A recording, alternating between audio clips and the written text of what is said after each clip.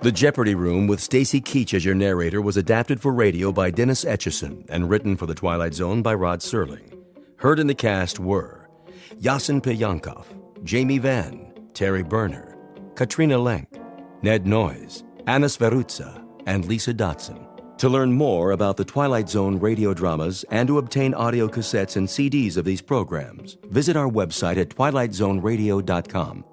The producers of The Twilight Zone wish to thank CBS Enterprises, Carol Serling, Dennis Etchison, Dick Brescia Associates, Claire Simon Casting, Terry Jennings, XM Satellite Radio, Sirius Satellite Radio, our sponsors, and our radio affiliates for helping make this series possible.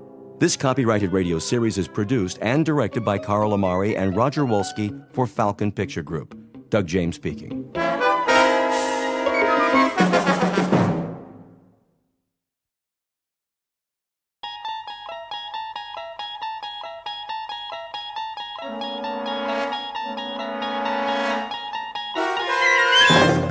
You unlock this door with the key of imagination.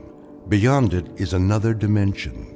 A dimension of sound, a dimension of sight, a dimension of mind. You're moving into a land of both shadow and substance, of things and ideas. You've just crossed over into the Twilight Zone.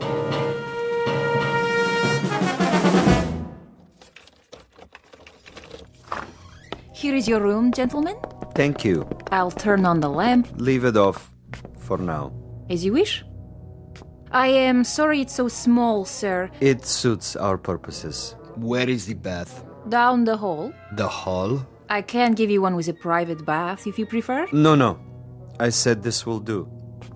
I'm afraid the dining room is closed at this hour, but you may take a meal at the cafe down the street. We're not hungry, my friend and I.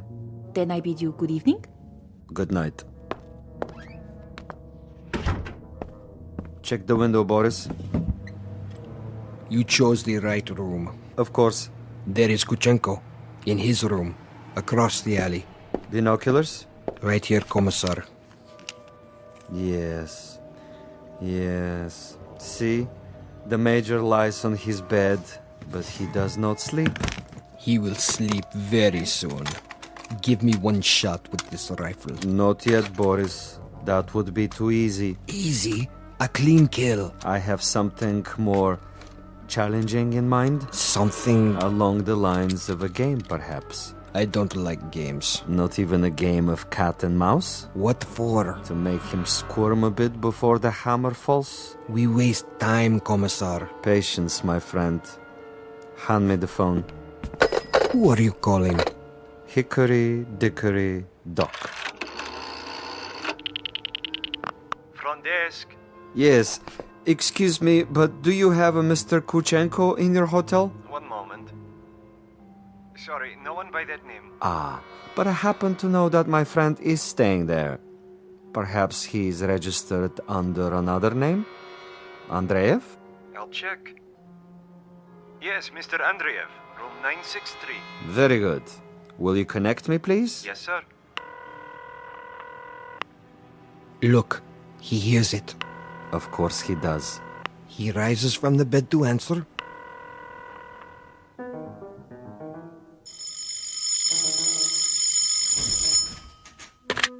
Yes? This is Major Kuchenko. Hello? Major? Are you there? Major?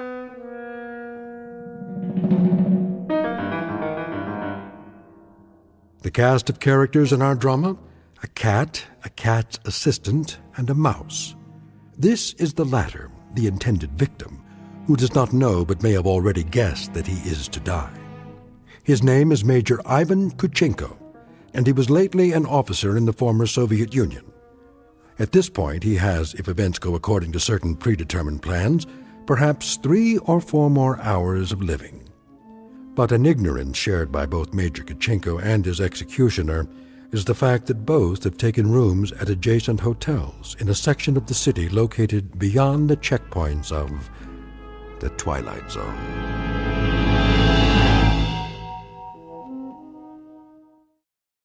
And now, The Twilight Zone and our story, The Jeopardy Room, with Stacy Keach as your narrator. This is Major Kuchenko. Who is calling? Major Kuchenko, you don't know me, Who is this? but I have heard of your recent arrival here. You have the wrong number. And I wanted you to know that you have friends in this city. Friends, you say? And they would be... Good friends, Major. Staunch friends. I know no one in this city. May I impose upon you to remain in your room for a little bit? Your friends will make themselves known. And who is this speaking? Is this a friend also? A good friend, Major. Not known to you yet, perhaps, but soon to become acquainted. And why must I... stay in my room? We'll be making contact with you very shortly. For what purpose? Your welfare. Your well-being is our deepest concern, Major. Now, Commissar. Not yet, Boris. May I count on you to show some sense, Major? For your own safety, I urge you to remain in your room. You'll be seeing your friends before long. The mouse is in the trap. He stands at the window. Now, Commissar. Patience. But I have him in the crosshairs. I could make his head leave his shoulders at this range. That would give you pleasure, wouldn't it? A great deal of pleasure, Commissar. Just say the word. Even when he lies down, I can still see his head. I believe it, Boris. I know of your prowess, but put the gun away. Put it away? Lay it aside for a bit. We're not going to kill him. Ah, the eagerness of the young. They do not sip wine. They gulp it down like a soft drink.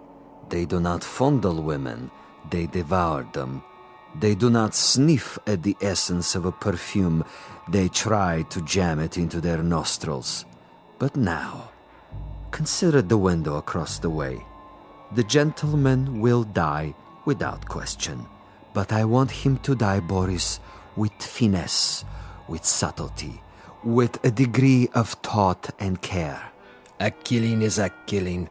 And if a man is to die, what does it matter how he dies? Ever been to a bullfight, Boris? A bullfight? No, Commissar. I've never had that pleasure. A bullfight might serve to make the distinction. In such a contest, if the matador kills with grace, that is considered a good death. So, there are good deaths and bad deaths, are there? Precisely. There is death with art, and there is the death of the butcher. You, Boris, are a butcher. Now, that is an honorable profession of great usefulness, but I'm an artist. Oh, you will have a death tonight, within a few hours.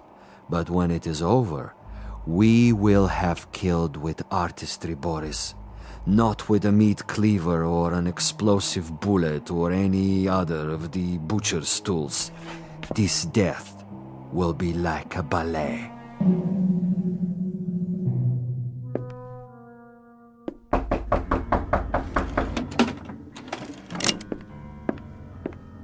Yes? Major Kuchenko? Who is it? A friend, Major. If you prefer, you can turn off the lights and find a hiding place. I'll come in with my hands up, palms open. Major Kuchenko? And you are? I am a friend. May I? For a moment?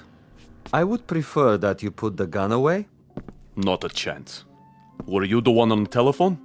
We had a brief chat earlier. Quite a place you have here. Who occupied it before you? A rat? I have no luxury of choices. Indeed not. In this respect, you are a very poor man of late.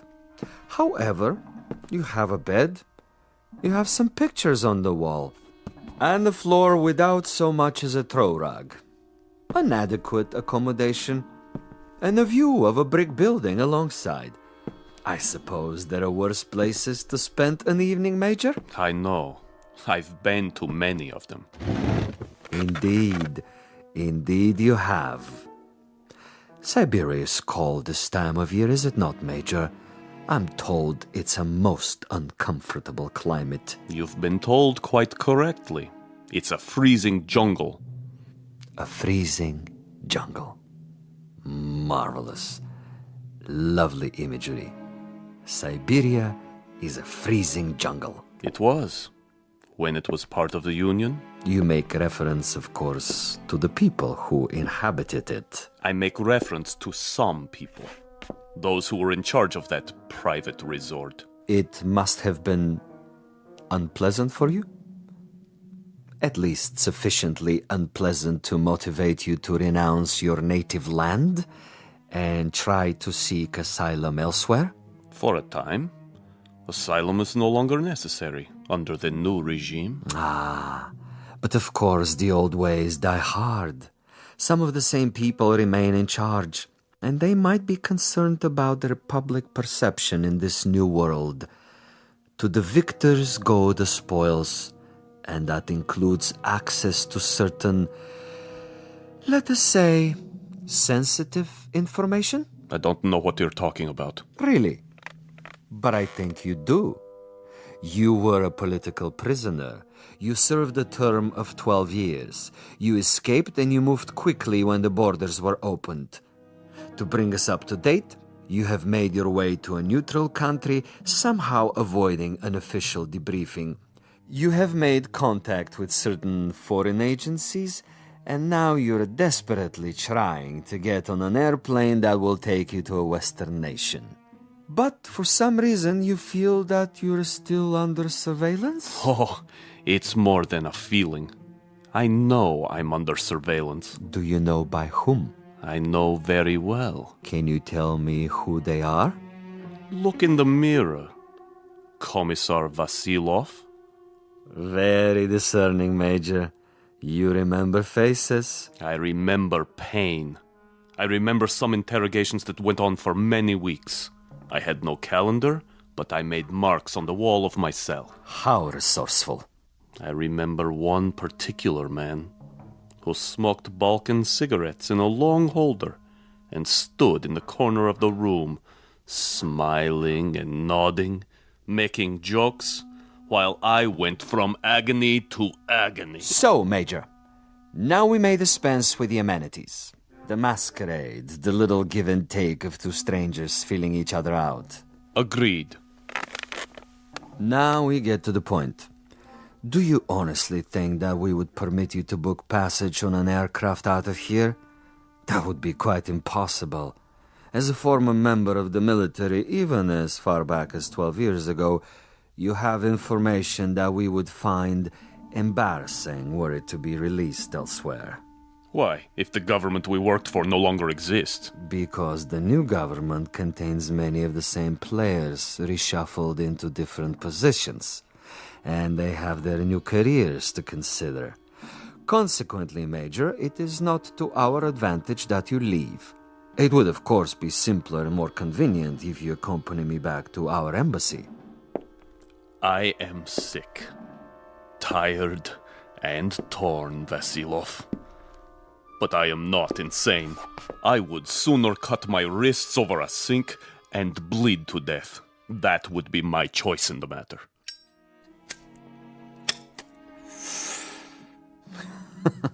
You surely can't be serious, Major.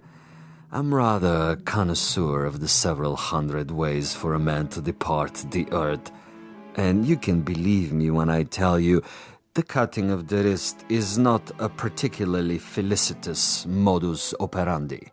Quite apart from the pain, which of course must be attendant, is the fact that one dies slowly, and because of this, he has to be an eyewitness to his own demise. No, my dear friend, I'm afraid we are of two minds about that kind of death. But enough. I have brought you a small gift.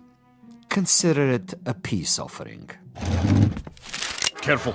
Gently, Major. Gently. This happens to be a bottle of Amontillado. Quite rare and most pleasing to the palate. I have to repeat what I told you before, Commissar. I'm not insane. I'm quite aware of what would happen to me if I drank any of that. Why, Major, I'm disappointed in you. With your kind indulgence, allow me to use your own water glasses. If you assume this is to be cyanide or some other poison, you're quite wrong. Am I? Undoubtedly. You see, I don't share your death wish. I'm a healthy man with excellent expectations as to my longevity. No, indeed, Major. I was about to propose a social drink. The two of us. I'll drink first, and then you. Satisfactory? Such ritual, Commissar. Such tribal rites. Yet you have only one purpose with me. Why don't you get it over with? If you're trying to disarm me and make me get rid of this pistol, it'll take more than a social wine. Indeed, Major. Now, as to my business with you, we both know what that is. Go ahead and say it. Very well. I'm to see that you're dead by tomorrow morning. Is that plain enough? Quite plain. And you shall be, Major. With a degree of immodesty, I can say that I've killed 800 times you. But I've done it, Major, with subtlety, with originality, with ingenuity. I'm the last of the imaginative assassins, an artist of the profession, as it were. Excellent. Flavor. Bouquet, just the proper dryness. Really quite an exceptional wine. Join me, Major? And now? And now I will tell you something else. I will tell you something about you and me. Please. You, Major, are a malcontent, a genuine curiosity, a rebel with no cause to speak of. You have to go to prison camps, to interrogation centers, or hide in filthy little rooms. You can never accept that which is ordained. And you? I, on the other hand, am a survivor. I adapt to my situation. I haven't a large salary, and my job, at least the way it's laid out, is a rather dull one. Finding defectors and traitors and subversives and doing away with them. Now, I could do that with a high-powered rifle. I could do it with a homemade bomb. But I choose to exercise imagination and taste. In your case... In my case? In your case, I choose to prolong the game. And in the process of this prolongation, I've come up with what I think is a most bizarre and novel method of execution. One designed especially to challenge your talents. For we are worthy adversaries, you and I. I feel weak. I feel... Tell me what you feel, Major. Exactly. I want to know. Why, you monster. You drugged me after all. Indeed I have. And that poses an interesting question, doesn't it? How is it that we both can drink of the same wine, and yet I'm unaffected? Isn't that an interesting question, Major? Major?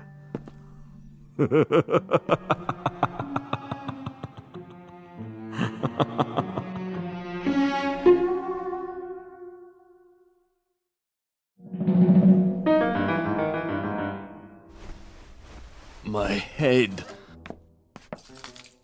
He's gone. But I'm still alive. So he wants to play a game. And he has left something behind. What is this? Greetings, Major Kuchenko. I'm an exceptionally good judge of men. Are you? And in my judgment of you, I made an assumption that you are sufficiently observant to see the tape recorder on top of your dresser and curious enough to play it. How could you resist? This will also suggest to what complicated ends I'm willing to go to make a simple execution different and imaginative. First of all, to clear up one point. You may remember our discussion. Before I left you, I proposed a question. Isn't it odd that we both drank of the same wine, and how different the effect? Isn't it odd? Really quite incredible and bizarre.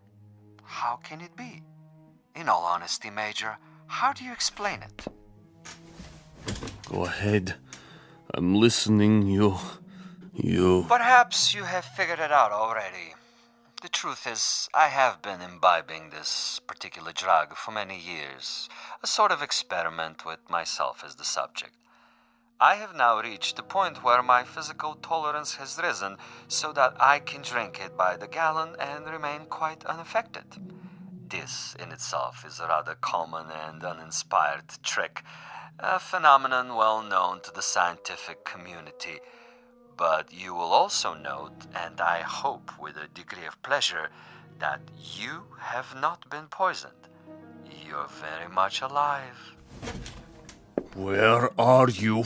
As you've probably perceived, I am rather a gamesman when it comes to killing. I adhere to my own rules and ethics. Hence, Major Kuchenko, I have taken the liberty of removing your pistol so that you won't hurt yourself. Now listen to the following quite carefully. This is the game, and these are the rules. You have been asleep for roughly 3 hours. During that time, in addition to dictating this on the recorder, I have done the following. I have placed a booby trap in your room. It is not visible, but it is attached to a very common object that is in the room.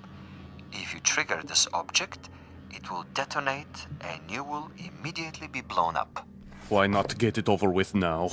Sadist. Now, for a proposition.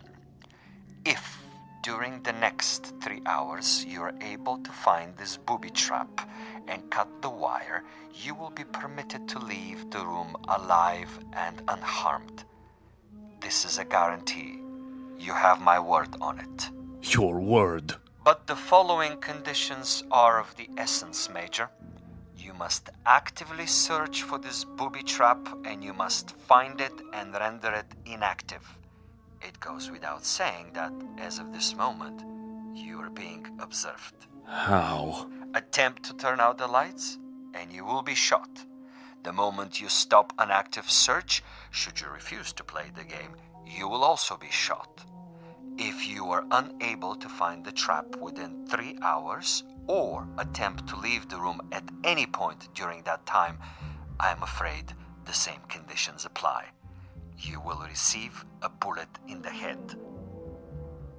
So there you have it, Major.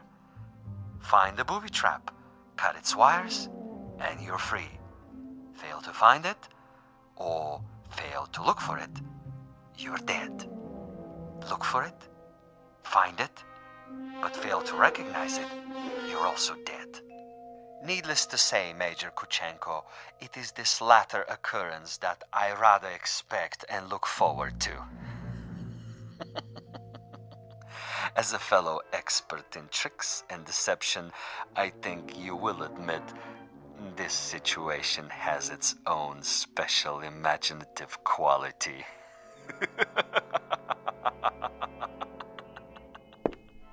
Where are you? Where are you?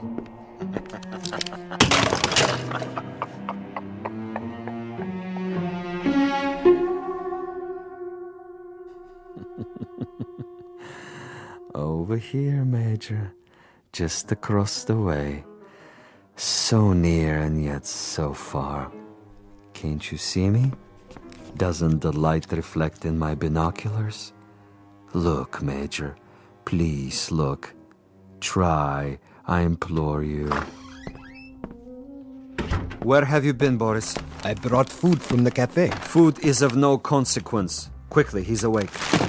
Don't worry, Commissar. I have a clear shot anywhere in the room. Hold your fire until I tell you. But why such an easy target? Too easy. That is the difference between us, Boris. You are a marksman, but I am a gamesman. And the game is afoot. The picture frame? No. Too obvious. The ceiling. The light fixture. Possibility. Nothing. Oh, you think you are so clever, Commissar. So clever. The bed, then. Under the mattress. The bed springs? It might be. Not the chair, though. Still possible. Where? That would be telling.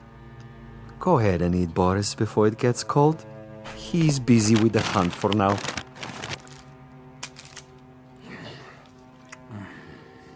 What did you bring? Sandwiches. Have one, Commissar. I never eat while I'm working. I'm like an athlete, Boris. Food is a distraction. Food is good. It makes one sluggish, affects the concentration. The morning will come soon enough. Over here, Kuchenko, just across the alley. Don't you see? He sees nothing. But surely a fragment of light, a stray reflection. Perhaps he has seen us. Yes, he must know, but he refuses to acknowledge. He is too proud. He knows he must do this on his own and will not give me the satisfaction. The bookshelf. Or the books themselves. Which one? An atlas? A novel? The Bible, of course. It's already been moved an inch, 2 inches. But the wire? Where? One way to find out. The bookcase itself, then. Behind the books. In the wood, the nails. Or under the floorboards. Wait, think. Where would I put it? You want a real battle of wits, Vasilov? You've got it. Think. 4 walls. Ceiling. Light fixture. Floor. A picture. Bed with frame. Box springs. Mattress. Headboard. A night table. Bookshelf. Dresser. Window. Desk. First the drawers. The top one. Slowly. Slowly.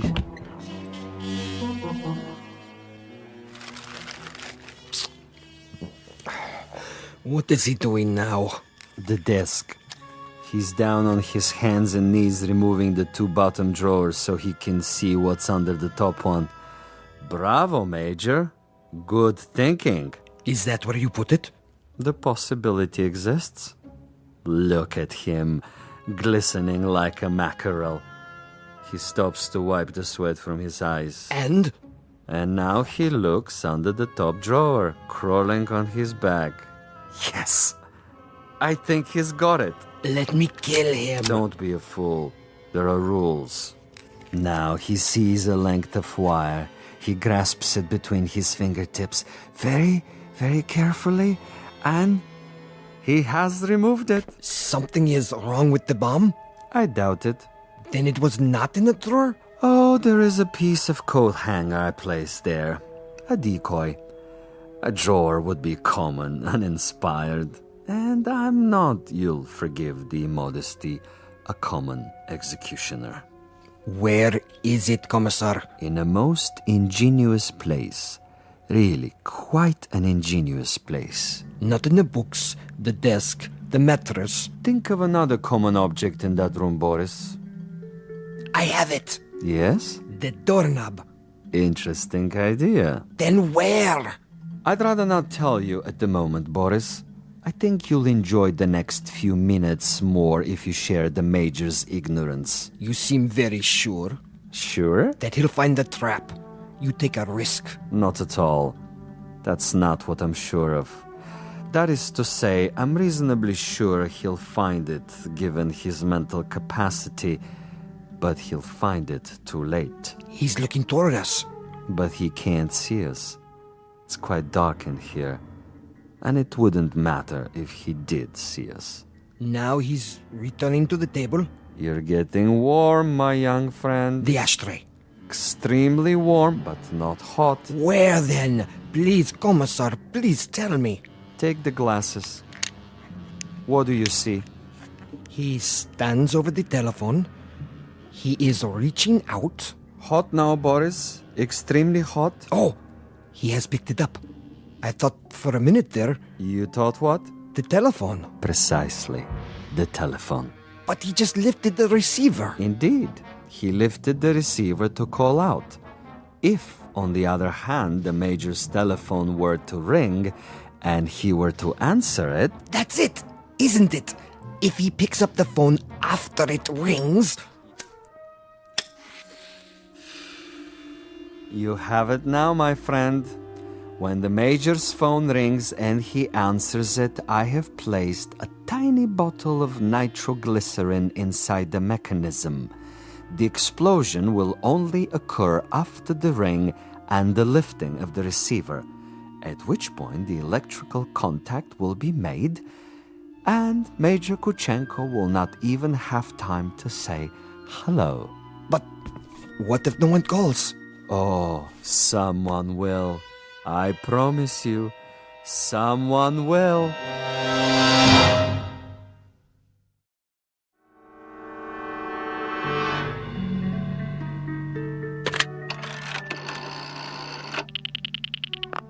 Front desk. This is the party in 963. I was wondering Yes, sir? if you might have the number of another hotel. Another hotel? The one next door, across the alley. That would be the Grand. You can find it in the directory, in the table by your bed. Dial 9 first, then the number. I see. Thank you. Vasilov? I know you're there, Vasilov. The game is not over yet. Do you have the time, Boris? What? The time. 10 minutes to 5. Almost done, Commissar. He's tried almost everything. He has 10 more minutes. Hadn't I best go over there now and finish it? No, my young friend. That would be impetuous. It would also be a bit embarrassing if someone were to see you. At this hour, the streets are empty. Quite apart from the fact that I wanted this to be imaginative, I also wanted subtlety. I should like our quarry to die in his room without our being there. Opportunity is running out. Then I do believe that it's time to, shall we say, accelerate the process?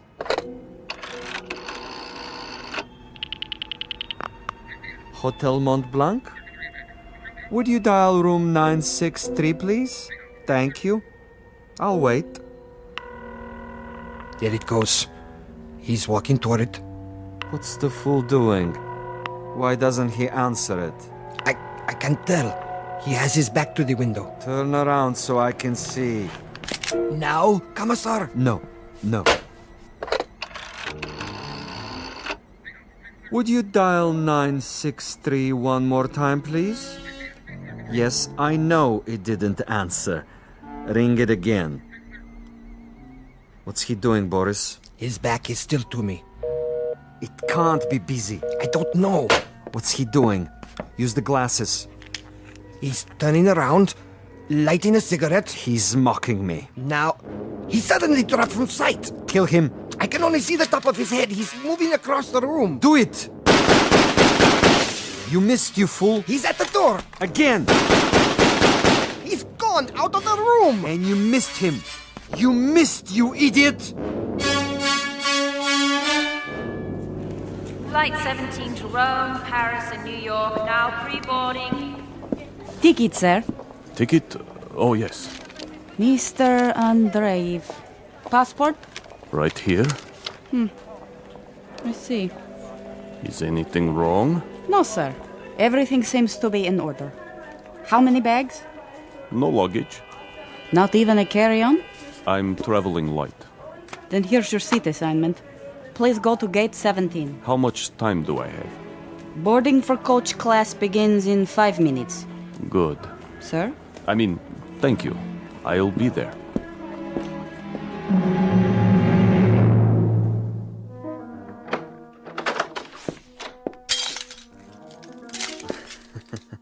What a mess he left behind. Like a pigsty. He tore the bed apart and the furniture. Oh, just look. Oh, even my poor little tape recorder. Commissar, Yes, Boris? it would have been better, wouldn't it, What would? if I had taken his head off in the first place? You mean if we had slaughtered him like an animal? I love your style, Boris. You should have been a pig farmer. Our man would have been dead by now. He would have been dead if we had beaten him to death with mallets too. But anyone can die that way. And any stupid, insensitive fool can kill that way. No, this is a man of quality, with a resourceful mind, similar, you might say, to his executioner. He deserves a better ending, as do I. But that's all right. I have time. I'll get him in the next city, now that I know my adversary. We will be able to track him? Most certainly. The old network still functions, though in a much different way. I have the same contacts, no matter what they now call themselves. Importers, exporters, businessmen of various stripes, here and abroad. It's marvelous, you know? Really marvelous. Think of the possibilities. Other, even more ingenious methods of doing away with Kuchenko and his kind. I still think we should have chased him. Not at all. He would have gotten away. And even if he hadn't, it would mean that a thick-headed clod like you is more efficient than I. And this I reject, Boris. This I reject in toto.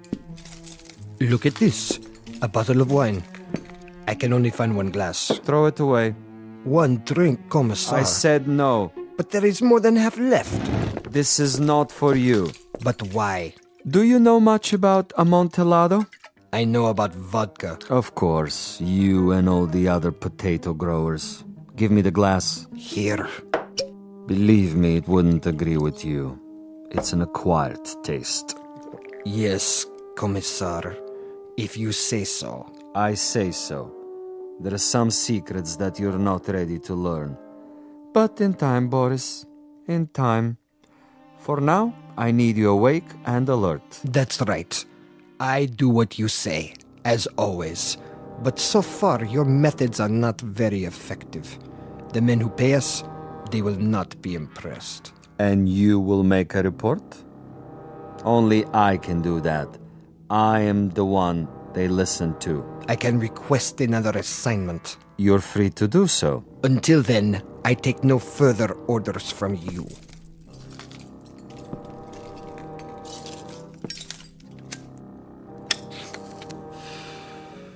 As you wish. You might want to reconsider, though. The resort in Siberia may be closed, but there are others. We have allies. All it would take is a single phone call. Comrade Boris, uncooperative, recalcitrant, unwilling to follow instructions. In this new order, there are not many positions for the uneducated, the blockheads with families. Yes? Well, You want to say something? I withdraw my complaint. What's that? I didn't hear you. I am tired, Commissar. I say many things when I am tired. You wish to apologize? Yes. Very well. I will take it under advisement. In the meanwhile, see if Major Kuchenko left anything behind. Check the closet, the drawers. Yes, Commissar. And life goes on. The sun comes up and we arise to meet another day, to prevail by our wits and our wits alone. I'll get it, Commissar. No, Boris! I don't want... Fool, no! I'm sorry, sir. Your party doesn't answer. No? It doesn't ring at all now. You're sure? Mont Blanc Hotel, room 963. Strange. The line is suddenly dead. Thank you, operator. That means my message got through. Flight 17 Transocean Airways now departing for New York City via Belgrade, Paris, Rome, London, final call. Major Ivan Kachinko on his way west, on his way to freedom, a freedom bought and paid for by a most stunning ingenuity. Exit a gunman named Boris and one Commissar Vasilov, who forgot that there are two sides to an argument and two parties on every line. This has been a collect call, placed direct to you from a phone booth located somewhere in the Twilight Zone. More from the Twilight Zone after this. You are about to enter another dimension, a dimension not only of sight and sound, but of mind, a journey into a wondrous land of imagination. Next stop, the Twilight Zone. Hi, this is Stacy Keach. I'd like to take a moment to tell you about our Twilight Zone website at twilightzoneradio.com. At twilightzoneradio.com, you'll find the latest information on these Twilight Zone radio dramas, including behind-the-scenes photographs, plus the newest product releases, trivia contests, ways to contact us, other Twilight Zone-related info and merchandise, plus links to other fascinating websites. So make your next stop twilightzoneradio.com. Visit twilightzoneradio.com to purchase these Twilight Zone radio dramas on cassette and CD, or call toll-free 1-866-989-ZONE. That's 1-866-989-9663.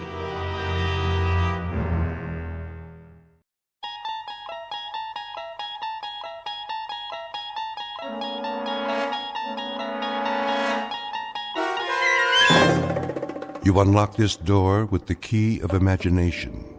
Beyond it is another dimension, a dimension of sound, a dimension of sight, a dimension of mind.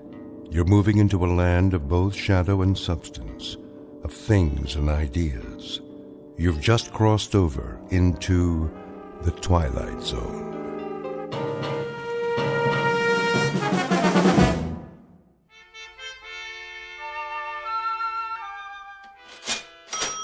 You're quite sure this is a genuine Tiffany? Quite. The provenance dates back to 1922. Very well, then. Kindly have it delivered. Of course, madam.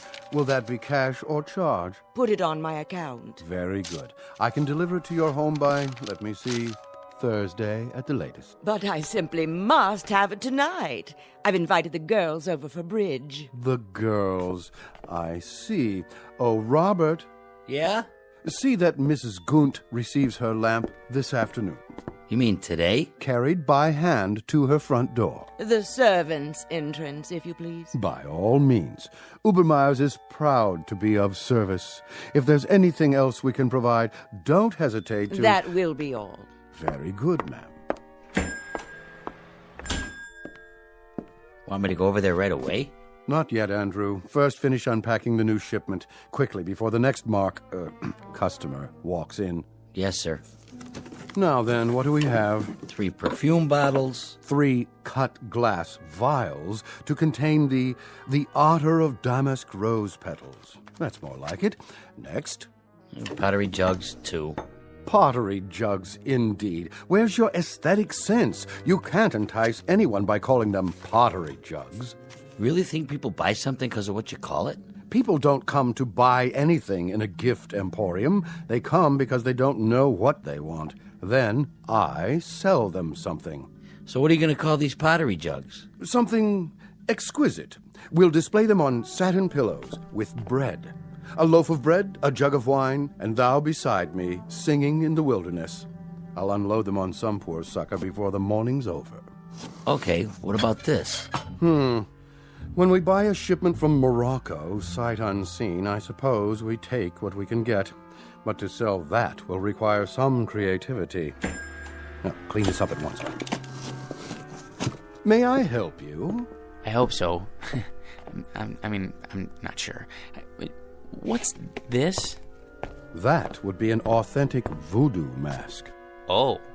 What about the pajamas? These are not pajamas, sir. They are a genuine imported harem girl's costume in 100% hand-sewn silk. Well, I don't know. It has to be something special. Very special.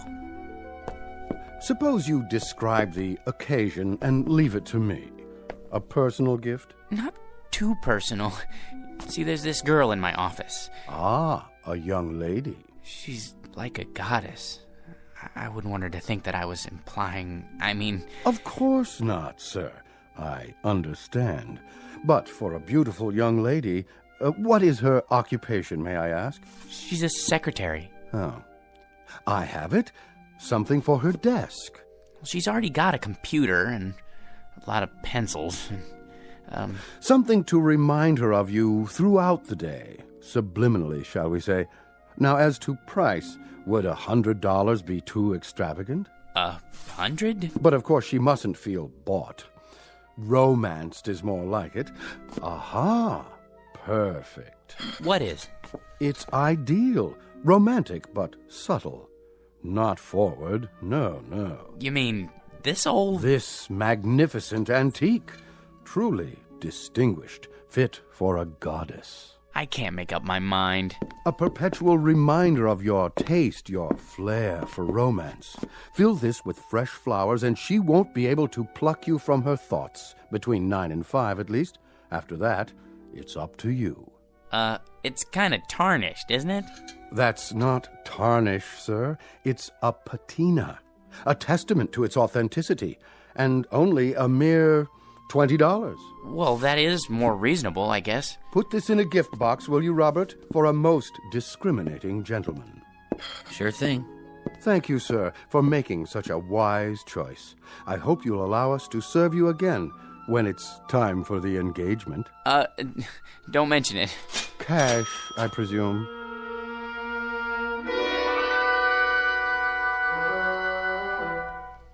Meet Mr. George P. Hanley, a man life is always treated without deference, honor, or success. Waiters serve his soup cold. Elevator operators close doors in his face. And mothers never bother to wait up for the daughters he dates. For George is a creature of humble habits and tame dreams, a square peg in a square rut, and the living embodiment of what's commonly referred to as some poor sucker. He is, in short, an ordinary man, but at this moment the accidental possessor of a very special gift, one that measures men not against their accomplishments, but against their deepest desires. The kind of gift most of us might ask for, then learn to regret. If, like Mr. George P. Hanley, we were about to plunge headfirst into our own personal Twilight Zone. And now, The Twilight Zone and our story, I Dream of Genie, starring Hal Sparks, with Stacy Keach as your narrator.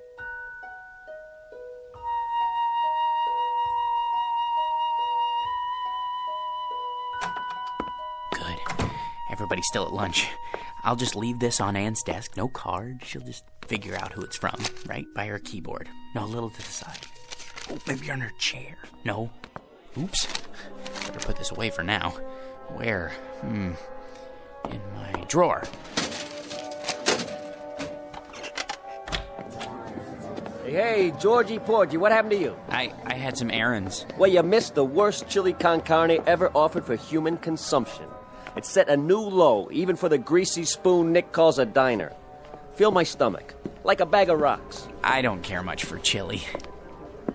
Georgie, witness a solemn vow for me, will you? I have to enter these municipal bonds. I, Roger Hackett, do solemnly swear never again to commit gastronomic harry-carry at Nick's, starting on the day I get my promotion at this office. Your promotion? Yep. I thought everyone with equal seniority had the same chance. Mr. Watson said... That's correct, Georgie old Porgy. We're all equal, but some of us are a little bit more equal than others. Especially me. Hi, Anne. How are you? You're looking nice. Hello, boys. Don't be so sure, Roger. Mr. Watson's a fair man. I'm sure he'll compare our experience in debit financing, evaluating liabilities. And that, old Georgie, is one reason why I am more equal. All you think of is debits and liabilities, with assets like hers around. Now, where'd I put my little surprise? Here, Anne, for you. What's this?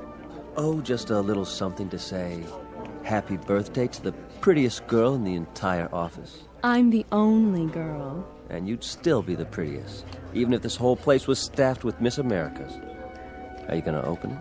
Roger, what? Go ahead. Oh, Roger, it's beautiful. Like it? Why, this is the most gorgeous peignoir I've ever seen. Huh. That what they call it? But it is awfully revealing. Then you'll just have to be careful who you wear it for. Hey, Ann, put it on. Can you feature old man Watson's puss when he calls you in for dictation? Mr. Watson is interested in a different kind of figure, Sam. Is that what you think? You really like it? I love it, but you shouldn't have. You only have a birthday once a year, at least until you're 30. Then you have it once every 2 years. Oh, you bad boy, come here. What? That's to show my appreciation, and to prove I haven't even learned to count to 30 yet. And what, may I ask, is going on here? Oh, Mr. Watson, you see it's my birthday, sir, and... Do any of you happen to be aware of the annual statement just issued by this organization? No one? Well, then it may come as a surprise for you to learn that we have just completed the best year in our history, and I believe this department had no small part in that success. So, as a token of my appreciation, I think this is an appropriate time to invite all of you to be my guests at a private party, beginning just as fast as you can get yourselves over to the Tiki Club. No kidding. And as for you, young lady, I just want to say, they aren't the only ones who appreciate you. Would you mind looking in my office? There should be a rather large crystal vase on my desk, full of long-stemmed red roses. They're for you. Oh, they're lovely, Mr. Watson. You're a doll. See you all at the Tiki Club. Let's go, kid, before he realizes he's off his nut and has himself committed. He's a sweet, dear old man. Anne, I just wanted to, Yes, George? Come on, Ann. I just wanted to say happy birthday. Why, thank you, George. Aren't you going with us? I'll be along. See you there. Come on, Roger. I guess some people are more equal. Might as well throw this in the wastebasket. Can't give it to her now. Maybe I should hold on to it until it can play with it at home.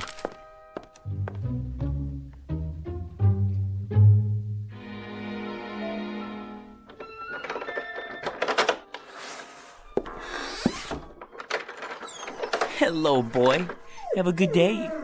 Yeah, mine was lousy, too. You know what they all think I am, Attila? A #1 jerk. And they're right. What a job title, huh? George P. Hanley. Jerk. Take it easy. There's nothing to worry about in the package. Come on, I'll show you. See? It's only a box with a beaten-up old lamp in it. A magnificent antique. Yeah, right. Probably came from a junkyard. Well, if being a jerk is my calling in life, at least I'm good at it. Look, it's so tarnished, it's almost black. That's telling him. Well, let's clean it up and see what it looks like. I'll just use my necktie. It needs to be dry cleaned anyway. What in the... Easy, Attila.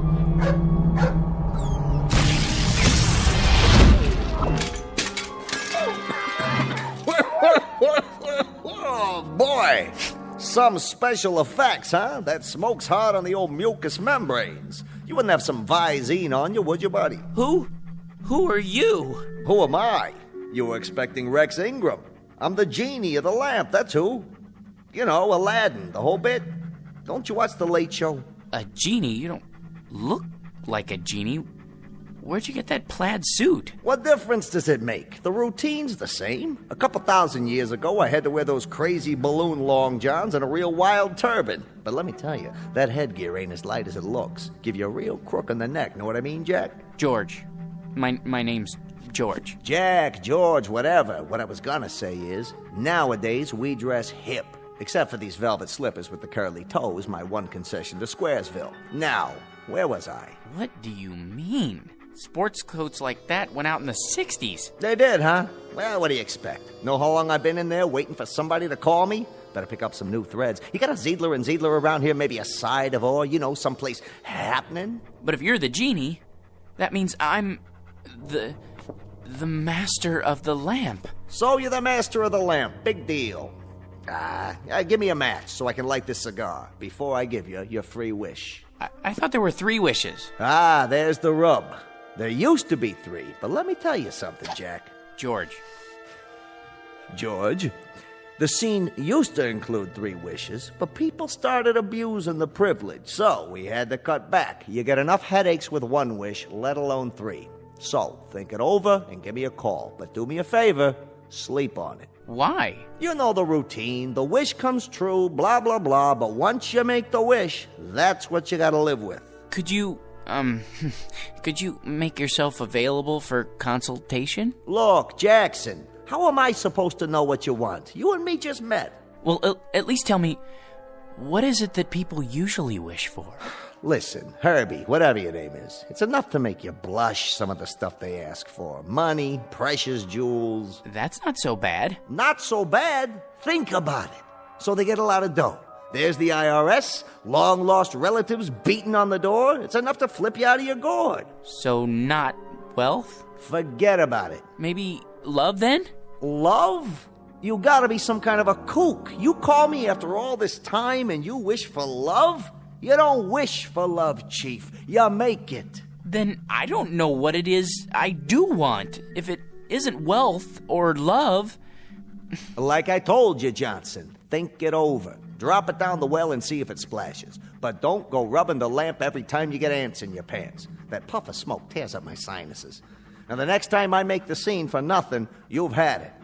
Now hold on to this cigar for me. It's too close to smoke in there. No cross-ventilation, know what I mean? No, but I can imagine. Till we meet again, Bubby. Like later. If it's all the same to you, make it much later. Just once I'd like somebody ever.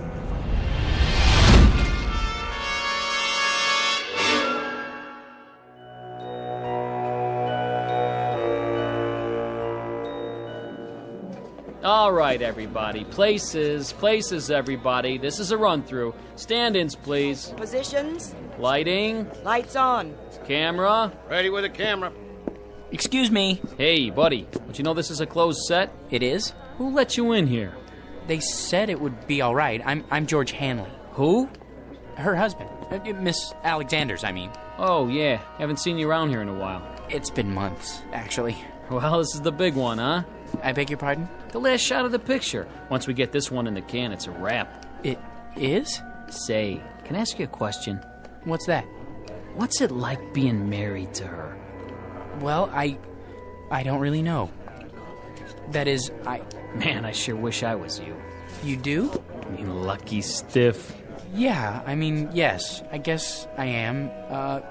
Where is she, by the way? Anne? In makeup, where else?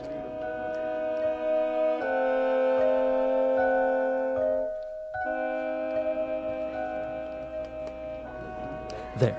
Here's the mirror, Miss Alexander. Well? I suppose it'll have to do. I blended the MAC lip gloss with the NARS shadow for an ultra-moist look. Isn't it ravishing? Can't you do something with this hair? My bangs are drooping. Certainly, Miss Alexander. Where's my blow dryer? Ready on the set, Anne? Yes. That'll have to do, Skippy. There. Perfection. Leave us, please. Of course, Miss Alexander. Which scene is this? Well, this is your entrance into the city on the shoulders of Nubian slaves. Just the close-up where you wink. What's my motivation? Oh, to rule, my dear, with him at your side. Got it? Just remember, you love this guy so much, your guts do a loop-de-loop every time he creeps up on you. He's big. He's manly. He wears a leather skirt. Well, tell him to oil it, will you? He screws up my lines every time he moves. Not a problem. Props! Get me some WD-40 now! Anne? Darling! Hello, dear. My, you look lovely. Good enough to kiss. Not now, Georgie. You'll smear my lipstick.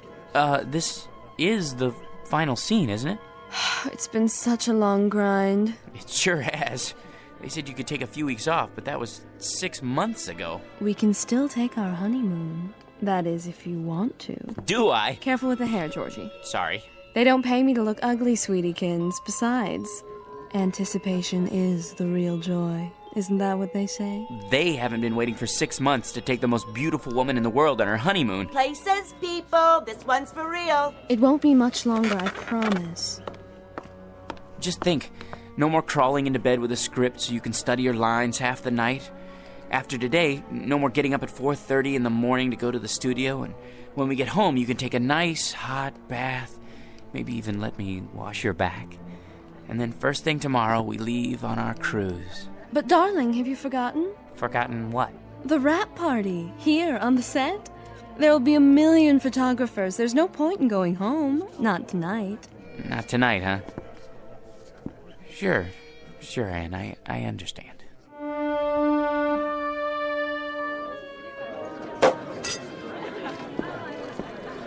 Hi, hello there. No champagne, thank you. Excuse me, has anyone seen... George boy! Hiya, Mr. Watson. Call me Eli. Hey, listen, George, I want to talk to you. Anne said something about your needing a vacation. Not me, her, both of us together. I'm not going to mince words. I want Anne to star in my next picture right away. It's a guaranteed smash. Not a chance. What's the matter? Money? Okay. I'll double her salary. It's not the money, Mr. Watson. Eli, you see, it's our honeymoon. Great! I'm shooting on location. Make a great honeymoon trip. First-class hotel, all the trimmings. Some honeymoon.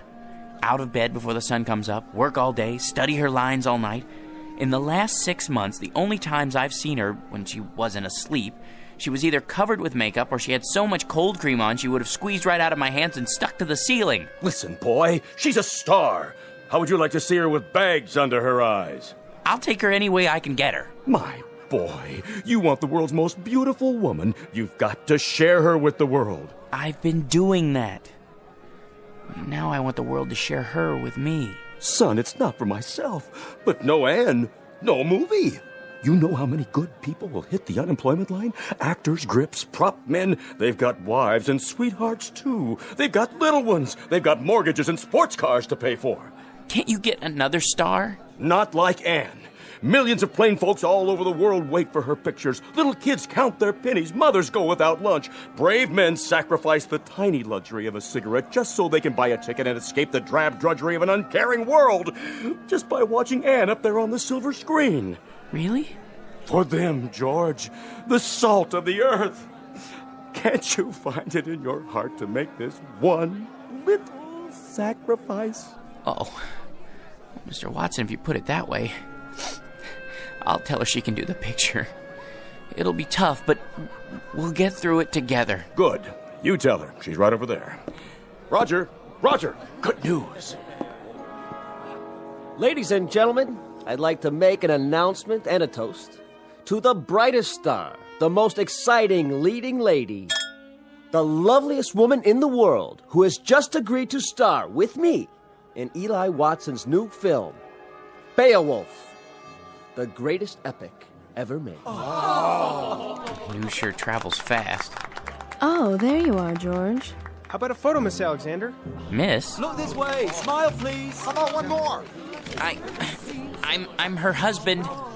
Oh, the two of you this time. Put your arm around me. How about a kiss? A kiss? Sure. Watch my hair, darling. Move right in, Roger. Put your arm around her. Excuse me, George. You don't mind, do you, old boy? I think I need a drink. Champagne? Hors d'oeuvres? Right here. Of course, sir. Hit me again. Twice. 2 more champagne, sir? Yeah, this one's for my wife. I'll take them to go. Excuse me, if I could just get through here. Anne, don't you think it's time to go home? Anne, where are you? She went that way.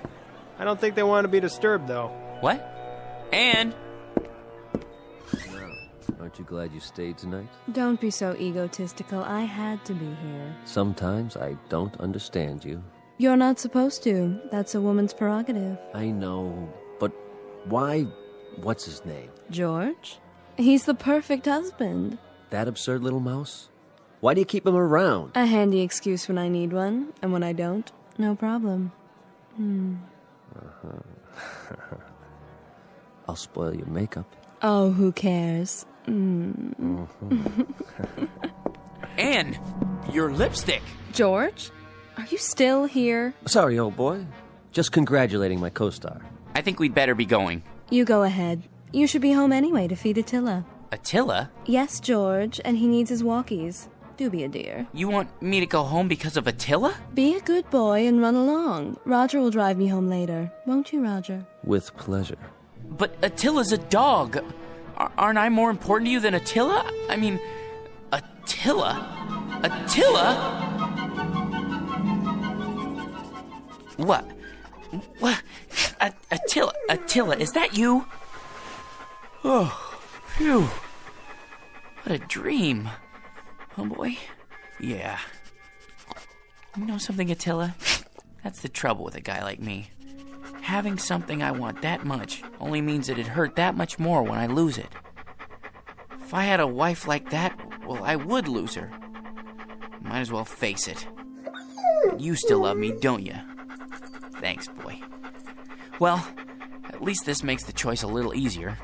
Now I've only got to choose between the two other things I've always wanted. Money and power.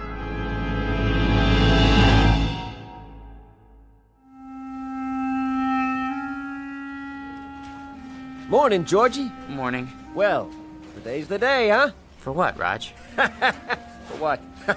Will you listen to this guy? Watson. Has he said anything about the promotion yet? Oh, the promotion. Forgot.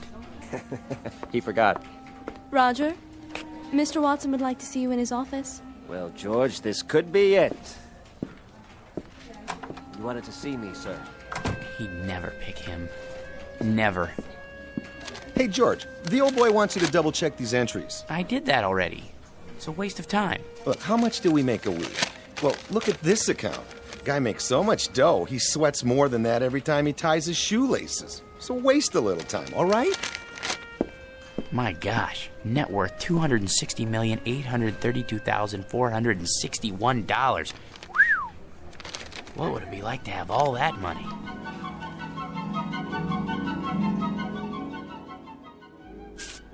Here we are, sir. The George P. Hanley building. Thank you, Roger. Will you be wanting me for lunch, sir? I can't say. Wait just in case. Of course, sir. Not now, Attila. I've no time to play. Sorry, Mr. Hanley, I couldn't hold him. Take him over to 21. Have the chef pick him out a nice prime rib. Not too fatty. Yes, sir. Then trot him around the block a few times. Keep up the pace. Right away. Here, boy.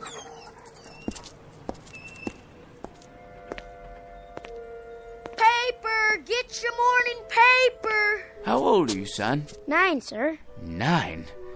I see you every morning. Aren't you missing school? Oh, no, sir. I wouldn't miss school. I get up at 5 for my papers, and then I go over to PS 31 for the afternoon session. Incredible. What about your parents? My mom is dead. My old man had a store, but it went broke. Sorry to hear that. I'll have a paper. Golly, I can't change a $100 bill. I didn't expect you to, son. Gee, thanks.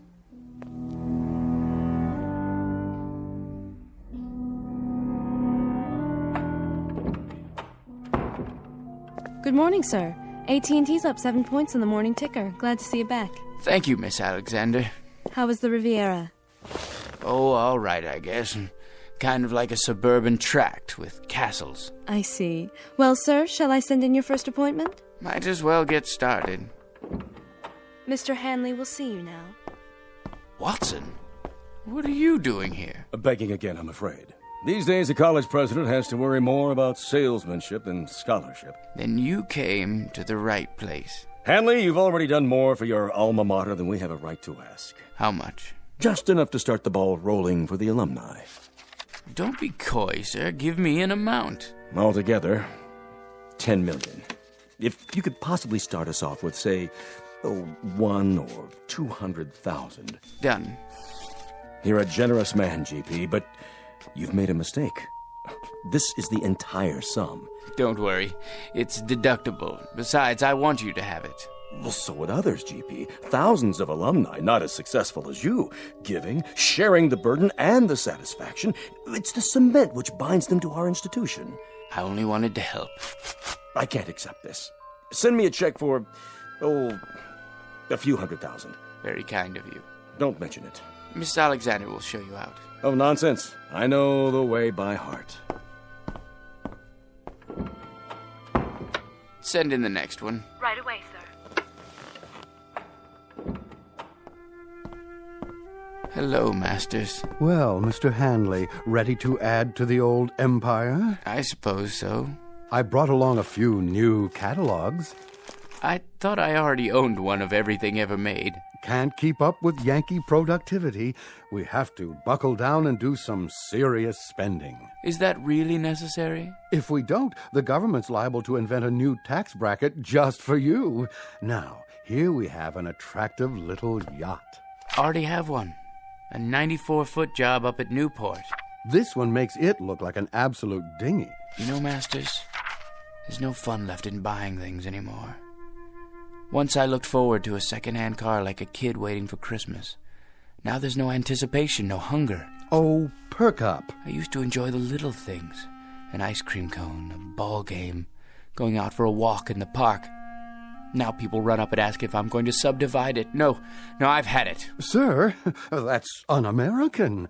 Think of all the men living on blue sky and a prayer who depend on you for their daily commissions.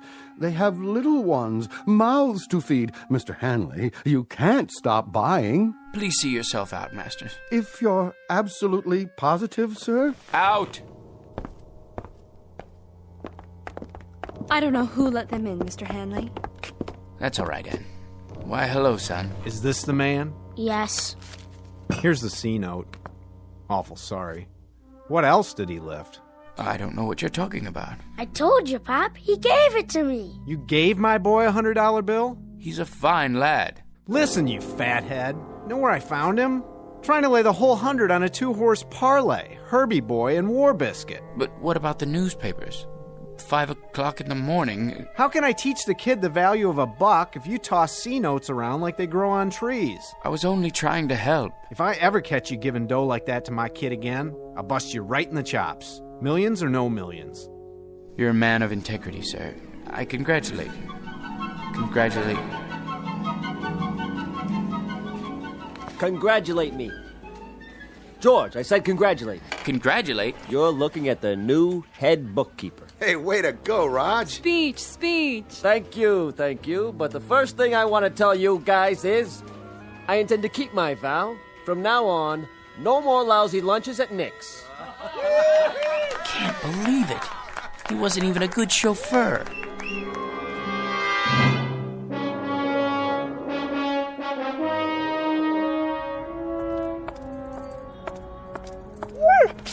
Easy, Attila. You're wearing me out. Sit here for a minute. Well, boy, we're down to the last choice. I could never hold on to a beautiful wife. And money's no fun. Maybe power. That's what makes the world go round. Look at the way Mr. Watson gave that promotion to Roger. Believe me, if I had power, I'd be fair.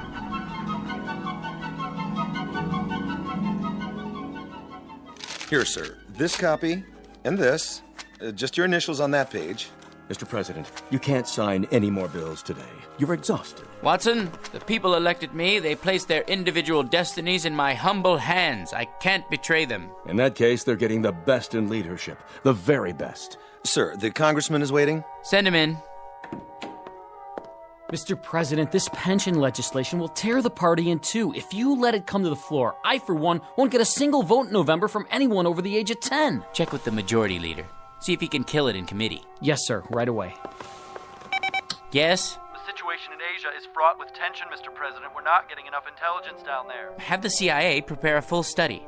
Your appointment schedule, Mr. President. Thank you, Sam. Move the press conference to after lunch. I need a haircut. For the UN speech, have someone whip up a draft. Tell him I need jokes. Yes, sir. Who are Sonny and Mickey? Those scrub scouts who wrote the letter about citizenship. You asked to be reminded when they arrived in the capital. I know there's no time. Make time. The boys and I can get haircuts together. Pass this on to the Secretary of Defense and mark it expedite. Save this for the Economics Advisory Council. Top priority. On the double, sir. Decisions, eh, Attila? Mr. President, I had to see you. Who let you in here, woman? I hid in the building all night. Don't send me away. I'm down on my knees. Kindly get up. How can I help you? It's my grandson.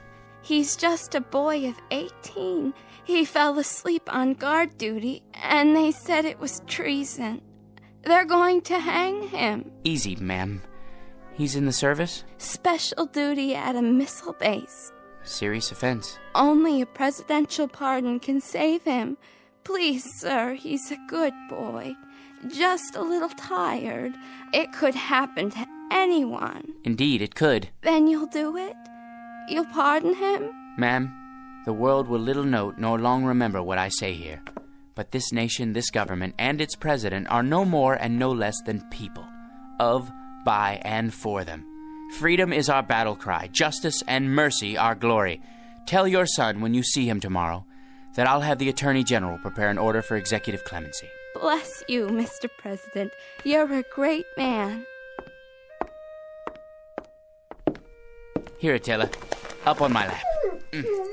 You know, I think we found our niche. Who said power was hard to handle? All you have to know is how to use it, right, boy? It couldn't wait, Mr. President. What couldn't wait, General Hackett? It's the hotline. Red alert. Red? You mean the missiles? Yes, sir. They're on their way. What do we do? The decision is up to you, sir. The world's about to go up in one big poof. What do you say? Counterattack? How about a staff study? It's too late. Call in the Secretary of Defense. No time. You have 10 seconds, sir. It's up to you. I can't. Let someone else decide. I don't want to decide. Not me. Not me. Not me. Not me. No! Not me! Not... Yeah, you, Mac. You and your mutt, get off my stoop. Oh. I must have dozed off. Come on, dog. Let's go home. Well, Attila, we've got a magic lamp waiting for us back at the apartment. Anything I want, just for the asking, and I can't even figure out what to wish for. I never even thought it through until now. You know something? No matter what I wish for, it won't change a thing. I'll still be me, George P. Hanley. Vocation, jerk. What's that quote? The fault, dear Attila, is not in our stars, but in ourselves. Ourselves, huh? That's it! Come on, Attila. We're gonna show that bored old genie a thing or two. We're gonna wish for something original.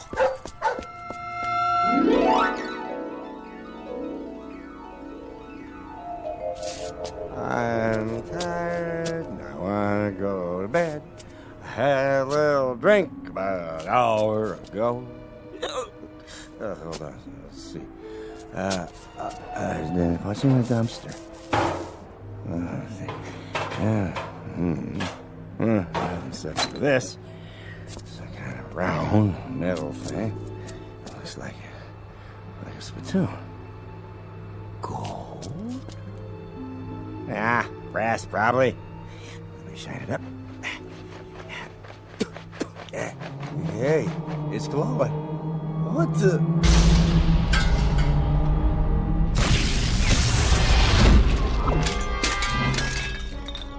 Yes, master? Hey! Where'd you get the funny pajamas and the headpiece? They're traditional. I am the genie of the lamp. Your wish is my command. When you have made your wish, you must return the lamp to this alley so that others may find it. Keep your turban on straight, Attila. Now then, as I was saying, I am at your service, sir.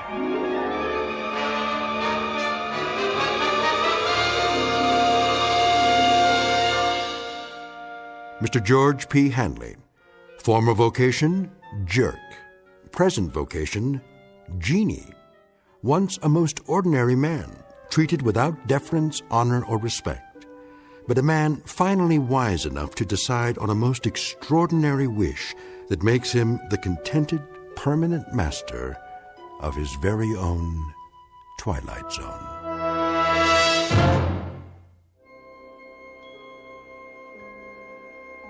Hi, this is Carl Amari, producer of the Twilight Zone radio dramas. I'd like to take a moment to tell you about our official website at twilightzoneradio.com, where you'll get the latest news and information on these Twilight Zone radio dramas. Plus, at twilightzoneradio.com, you can digitally download 3 free episodes or any of our episodes for only $1.95 each. In this age of ever-changing technology, we've decided to make these episodes instantly available to you by making the Twilight Zone radio dramas a digital download-only series. This means that this series will no longer be offered on CD. The CD collections at our website are now being offered while supplies last at buy one, get one free. So be sure to get your favorites before they're sold out. Be sure to visit us often, and I'll see you in the zone.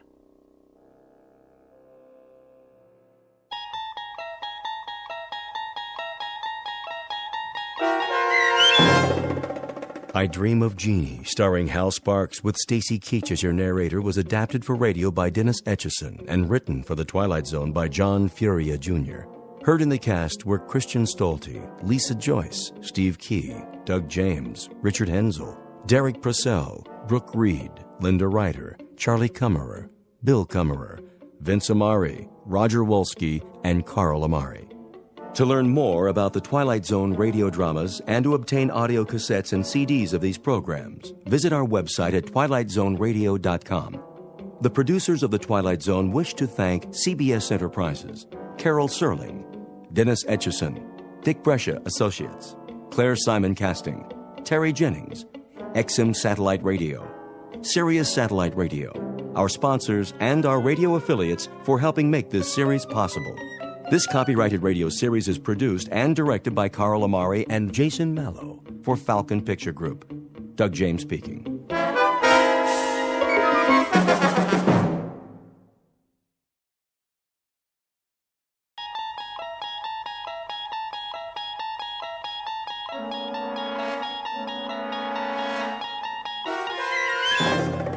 You unlock this door with the key of imagination. Beyond it is another dimension, a dimension of sound, a dimension of sight, a dimension of mind. You're moving into a land of both shadow and substance, of things and ideas. You've just crossed over into the Twilight Zone.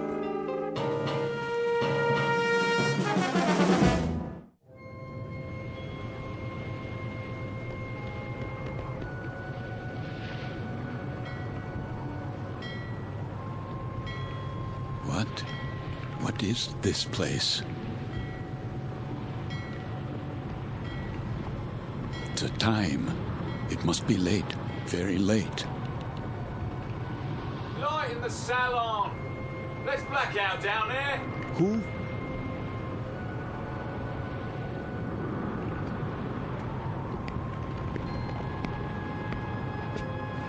Forgive me, sir. Yes? Are you addressing me? Begging your pardon, but they'll be finished serving dinner soon. They? The galley crew, sir. Why do you tell me this? Well, I only meant... What? What did you mean? Well, all I mean to say is, you'd best go in now, sir, if you want your evening meal. My meal? The salon will be closing in a few more minutes. Oh, yes, of course. In the salon. Is that what you call it? Yes, sir. It's very dark out here. Would you like to follow me? Follow? The lights, you see. From now on, I'll have to switch them off when we open the door to the deck, and then on again. You understand, sir? Because of the blackout. The blackout? Yes. This way, sir. Are you all right? Why wouldn't I be? Is something wrong with my appearance? Why, no, sir. It's only that... Is this your first time? My what? Your first passage. It can take a bit of getting used to, sea legs and all that. I'm quite used to being at sea. Thank you. I was just... Yes, sir? Listening. To the engines? Don't worry, sir. The diesels were checked thoroughly before we left port. And Captain Willoughby's top drawer. He'll get us there safe and sound, you can be sure of that. No, not the engines. What then? I was listening to the water. The cold ocean water out there. And the night.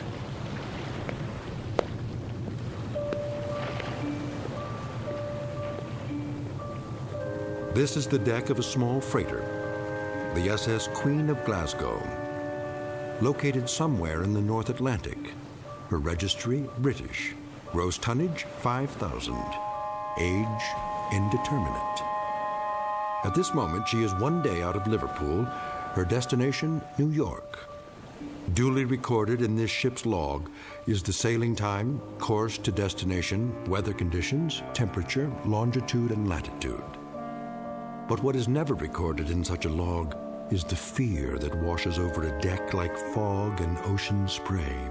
Fear like the throbbing strokes of pistons from the engine's diesels, each one a heartbeat, parceling out every hour into breathless minutes of watching, waiting, and dreading. For the year is 1942, and this particular ship has lost her convoy. Now she must travel alone like an aged, blind thing groping through the unfriendly dark, stalked by the unseen periscopes of steel killers, enemy U-boats that also watch and wait. The Queen of Glasgow is therefore a frightened ship, and she carries with her a premonition of death.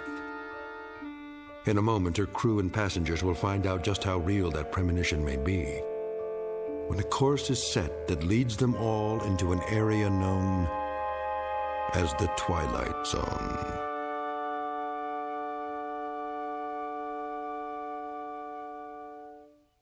And now, The Twilight Zone and our story, Judgment Night, starring Chelsea Ross, with Stacy Keach as your narrator.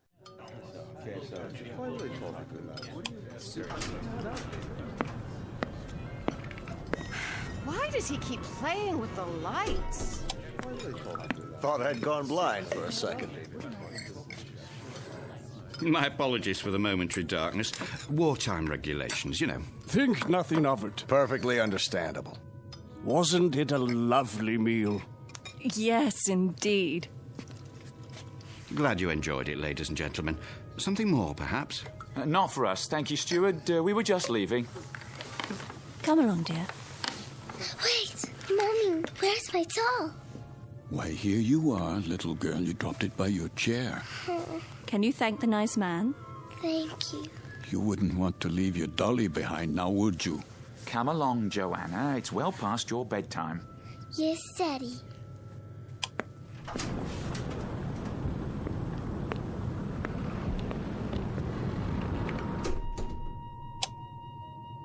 Who's this? Mr. Oh, I'm afraid I didn't get the gentleman's name. You are... Forgive me, I'm... Lancer. What's that? Aren't you Lancer? Oh, yes. I'm Jerry Potter. We looked for you at dinner. I was detained. I... Saw your name on the purser's list. We were wondering where you were. You were? Will you join us? Oh, no, that's not necessary. There are 3 other tables. 3 empty tables? I'm really not very hungry. Well, the captain wasn't able to join us tonight, so there's plenty of room. Come on over, I insist. Very well. Coffee, sir? Yes. Thank you. I believe I would like some coffee. Here's your seat, Mr. Lancer. The more the merrier, I always say. The coiner of phrases. We could do with a bit of merriment. Let me help you, sir. I'll get the coffee. Wait. Do I know you from somewhere?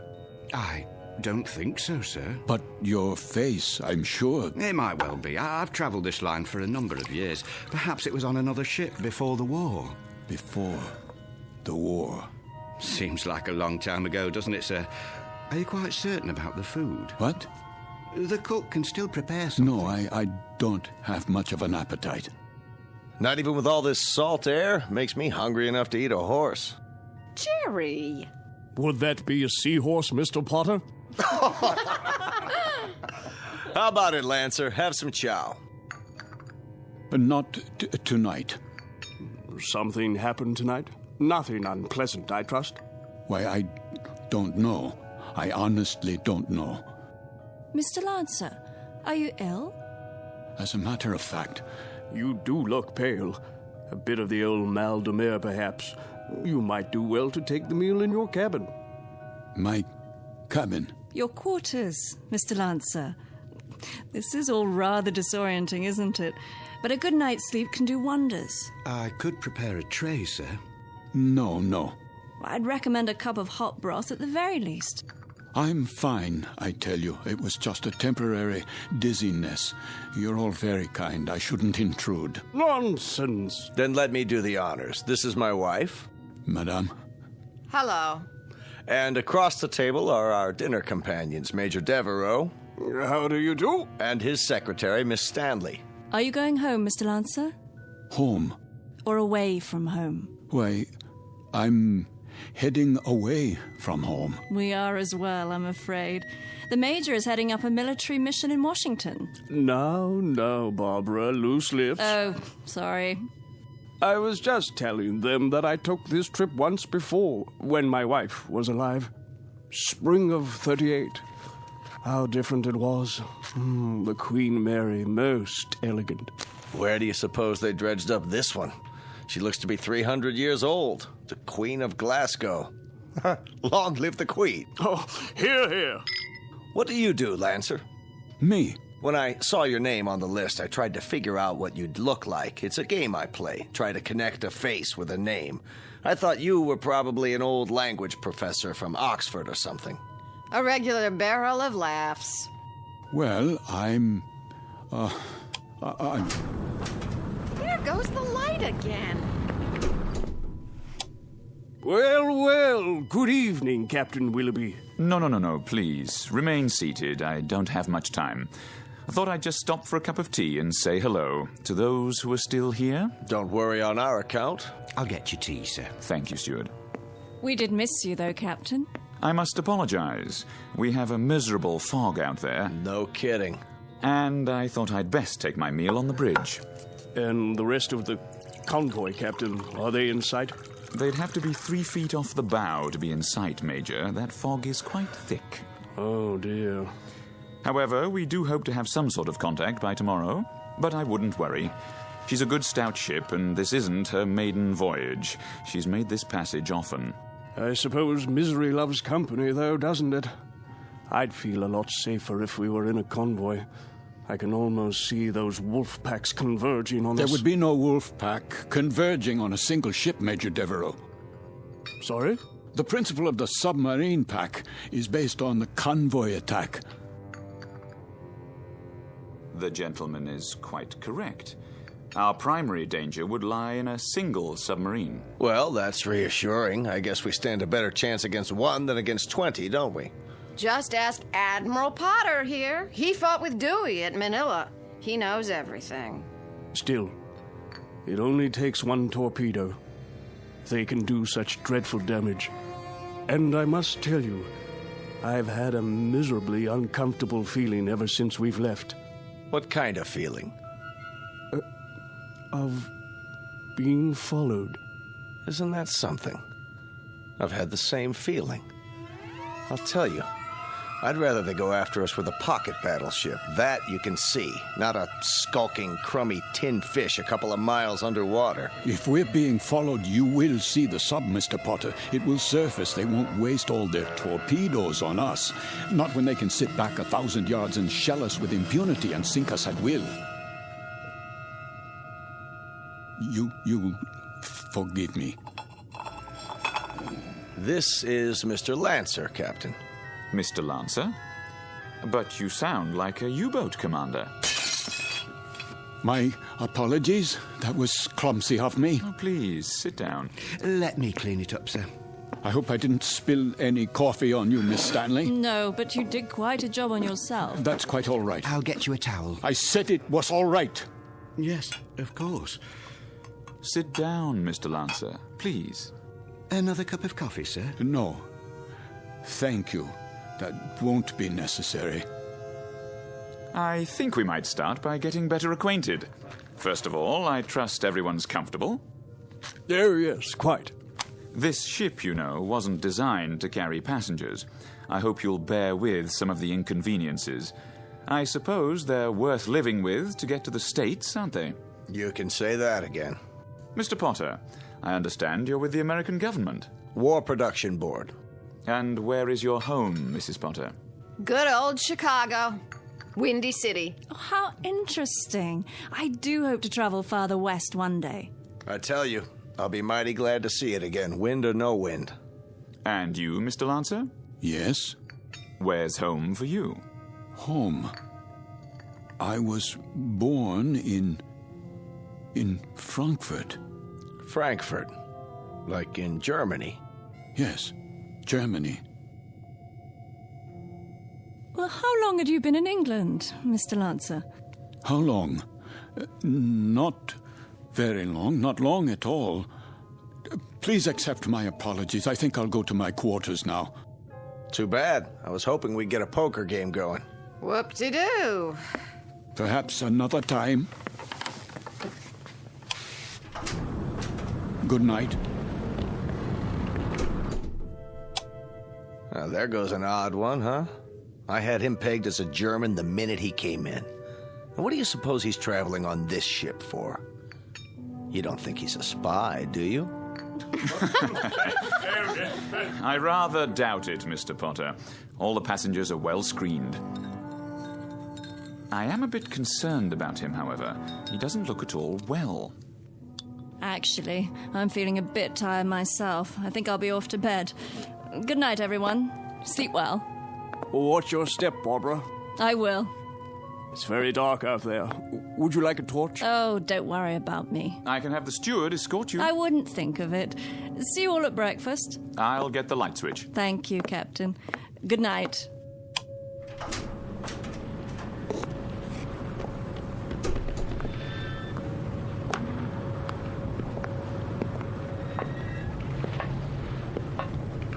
Hello?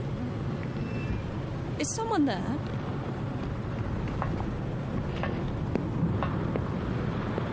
I say, is anyone...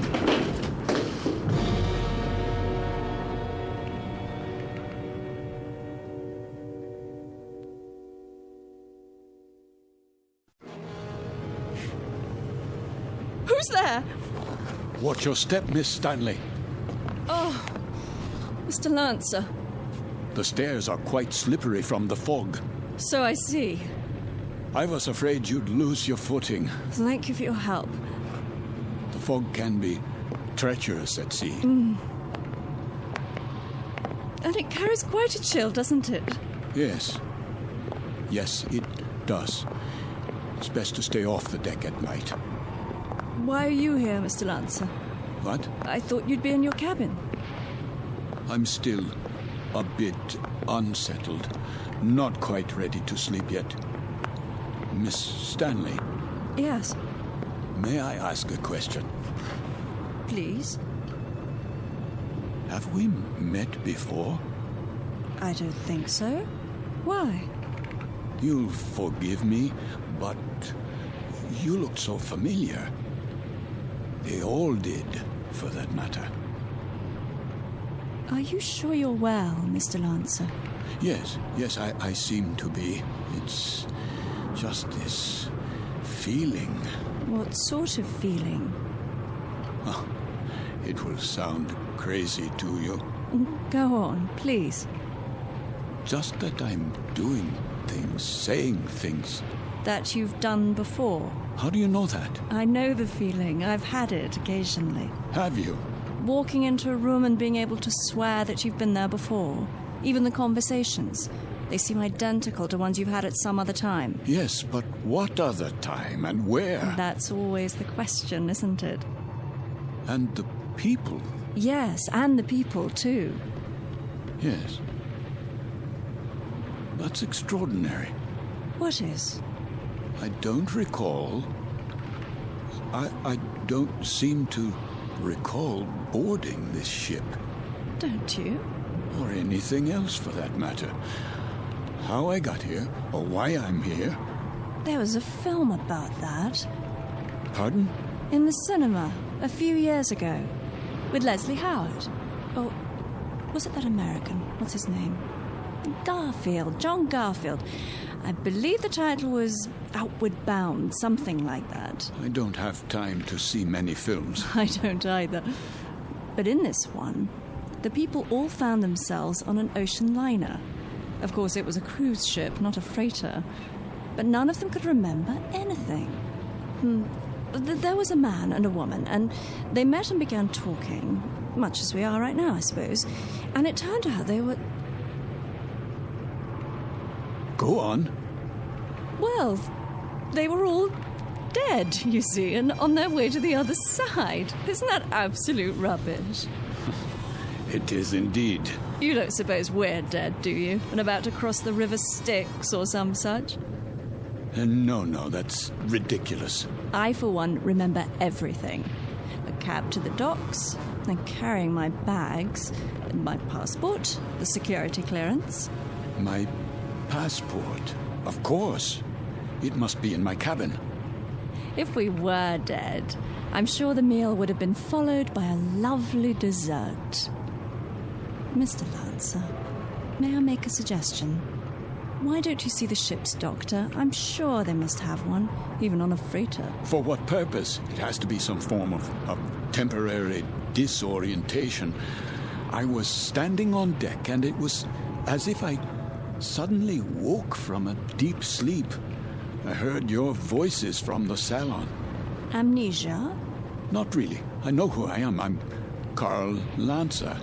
I was born in Frankfurt, Germany. I'm in the... In the what? In the... You were going to tell me. You were in the something or other. Was I? I don't remember now. Mr. Lancer, perhaps if you got some sleep, that might be all it takes. It wouldn't help.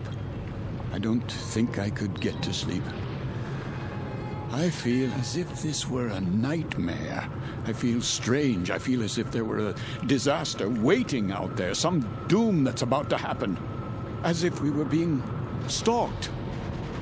I know we are. It's stalking us. Yes, there's a sub out there, a U-boat. I know it. I know it's out there. I know. Who's there? Mr. Lancer? Yes, I'm Lancer. Would you come with me, please? Where? The captain's compliments, sir. He wonders if you could join him in his quarters. For what purpose? He'd like a few words with you. Go on, Mr. Lancer. I'll see myself to my cabin. Sir, this way.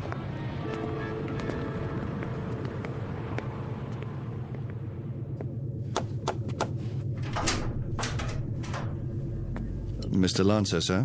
You wish to see me, Captain? Thank you for coming, Mr. Lancer. You've met my first officer, Mr. Danbury. Yes. What is this about? I wonder if you'd mind answering a few questions. No, not at all. First, would you mind showing us your passport? My passport? If you don't mind. Just routine, Mr. Lancer. On our passenger manifest, it seems that your passport number was somehow not included. Yes, of course. Oh, I'm afraid I don't have my wallet in my pocket. It must be down in my cabin. That's perfectly all right. Sometime during the next few days, if you think of it, say tomorrow, you can show it to me whenever it's convenient. Are you feeling better, Mr. Lancer? Yes, much better. Is there anything I can get you? No. Then, is there anything you'd care to talk about? How do you mean? Anything on your mind? Something you'd care to tell us, perhaps?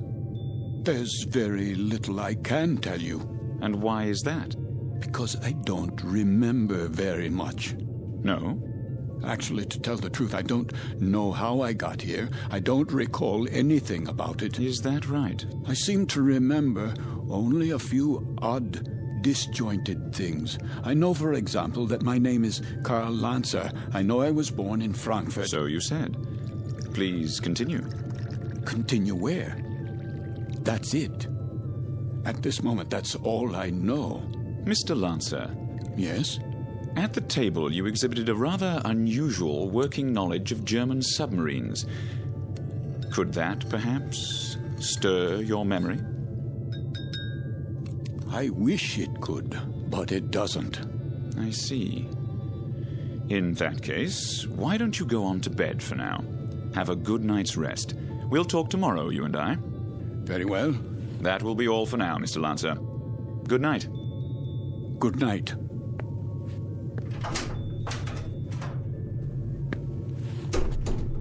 Most peculiar. I'd agree, sir. I'd say he bears watching. Then watching is what he'll get. I told you what he said at the table.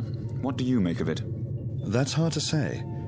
But as I was going to get him on deck, he was talking to one of the passengers, Miss Stanley.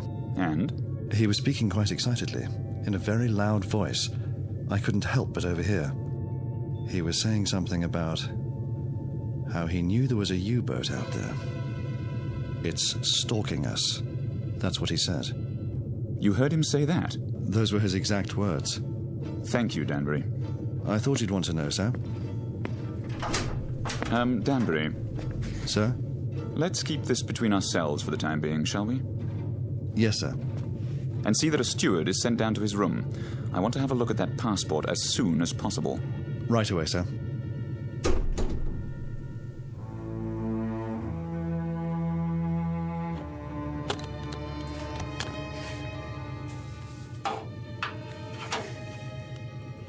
There you are, sir. All your clothing hung up, I believe that's it. Anything else I can help you with? No, that will be all. Ah, your shoes. I'll just put them in the closet. Hold on, what's this? Where? In your bag. Looks like an officer's cap, but not one of ours. War souvenir. What are you talking about? This, sir. I was wondering if it was a war souvenir. Let me see that. Yes, sir. It's a naval officer's cap. Foreign by the style of it. Don't touch things that don't concern you. I only thought I'd put it away for you. That won't be necessary. I'll put it away myself. Yes, sir. That will be all.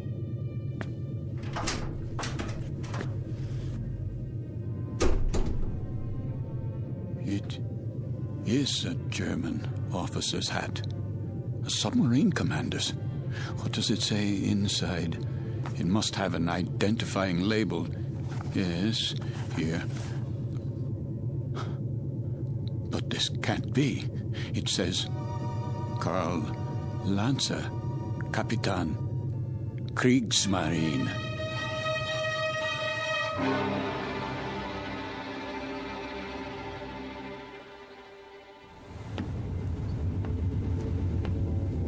Mr. Danbury? Yes, sir?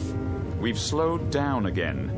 See if you can impress upon that very temperamental engineer the rather dire necessity for speed. Engine room.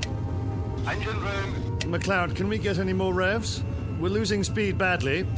Begging your pardon, sir, but I've got these blooming engines strained to the limit now.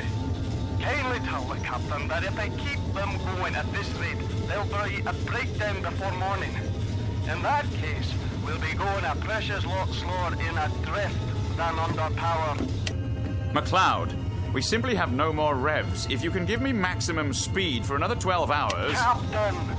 These engines needed to be overhauled a month ago, and instead of an overhaul, they're getting worked to death. Well, do what you can, man.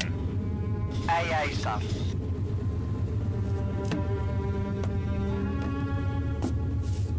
What do you think, number one? Sir? Cheery predicament we have here.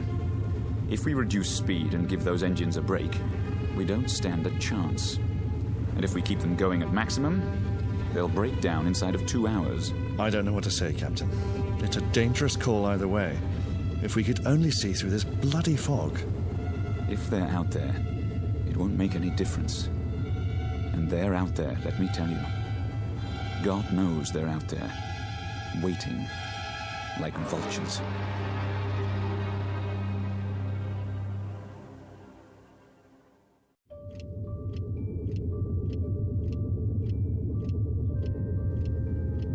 Another drink, please. Begging your pardon, sir, but it's very late. Don't beg my pardon. Just put the bottle on the bar. Go to bed if you're tired, but leave the bottle.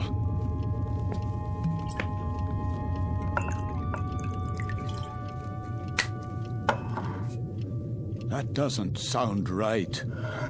Sir? The bearings. Bearings, sir? Yes, on the engines. They always sound like that, sir. You get used to it. You should hear McLeod on the subject. He's the engineer. Says the engines on this tab were originally designed for Lord Nelson.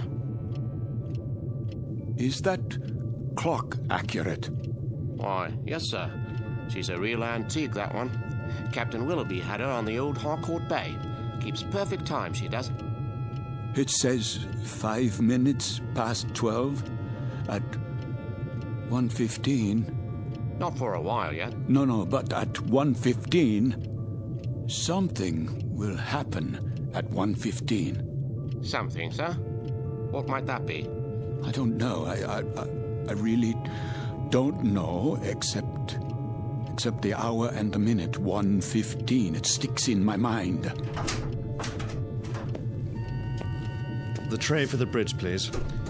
Just being made up, sir. The cook will be done in a minute. Have a seat at the end of the bar. Been here long, has he? Sitting like that for 3 hours. One drink after another. Just sitting there drinking, wiping the sweat off his face and asking for more. And not getting drunk, mind you. That's 3/4 of a bottle gone. I'd swear it was lemonade. I've never seen the like.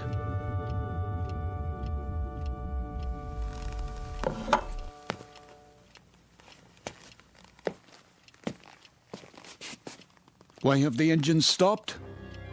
Probably just routine maintenance, sir. Don't give me that. They've broken down. I don't think it's serious, sir.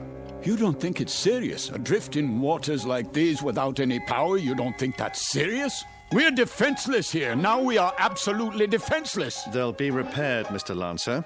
We'll be underway again soon. No, we won't be underway soon. We'll drift until 1:15. That's what he's been saying all night long.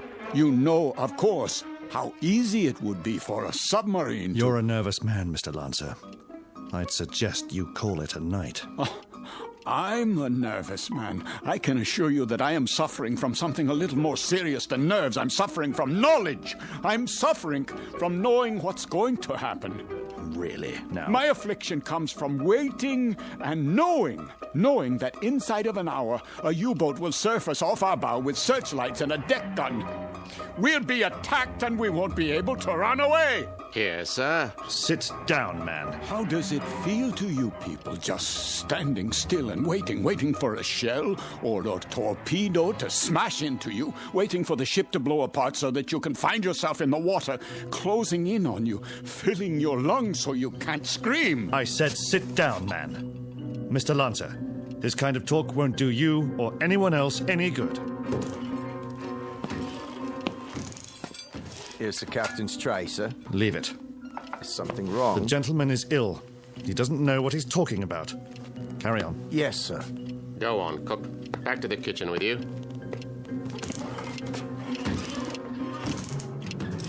The U-boat's coming. We must get the engines started or abandon ship. That's what we must do. Yes, we must abandon ship. Do you hear me? Why has the clock stopped? Where did you go? Where have you all gone? Why have you left me alone like this? Where is everyone?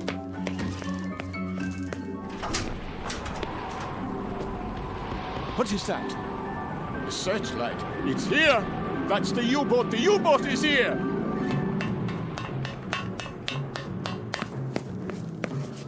We've got to get out. Off the ship, everybody. There you are. All you passengers, out of your rooms. Listen to me. There's a U-boat. I just saw it. She's going to sink us. Can't you hear me? Why don't you move? Are you all out of your minds? What do I have to do? Do I have to grab you and carry you up on deck? Do I have to throw you bodily into the lifeboats? Do I have to knock you unconscious? They're gone. But where? Is the entire ship empty? Or have I gone mad? A life preserver, yes. SS Queen of Glasgow. Wait. I remember that name, Queen of Glasgow. Queen of Glasgow. Potter? Major Devereaux! Miss Stanley, where are you? Captain, steward, we must abandon ship.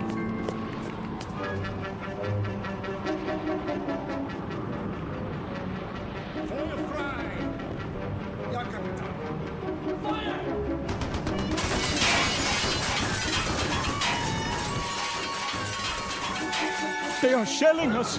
We're hit, I tell you. Miss Stanley, we must get out. The lifeboat. I can't, Mr. Lancer. The roof's collapsed. The door won't open. Climb through the porthole quickly. I'll try. Where are the lifeboats? Over here, Mr. Devereaux. We'll have to climb down. Help us, please, my wife. I'm coming, Mr. Potter.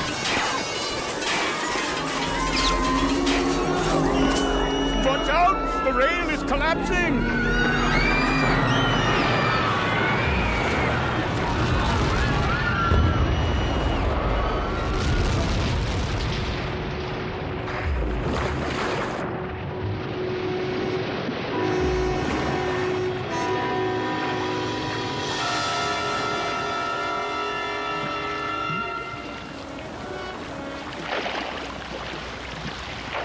Family, the little girl. Where? The doll. Here, I have it. Who could do such a thing? Who?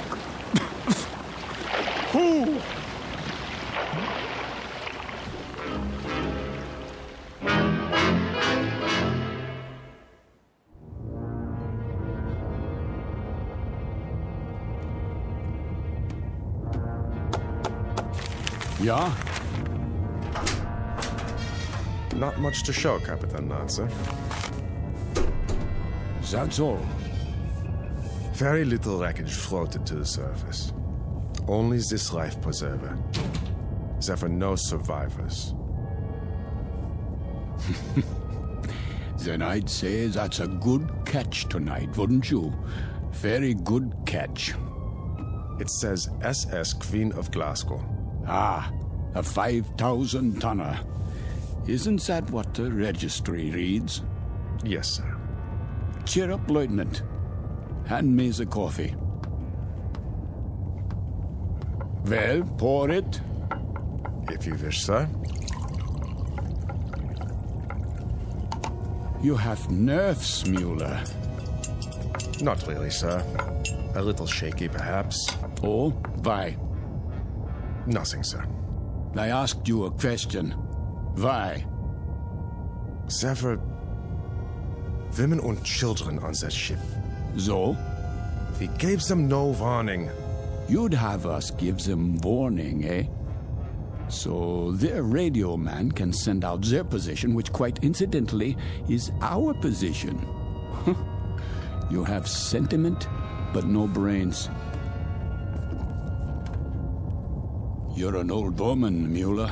You know that? I just find it difficult. To do what? To reconcile killing those people. Without warning.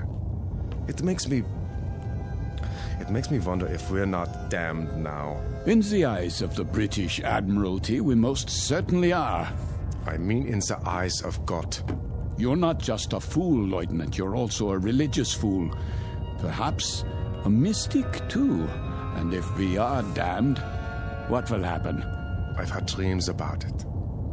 Maybe people like us have a special kind of hell waiting. Maybe to be damned is to have a fate like the people on that ship. To have to suffer as they suffered and die as they died. You are a mystic, Lieutenant. We'd ride the ghost of that ship every night for eternity. Every night, Herr Capitan. For eternity. What are you talking about? They could die only once. Just once. But we can die 100 million times. Every night. Ride the ghost of that ship. Every night. Every night.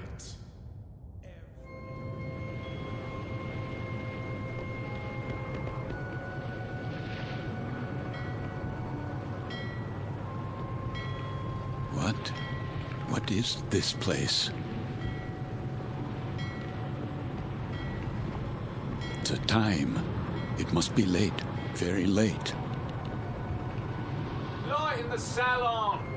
Let's black out down there. Who?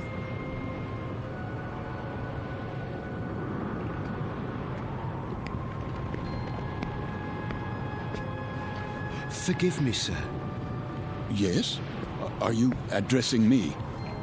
Begging your pardon, but they'll be finished serving dinner soon. They? The galley crew, sir. Why do you tell me this? I only meant... What? What did you mean? All I mean to say is, you'd best go in now, sir, if you want your evening meal. My meal? The salon will be closing in a few more minutes. Oh, yes, of course. In the salon. Is that what you call it? Yes, sir. It's very dark out here. Would you like to follow me? Follow? The lights, you see.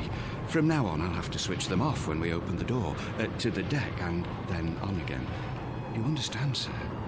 Because of the blackout. The blackout, yes. This way, sir. Are you all right? Why wouldn't I be? Is something wrong with my appearance? Why, no, sir. It's only that... Is this your first time? My what? Your first passage. It can take a bit of getting used to. Sea legs and all that. I'm quite used to being at sea. Thank you. I was just... A special kind of hell waiting. Maybe to be damned is to have a fate like the people on that ship. To have to suffer as they suffered and die as they died. We'd ride the ghost of that ship every night for eternity. For eternity. For eternity. For eternity. Yes, sir? Just listening. To the engines? No, not the engines. I was listening to the water. The cold ocean water out there. And the night.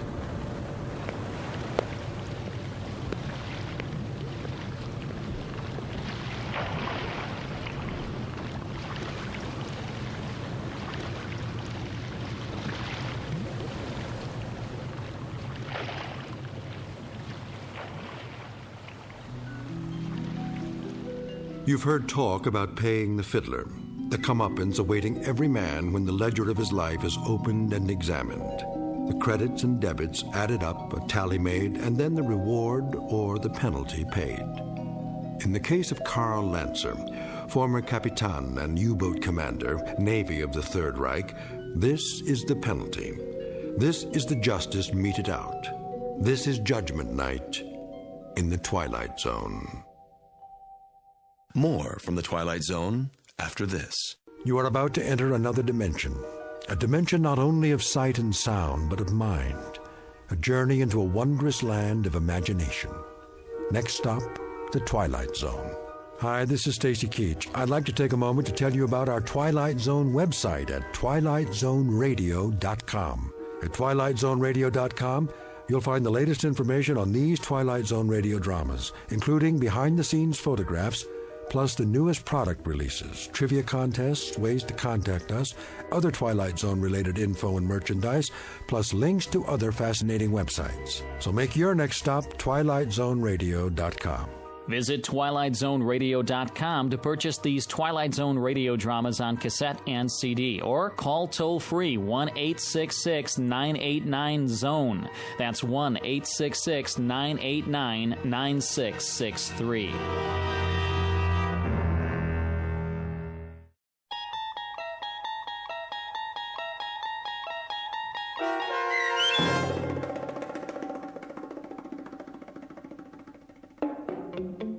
Judgment Night, starring Chelsea Ross with Stacy Keach as your narrator, was adapted for radio by Dennis Etchison and written for the Twilight Zone by Rod Serling.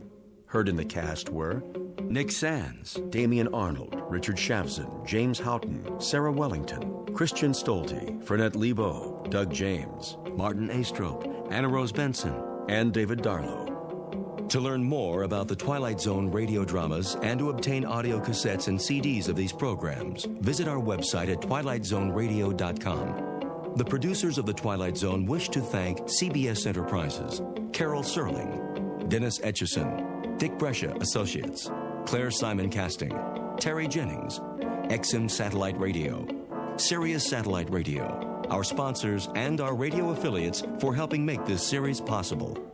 This copyrighted radio series is produced and directed by Carl Amari for Falcon Picture Group. Audio editing, sound design, Foley effects, and mix for the Twilight Zone radio dramas are by Cerny American creatives Craig Lee, Michael Slaybach, Bob Benson, and Jason Rizzo. To learn more about the Twilight Zone radio dramas and to contact us, visit our official website at twilightzoneradio.com. Doug James speaking.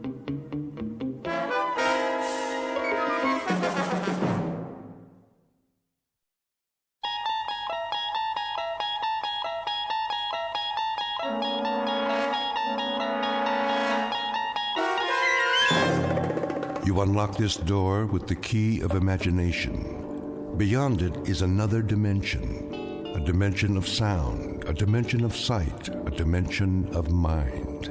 You're moving into a land of both shadow and substance, of things and ideas. You've just crossed over into the Twilight Zone.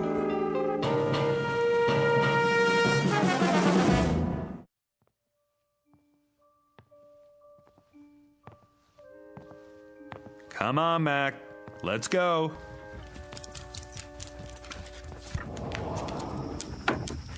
Out in the backyard. You got plenty of water, big guy. What's the matter? Something out there? Hey, maybe it's a squirrel. Nothing you can't handle. See you in the morning, big guy.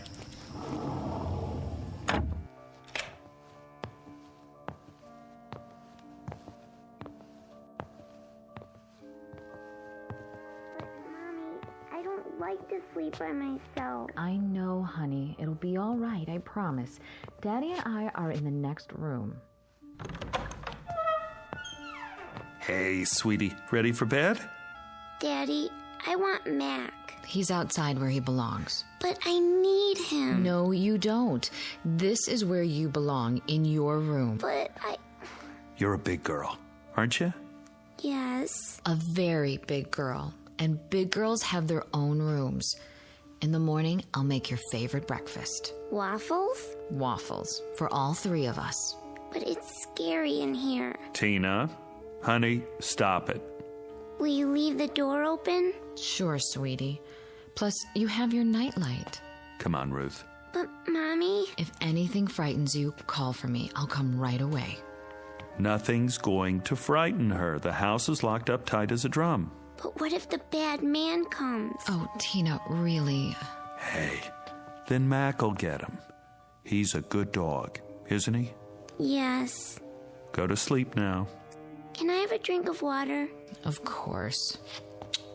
Night-night, sweetheart. Night. Don't let the bedbugs bite.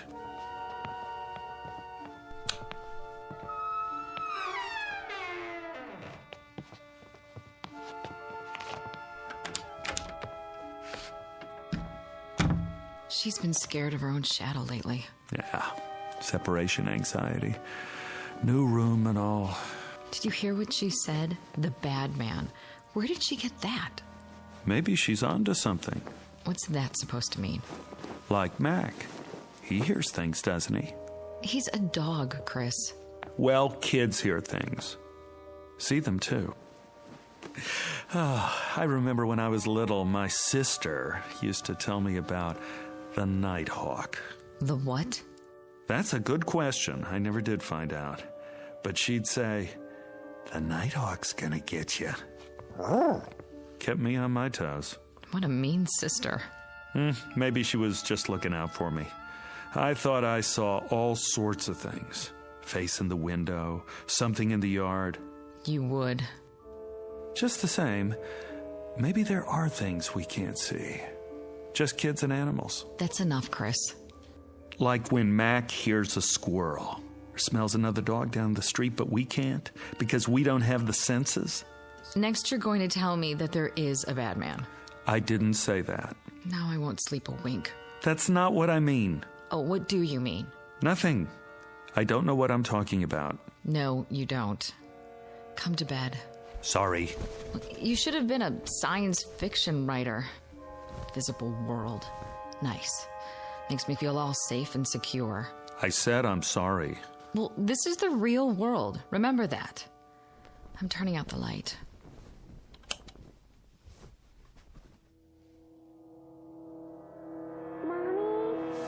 Now what? Oh, I forgot to get her a drink of water. If you get up every time, she'll never go to sleep. But I promised. One time. That's it. Agreed? Agreed. Mommy? Daddy? The voice of one frightened little girl.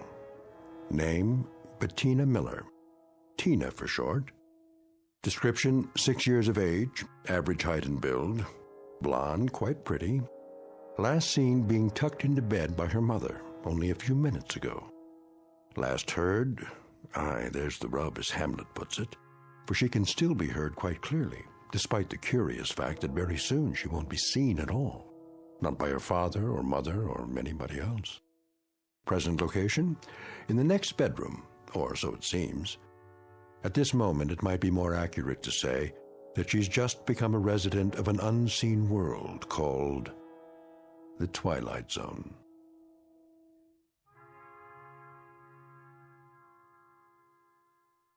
And now, the Twilight Zone and our story, Little Girl Lost, starring Stephen Tobolowsky, with Stacy Keach as your narrator. Chris? Not again. But she sounds so scared. Yeah.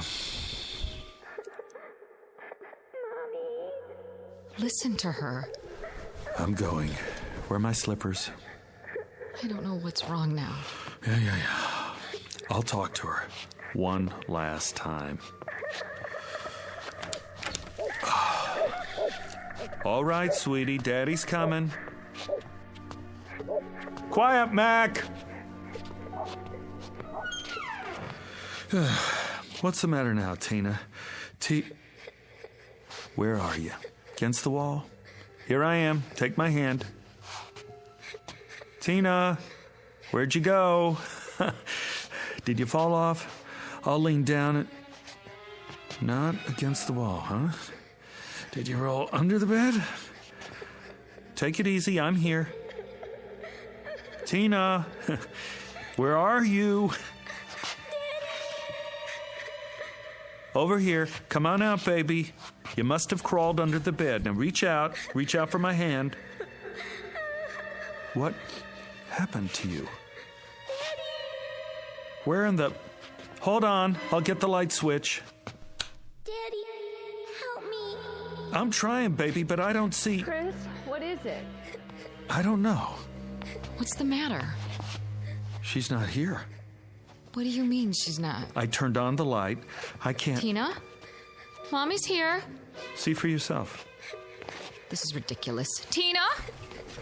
Tina! I already looked under the bed. All the way to the wall. It's clear. There's nothing. Mommy, pick me up.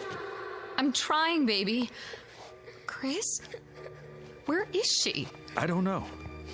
But I can hear her right in front of me. I can too. It doesn't make sense. I'm looking under the bed. The floor's clear. It's absolutely empty. I don't see anything. Honey, I don't know what to tell you. What are we gonna do? Quiet, Mac! Listen, what's happening to her? Where is she? I'm tired, Mommy. Going to sleep now.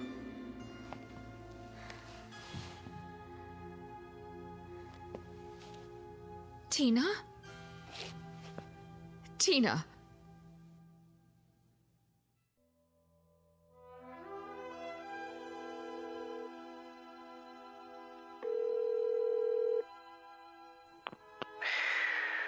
Hello? Bill. Yeah. Bill, it's Chris. Oh, hi. What time is it? Can you come over? When? Now? I'm sorry, but it's an emergency. What's the matter? It's Tina. What happened? That's just it. I don't know. You don't... She's disappeared. From the house? You mean she wandered off? No. Somebody took her? She hasn't been kidnapped. Well, then what? I can't explain. She's here. Is she injured? I don't think so, but... So she's okay? I don't know. Let me get this straight. She's there, and she's not hurt, and she's... She's here, but she's not here. I don't follow. Bill, for God's sake, get over here. I don't know who else to call. And hurry.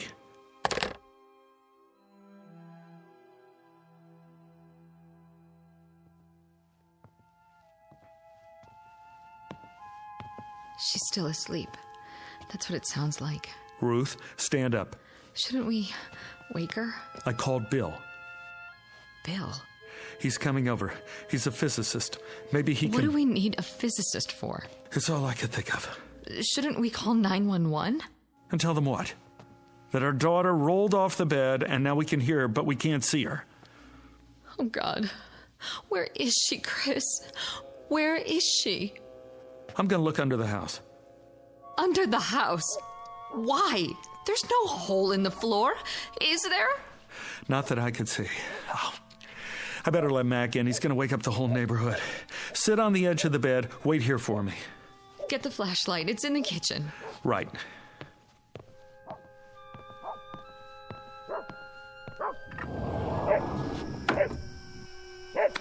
Come here, boy. Mac, where are you going? Mac! What's wrong with him? He's after something. Like he's got a scent. He's trying to get under the bed. Grab him! I can't! Where did he go? I don't know. Step back. He's got to be under there. Mac! Come on out, boy. Here, Mac! He's not, is he? Now, don't jump to conclusions. He's with Tina.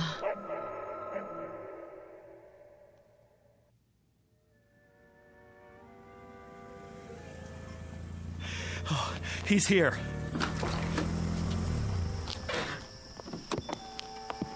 Bill. I got here as fast as I could. Thanks. What's up? I'd tell you if I could, but you wouldn't believe it. Try me. I wouldn't know where to start. You better see for yourself. See what? They're in the bedroom.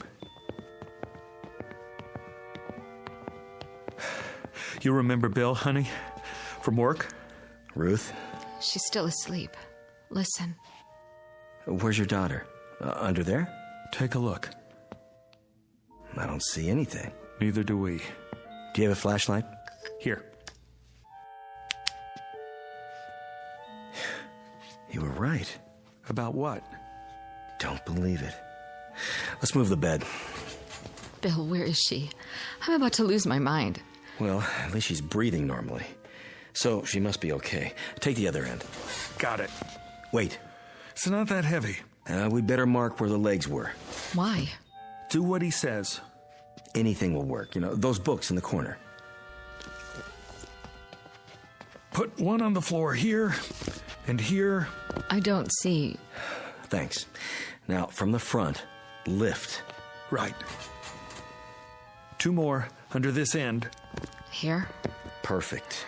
Now, lift it away from the wall just a few feet. There. All right, now set it down. Okay. You can still hear it. That's her breathing? Yes. And these 4 books mark where the bed was. The sound of her voice is inside the rectangle. The dog was too a while ago. Dog? Mac. I let him in the house and he ran straight for this spot, dove under the bed, and poof. He was gone too. But we could still hear him. Not now, though. Not now. You felt the entire area? All over, several times. And? Nothing. Okay. What are you doing? Stepping very, very carefully into the rectangle.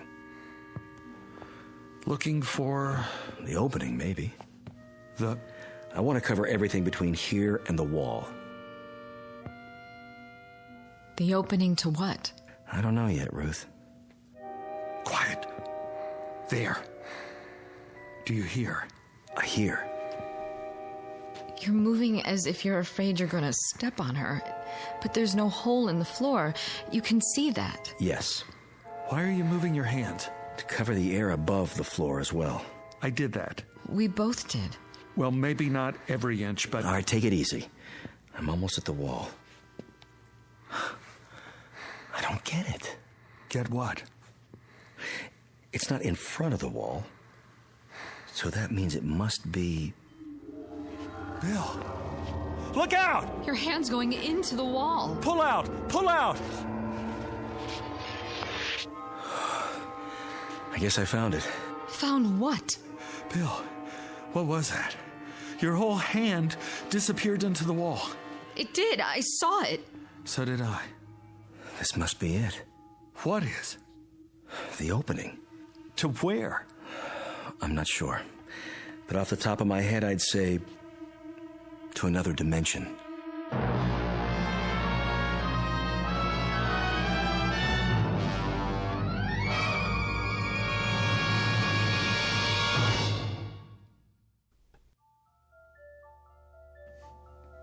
Another what? Dimension. You think this is a joke, Bill? No, I don't. Then why? I don't know if I'm right or not. I can't think of anything else, though. Anything else but... Look, there are 3 dimensions that we can see. Height, width, and depth. The 4th dimension is time. Now, if you know these, you can place anything. Where something is and when exactly. Like, what time is it now? 1:12 a.m. on this particular date in this location. Why are we talking about this? Wait, hear him out. There may be other dimensions as well. Science is still arguing about how real they are. But there could be doorways to these other times and places. Other realms. And some of those doorways have been verified. Have you heard of wormholes? I don't see what all this has to do with my little girl. Wait, I think I'm getting it. Tina must have fallen out of bed, accidentally rolled under it, and gone through. Like my hand. Did that actually happen? I couldn't believe my eyes. One way to find out. Let's try it again and be sure. Bill, don't. Right about here, wasn't it? I was touching the wall to see if it was solid and... It's happening again. Oh, this is it. An invisible opening of some sort. I can't see your hand. Pull it back. There. I'm okay. What did it feel like? There was no sensation. It's just that for a second, my hand was out of the visible spectrum. Where was it? That's what we have to figure out. I don't care about the reason. I just want Tina back. That's where Mac went too? Must be. He's probably with her now. But why? He could have sensed it. Animals are sharper about that sort of thing than we are. He must have known she was in there and gone after her. But we have eyes too. Why can't we see them? Because some things may be right in front of us, but we have a blind spot. Such as? Do you have any change on you? What? Wait a minute, I do. Here's a quarter. Now, hold it out at arm's length, between your thumb and your finger. Yeah, that's it. Now, I want you to stare straight ahead at the ceiling light and move the quarter just off center a few degrees to the right, approximately the 3 o'clock position. But don't move your eyes. Go ahead, try. Wait a minute. What do you see? Nothing. I can't see the quarter anymore. Exactly. But if you move it an inch or 2 right or left, or up or down. There it is again. It always was there, right in front of you, but you couldn't see it. Do you know why? Because you have a blind spot on your retina. It's a very small area where the optic nerves tie together. You'd never know it. How can you be aware of what you can't see? But whatever's there is still there, isn't it? I mean, whether you see it or not. I never noticed that before. You could go your whole life and never notice it, unless there was some reason to. But it's been there all along, invisible, like the quarter. Well, now that I know where she is, I'm going after her. No. Don't try to stop me. She's my little girl. We don't know what else is in there or how far it leads. My daughter is in there. I know that, Ruth, but we can't just... Why not? You put your hand in and you pulled it out twice. We don't have enough information yet. Tina is right in front of us, on the other side of this dimensional opening or whatever it is. All we have to do is reach in and... If it's that simple, why hasn't Mac found her yet? If I'm right, and this is a kind of gap or blind spot, an opening to another dimension, it wouldn't be laid out the same as our world, would it, Chris? There must be something we can do. Listen to the man, honey. You got a pencil? Anything to write with? Check Tina's drawer. Only crayons. That'll do. A black one. Here. Now, let's see just how big this thing is. I'll have to mark up your wall. Go ahead. This is solid. And this. And this. Ooh, but not here. The same spot I touched before. All right, I'll mark it with a dot. Take your hand out first. Right. And all around the edges where it's still solid.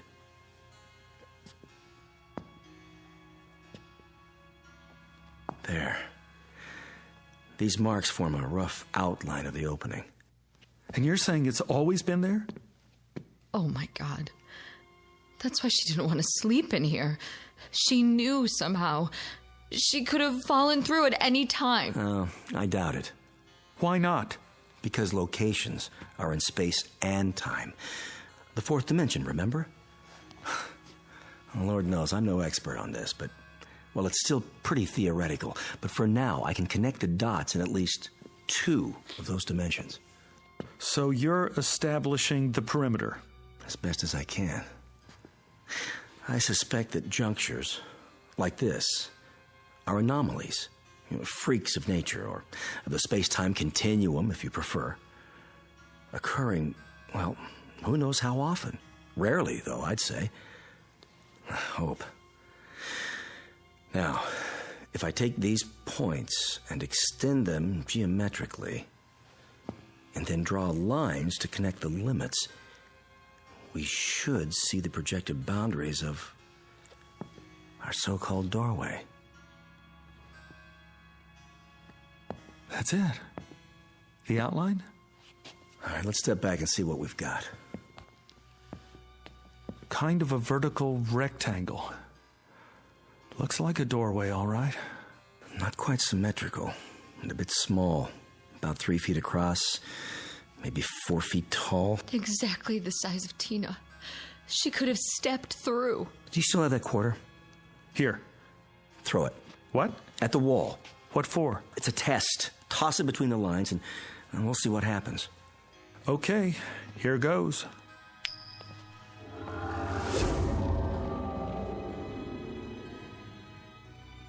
Where is it? It went through. The quarter's in. The other place. Wherever that is. Now what? Well... What are you doing? Shh. This is where I heard her. Where the bed was. The sound was the loudest just off the floor, but now... I can't hear her anymore. Chris! Let me try. Put your head down as low as you can. She's right. I can't even hear Tina's breathing. No. No. Tina? Answer me, sweetheart. Where are you? Tina? What's happened? The temporal dimension may be shifting. In that case, she could be anywhere. Tina! Tina! Hold it down. You hear anything at all? No. She's gone. Get up, Ruth. Move around, both of you, and keep listening. What's the point? It's a chance. Do it.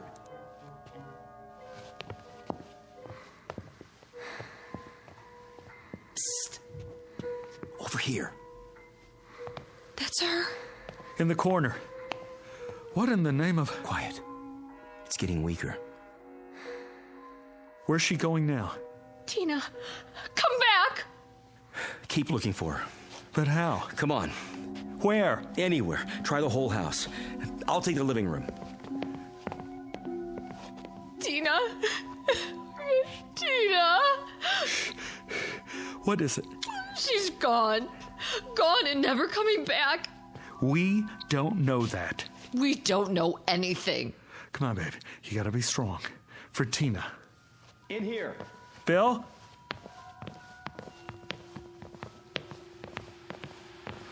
What are you doing by the television set? Put your ear next to mine.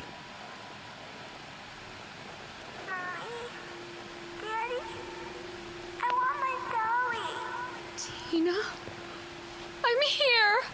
Mommy, I can't see you. What is this? First, she was in the bedroom, now she's in here. I've told you what I think, Chris. But she went into this other dimension in the bedroom. What's she doing here? If I could tell you, I would. You've got to think rationally. How can we think rationally about an irrational situation? One step at a time. We try every possibility. Cross off the ones that don't work. I'm not going to wait. Neither am I. We can't get ahead of ourselves. My daughter needs me. I've got to go to her somehow, some way. Mommy?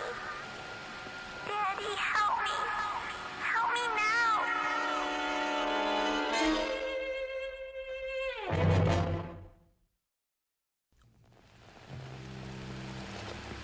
I've got to go to her.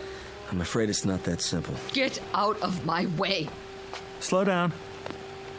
Let's think it through first. We have to do something. I know, but what? She could be somewhere else entirely now. Are you saying it's hopeless? Chris, if she's beyond our world, everything's different where she is. The normal rules don't apply. The slightest movement on her part might seem, to us, to be all over the place, but she might just be turning over in her sleep. Then what do we do? I have an idea.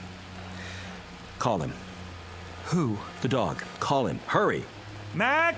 Here, boy! That's it. Here, that's a boy. There she is. I hear her. Where are you taking me, Mac? I don't want to go. Stop it. Tell her to go with him. Tina! She hears you. She hears you. Go with Mac, baby. Please, go with him. Where are you? Here, baby. I'm here. Just tell her to go with the dog. Sweetie, go with Mac. Right now, baby. Where is he taking me? Where we are. You want to be with Mommy and Daddy, don't you? Yes. Then go. Will he take me to you? Yes, baby. He will. All right, Mommy. Hurry, Mac. Let's go. The dog should go back to the place where he entered. Yes.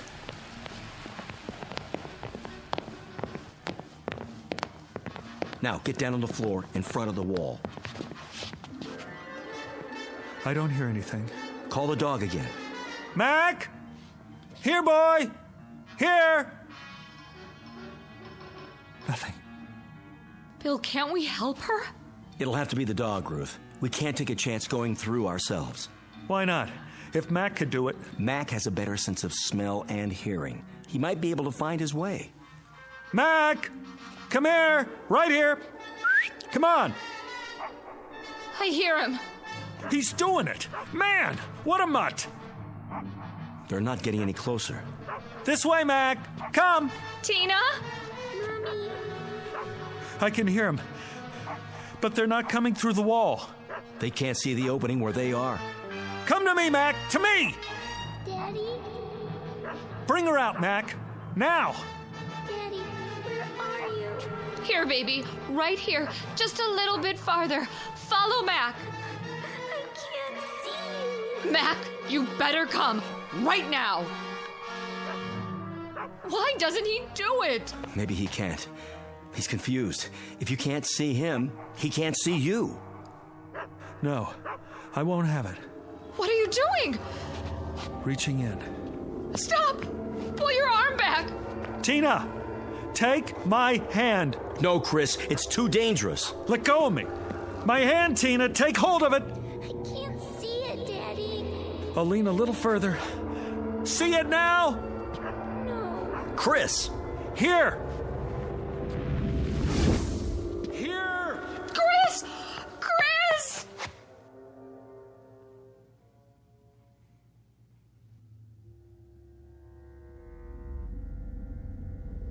Chris? Yes! You all right? I'm okay. I got through. Can you hear me? We hear you, pal. Don't move. But I have to. Don't move an inch, or you'll never find your way out. But I'm just here, on the other side of the wall. What do you see? I'm not sure. It's dark. There are lights, millions of them. Like stars. Some of them are flashing, moving past, and there's some kind of mist. I can't make out anything else yet. Don't even try. Stay where you are. I've got to find her. Let her come to you, Chris. Call her. Yes, call her. Tina! Daddy? I can hear her. She's close. Where are you? Come to the sound of my voice. I don't know which way. I gotta help her. She can't see any more than I can. Chris, I mean it. Daddy, I'm scared. Don't. Wait there for her. I don't have a choice. She needs me. Tina! Where are you, Daddy? Right here. Where? Is Mac with you? Yes. Grab his collar. Can you see his collar? I think so. Put your fingers under it. Mac, where are you going? I'm coming, honey. Chris, don't go after her. I have to. Tina? Where did you go? Tina! Tina! I'm over here, Daddy. Stand still. I don't like this place. Don't be afraid. I'll get you out. Where's Mommy? Waiting for you at home. In your room. She's waiting for us. Listen to my voice. Come to me. I don't know where you are. I can't see you, Daddy. Where's Mac now? Here. Grab onto him. Hold tight. Can you do that for me? I'm trying. Chris! Hurry! Got his collar yet? Yes. Get a good grip now. Okay, Daddy. But he wants to run away. You have to stay with him. Don't let go. Mac! Bring her here. Bring her to me, Mac. Is he bringing you, Tina? Yes. Hold on tight, baby. Go where he wants to go. I will. You'll be here in a minute. Mac knows the way. Just hang on. Come on, Mac. Come on, boy. Chris, we're running out of time. That a boy. Here. Right here. Can you see her yet? I'm not sure. There's shadows moving. Yes! Tina? Here, boy. That's right. Daddy, pick me up. Take my hand. I'm right in front of you. Reach out. Little closer. I can't see you. I know it's hard.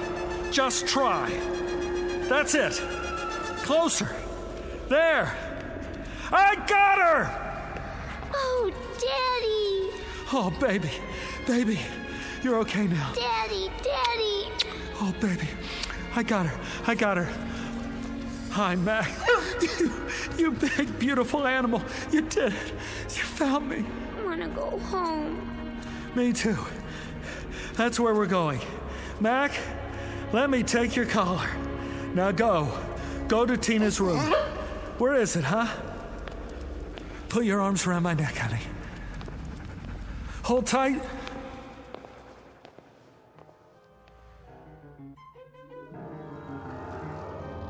Here they are. Tina! Mommy! Take her. I've got his legs. I'm pulling as hard as I can.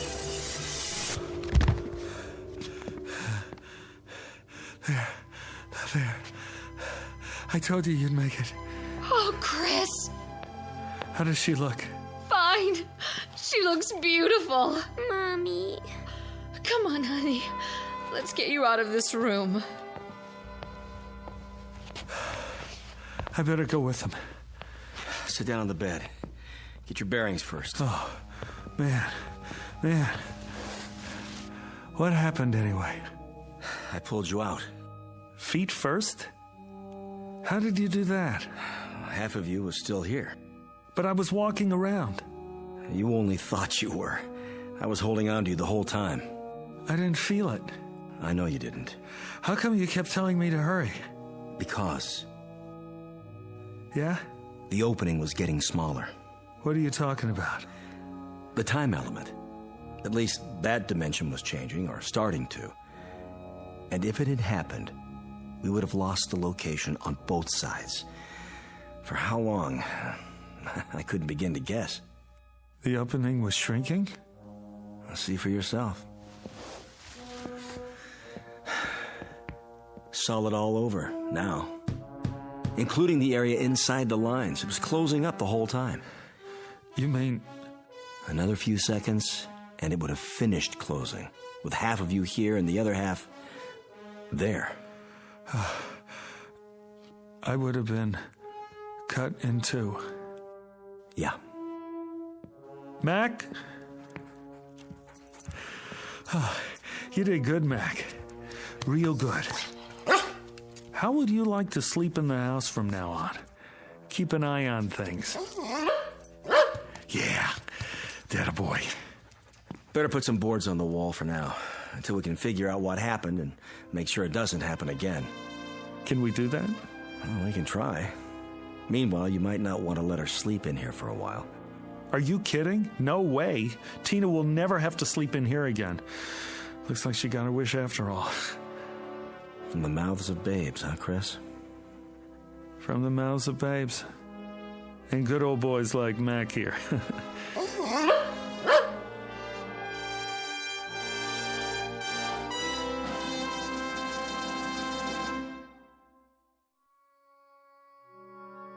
A brief journey into another dimension, perhaps. But which? The fourth? The fifth? Or one not yet charted by theoretical physics? They never came up with an answer, despite a battery of research scientists equipped with every instrument known to man. No explanation was ever found, only a little more respect and uncertainty about what can happen in the Twilight Zone.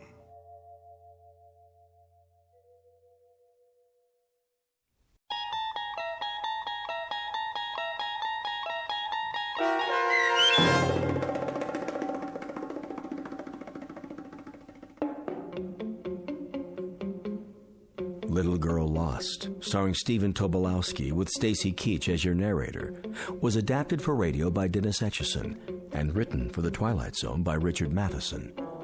Heard in the cast were Alyssa Fraden, Dana Bokor, and Doug James. The producers of The Twilight Zone wish to thank CBS Enterprises and the Rod Serling Estate for making this series possible. This copyrighted radio series is produced and directed by Carl Amari for Falcon Picture Group. Sound design and custom Foley effects for The Twilight Zone by Cerny American creatives Bob Benson, Craig Lee, Michael Slaybach, and Matt Sorrow. To learn more about the Twilight Zone radio dramas and to contact us, visit our official website at twilightzoneradio.com. Doug James speaking.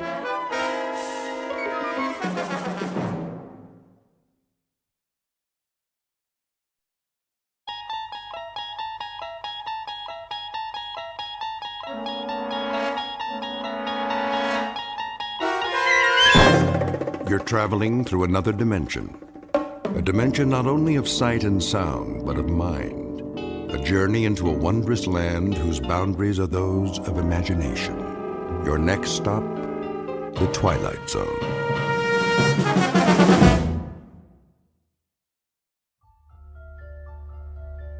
It was the day no one would ever forget. Not next week, next year, or the year after. Not for the rest of their lives. no matter how hard they tried. All in? Yes. Yes. Anne? Yes, Daddy. Good. That's good then. Seatbelts, everybody. Where are we going now? Home. Oh. Unless anyone wants to stop for ice cream. Can we? If you like. I think your mother would approve. Don't you? Well, I guess so. What about you, Anne? I want to go home. I'm kind of tired. Me too. Very well then. Some other time. Dad, Yes? I was wondering, What, Tom? well, when they closed the Casket? Are you sure they closed it real tight? So she would never be wet or cold or anything? You don't have to worry, son. She's resting now. In a much better place. I promise.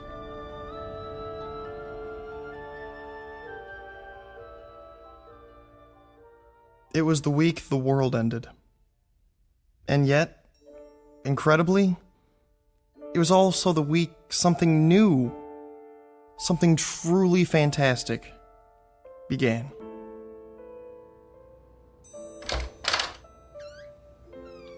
Anne, are you in here? You're supposed to knock. This is my room, too. I'm going to bed. In the middle of the day. It's cold. Tell Daddy to turn on the heater. It is on. It's warmer downstairs. Who's that? Thank you for stopping by. The children need me. Come in. Nice of you to take the time. It's Aunt Clara. We know. Is she here to take us away? Let's go listen. I'll see about a sitter first thing tomorrow. They need more than that. A maid as well. And when you work late? They'll be in school most of the day. And what about after school? And who will see that they're dressed and fed every morning? A live-in maid, then. Ugh, maids and sitters never work out. Beyond intolerable, everyone. I'll do everything I can for them, Clara. It's not enough. They need a woman's touch.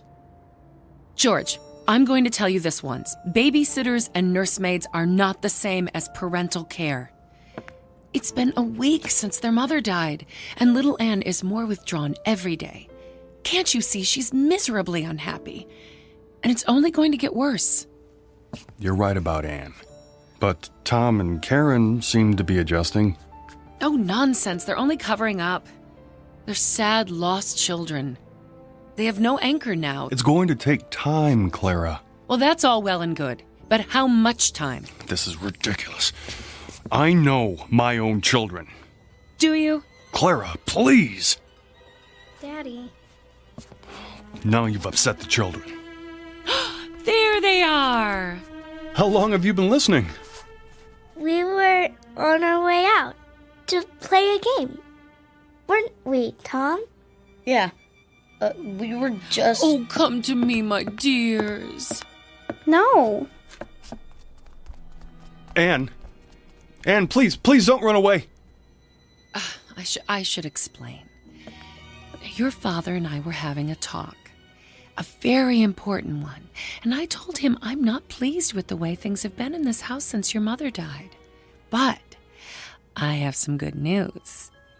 How would you like to come and live with me for a while?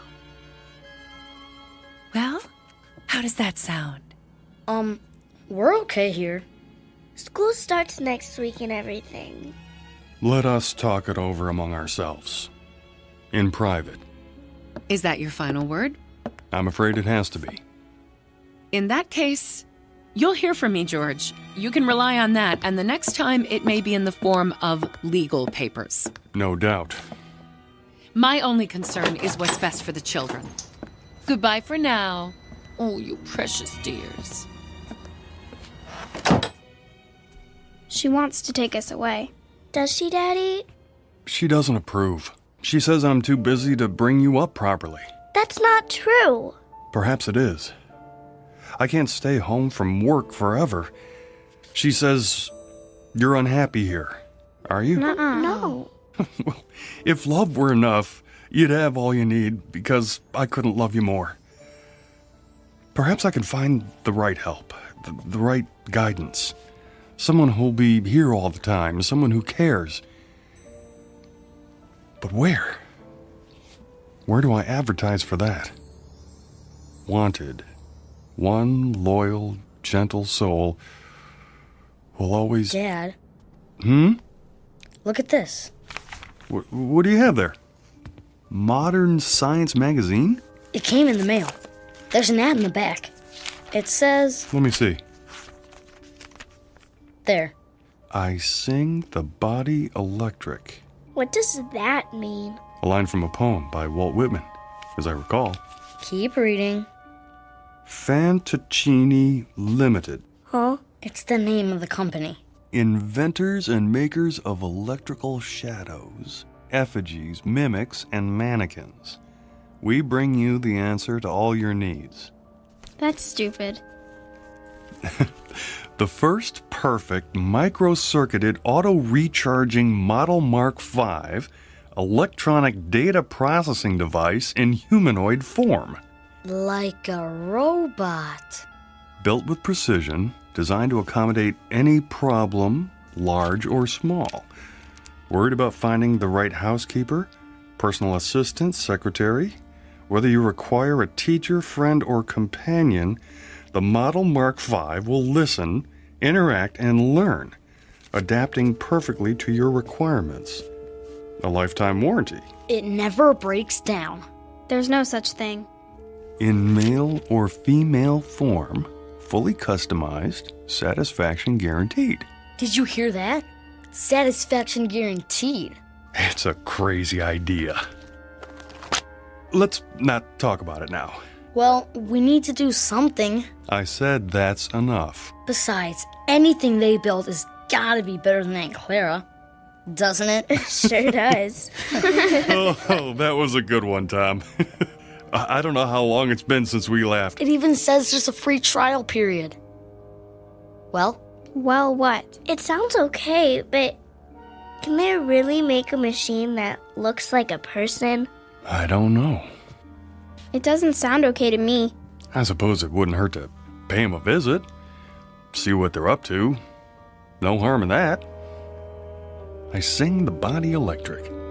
It has a nice ring to it. They make a fairly convincing pitch in the pages of a magazine called Modern Science.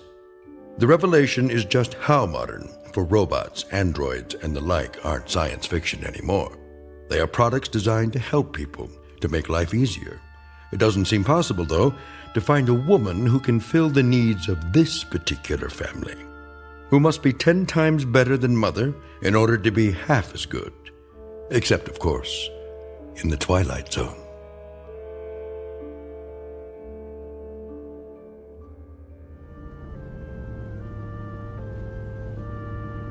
There's the sign. Fantaccini.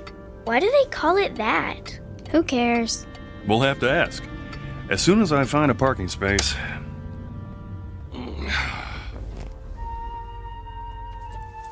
Okay.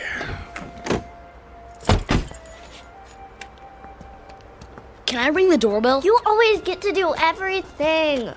Now, your brother found the ad. Wow, some bell, huh? Won't you come in, Mr. Simmons? We've been expecting you. You have? I called ahead for an appointment. Feel free to browse the showroom. I'll be right with you. Wow, this is incredible. Look. What's that supposed to be? A whole table full of marbles? I don't think so, son. More like glass eyes. Wow. Blue and brown and hazel and green. I want her to have eyes like this. Well, careful, don't touch them. Oh, please do. Guido Fantaccini at your service. An unusual name. It's Italian. It means, roughly, dream people. Or, as I prefer, shadow puppets. This is my daughter, Karen. Hello. And, Don't tell me. Tom. And you must be Miss Anne Simmons. Age 11? Or is it 12? She's only... I'm going to be 11 next month. In that case, allow me to present you with this golden key. It's awful big. What's it for? To wind her up, of course. To wind what up? Why, your new, let me guess, nanny? Tutor? Oh, that and more, I'm afraid. The children lost their mother recently, and without anyone else at home... Nobody can take her place. Nobody. In that case, might I suggest our grandmother model? It's very popular. Do we have to wind her up every day? The key is symbolic, a way of introducing our product line. What sort of product are we talking about? If you can be more specific. As specific as you like. The end result is entirely your choice. First, you'll select the eyes, any color at all. This color's perfect. Then you'll move on to the hair salon. Our wigs are of the finest quality. Blonde, brunette, brown, red, white, and every shade in between. I want her to have long hair, like this one. Ears, with or without earrings. Arms, slender or sturdy, graceful or strong. Hands, fingers, lips, full or thin. As for body type, the choice is again yours. Tall, short, the height you prefer to the millimeter. Very impressive. But they're just pieces. Until we put them all together at the factory. Then they'll become something else, something new. They'll move and walk and talk. Machines don't talk. Grandmothers do. Listen. I sing the body electric. I celebrate myself and sing myself. Who's that? One voice out of many possibilities. Try another. Myself and sing myself. I sing the body electric. I sing the body I celebrate electric. myself. Or another. Sing myself and sing myself. I sing the body I electric. sing the body electric. I celebrate myself. I sing the body electric. myself. I celebrate myself. I sing the and body myself. electric. I sing the body electric. I myself. celebrate myself. Pick one. I sing the body electric. I celebrate myself and sing myself. I sing the body electric. That's not right. I celebrate Too high? myself. Too low? And sing myself. Go ahead, turn the knob. I sing the body electric. I celebrate myself and sing myself. I sing the body electric. Could you make her just like my I mother? celebrate myself If you wish. and sing myself. Exactly? I sing the body To electric. a I celebrate myself Then and sing myself. I don't want her. Please, Anne. I want to leave. You've dropped the key. Wait. I sing the body electric. I celebrate myself and sing myself. I've almost sing got the it body right. Electric. I celebrate myself and sing myself. I sing the body electric. I celebrate myself and sing myself. The armies of those I love engirth me, and I engirth them. They will not let me off till I go with them, respond to them, and discorrupt them, and charge them full of the charge of the soul. Grandma.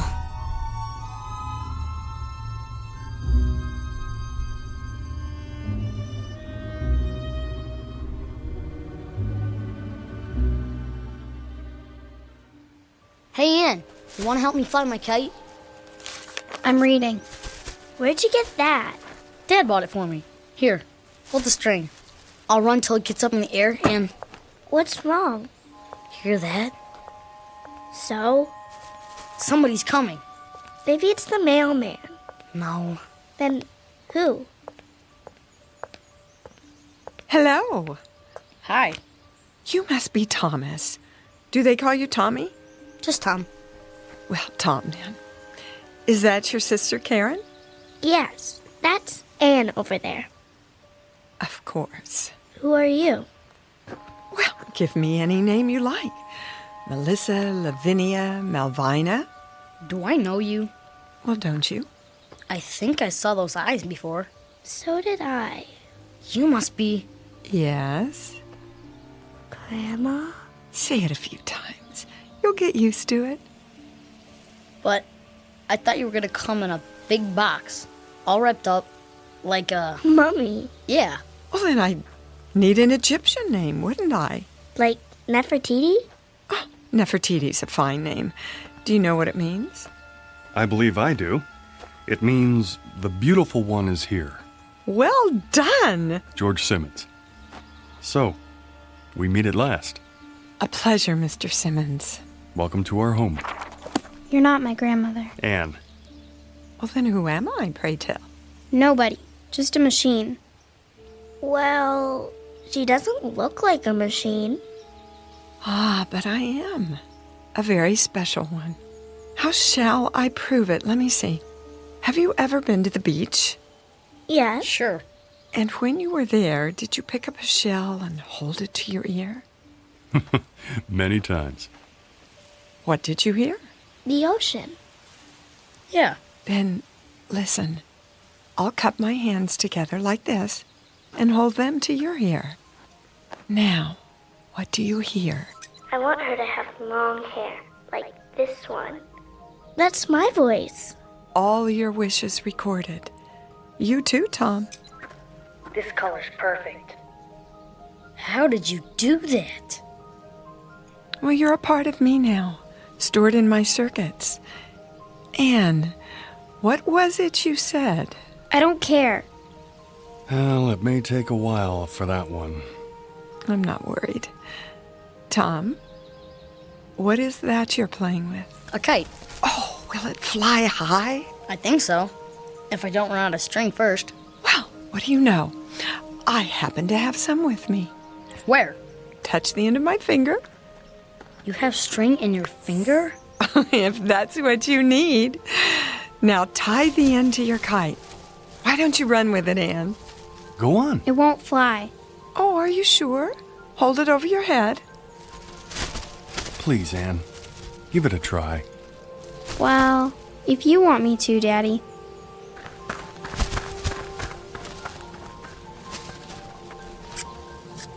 Hey, look at that! Don't let go of the string.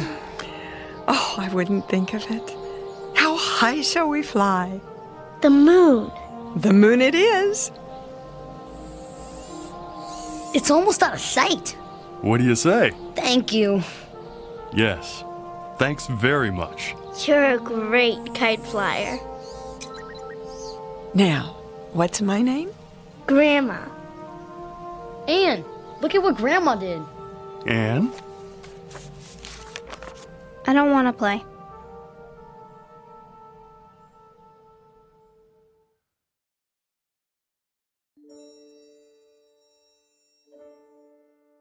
There was a second day, of course, and a third, and a fourth, with Grandma busy every minute, cleaning and cooking, opening the drapes wide, filling the vases with fresh-cut flowers, baking cookies and pies, and leading long walks into town. But the most beautiful and special thing was the way she paid attention to everyone. She took time to listen, really listen, and remember every word, every thought, every wish, as if that were her only purpose. She seemed clever beyond clever, human beyond human. Anne finally began to join in, but slowly. To walk if not to run, to listen if not to hear, to watch if not to see. And as the days turned into weeks, Grandma waited. She never tried to urge or force. Sometimes, when Anne didn't come to the table, Grandma left dinner on a tray by her door. Big spoons first, then the little spoons. Is that right, Grandma? Perfect, Karen, dear. Is that your father home already? Yeah. You heard him before he got here. Daddy! Hello, sweetie. How was your day? Grandma taught me how to sew. Did she now? Good evening, Mr. Simmons. Dinner is almost ready. Well, looks like you have a helper. I made the mashed potatoes. Indeed, she did. I'm proud of you, Karen. Where's Anne? She's upstairs doing her lessons. Anne! Come down and help your grandmother! Oh, it's all right. I can handle the rest. That's not the point. Dad, whose car is that out front? Which one? The new one. Oh, well, let me see. Oh, yes. It's ours. It is? I came home early to surprise you. Can we go for a ride? All of us? I don't see why not. We'll take a run to the ice cream parlor after dinner. How's that? Now, go and wash your hands and tell your sister dinner's ready. Okay. Yeah. Thank you for being so good to us. Good for us. And that includes me. I'm sorry about Anne. I'll have a talk with her. Now, don't you worry about Anne. She'll accept me eventually. You seem very sure. Mr. Simmons, children are the most complicated creatures in the world. I could be the greatest cook, the finest, most exciting playmate, the most interesting companion, but those are very small accomplishments. It's the heart I have to enter. A child's heart. It's a deep place, difficult to reach. But that, too, will come. Anne, darling. Are you hungry, dear? Not very. We're, going for a ride after dinner. In our new car. It's beautiful. Wait till you see it. I'd like you to go with us. Is she going? Oh, please, Grandma. I want to ride in the back seat with you. Me too. Then I'll stay home. But why, Anne? I don't like her. You mustn't say that. I don't want her here. Dear child. I never wanted you here. It was them, Father and Tom and Karen. They wanted you. They needed you. But I didn't. Anne, stop it. It's true. You sit and you talk to her and you eat the food she makes and you make believe, Father. That's what you do. You make believe, as if she's real, but she's not. She's a machine. Nothing but an old machine. Anne, listen to me. Machines are neither bad nor good. Some kill, and some make war, and some guide people through the darkness like a lamp. Believe me when I tell you, I cannot lie, or sin, or be greedy or jealous. I don't seek power or riches. I've been programmed for other things. You'd be surprised at how much a machine can do. This one, for example. This machine can love. Love who? Oh, you, Anne. I can love you. And I do. I love you more than tongue can tell. You don't love me. You can't. She said she loved me. She? My mother. She said I love you, but she lied. She lied. You're just like her. I hate you.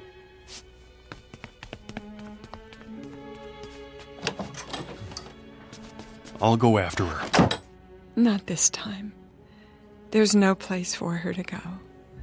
No place except to me.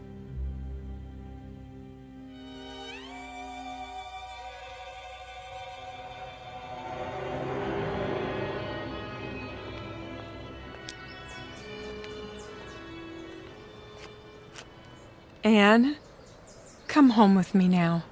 No, you're just old junk. Well, is that what you think? Is that why you hate me? You're just like her. Your mother. I hate her too. Because? Because she lied. She said she loved me. And didn't she? She ran away. Oh. Is that what you think? She did. Well, that's not true. It is. No. Death left her no choice. But she let herself die. She shouldn't have done that to me. She shouldn't. She left me. And do you think I'm like her? You are. You're only trying to trick me. Oh, it's not a trick. It is. I don't give you permission to love me. There she is. Anne, come back. No, I won't. I won't. Anne, stop! The light's red! Anne! No, child! You mustn't! There's a truck! Leave me alone. Then stay where you are. I'm coming.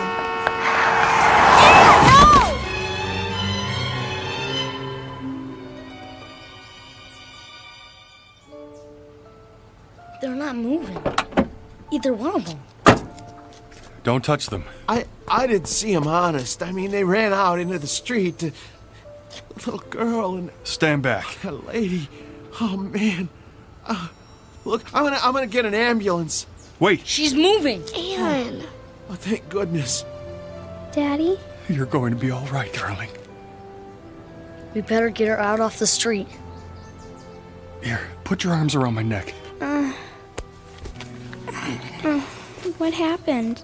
There was a truck, but Grandma stepped in front and pushed you aside.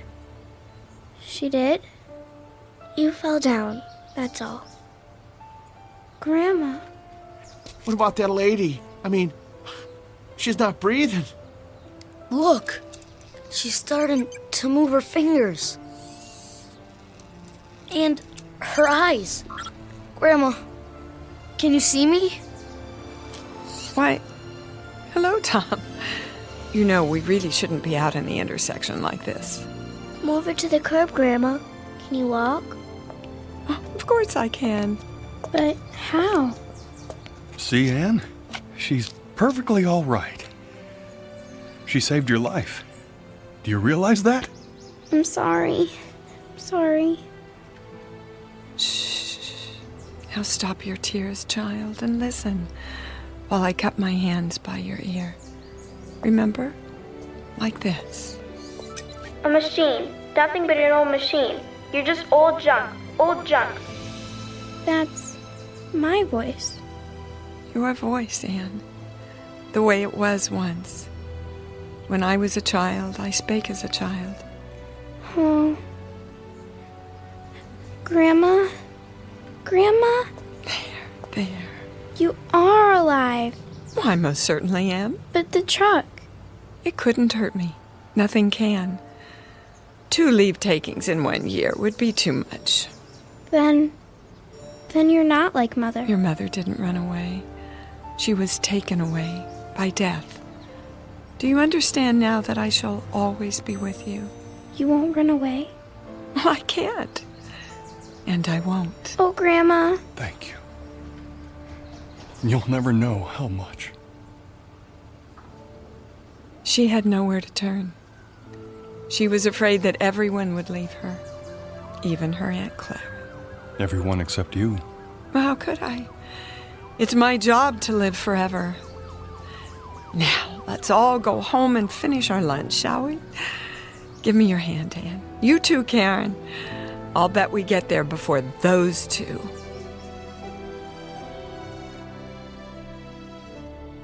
As of that moment, Grandmother became an irreplaceable member of the family, an integral part of their lives. She was more than important. She was vital, the very essence, the most crucial part of being alive. And she shared it all with them, without effort, as if it were what she was born to do.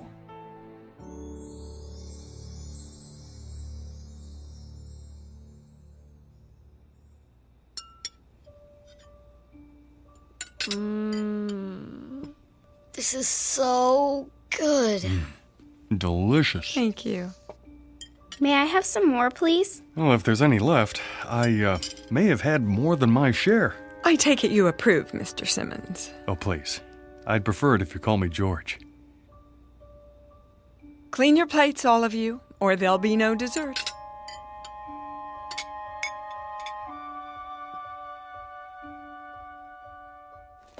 That's enough for tonight.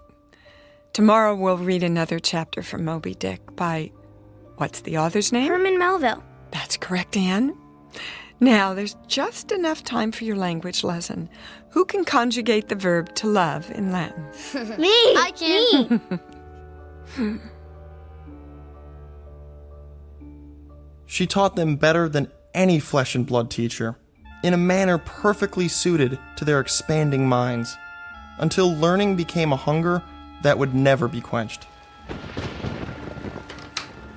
Grandma? Are you asleep? Oh, you know better than that. Do you need something? Hot chocolate? A plate of cookies? It's the storm. They're scared of thunder. And you, Tom? Heck no. Oh, well, come over here just the same. Everybody crawl into my bed. That's it. We'll weather this old storm together. They would never see lightning, never hear poetry, never listen to foreign tongues without thinking of her. Everything they would ever see, hear, taste, smell, and touch would remind them of her. She was all life to them, the source of the Nile.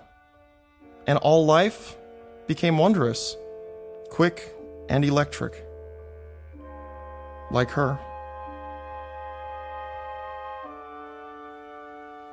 And one day, it came time for the inevitable, the unthinkable, the day of saying goodbye. Thank you for carrying my suitcase, Tom. Such a fine gentleman. It's the least I can do. The same suitcase you brought with you, how many years ago? Now, let's not get maudlin.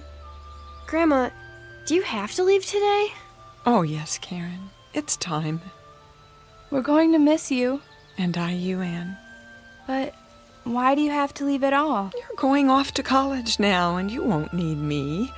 That's the way it should be. But you've been our world.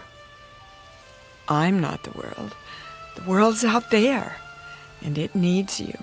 What happens to you now, Grandma? Oh, back to Mr. Fantaccini and the rest of the Pinocchios. He should have called himself Geppetto. Don't joke about it. Oh, but it's true. You've been my family here, and now I must go back to my first family. My brothers, sisters, aunts, cousins, all the other robots. And do what? Some stay at the factory. They're taken apart and recycled. Not you.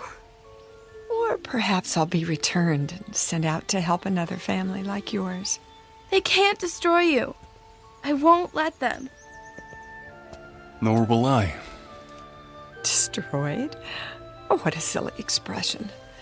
I'll go for a while to the Room of Voices. The Room of what? Oh, a great dim room. A kind of parlor where all the other mechanical grandmothers are brought and stored for, a month or a year. And in that room we'll sit and rock and murmur and whisper to each other. And we'll listen and tell what we learned from the world and from the families we lived with. I'll share what I learned from Anne and Karen and Tom and even you, George. You didn't learn anything from me. Oh, didn't I? Don't be so sure. But you taught us. Is that what you think? Foolish lad. Why, now I have so much to share in the Room of Voices. Everything you ever said or did, everything you ever laughed or cried about.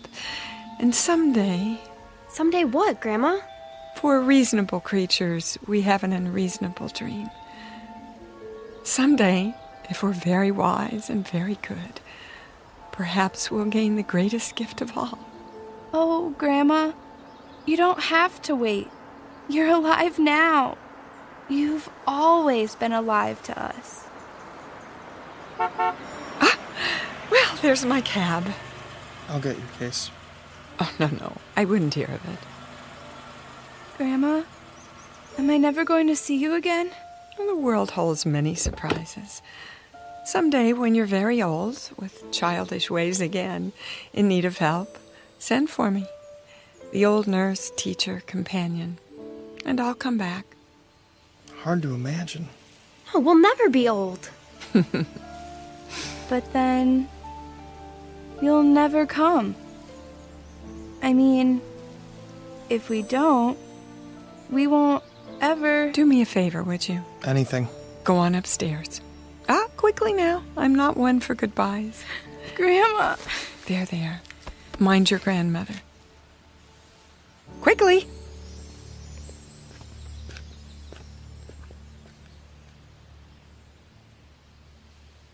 She kept her word, as promised. She has remained with us always, to this day. I've saved the key, the golden key, in a special place. Sometimes when lightning rends the sky, I see her face flash before me in the dark. And sometimes I still hear her ticking and humming above our beds in the night, keeping watch. She passes like a clockwork ghost in the long halls of memory. The sound of bees swarming after the spirit of summer's lost. I remember the day no one will ever forget. Not for the rest of our lives. It was the week the world ended. And, incredibly, it was also the week that something new, something utterly fantastic, was about to begin.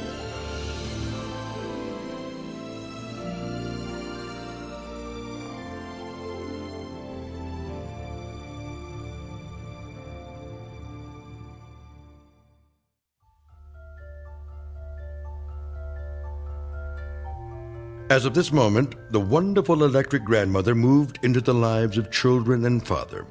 She became integral, important. She became of the essence. As of this moment, they would never see lightning, never hear poetry, never listen to foreign tongues spoken without thinking of her. Everything they would ever see, hear, taste, feel would remind them of her. She was all life, and all life was wondrous, quick, magical, and electrical. Like Grandma. A fable, most assuredly, but who's to say that at some distant moment there might not be an assembly line, producing a gentle product in the form of a grandmother, whose stock in trade is love. A fable, sure, but who's to say what's possible in the Twilight Zone?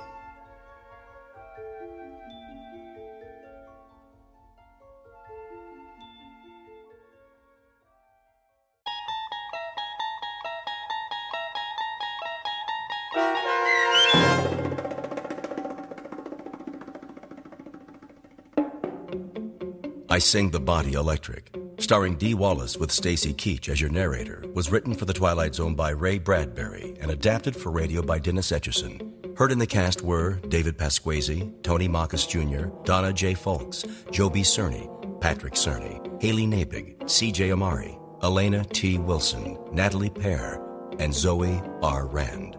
This copyrighted radio series is produced by Carl Amari and directed by Joe B. Cerny for Falcon Picture Group. Sound design, custom Foley effects, recording, and editing are done in the Cerny American Sound to Picture Theater by sound designers Craig Lee, Bob Benson, Todd Beyer, and Tim Cerny. Music for The Twilight Zone is provided by CBS and American Music Incorporated, New York. To learn more about the Twilight Zone radio dramas and to download episodes, including 3 free episodes on our homepage, visit our official website at twilightzoneradio.com. Doug James speaking.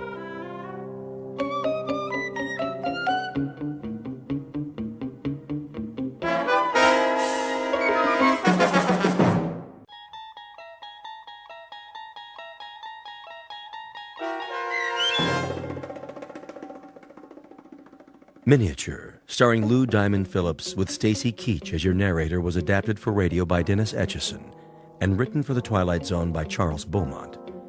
Heard in the cast were Ellie Weingart, Alyssa Fraden, Jeff Lupetin, Joe B. Cerny, Roger Mueller, Elizabeth Lido, Christian Stolte, Doug James, Kurt Nabig, and C.J. Amari.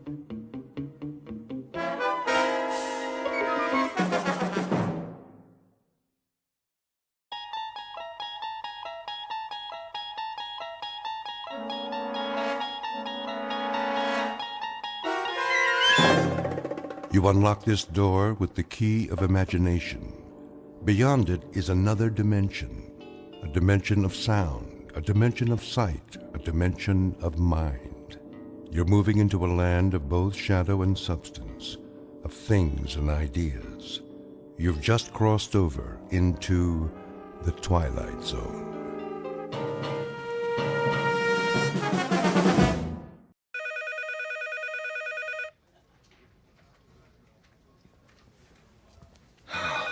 Finally, 12 o'clock. Let's go to lunch. Hey, Charlie. Charlie, it's recess. Oh. Thank you. I just want to finish up here. Trying to make us look bad? What do you mean? Now, just what do you think I'm... Just forget it. Come on, we'll be late. Look at him. Little goody two-shoes. Why don't you guys lay off him? Because we're mean, heartless brutes. Right, Fred? Right. Well, I think he's nice. Hey, Mama, don't forget to change his diaper. Charlie, Hello? aren't you going to lunch? Oh, yes. Any place in particular? Yes, in a way. Where? Well, it's in the museum, actually. The museum? They have a very nice cafeteria. It's quiet there, and, Would you like some company? well, I mean... It's okay, Charlie. I understand. See ya. Hey, look at the dinosaurs. Wow, that's the biggest elephant I ever saw. It's a woolly mammoth, you dope. Come along, children. Keep up with the class and don't touch anything. Cafeteria closed. Oh, no. And here we have one of the world's greatest collections of primitive art. Excuse me. Pardon me. There are selections from every period. I direct your attention to the New Guinea exhibit. Some of the pieces, the sepik shields, for example, are hundreds of years old, but some were made as recently as 1950. This is because New Guinea is still a largely unexplored and therefore unspoiled land. Most natives of the interior will live and die without realizing that the world extends beyond the limits of their jungle. Sorry, I'm not part of the group. Let's stay together, please. Now then, the natives speak over 500 different languages. However, you'll notice that their art has a great unity. Of course, they don't think of their carvings as art, not in our sense of the word. This first piece in the glass case was meant to frighten away evil spirits. This one is a protection against disease. Oh, and this one. If I could just get by, please. I'm on my way out. Help you, sir? What? You look lost. Can I help you find anything? Oh, no, that's all right. I just got turned around. Is the cafeteria closed? For the rest of the week. They're remodeling. Well, I'll be leaving then. Main entrance is that way. Thank you. Have you seen the Egyptian wing? Pardon? Egyptology. They have a nice exhibit. Is that right? Just downstairs, next to the Hall of Miniatures. Miniatures? You know, the model houses. They have the palace at Versailles, a log cabin, a New England church, a whole room full of them, all made by hand, with little dolls inside that look just like real people. Pretty amazing. Have you been there yet?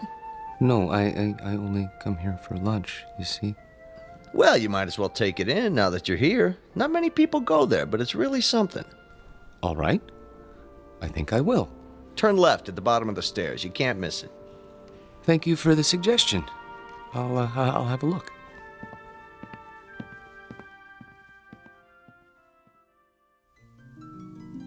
To most of us, a museum is a place of knowledge, of beauty and truth and wonder. Some people come to study, others to contemplate, others to look for the sheer joy of looking. Charlie Parks has his own reasons. He comes to the museum to get away. It isn't really the low-priced cafeteria meal that draws him in here every day. It's the fact that in these cool, inviting halls, he can be alone for a while, really and truly alone, away from his work and from people who don't understand, which includes almost everyone in the world. But Charlie should be careful. He doesn't know it, but there's always a chance he might wander too far and get lost in the Twilight Zone.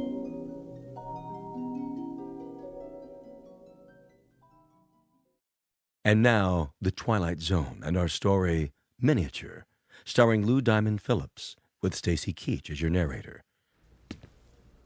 19th century townhouse. Home of Boston residents, Mr. and Mrs. Copley Summers. The figure represents their daughter, Alice, and was carved in wood taken from the original balcony. Will you look at that? What in the... Found it okay, huh? Excuse me, but... Yes, sir? I guess this will sound silly to you, but how do they manage that? How do they manage what? In there, in the glass case? Oh, well, I couldn't say exactly. I know they use magnifying glasses, little tiny tools, single hair brushes, that kind of thing. Must go blind making them so small. But the girl, she's so realistic. Isn't she, though? Long black hair, lace dress. Look at her fingers. They didn't miss a thing. Little rug, chair's got teeny tiny doilies on it. But how do they get the girl to move? Servo motors? Microchips? How's that? The girl playing the piano, it's stopped now. I don't think I... There, see her sitting at the piano? She was playing just a few seconds ago. It was, I don't know, something like this?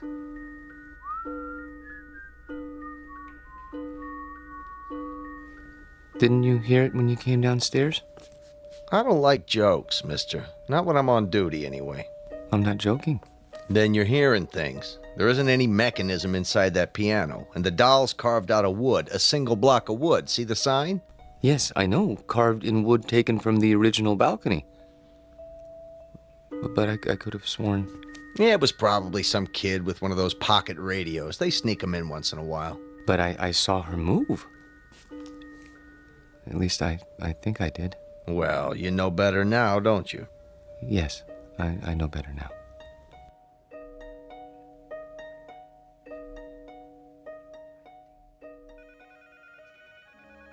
Here he comes. Finally. Where do you think he's been? At the zoo. Visiting his relatives. Charlie, Yes? there's a note on your desk. Mr. Demo wants to see you. How do you do, Mr. Dimmel? Yeah, sit down, Parks. I'm sorry I'm late getting back from lunch, sir. Well, I'm sure you have a good excuse. No, sir, I don't. I just let the time slip away. I don't know how it happened. You know, Parks, that's the first sign of humanity you've shown in almost 4 years. I beg pardon? Up to now, you've come and gone like some kind of wind-up toy. Never early, never late, always keeping to yourself. What, don't you like us, Parks? I've never thought about it, sir. Well, think about it now. Do you like your co-workers? I suppose so. Oh, you suppose so? I mean, that is, I don't dislike them. I'm afraid that isn't good enough, Parks. An office is like a team or a platoon. Either it works together or it doesn't. And here, it doesn't. And the reason is you. I knew you were a square peg when I hired you, but you were bright, and well, I thought we'd wear those edges off. We haven't. No, not at all. You're still a square peg. You understand me? Yes, sir. I think I do. I'm going to use the excuse of your being late, but I can't. The fact is, I'm letting you go because you just don't fit in. I understand, sir. Parks. Yes, sir? No, this isn't any of my business, but how old are you now? 37, 38? 35.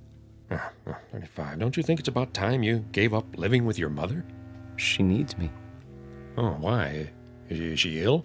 Not actually ill, but my father died some time ago, and my sister is married, and, well, she needs me. I see. Look, you're welcome to stay on a few weeks if... No. That's very nice of you, sir, but I'll manage. Well, you can pick up your check tomorrow. Thank you.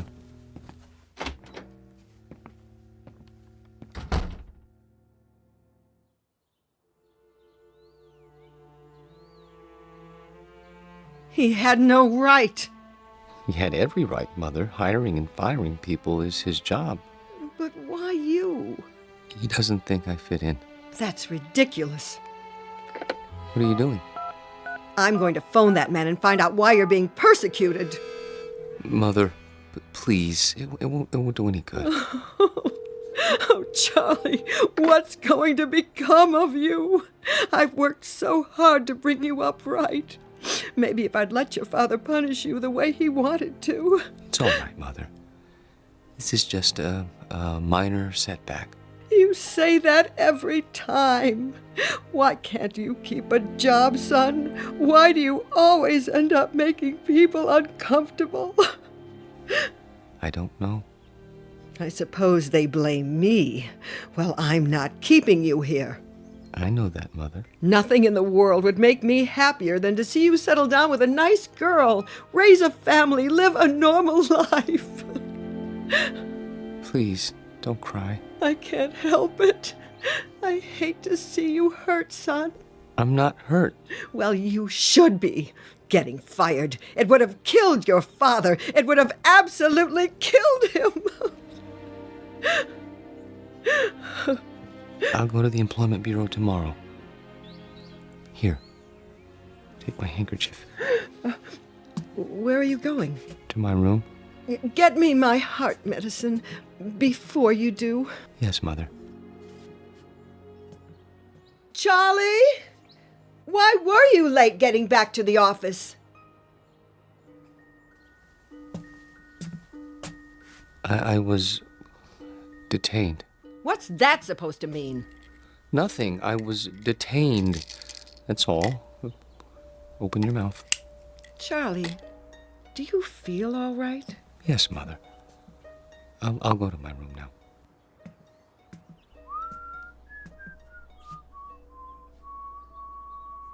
What's that you're whistling? Pardon? You were whistling. I don't remember. You should lie down, Charlie. Take a little nap. Mother, please, I can take off my shoes. I'm only trying to help. I know, but I'd prefer to untie my own shoelaces. Very well.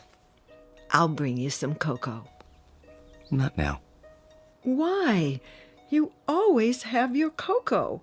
I think I'll go out. At this time of day, we'll be having dinner soon. I want to get a head start with the Employment Bureau, see if there are any jobs. But they must be closed by now. There's still time. I think I'll walk over. It isn't far. Are you sure you should? Why not wait till tomorrow? Get a fresh start. Do you want anything at the store? Not that I can think of. But...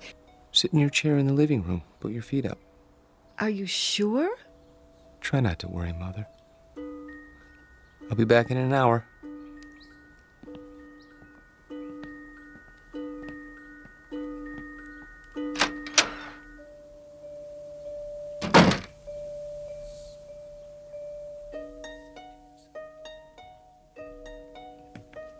Back again, huh? Yes. Anything in particular? Is it still open? What's that, sir? The miniature room? You know, downstairs next to Egyptology? Oh, sure. Thank you.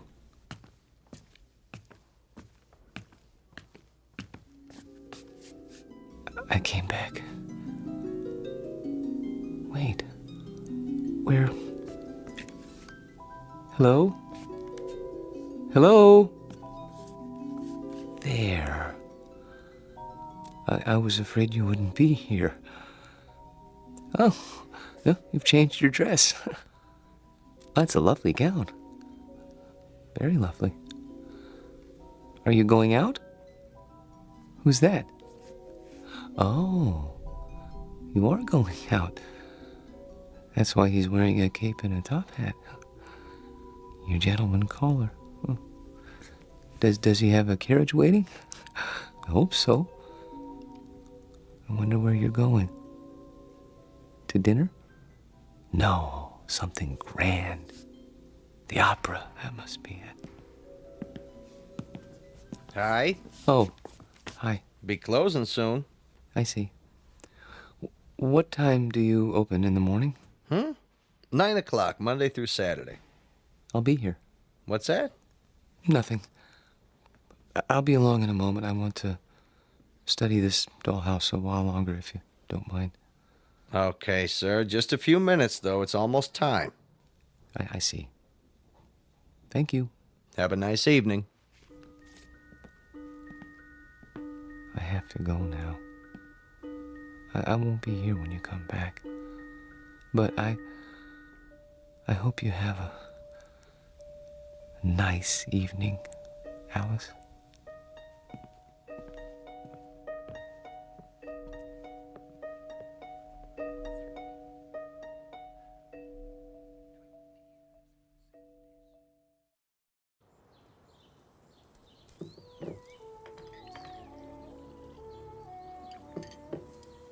Hey, where's old Charlie this morning? Don't worry about him, buddy. My brother never misses breakfast. Charlie, your breakfast is getting cold.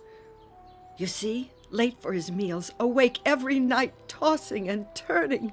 I tell you, I'm half dead with worry. Mother. He's sick. I know he is. Sounds to me like he's got a girl. Don't be silly. What's silly about it? He's not a bad-looking guy. A little peculiar, maybe, but, he's not... If he had a girlfriend, he'd tell me. He hasn't told me, so it isn't possible. Okay. Nothing would make me happier than to see Charlie settle down. He knows that. I'm not one of those mothers who won't let go of their children. Ask Myra. Pass the butter. Charlie! I'm here. Your breakfast is on the table. Sorry. Hey, Charlie boy. Hello, buddy. How are you? Couldn't be better, Charlie boy. Couldn't be better. Good morning, Myra. You're looking nice. I wish I could say the same for you. I haven't been sleeping very well. Because of the job? Yes, I suppose so. It's been terribly hard on him, pounding the pavement every day. Boy, that can get you down. Charlie. Yes? We've got a surprise for you. Tell him, bud. Well, it's like this.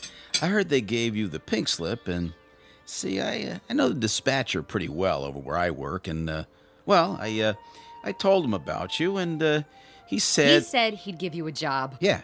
Isn't that wonderful? Oh, yes, I guess so. Charlie! It's very nice of you, buddy. Really. You have experience in billing, don't you? Yes. Then what? Well, you see, I don't know if I'd want to travel that far. It's out of the city, isn't it? Nobody could pick you up. Sure, till you get yourself a car. Charlie, for heaven's sake, Buddy's offering you a job. I'm sorry. I appreciate it, really. But I'm afraid. You got something better, Charlie? Excuse me, I have an appointment. Charlie! Charlie! Oh, I don't recognize him anymore. My own son. Does he have something better, Mother? No, he doesn't have anything. He isn't even looking. How do you know? The employment agency called. They sent him on 2 interviews, and he never showed up. Well, then where does he go? I don't know. Like I said, he's got himself a girl. Oh, shut up, will you?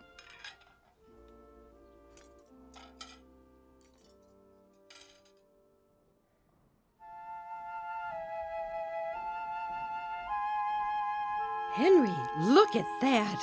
A real log cabin. Isn't it wonderful? Mm-hmm. See, there's a little spinning wheel. Your grandmother had one of those, remember? How did they make it so small? Mm-hmm. Oh, 19th century townhouse, Boston. Isn't that something? I've never seen anything so perfect, have you? Just look at the miniature piano and the doll there in her little handmade dress. Come on, let's go. Oh, I'd love to live in a house like that. Sure you would. No air conditioning, no central heating, no television, no phone. Sure you would. Excuse me? Are you finished here? I mean... Yep, on our way to see the mummies. Come along, May. If we must. Oh, I'm sorry. I didn't know you were still in bed. I wouldn't be here so early, but my sister and her husband came over and... Oh, I understand. Of course you need to get dressed. I'll turn my eyes away so you can have your privacy.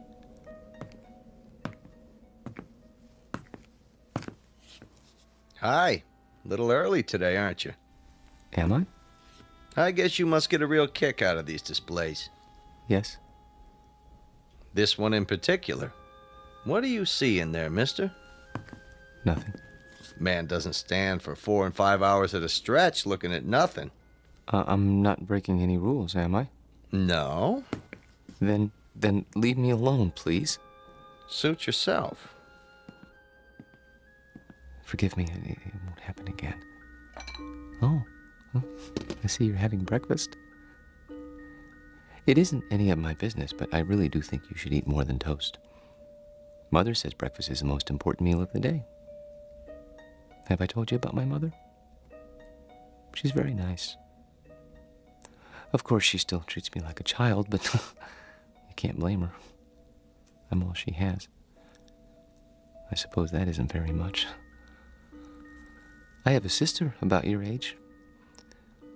Her name is Myra. She's nice too, but she's not as pretty as you are. I think you're about the prettiest girl in the world. I don't mind saying that because I know you can't hear me through the glass. But I think I'd say it even if you could, because I hope it's all right, but I have to go now. Just for a while. I didn't get much to eat this morning myself. I'd better have something. But I'll be back soon. I promise.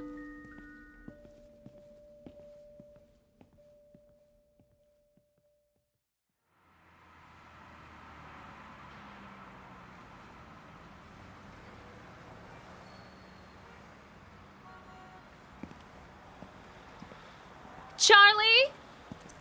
Hello, Myra. What are you doing here?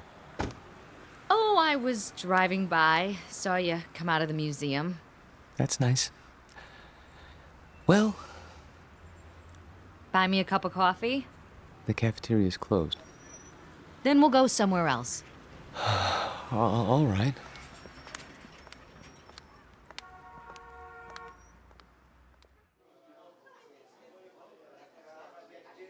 Here you go, folks. Thank you. Charlie, I'm gonna be honest. I didn't just happen to see you today. I followed you. You did? Why?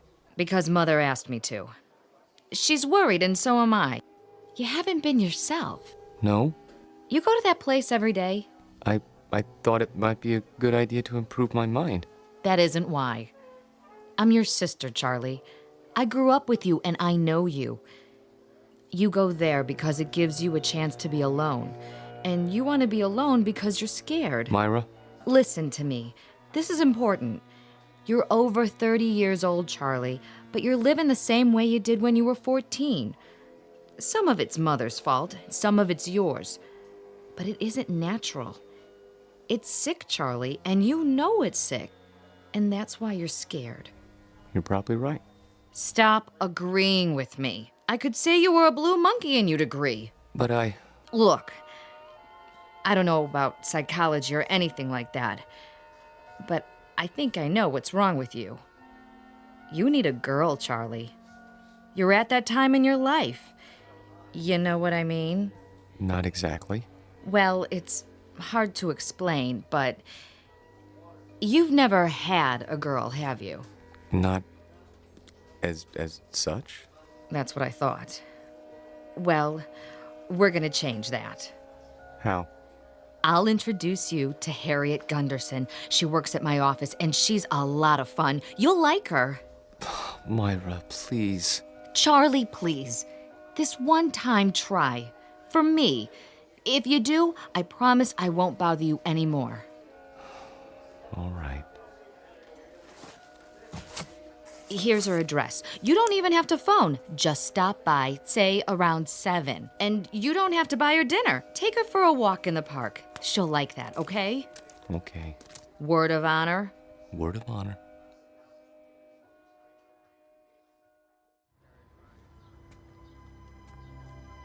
Charlie, Hmm? what you thinking about? Nothing in particular. You sure are quiet. That means you're the dangerous kind. You can't trust the quiet ones. You can trust me. Who said I wanted to? I only meant...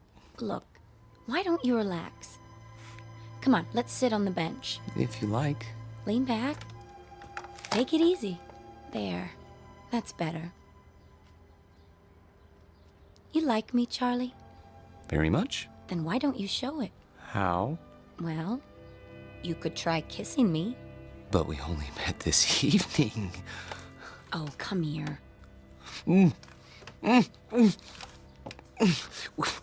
We hardly know each other. Quiet, you man, you.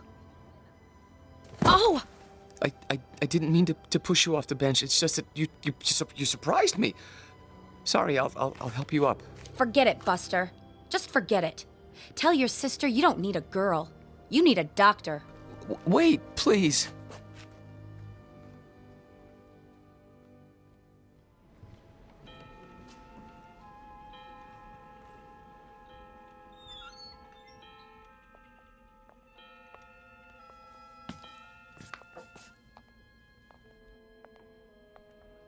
Of course, I realized she was doing it as a favor to Myra, but even so, I didn't mean to be rude to her.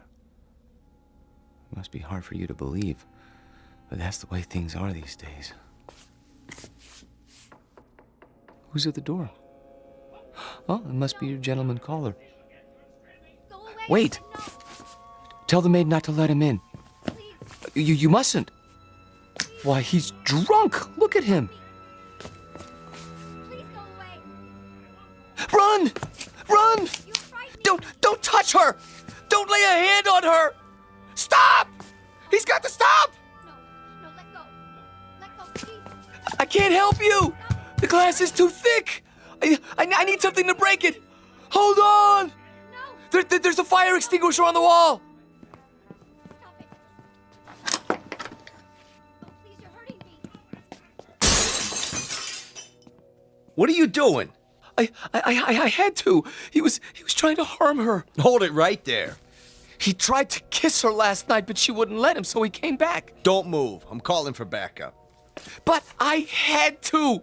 He grabbed her and she got away and he went after her. She fainted and he carried her to the bedroom. I had to stop him. You can see that, can't you? Sure, buddy, sure. Put your hands where I can see them. This is museum security. I need a unit over here right away by the miniatures. Better bring a butterfly net and a straitjacket. This one's a doozy.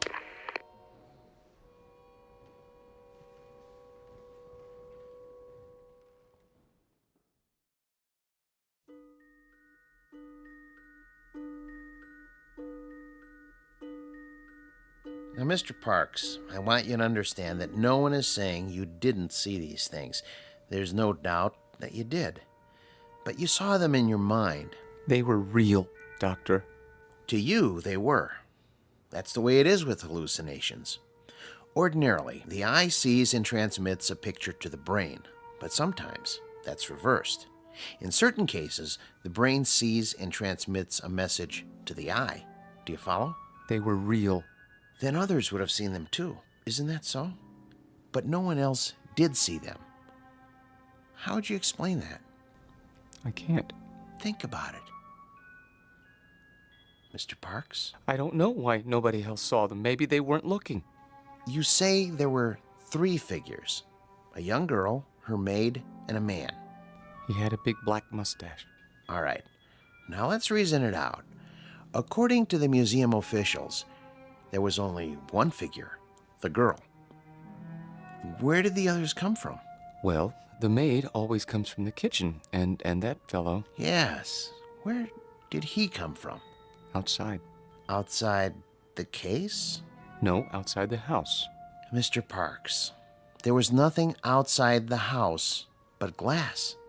And beyond that, other displays. Isn't that true? Yes.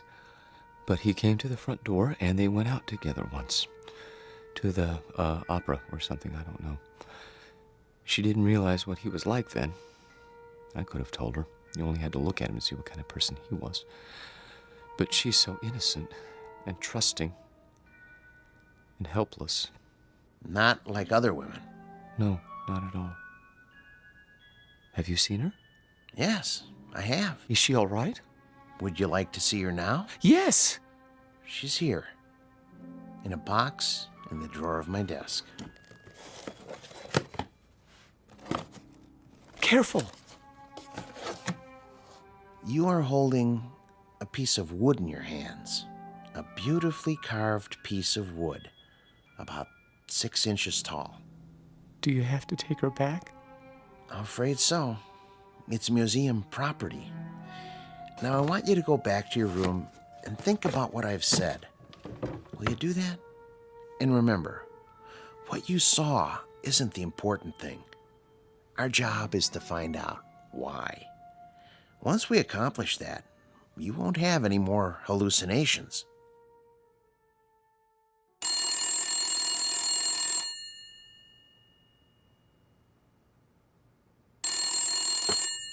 Yes?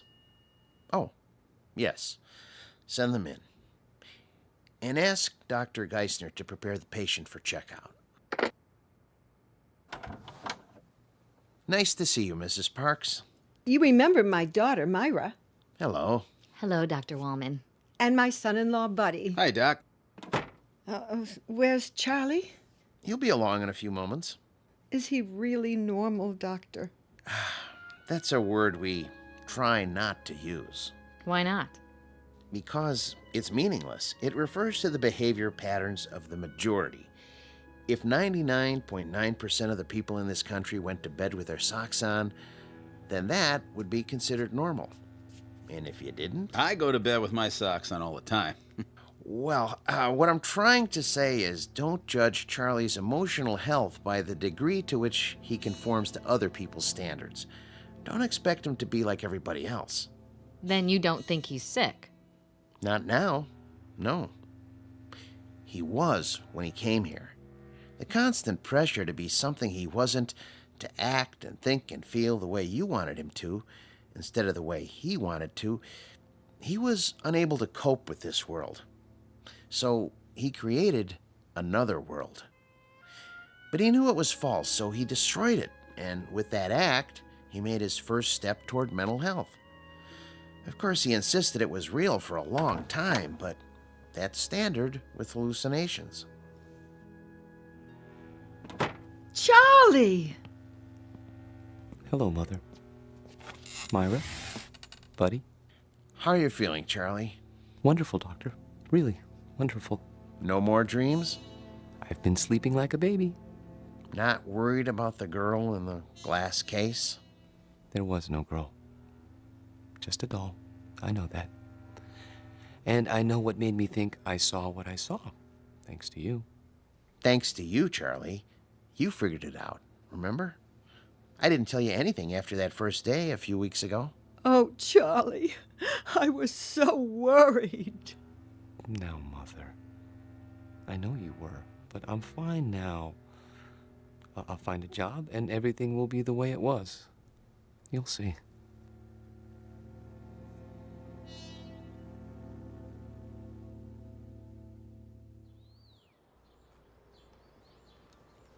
I've sure missed this.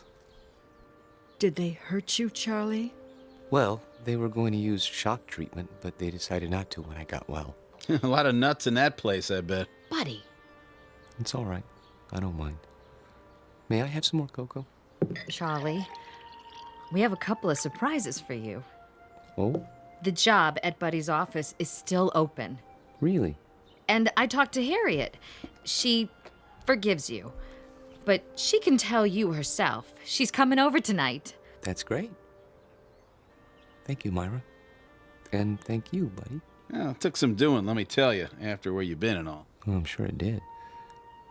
But you won't be sorry. I intend to work very hard.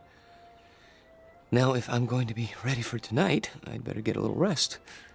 You'll excuse me? Have a good nap, Charlie. Thank you. Would you like to fix my bed, Mother? I turned it down and fluffed up your pillow. It's all ready. That's great. Just great. See you all later. If you need anything, just holler. I will.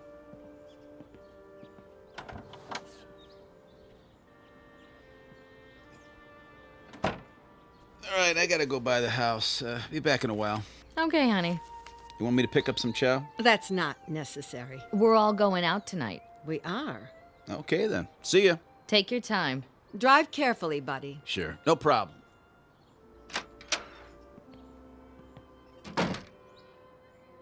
It's wonderful having Charlie home. I think the hospital did him good. Shh, not so loud. Don't you?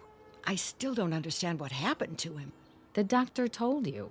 He didn't tell me anything but a lot of gobbledygook. Mother, I hate to say this, but if you want Charlie to stay well, you're gonna have to let go. What in the world do you mean by that? Just what I said. You don't know it, you really don't, but you're keeping Charlie here in this apartment. You're keeping him from growing up. That isn't true. I've told him 1,000 times nothing in the world would make me happier. No, Mother, that's wrong. And don't go clutching your heart, because it doesn't work with me. There's nothing wrong with your heart. And there's nothing wrong with Charlie that getting out of here won't cure. He's not your baby boy anymore. He's a man. Let him be one. I love Charlie. We all know that, Mother. But if he doesn't leave, he'll be back in that asylum. And this time he'll stay. You don't want that, do you? No, of course I don't. Then you help me tonight, when Harriet comes over. How? By going out to a movie with Bud and me and leaving them alone. All right. If you say so.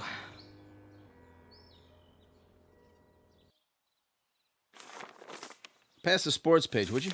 Here. You should check the movies. Oh, yeah, sure. There's Harriet. Already? You better tell Charlie to get ready. Charlie? Hi, I made it. Ooh, new dress? Yeah, cost me something too. Hi, Bud. Hey, Harriet. Charlie, your company is here. Charlie? Charlie! What's the matter? Can't wake him up? He must be tired. It's locked. Charlie never locks his door. Hey, Charlie boy! Up and at him, pal! Maybe he doesn't want to be disturbed. Nobody could sleep through that. Break it down, Bud. Gee, I don't know. Break it down. Okay. The window's open! Take it easy, Mother. He must have crawled out. Why would he do a thing like that? I don't know. He's your son. Oh, what did I ever do? Mother, be quiet. Hello, operator? Could you give me the number of the City Museum? The main one downtown. Thank you. He couldn't have gone there. The doctor said he was well. Hello? Yes, could you tell me, please, are you open tonight? I see. Thank you. Well? Well, they close earlier tonight. Thank God. But they were open until a little while ago.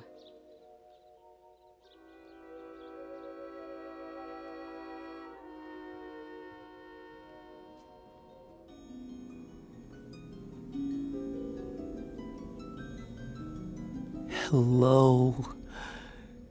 I see they got your glass case repaired. I'm so glad. They tried to tell me you weren't real. Of course I knew better. But I had to pretend. Otherwise, I never would have seen you again. I love you, Alice. Maybe if I keep telling you, you'll believe me. Your world isn't simple, is it? No world with people in it ever is. There's loneliness and misery and heartache. Oh, look at you, crying because you're alone. I've been alone all my life. People try to understand, but they can't. You could. We could understand each other and help each other and love each other, if only. Wait! Someone's here. I have to hide. But where?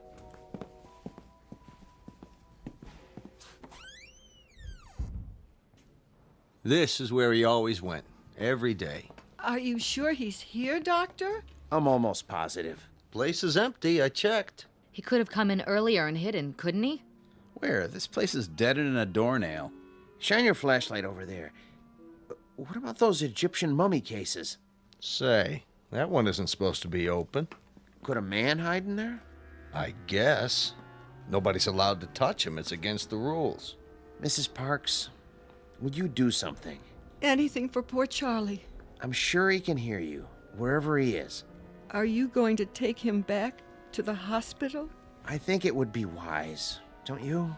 Before anything else happens, call him. Ask him to come out. Charlie? Louder. Command him. Charlie, this is your mother. Come here. Again, Charlie Parks, you come here this second, young man. You hear me? It's too late. He's not going to listen to you now, Mother. Hey, Charlie boy, let's go. What do you say, huh? Can you turn on the lights? Yeah, at the main switchboard. Do it. We're gonna have to search the whole place. Hey, is this the dollhouse? That's the one. And the doll, is that her? Yep. Say, what? There's two of them now. A man and a woman sitting on the piano bench. I don't remember that. All right, let's start looking. Yeah. I'll get the lights. Charlie! Charlie, please. This isn't funny. Yo, Charlie! Come on, Charlie!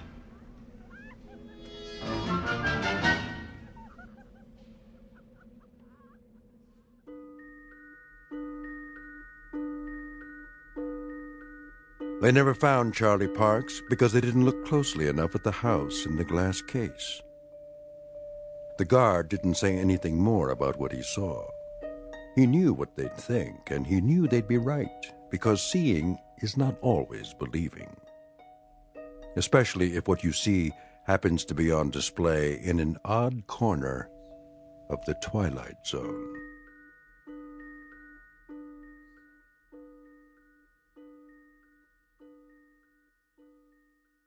We'll return to the Twilight Zone in just a moment.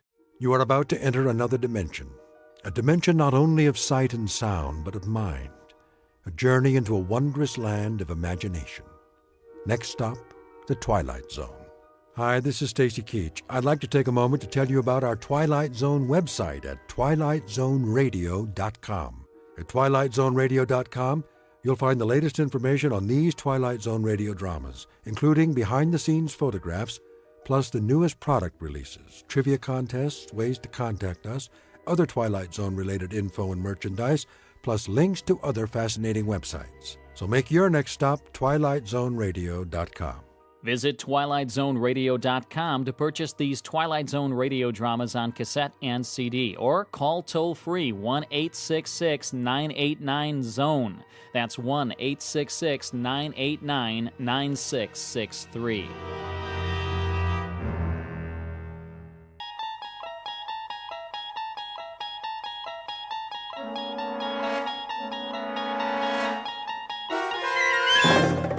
You unlock this door with the key of imagination. Beyond it is another dimension, a dimension of sound, a dimension of sight, a dimension of mind. You're moving into a land of both shadow and substance, of things and ideas. You've just crossed over into the Twilight Zone.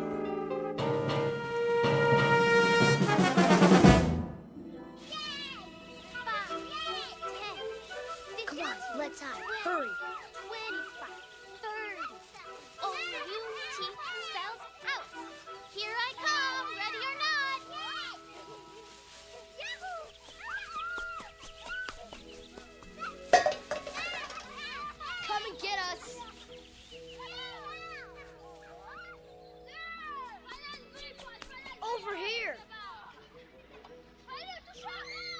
Look out! Look out!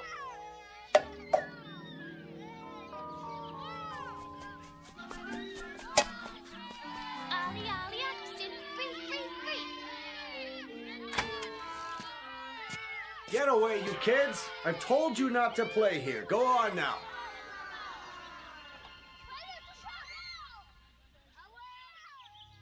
It's so noisy. They're gone now. Come along, Mrs. Knaus. This way, everyone.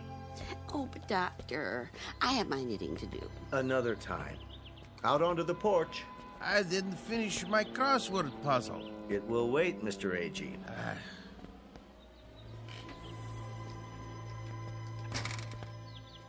Now then, isn't this a beautiful day? I don't know why we have to go. It isn't good to spend all your time inside. Everybody needs the sun once in a while. Even you, Mrs. Summers. I've had my share of the sun. Now I need my rest. We all do at our age. Where's Mr. Conroy? He's not feeling so well this morning. Well, I'm not either. What about Mr. Whitley? Why does he get to stay in? He's waiting for an important call. Watch your step. Nurse will bring the picnic baskets. Well, some of us may not want a picnic. A picnic, is it? On the grass? All those ants. We have blankets and chairs. You'll see.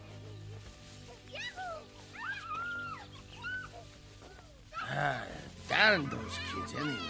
Hey, quit running! Stop it! Like wild Indians. They won't bother us. This way, there's a nice place under the trees.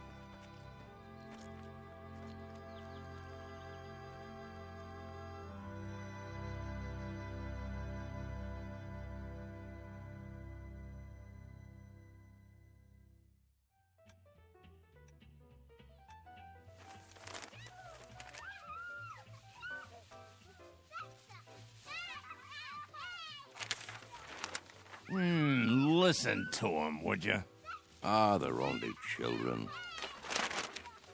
They know they aren't supposed to play on the grounds. How can a body think? Now, Ben, just read your paper. They're not hurting anyone. Well, let them play someplace else. They've got homes, don't they? It's the grass. The what? We have such a big lawn at Sunnyvale. Kids can't resist it.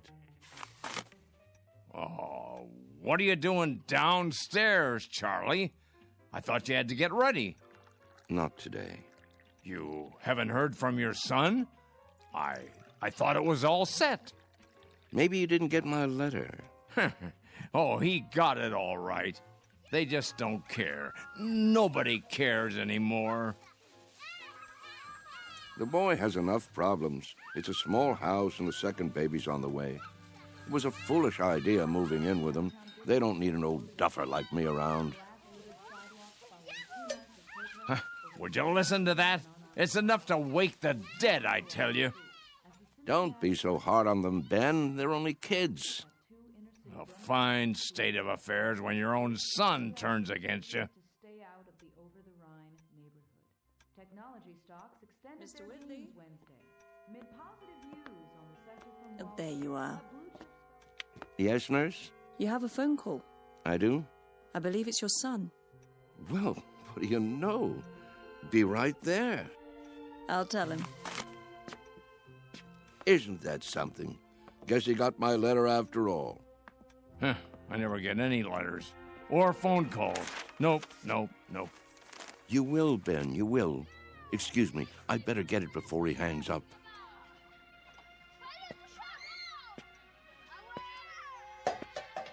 What are they doing out there? Don't be a grouch. It's Saturday. Perfect for kick the can. Perfect for what? We used to play it all the time, remember? No, I don't remember anything of that kind.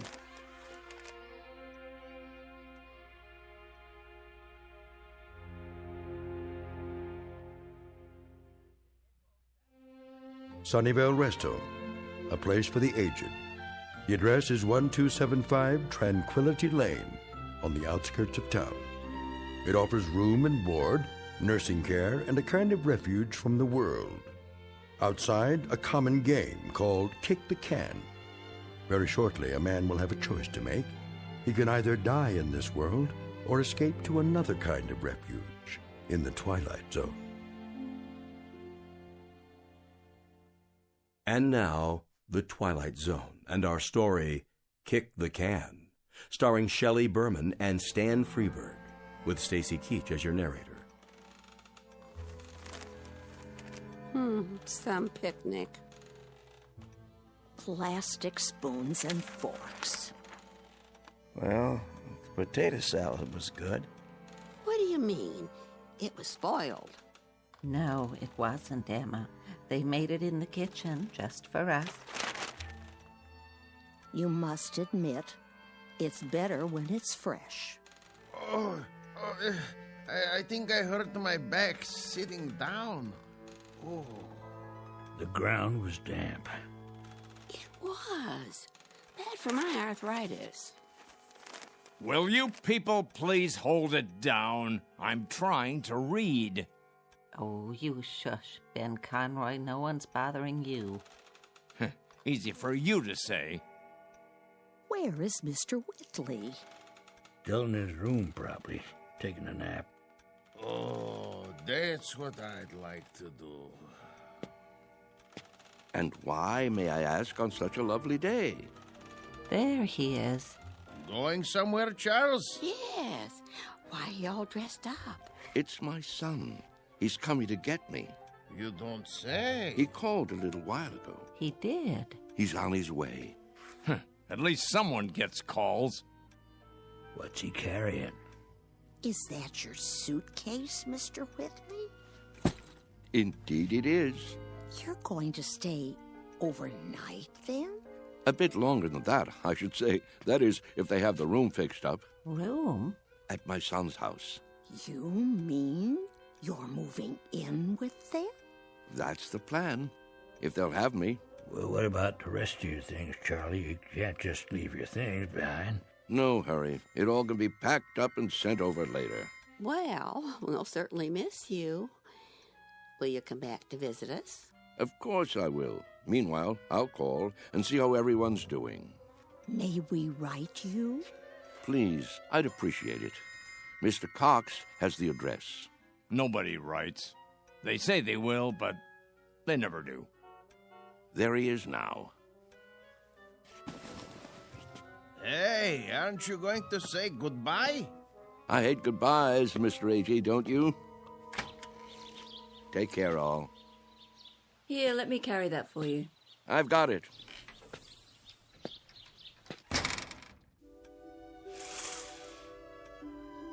Who's that behind the wheel? His son, David, don't you remember? Such a nice young man. Let me see. Some car, huh? Bet it costs pretty penny. Everything does nowadays. Don't crowd now. You wouldn't want him to think you're watching.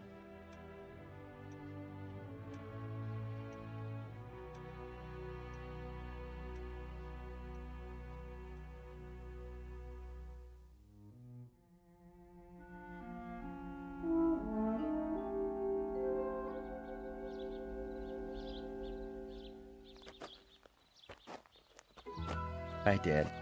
David, you're looking well, son. What's the suitcase for? Oh, just a few things for now. I don't understand. Wouldn't want to push you out of the house and home. What? Of course, I don't have that much anymore, but I suppose it could go into storage Whoa. I think there's been a misunderstanding. There has? Get in. We need to talk. If it isn't convenient today, we can make it another time.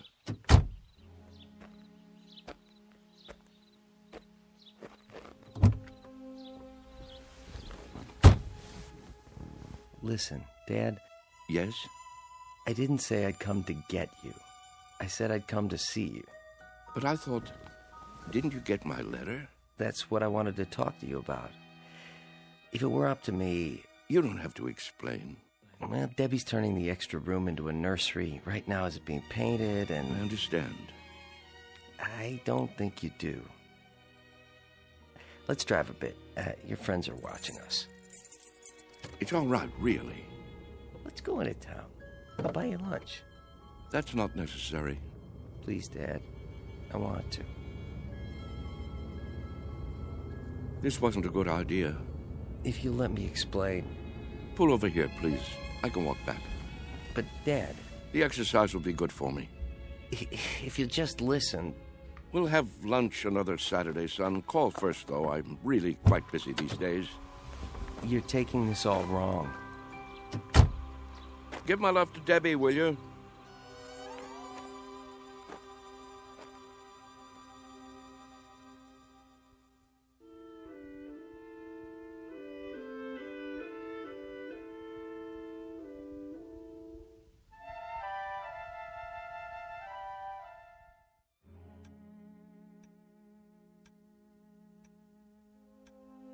What's he doing?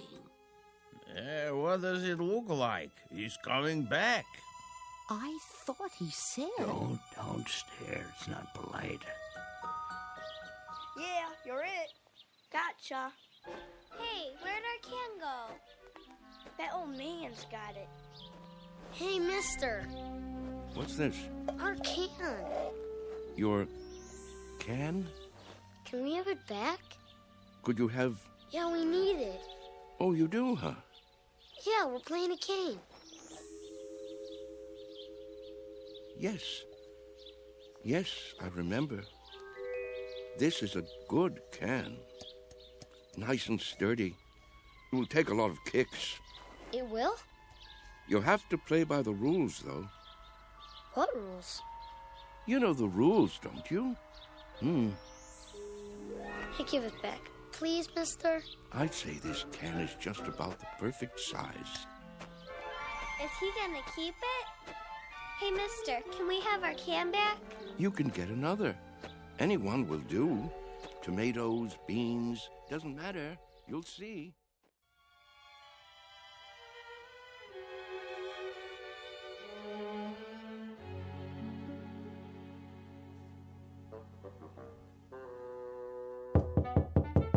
Charlie? You in there? It's going to be a beautiful sunny day today. And Yes? expect much more of the same over the next couple of Just days. wondered You might what wanna do happened some to of you. those outdoor Not a activities. thing, Ben, not a thing. Las Vegas, 68. Los Angeles. Thought I'd lie down for a minute. Come on in if you'd like. Sorry about that son of yours. Are you? I'm not. This is a good enough place for me. I don't know what I was thinking. Here, I'll close the window for you. Why? It's a beautiful day, don't you think? Oh, so much noise. Yes. What a great running and shouting. That's what you call it? Such a grouch. You can't stop kids from playing kick the can. It's in their blood, like statues or hide and seek, a ritual this time of year. You surprise me sometimes, Charles. And why do you say that? You actually brought that tin can up to your room? Must be filthy. No, it's not. It's been emptied out and washed clean and baked by the sun till it's shiny as the day it was made, tempered by the wind and the grass and the warm summer air. Sure you're feeling all right? Admit it, Ben. Admit what? Don't you ever think about it? You must. I don't know what you're talking about. All kids play those games the same as we did, and the moment they stop, they begin to grow old. Oh, come on. It's almost as though playing kick the can keeps them young. So that's what this is for. Magic. I'm not sure. Charlie, I'm worried about you. You're not yourself. Aren't I? You don't believe in magic anymore, do you, Ben? What are you talking about? But there was a time when you did believe in it. Never. We've known each other since I can't remember. Since we were tow-headed kids. You believed in magic then. Not me. Yes, you did. When we walked on different sides of the street lamp, you'd say bread and butter. When your baby teeth came out, you put them under your pillow for the tooth fairy. And when you went down the sidewalk, you were careful because you knew that if you stepped on a crack, you'd break your mother's back. Oh, you believed in magic all right. What is wrong with you, Charles? Would you like me to get the nurse? What happened, Ben? Where did the robbery take place? Robbery? A thief stole everything away when we weren't looking. Who was it, Ben? Was it time or something else? We grew up, that's all. Everybody gets older. Do they? Think, Ben. How can we be sure? Maybe there are people who stay young, only we don't know it. Maybe they have a secret that they keep from the rest of us. Now, Charles. Is there something kids know that they forget? That they want to forget? They say, when I get big, I'll be a fireman, or a detective, or an explorer.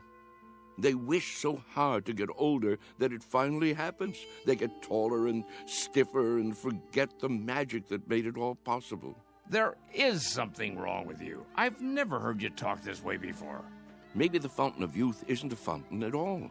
Maybe it's a way of looking at things, a way of thinking. Charles? Yes? Stop it. Stop what? You're an old man. Don't you understand? Your youth has been gone for 60 years. Well, what I mean is, you lived a full life, Charles. Don't go sloppy now. Don't spoil it by acting like a nut. But it's all so clear. It makes sense. It isn't too late to play kick the can. That's the secret. Can't you see, Ben? Can't you? I see a plain old tin can with dents in it. That's all. Then look again. This can is special. I'm absolutely sure of it.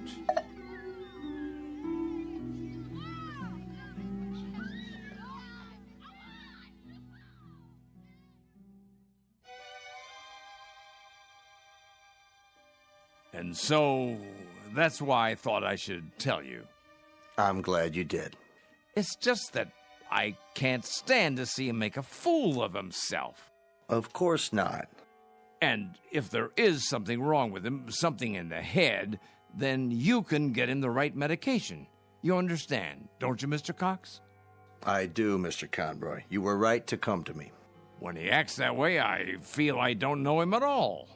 It's foolish talk, I agree. So what are you going to do? Nothing. Beg pardon? At least not for the time being. If I got excited every time someone indulged in foolish talk around here, I'd be upset every minute of the day. Let him go on about kick the can if he wants. He isn't doing any harm. But I'm worried, I tell you. It isn't like him. He's getting on in years. It's common for folks of a certain age to behave like children once in a while. Oh, nonsense. He's no older than I am. In some ways, maybe, but in other ways, when some people get old, truly old, in their minds, they may act strangely, out of character. Take Mr. Agee, for instance. He's as sane as they come, but do you remember that ruckus out on the porch the other day? Somehow he got hold of some firecrackers. The nurse found him trying to set one off. It must have been those kids. Well, wherever he got them, he could have hurt himself, and that's something that concerns me. Charles hasn't done anything like that. I just don't want to hear him talking crazy. Oh, it isn't necessarily crazy. Huh? You haven't heard him. Look at it this way. As far as he's concerned, all his best years are behind him. He can't even look forward to spending time with his son and daughter-in-law. A fine thing. So, that being the case, he'd rather return to an earlier time, one he recalls with pleasure. It only makes sense from his point of view, so he uses a time machine to accomplish it. A what? It's called memory. Is that so crazy, Mr. Conroy? Everybody does it, even you. But he actually believes he can be young again by playing kids' games. Not really. He's exploring, that's all. He'd like to believe that kick the can is a magic button he can push to make himself young. But deep down inside, he knows it won't work. Instead of the disappointment of failure, he'll never risk pushing that button to find out. Stop worrying. Your friend is fine. Are you certain? I'm certain. Until he does something to endanger his health or the health of others, there's no reason to interfere. Thanks for stopping by my office, though. Look at the time. You wouldn't want to miss dinner. Well, in that case, I suppose... It still troubles you, doesn't it? What would you have me do? Maybe if you talk to him. It would be a waste of time. But you have a point. Perhaps I'm reluctant to face the facts myself. Every time one of our people goes senile, I get a little cold inside. When I took this assignment, I was 32. Now I'm 43. Everyone grows old, Mr. Conroy. Everyone.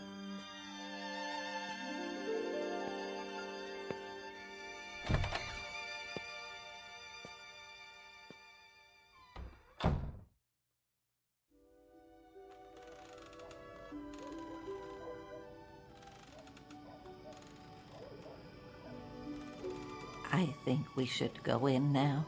Yes, it turns chilly this time of day. Stay a while. We can watch the sun go down.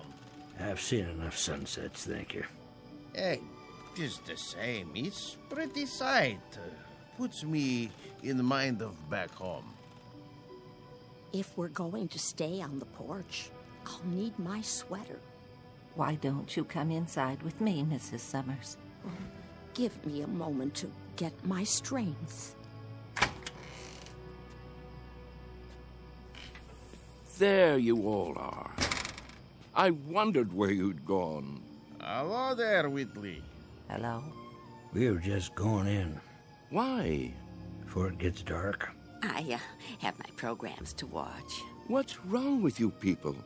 Wrong. Nothing in particular. Then show a little life. Aren't you the same ones who used to skip rope and hunt pollywogs and night crawlers when the sun went down? Why, I don't think so. Don't ring a bell. Well, I was. If you can't remember it, I'll remember it for you.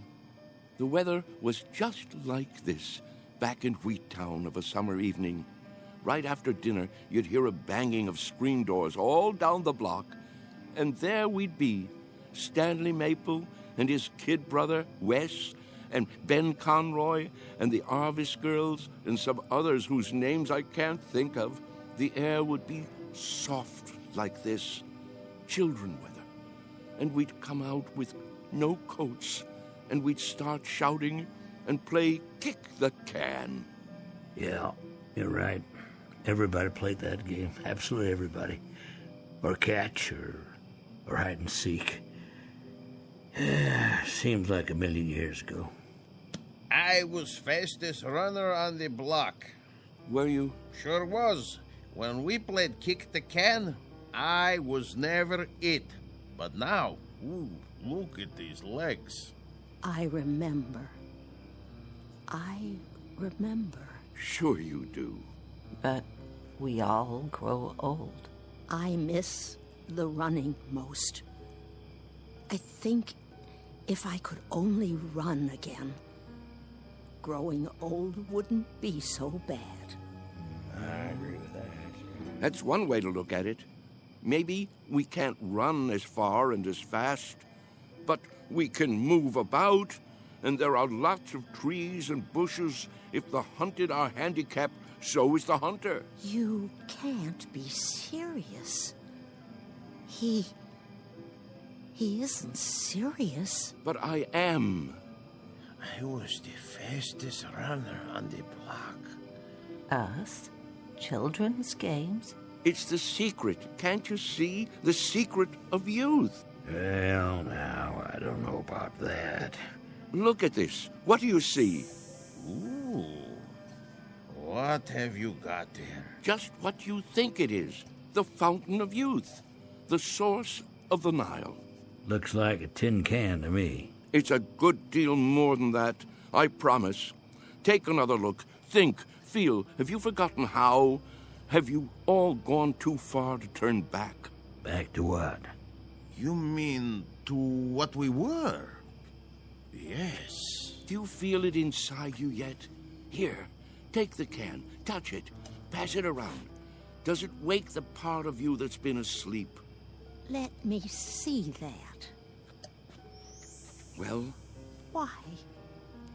It fits perfectly in my hands. Here, Mr. Agee, you try. Okay. Ooh, I thought it would be cold, but it's warm. Is it? Of course it is. Put it like a seashell. Now listen. To what? Can you hear it? Summer, grass, running and jumping, youth. I hear something. It's telling you to wake up. This is the last chance. Somebody, tell me I'm not crazy. Or if I am crazy, prove it to me. I can't play kick the can alone. Well, I don't know, Charlie. I'm not quite sure, but I think these legs, they might just work. Oh, there's the sprinkler. Yep, every afternoon at this time. Now we must go in before the spray blows this way. Yes. Sprinklers? I remember sprinklers. We all do, don't we? Hold on. Do you see it? See what? A rainbow. Look at it in the air, above the lawn. Why, I believe I see it. Remember running through the sprinklers on a summer's day? What could be more fun than that? Wait, Charles. What are you going to do? What does it look like? I'm going to do what feels better than anything. Run through the sprinklers and cool off. Somebody hold my shoes.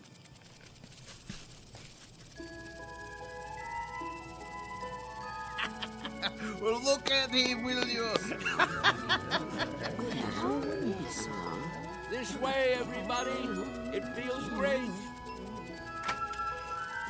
Mr. Whitley. Charlie, what are you doing? Come on in. The water's fine. Nurse! Nurse! Yes? Help me get him inside. Yes, Doctor.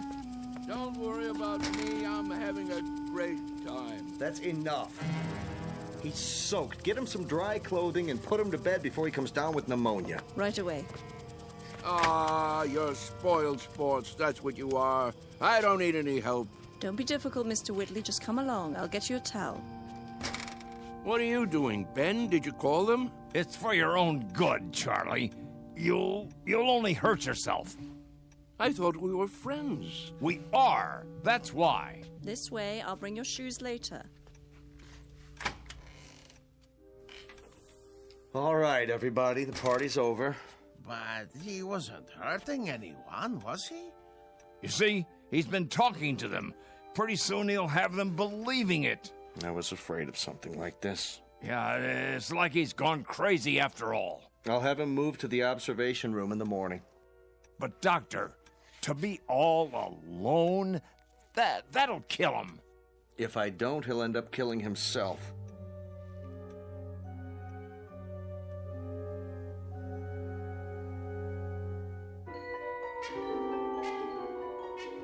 Senile? Me? Mr. Whitley, please try to understand. You want to put me in a special room? Alone? You don't leave me much choice. Why? What rules have I broken?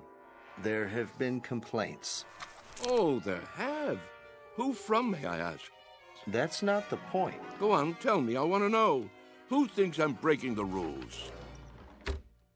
It's not so much a matter of rules as attitude. Look out the window. Grass, trees, a park across the street, all very peaceful. The kind of place people come to for rest and relaxation. It's what Sunnyvale is known for. But if things happen that rile them up, disturb their peace, well then, we can't stay in business. You see that, don't you? So the charge is disturbing the peace. And for that, you want to isolate me from my friends. I hope that won't be necessary now. You've got to go out there and show them you're all right. Cut the crazy talk. Learn to fit in. That's not hard, is it? What a choice.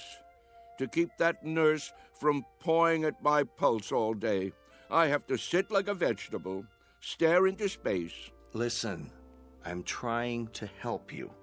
Keep on like that and they'll put you away. I won't have a choice. Use your head. Maybe you're right. There. You see? You're an intelligent man. It's a question of playing the game. Isn't that something we all have to do? Yes, I suppose it is. Good, Mr. Whitley. I knew you'd see it my way. Now, why don't you go up and rest before dinner? Tonight's the bingo game, remember? I remember. Goodbye, Doctor. Goodbye, Mr. Whitley. Anytime you want to talk, feel free. I consider it part of my job.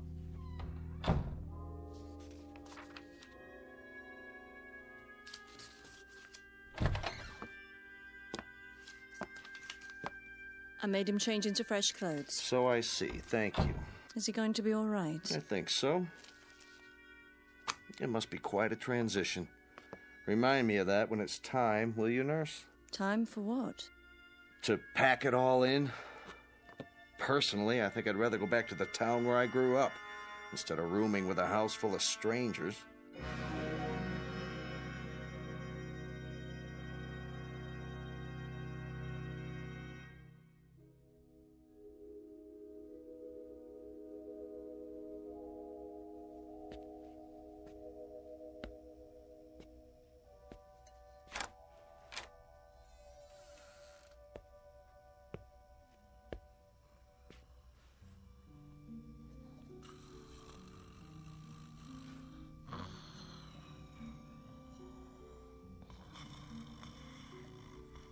Wake up. Who? What? Come. Charles, what is it? Shh. Quietly. Come where? We're going to play a game. What do you have there? What does it look like? An empty tin can. We're going to play kick the can now? It's dark outside. It usually is in the middle of the night. Now get your robe and come with me.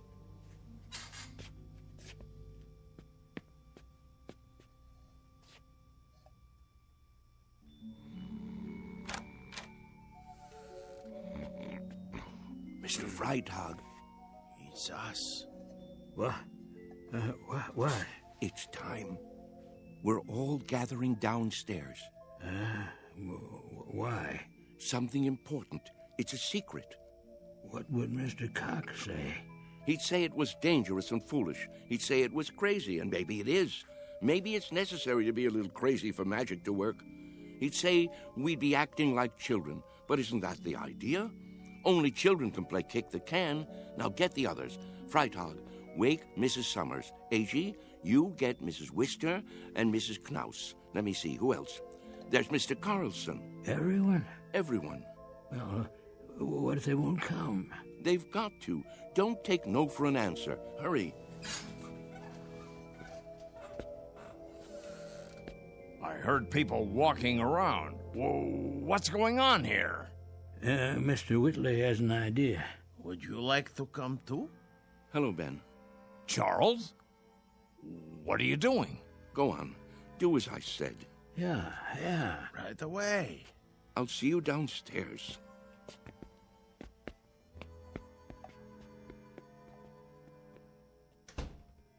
You should be sleeping.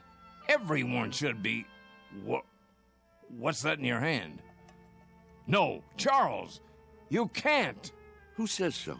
It's against the rules. The devil with the rules. It's our last chance, don't you see? Ben, come with us out to the lawn. Me? Yes, you. Ben, we always did everything together. Let's not stop now. Even if you think it's crazy, come out and play.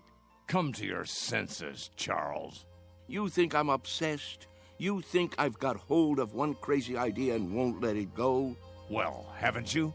Maybe so, but where I have one idea that's strangling me, you have dozens. You're the one obsessed. Oh, nonsense. Is it? You're afraid of death, but you're also afraid of life. You think age gives you the right to stop growing. You've sealed yourself inside your shell, and you're afraid to poke your head out and look around. That's enough. You're afraid of a new idea. You're afraid to look silly, afraid to make mistakes. You've decided you're an old man, and that's what's made you old. I am old, Charles, and so are you. It's a fact. Facts be damned. Your bones are old. They'll break if you try to run with them. Your heart is old. Your lungs are old. Don't you get it? You're used up, worn out by a lifetime. Sit down, Charles, before you fall down. Go back to your bed. I can't do that, Ben. Charles? I've got to find out. Won't you help me, Ben? There is magic in the world. I know there is. When I fell in love with Mary and kissed her for the first time, that was magic. When my boy was born, that was magic. The moon is magic, and the stars. Friendship is a magic thing, too. Life is magic. Maybe I'm right, Ben. Can't you consider that? Maybe kick the can is the greatest magic of all. Well, what do you say? There's nothing to say. I just don't know how to get through to you anymore. Then I'll do it alone.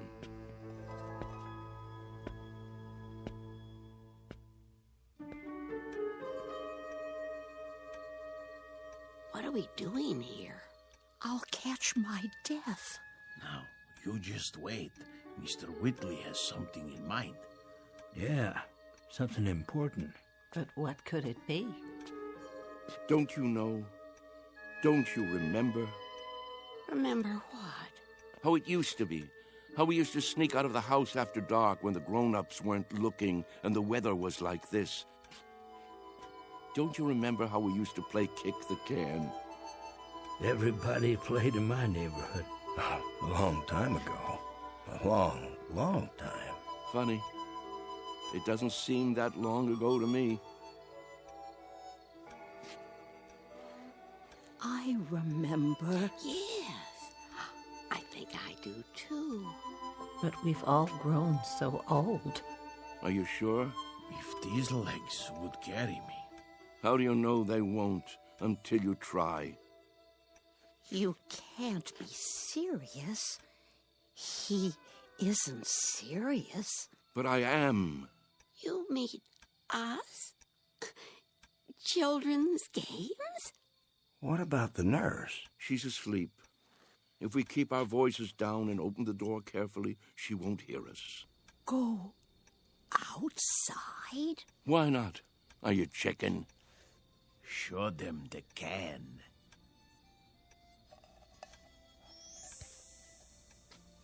Where did you get that? From some kids. They've already broken it in. Well, are you with me? Or do I have to play kick the can all by myself? Who remembers the rules?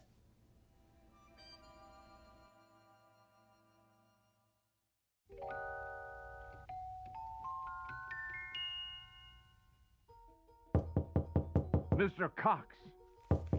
Hold your horses, I'm coming. What is it? Mr. Cox, come quick. Keep your voice down. You'll wake everybody. They're already awake. Hurry, hurry. You've got to stop them. Calm down, will you? What are you talking about? You'll see. Come to the front room. Easy, Mr. Conroy. Now, what is it exactly that I'm supposed to see? There's no time to lose.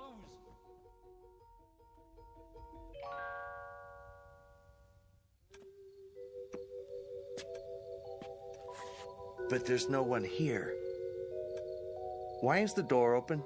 Because they've gone outside. Why would they do that? It's like I said, to play kick the can. That was just a crazy idea. Mr. Whitley's forgotten all about it. No, you're wrong. They really mean to play. Calmly, please. You mean now, at this hour? That's right, and it's all because of Charlie. Now I'm really worried about him. What'll happen when it doesn't work? He really believed it, see? That it would make him young. That's not the problem. What worries me is what will happen if he tries to run. He can't take the exertion. None of them can. 5, 10. Where? 15. Look, 20. the front lawn. 25. 45, 50. Come on, I know. Ready or not, here I come. Come on, everybody, let's hide. This is gonna be good. Over here, hurry up. 85, 90, 95, 100. Ready or not? Where are they? Here I come. And what are these kids doing here? I told them to stay away. Look out! Run, Amanda, run! Maybe they're around the other side. I'll go check. Hey, kick the can over to me. Hey, Ben! Look at me! I told you it would work! Charles? Come on! You want to play? No, it can't be. Ben, you better hurry up, or it'll be too late for you. Charles! Yeah, hurry up, or it'll be too late. What is it? Do you see them yet? Is that... Here, you kids, how many times do I have to tell you, go home? No, wait! What are you doing here this time of night? 1, 2, 3, Charles? you're out. Charlie? Sorry, Ben. I wish you could have believed. I gotta go. Charlie! Hey, kick it over here, over here. Charlie! Take me with you. My turn to kick the Get away and stay away. Mr. Cox, please. Last one over fences, rotten egg. Come on, let's go.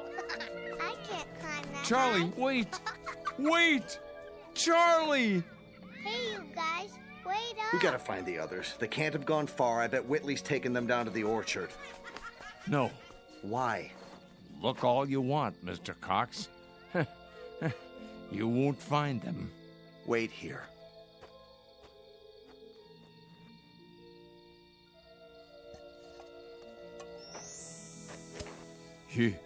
You forgot your can, Charlie. But don't you worry none. I'll keep it for you. Inside. In case you ever come back for it.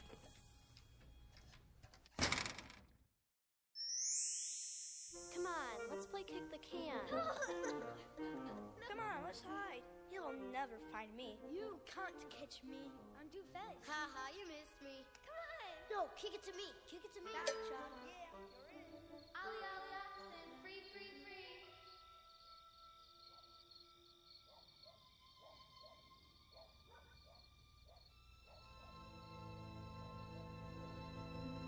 Sunnyvale Rest Home, a place for people too ancient to remember the fragile magic of youth. A place for those who have forgotten that childhood, maturity, and old age are magically intertwined. A dying place for those who have grown too stiff in their thinking to revisit the Twilight Zone.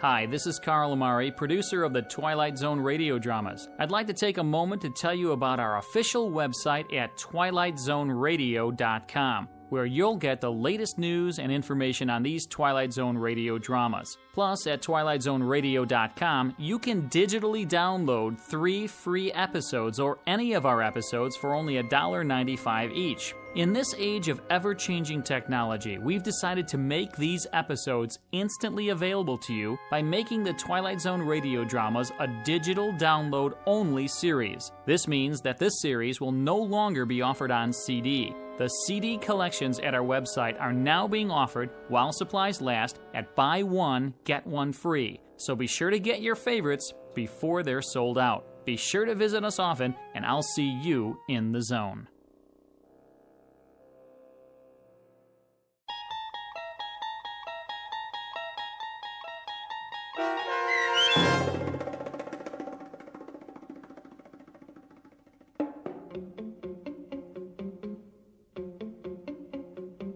Kick the Can, starring Stan Freberg and Shelley Berman with Stacy Keach as your narrator, was adapted for radio by Dennis Etchison and written for the Twilight Zone by George Clayton Johnson.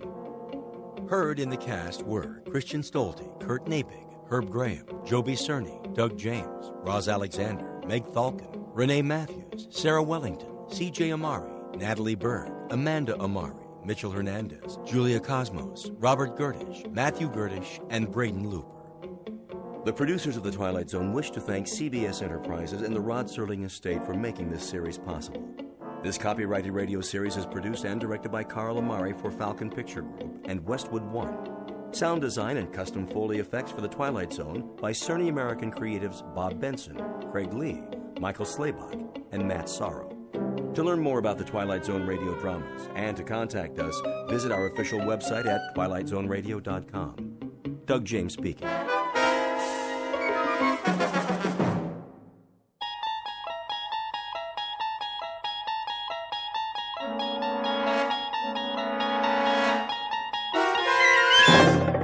You're traveling through another dimension. A dimension not only of sight and sound, but of mind. A journey into a wondrous land whose boundaries are those of imagination. Your next stop, the Twilight Zone.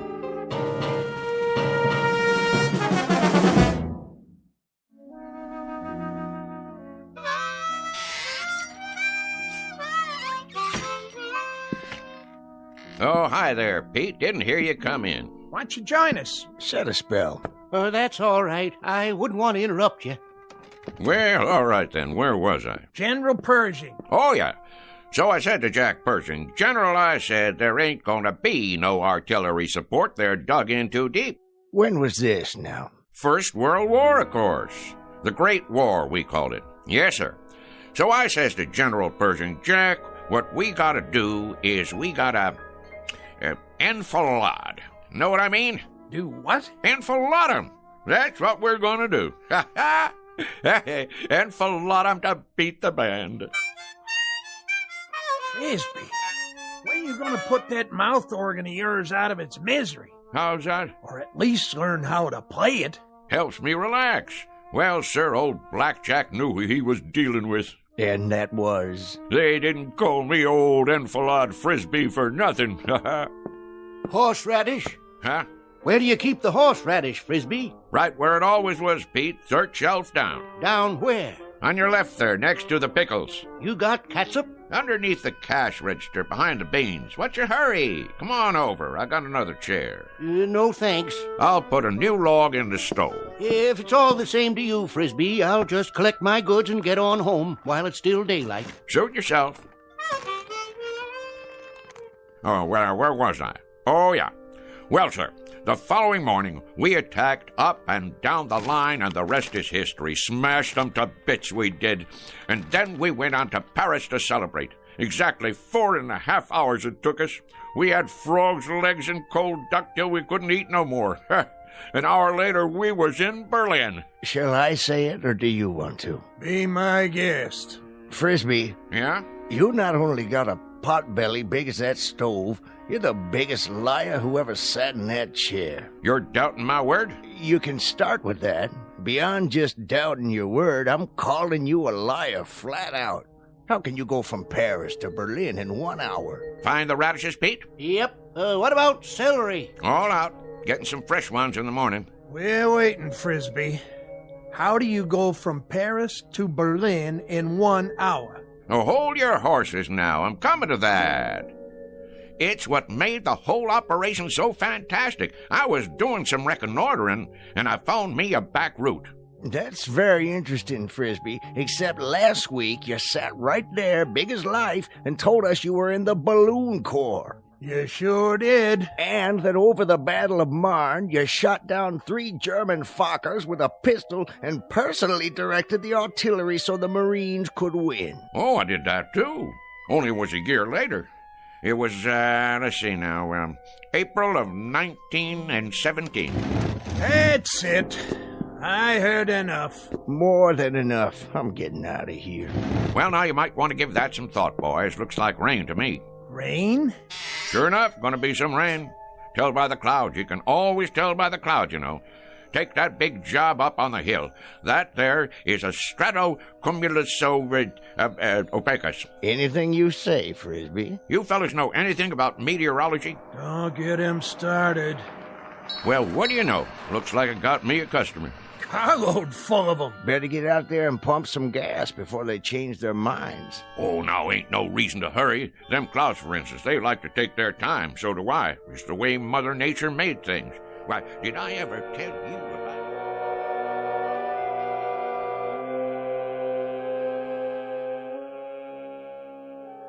The slow-moving gentleman with the sizable mouth is Mr. Frisbee, proprietor of Frisbee's General Store, the local version of Gimbel's and Macy's. He has all of the drive of a broken camshaft and the aggressive vinegar of a corpse. As you've no doubt gathered by now, his stock in trade is the tall tale, the outrageous falsehood, the bending of truth up to and beyond the breaking point. What he doesn't know is that the visitors in the car out front are a very special breed, destined to change his life beyond anything even his fertile imagination could manufacture and embroider. The place is Pitchville Flats. The time is the present, or thereabouts. And Mr. Frisbee is on the first leg of a rather fanciful journey into a place we call the Twilight Zone.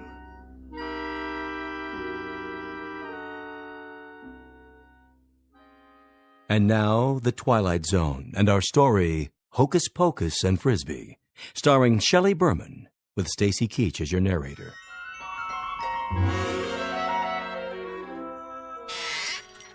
I believe I asked you boys a question. Oh, I'm sure you did. About meteorology. Well, I know plenty about that particular subject. University of Wichita it was.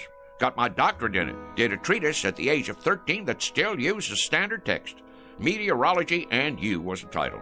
Talk was, it was the most scholarly treatise on the subject in the history of the field. My colleagues used to refer to me as Cumulus Frisbee. Cumulus Frisbee. Frisbee's a meteorologist. I'm Vice President of the United States. Well, what do you say, Mr. VP? Better get out there, Cumulus. I'm coming. All finished, Frisbee. You want to add it up? You do it, Pete. There's a pencil and paper right on the counter there.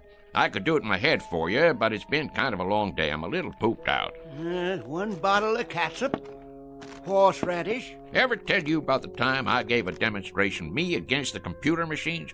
13 of them lined up in an auditorium.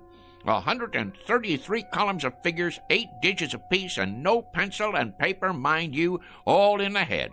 Well, sir, people came from miles around. What happened, Frisbee?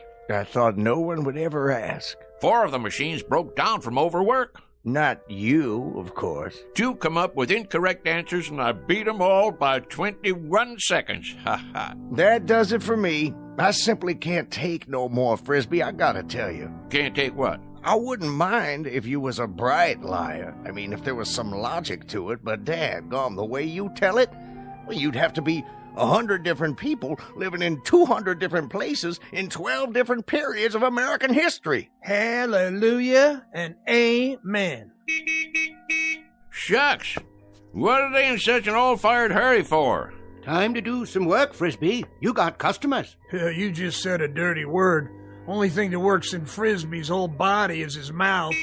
All right. Keep your britches on.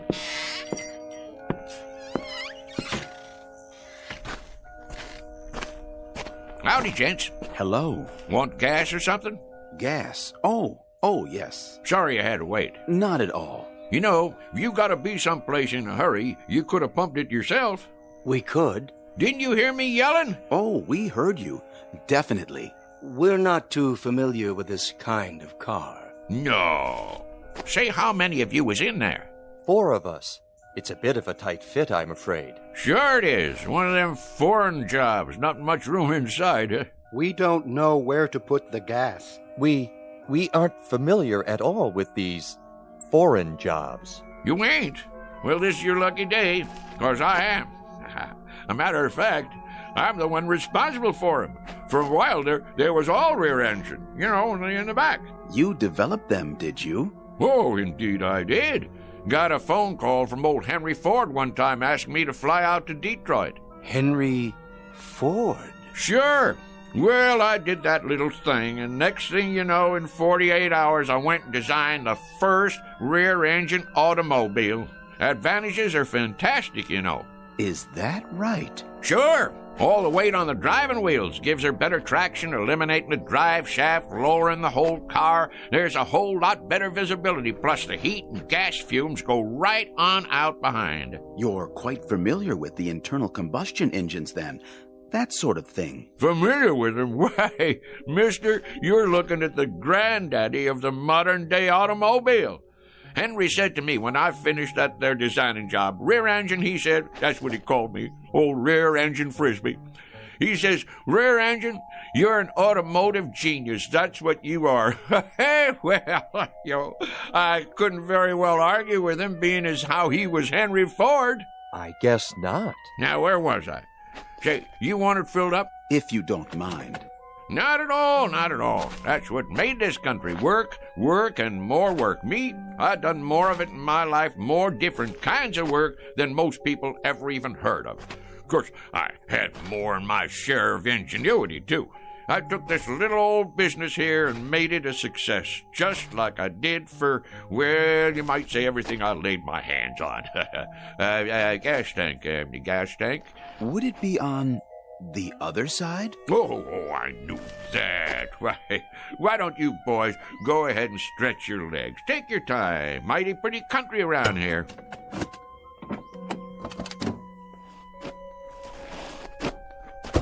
Yes, pretty. Of course, it wasn't very pretty when I moved in. First thing I did was plant all these trees, hundreds of them. I had to import them from my old friend Luther Burbank. You gotta give them just the right amount of water and a special kind of plant food I cooked up. This is the man. Without doubt. Frisbee, is that it? Not a common name. He must be the one. Frisbee. An incredible specimen. Done it all, knows everything, and everyone. All the greats. Then what we've heard is true. All of it. Absolutely. He studied at most of the major universities, holds a doctorate in at least 8 disciplines. A key man, obviously. Water and oil okay? I believe they are, but I'd feel better if you checked them. Might as well, as long as I'm out here. I'll just open the hood and let me see now. Where's the latch now? In the front, maybe. Front? Where? Oh, no, what am I thinking? In back? Of course, where the engine is. Engine. You're a big help, Mr. Frisbee. You don't know how much we value your personal attention. Oh, that's okay, boys. Look here. Ain't that something? They got the dipstick and all hidden away so's nobody can go messing with them. But I can see from here that they're just fine. They're just fine. And yep, they're fine and dandy. Well, that ought to do it. How much do we owe you? Looks like $5 and a couple of cents. Make it 5 even. Did you bring a supply of local currency? Right here. Which one? Will this do? This here's $20. That what it is? Yes, of course. 20. I think I got some change. Change? In my pocket. Hold on now. Did we give you enough? Oh, sure, but you got 3 5s coming back. That's not necessary, Mr. Frisbee. You keep it. Huh?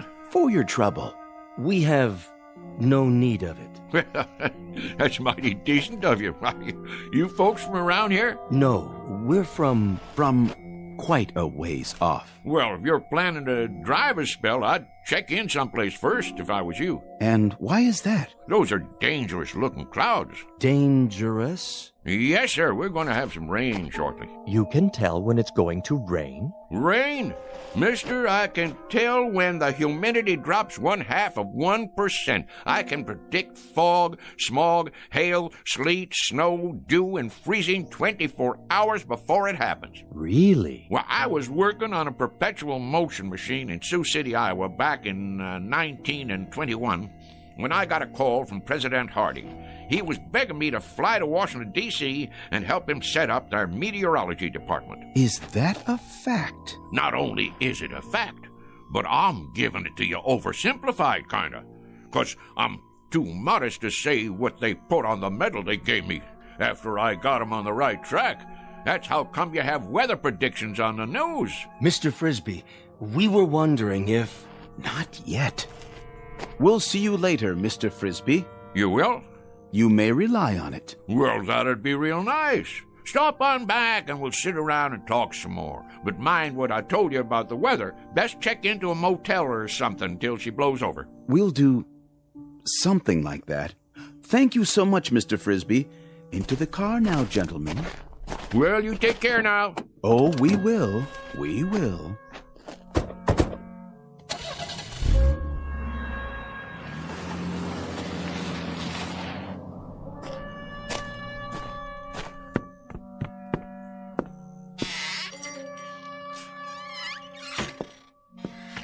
Odd fellers. Why, didn't they believe what you were saying? It ain't that. They just seem kinda odd. Wearing suits like business fellows from the city. Handed me a $20 bill like they didn't know what it was. Well, how come you didn't tell them you was Andrew Jackson and that was your picture on it? That's one of the few things I ain't heard them claim. Wait around here long enough and you will. Well, we'll see you tomorrow, Frisbee. Yep, see you tomorrow. Sure enough, boys. I'll be here. Same as always.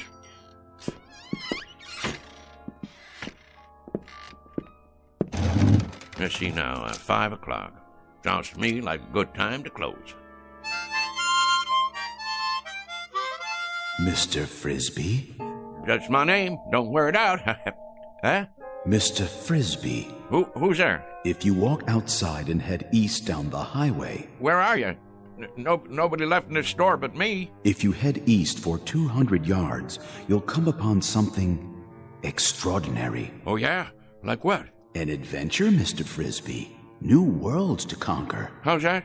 Worlds even you have never dreamed of. Say, where are you hiding? In the back room? Or over by the dry goods? Don't trouble yourself. You won't see us. Well, where are you then? With you, Mr. Frisbee. We are a part of you. And soon, very soon, you will be a part of us for all eternity.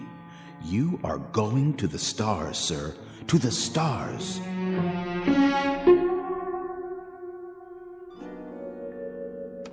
What do you mean, the stars? You talking about going to Hollywood? The stars in the heavens.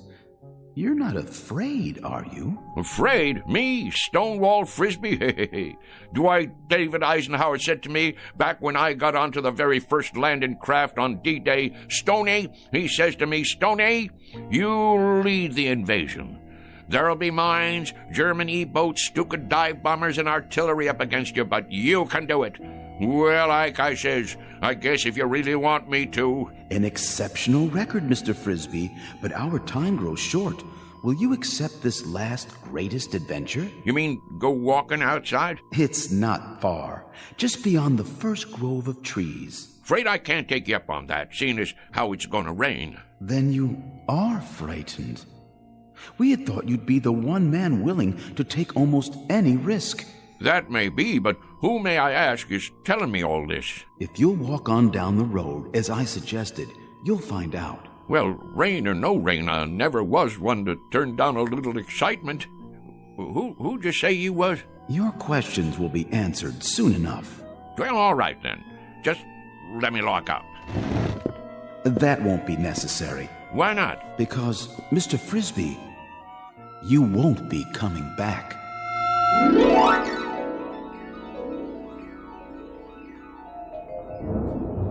Well, will you look at that? I sure was right. Going to be a big old storm tonight. Hurry, Mr. Frisbee. I'm coming. Don't get your long johns in a twist. Straight ahead. We're waiting for you. Where? Look to your right. I don't see... Wait a minute. What the heck? Oh, I get it. Some kind of movie prop, right? What you doing? Making one of them science fiction movies out here? Dang if it don't look like one of them flying saucers. That's exactly what it is. You may come inside. Now, how am I going to do that? You got it made to look like there ain't no doors or windows. Very well. In the interests of time, I suppose we can give you a slight assist at this point. Hey! Hold on, Mr. Frisbee. Whoa, Nellie! How'd you do that? Teleportation, Mr. Frisbee, but I'm sure you know all about it. Well, what do you know? You got a nice setup in here. I'll give you that. What's underneath all that aluminum paint? Wood frame or drywall? I assure you, it's all quite authentic. Impressed? Me? Impressed? With this rinky-dink set? Why, shucks, it looks like a flea on a doll compared to the one I designed for the United States Space Agency. Oh, we didn't know they had flying saucers yet. Apollo, of course, and Viking. Well, mine was called a Buzzard. Biggest span you ever saw. And that was back in 51. Old Rocket Thrust Frisbee, they called me. Please, Mr. Frisbee, be good enough to follow me. Well, don't this take all? How do you do, Mr. Frisbee? Welcome, Mr. Frisbee. How do you... So this is part of that movie prop. That's it, ain't it? Some kind of Hollywood thing. Advertising a flying saucer picture, huh? In a word, Mr. Frisbee, no. This is an actual spacecraft.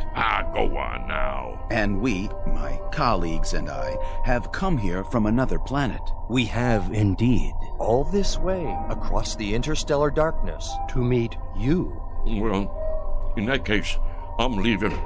Correction, Mr. Frisbee. You are staying. Let me loose. I can't even wiggle my toes. I suggest you stop struggling against the force field and relax. After all, you're going to be here a while. A very long while in Earth terms. Why not make yourself comfortable while you prepare to meet the others? The others? That's right. The Intergalactic Council.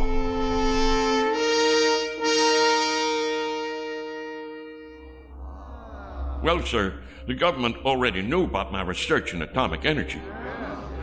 Matter of fact, I suggested it to them as far back as 1923. Spent a whole summer one time with Al Einstein, during which time I gave him the preliminary stuff about that relativity theory of his. Smart as paint, that fella. Smart as paint. He had bad hair, though. Should have put some Brill cream on it. A little dabble, do you?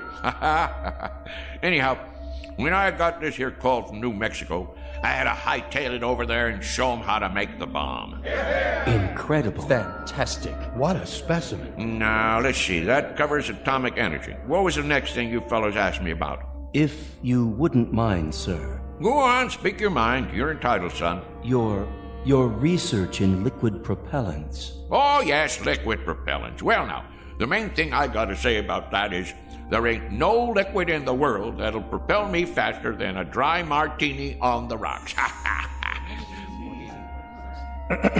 We were referring to liquid propellants as applied to space travel, Mr. Frisbee. Oh, them liquid propellants. I get your drift.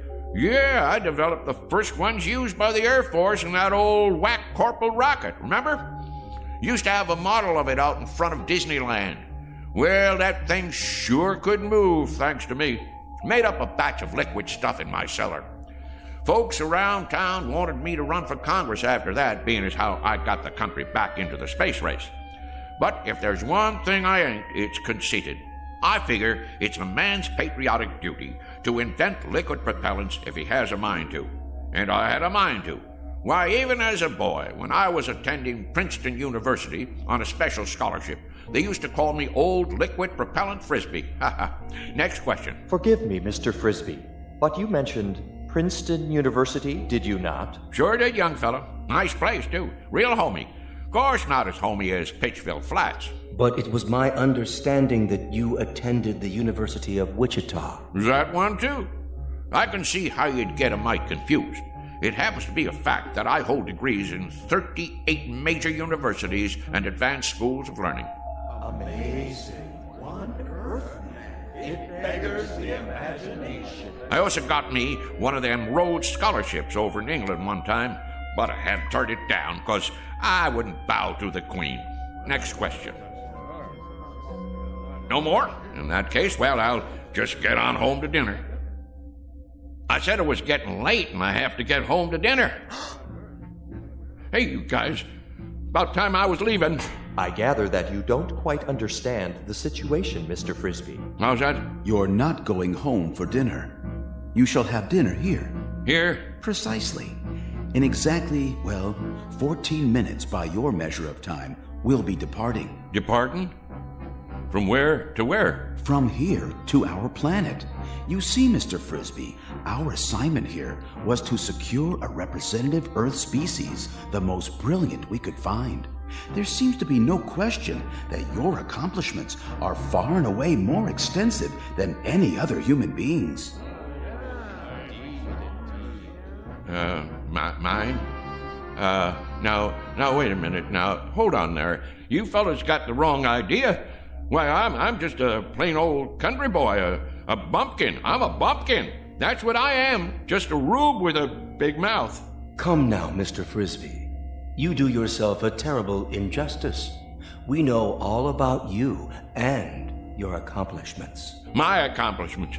Mister, the one accomplishment you fellas didn't pick up on is the fact that I am the gall-darndest liar that ever walked the pike. I spin the longest yarn west of the Rockies, and I'm not talking about exaggerating. I'm talking about lies. I mean lies. Mr. Frisbee. Don't you get it? I'm a liar. I ain't got enough truth in me to raise a bump on a bee. There are some terms that have no equivalent in our language. This word, lie, that you mention, Dang right lie. That there is the opposite of the truth. Don't you have that on your planet? Have what, Mr. Frisbee? Have a fella that runs around talking the bull off a nickel? I'm afraid not. We have no concept of this term. You mean whatever somebody says goes without saying? That is the truth? So everything I told you, every doggone piece of harebrained guff I've been throwing at you, you believe it? And now you're taking me up to your planet so you can stick me in a cage? Oh, hardly that, Mr. Frisbee. It won't be a cage. We'll naturally have to keep you confined, much as we do the other specimens we've collected. We've got a marvelously entertaining Venusian. He sings simultaneously in 8 different octaves, and he accompanies himself on percussion with his tail. Now, you listen to me. I'm a bona fide American citizen, and I got my rights. And furthermore... Please contain yourself, Mr. Frisbee. Since we'll be departing very shortly, you have your choice of dinner now or later. Perhaps you'd prefer waiting. What is your pleasure? I'll tell you what my pleasure is. My pleasure is to punch you right smack dab on the jaw. What the... Don't be alarmed, Mr. Frisbee. That was only a mask, a disguise we use to pass among Earthlings. This is my real face underneath. I hope its appearance doesn't unduly disturb you. Mr. Frisbee? Whoa, whoa, whoa. Mr. Frisbee!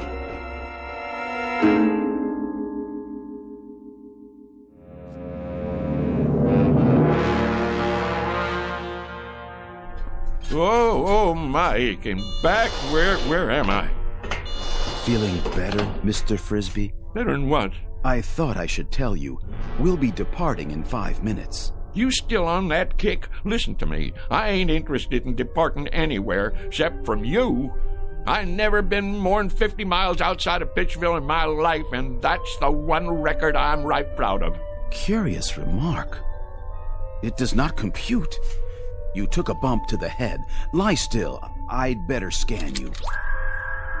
Get that thing away from me. It's only a vibrometabolic scanner to detect organic damage. Stay back, I tell you. You're in perfect shape. No spikes in your brainwaves, none whatsoever. Remarkable, I must say, for someone with such active cranial matter. Man, the last time I saw something like you, I'd been 4 days on a corn jug. And even at that, what I thought I saw was a whole lot prettier than you. I'm sorry you find my features distasteful. On our planet, my appearance is considered quite satisfactory. But if you prefer, I could wear another one of those pseudo-faces. This place where you're from, do the girls look like that too? The females? Why do you ask? Because if they do, it's a downright wonder you ain't extinct. Please try to accept my true appearance, Mr. Frisbee, much as we have become accustomed to yours. Some effort is required on both sides. Shall we, I believe the customary phrase is, shake on it? Don't point your finger at me. What you got there, a claw? A gesture of friendship, Mr. Frisbee. Hands across the galaxy and all that. Well, okay, but don't you go pinching me. You're built hard as a crawfish, I'll say that. Oh, we are indeed, by your standards, which is quite fortunate for us, considering the gravitational pressures on our home planet. You have a match on you? Pardon? For my pipe. Hold on, I gotta light my overalls. What are you doing? Helps me relax. A pinch of Prince. One time a guy come in my store and he says, "You got Prince Albert in a can?" And I says, "No, already went and let him out." Never mind. You boys wouldn't understand. I'm afraid there's no smoking on the ship. What? Who ever heard of a rule like that? It upsets the negative ion balance. No, I really ain't going. What do you think of that? Well, I suppose if you sit over here, directly under the laminar flow. Kind of chilly. Ooh. Don't you boys have a wood-burning stove at least? Must get mighty close to freezing up there in outer space. What's that? Oh, that? Oh, that's just my old harmonica. Want I should play you a little tune? Oh, please! Please, Mr. Frisbee. I've been meaning to give a concert one of these days. Maybe Carnegie Hall or over in Branford. Oh, attention! X10 and X12. I need you here at once. Most beautiful sound there is, huh? They have harmonicas where you guys are from? Well, do they? I ask you a question. Do you have harmonicas up there where you help? Help! You don't look so good. Kind of green. Whoa, well, let me play some more for you. Ain't nothing like a little tune before dinner. That's what I always say. What's that horrible sound? It's that object. Got to get it away from him before it's too late. Back. It's dangerous. Stay away from it. Save yourselves.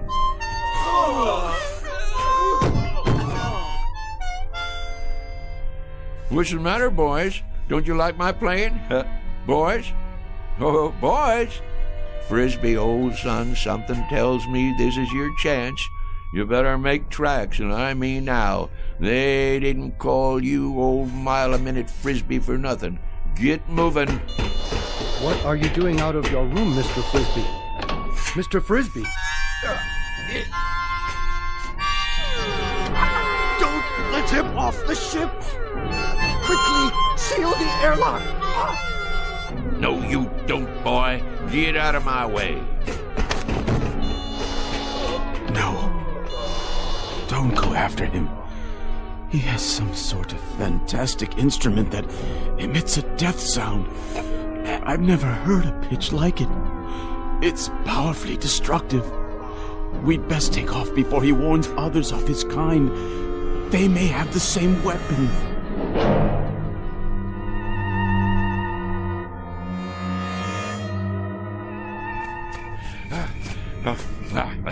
Can't catch this old boy, can you?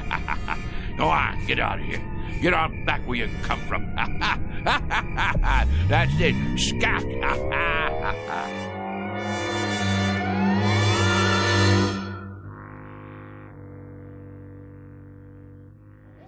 Shh, quiet. Douse the lights. Here it comes.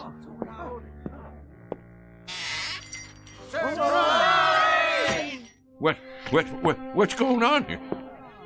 Will somebody tell me what's happening here? What do you mean, what's happening? It's your birthday, ain't it? As if you didn't know. And this here is a surprise party. As if you didn't know that either. Congratulations, Frisbee. Put her there, old buddy. Well, I sure didn't expect nothing like this. The heck you didn't. The present. Give him the present, dadgummit. I've been waiting all day for this. Got it right here.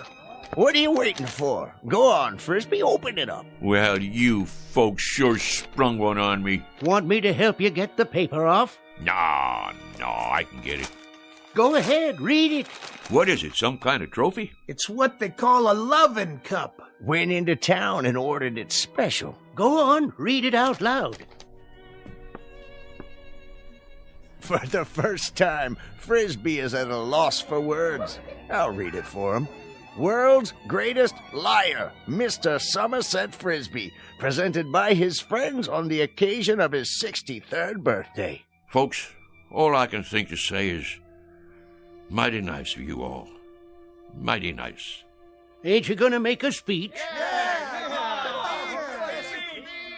Yeah, Frisbee. Tell us one of them real whoppers. Like where you been the last couple of hours? Was you inventing something? Or maybe you just took a quick trip to the moon? Well, you ain't far wrong, and that's a fact. I knowed it. I've been waiting for this all day. First off, you know who them fellas was in that car? Which car? That little foreign job come in here for gas, remember? The President of the United States and the Secret Service. Well, I'll tell you who them fellas was. They was from outer space. Oh, isn't he the living end?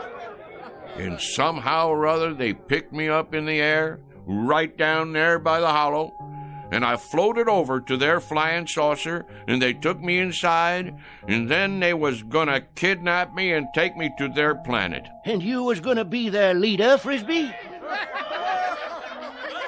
But it's true. They was just about to kidnap me. Wanted to make me their A1 prize specimen. Oh, the whole Galactic Council was watching. They even had a guy from Venus who could sing 8 different ways from sundown and play the drum with his tail. Well, sir, you know how I stopped them? You talked them to death? No, not that. It weren't nothing, really. Just took out my mouth harp and blowed a little tune, something like this. You know what happened then? I'm sure you're going to tell us. I've been waiting all day for this. They just plumb fainted away. Now that I can believe. Play us a tune, Somerset, the way you used to. Well, I suppose I could do that, if you really want to hear it. Wait a minute. Wait a minute. There it is. Didn't I tell you it was going to rain? Sure I did. I can feel it in these old bones of mine. Yes, sir. What did I tell you? What did I tell you? Ain't he the perfect limit? Ain't he the be-all and end-all?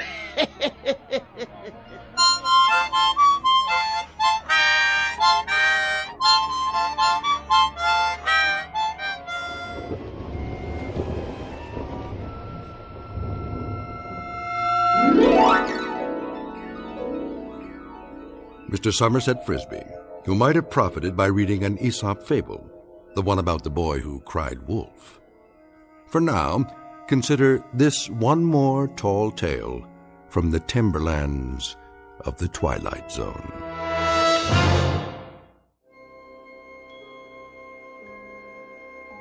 Hi, this is Carl Amari, producer of the Twilight Zone radio dramas. I'd like to take a moment to tell you about our official website at twilightzoneradio.com, where you'll get the latest news and information on these Twilight Zone radio dramas. Plus, at twilightzoneradio.com, you can digitally download 3 free episodes or any of our episodes for only $1.95 each. In this age of ever-changing technology, we've decided to make these episodes instantly available to you by making the Twilight Zone radio dramas a digital download-only series. This means that this series will no longer be offered on CD. The CD collections at our website are now being offered while supplies last at buy one, get one free. So be sure to get your favorites before they're sold out. Be sure to visit us often, and I'll see you in the zone.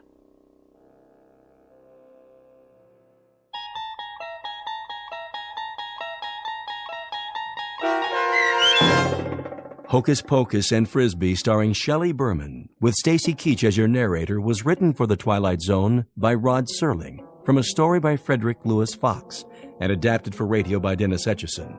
Heard in the cast were Mike Novak, Richard Hensel, Turk Muller, Sarah Marks, Jeff Lupetin, Christian Stolte, and Doug James. To learn more about the Twilight Zone radio dramas and to obtain audio cassettes and CDs of these programs, visit our website at twilightzoneradio.com. The producers of the Twilight Zone wish to thank CBS Enterprises, Carol Serling, Dennis Etchison, Dick Brescia Associates, Claire Simon Casting, Paul Patch, Terry Jennings, the American Forces Radio and Television Service, our sponsors, and our radio affiliates for helping make this series possible. This copyrighted radio series is produced and directed by Carl Amari and Roger Wolski for Falcon Picture Group. Doug James speaking.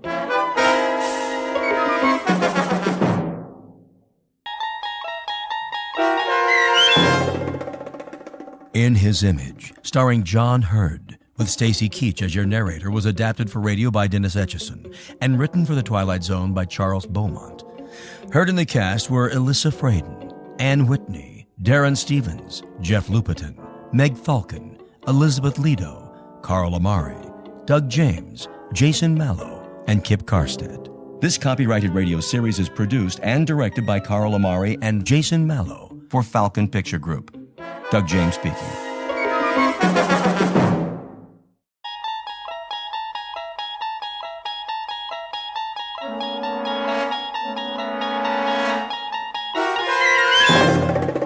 You unlock this door with the key of imagination. Beyond it is another dimension, a dimension of sound, a dimension of sight, a dimension of mind.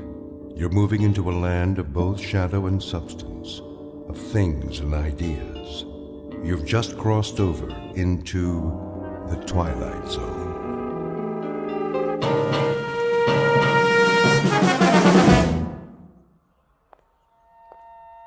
Morning. Morning, officer. Trying to beat the rush, huh? What's that? The morning rush. Oh, yeah. Going to work early?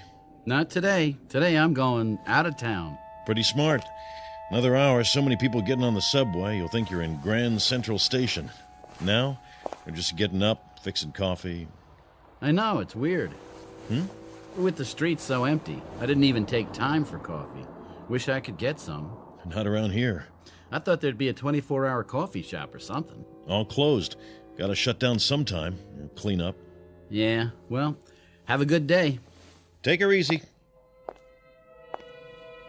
The trains run this early, don't they? 24/7. Right down the stairs. Thanks.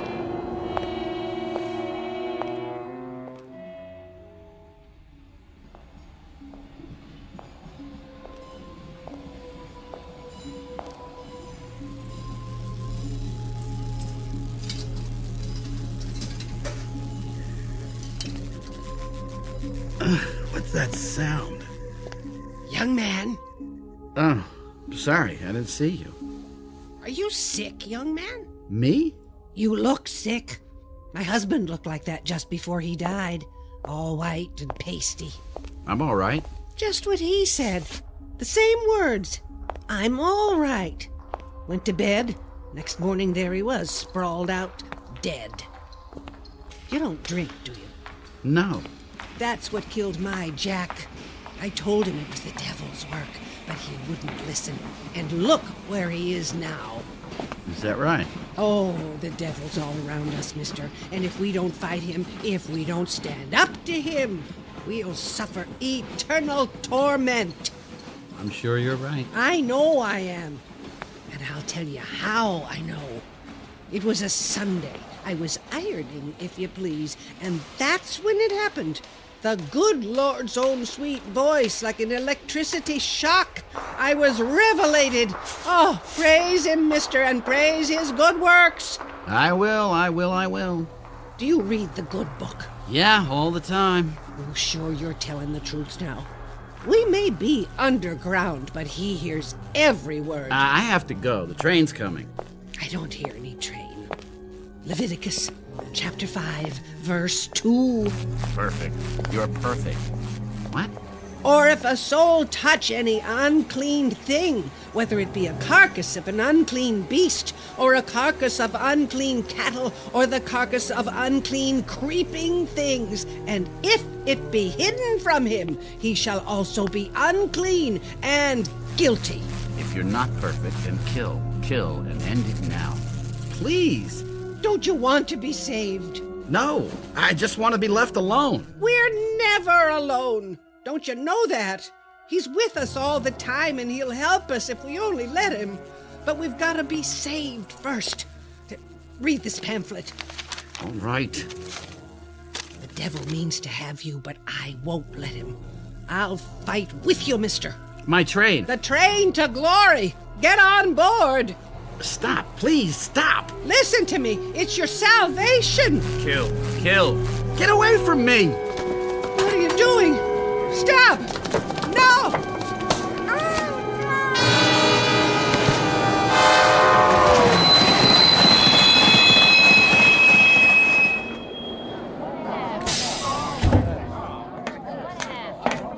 What in God's name? She fell on the tracks. I couldn't stop. Hey, that man pushed her. Hey, somebody stop him! Somebody! Get away from me!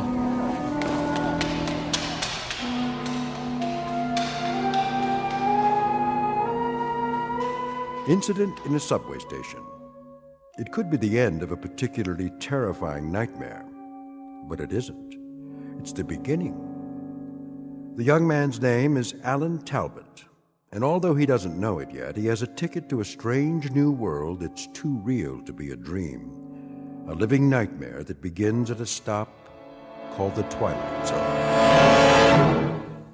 And now, The Twilight Zone and our story, In His Image, starring John Hurd, with Stacy Keach as your narrator.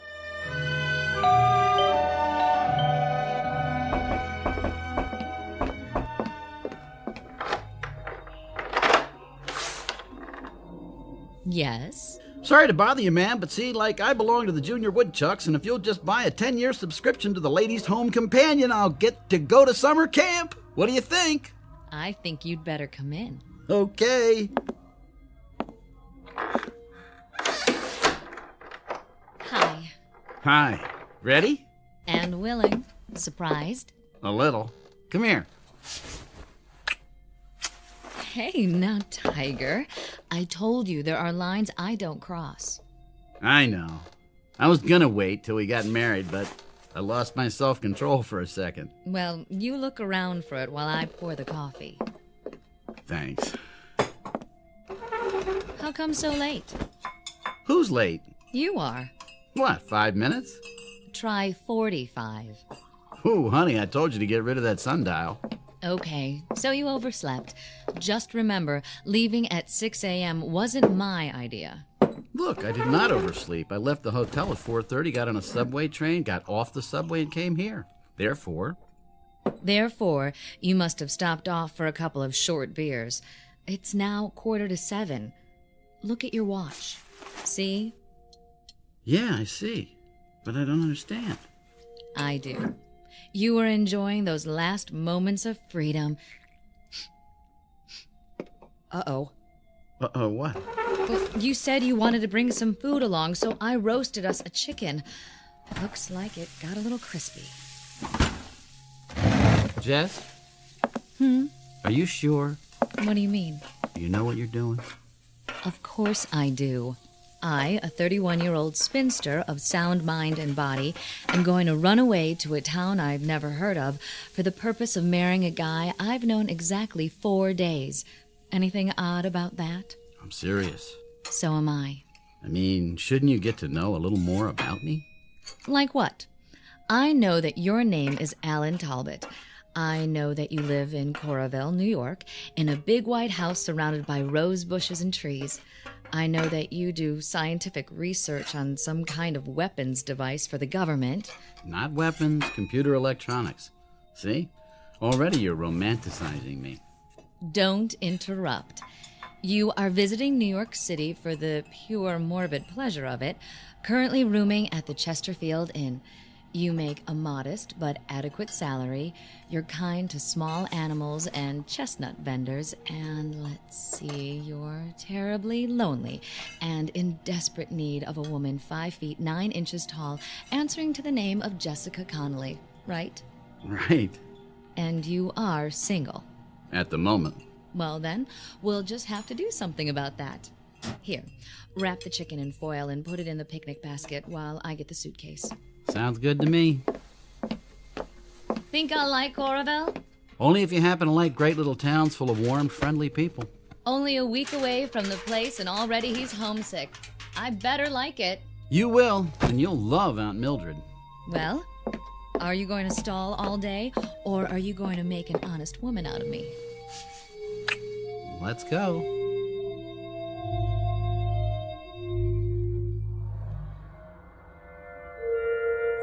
We must be nearly there, if you gave me the right directions. Alan? No. Go on then, sleep. You need it. Walter, no. Alan? No. It isn't right. Send me back.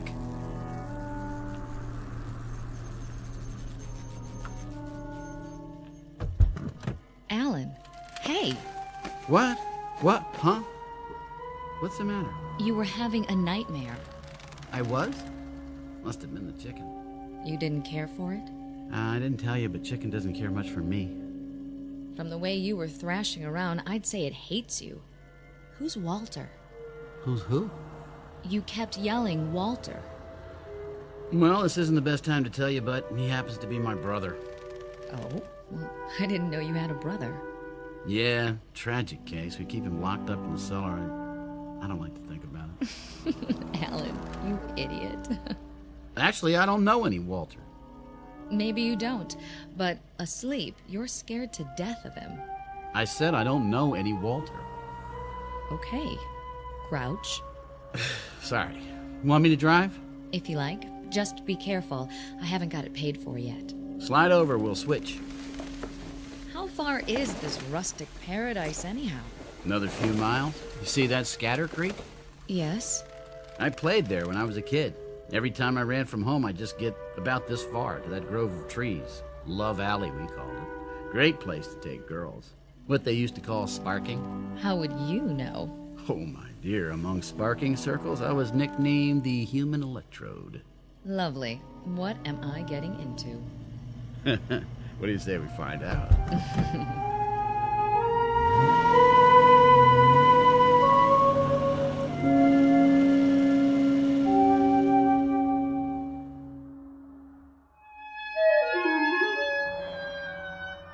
Here we are. Coraville. Population 3,250. Sounds cozy. It is. That's the town square up ahead. Alan, it's beautiful. Didn't I tell you? A little village. It reminds me of West Hampton. Trees, shops. Oh, look at that old hotel. That's the New Brunswick. Got an ice cream parlor and a magazine rack. You can get cigarettes there, too, if you can prove you're 21. Mr. Van Brook's very strict about that. Think I could pass? Maybe not. And over there, to the right, you can't see it from here, but the library's down Oak Street.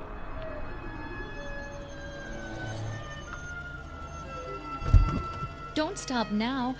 I want to see all of it. Alan?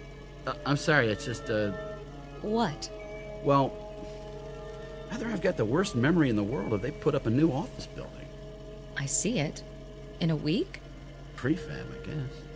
I tell you, young lady, they don't make things of it. Oh, well, let's go.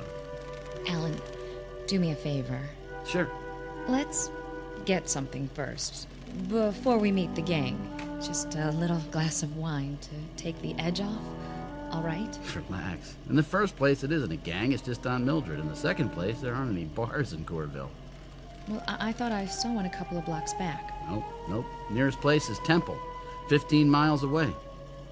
How about a coffee? I guess that'll have to do.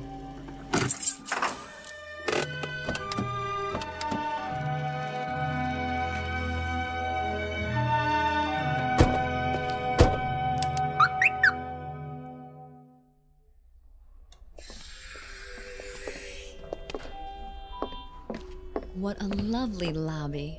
Is this the way you remember it? Well, something I could do for you folks? Where's the restaurant? 4 doors down, Kelsey's Cafe. I mean the one here. What happened? You close it up? Never had one here, just the hotel. This is New Brunswick, isn't it? Yes, sir. I see. I know how absent-minded you scientists are, so you won't mind me asking, are you sure we're in the right town? Yes, I'm sure. Well, don't snap at me. Sorry. Look, Jess, let's just go on home, my home, and get something there. Anything you say.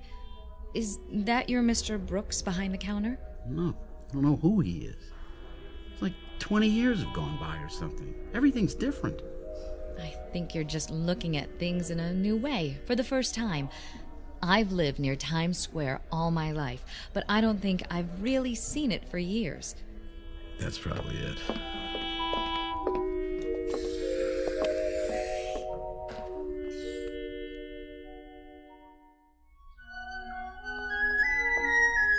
Now that's a classic house.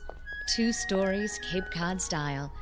And there are the trees and rose bushes. Yeah, that's more like it. I'd recognize that anywhere. Like it? And what if I didn't? Of course I do after listening to you. It's charming. Almost home.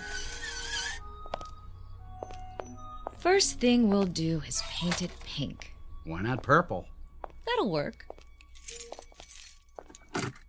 The key must be bent. And Mildred! Aunt Mildred! Hey, you're gonna shake up the whole neighborhood. Got to. She's hard of hearing. What do you want? I'm Alan Talbot. So? So, I happen to live here. Would you mind telling me who you are and what you're doing in my house? Are you crazy? Just a minute. Where's my aunt? Who? Mildred Talbot? Now, mister, you listen to me. You've made some kind of mistake. I live here. I've lived here for 9 years. Bought the place from Gerald Butler. I've got the deed to prove it. I don't know anybody named Mildred, and I don't know you. Now get off of my property or I'll call the sheriff. Wait! What is going on? Alan? Alan?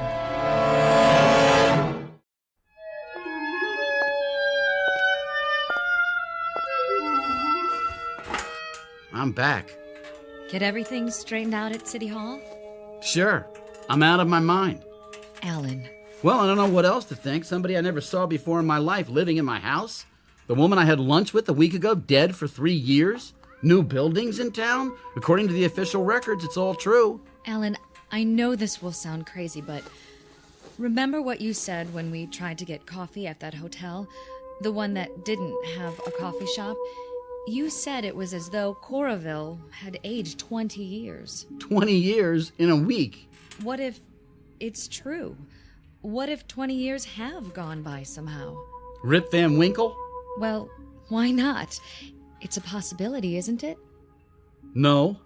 I thought of that, but it doesn't hold up. For one thing, it would make me at least 45. Unless I left town at the age of 10. And that couldn't be because I went to high school and college here. Except there aren't any records that I ever attended Corville High. And the university I work for, it doesn't exist. It never existed. What about your aunt? I just checked. There isn't a single trace of evidence that a Mildred Talbot ever lived here. Well, it was an idea. Let's go. Where to now? The cemetery.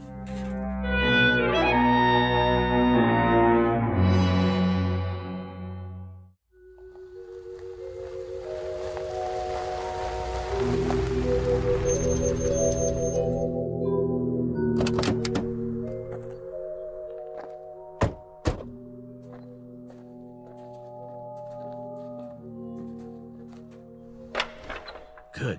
Gate's open. Alan, what are you doing this for? Find out whether the world's gone crazy or I have. My parents are buried here, and if I can find their graves... At least this cemetery's been here for a while. Look at the vines on the statues.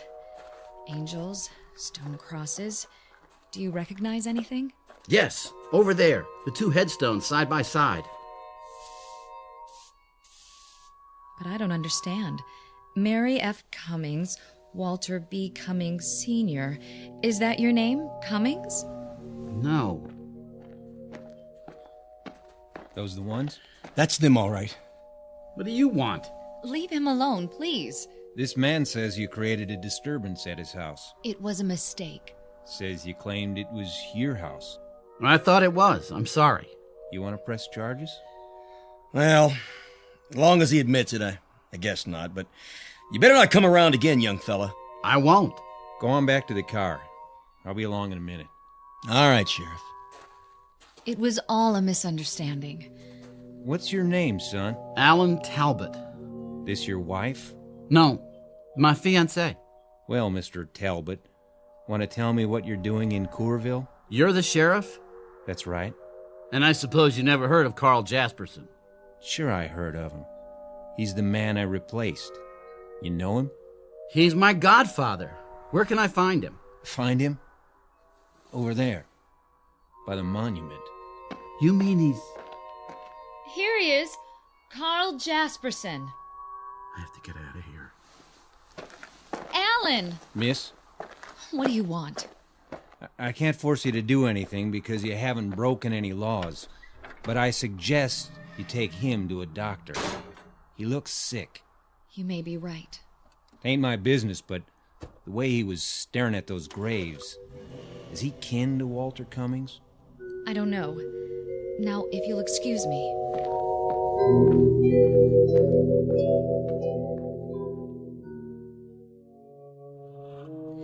It's only a few more miles to New York. How do you feel? Alan? Alan, don't shut me out.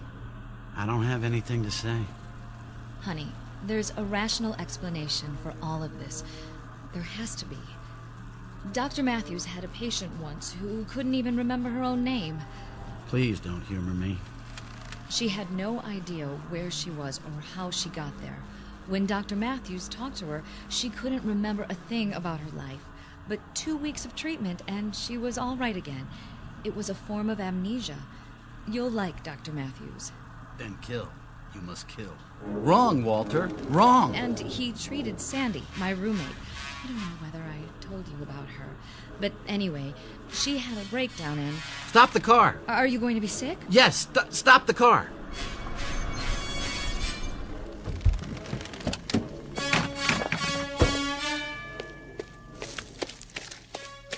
Kill. No! Use what's at hand. A stick, a rock, anything. Jess, could you give me a hand here?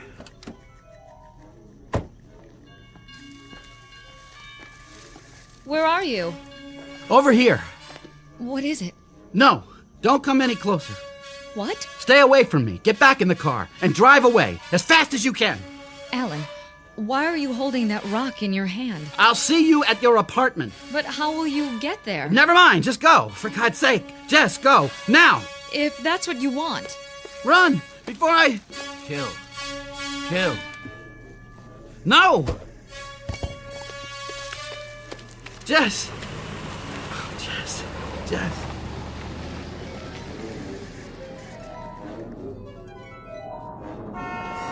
What?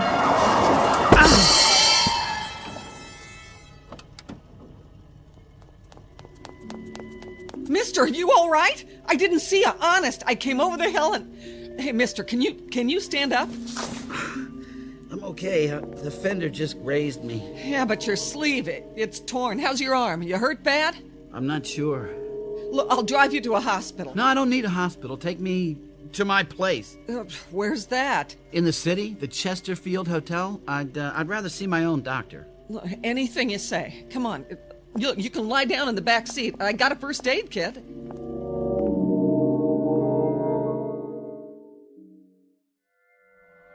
Look, is that a bad cut? No. I still think you ought to see a doctor. I will, as soon as we get there, but I'm not even bleeding. Not on the outside, maybe. I've heard of accidents where you... I'm fine. I'll sign anything you want, absolving you of all blame, okay? Look, don't get sore, mister. I'm just worried about you is all. Sorry to have been so much trouble. Mister, I'm glad you're alive. Look, it's none of my business, but how come you were standing there in the middle of the road like that? I'm not sure. I'm gonna find out.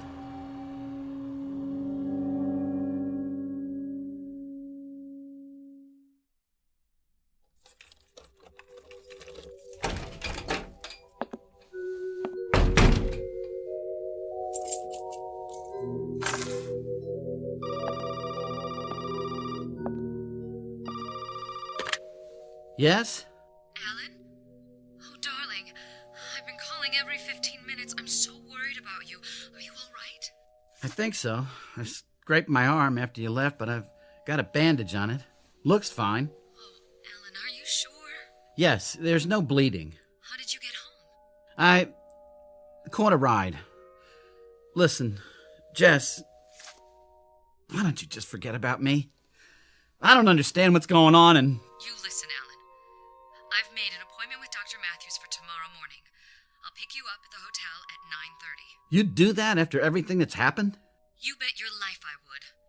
Look, Mr. Talbot, I didn't plan to fall in love with you, but I did, and I'm stuck with it, for better or worse. Thank you. That means a lot. Want me to come over? No, I'd like to be alone, think things through. I'll see you in the morning. Good night, Jess. Good night, darling. And try not to worry. It's going to be all right. There it is again. The noise. The noise. Where's it coming from? Where? My arm. What's wrong with my arm? Oh, no blood. Let's take off this bandage and see.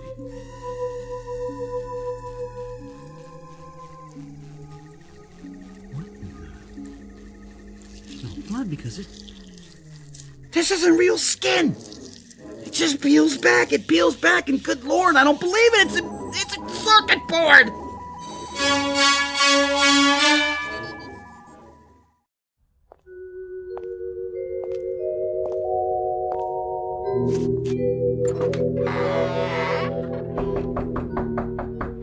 Hello?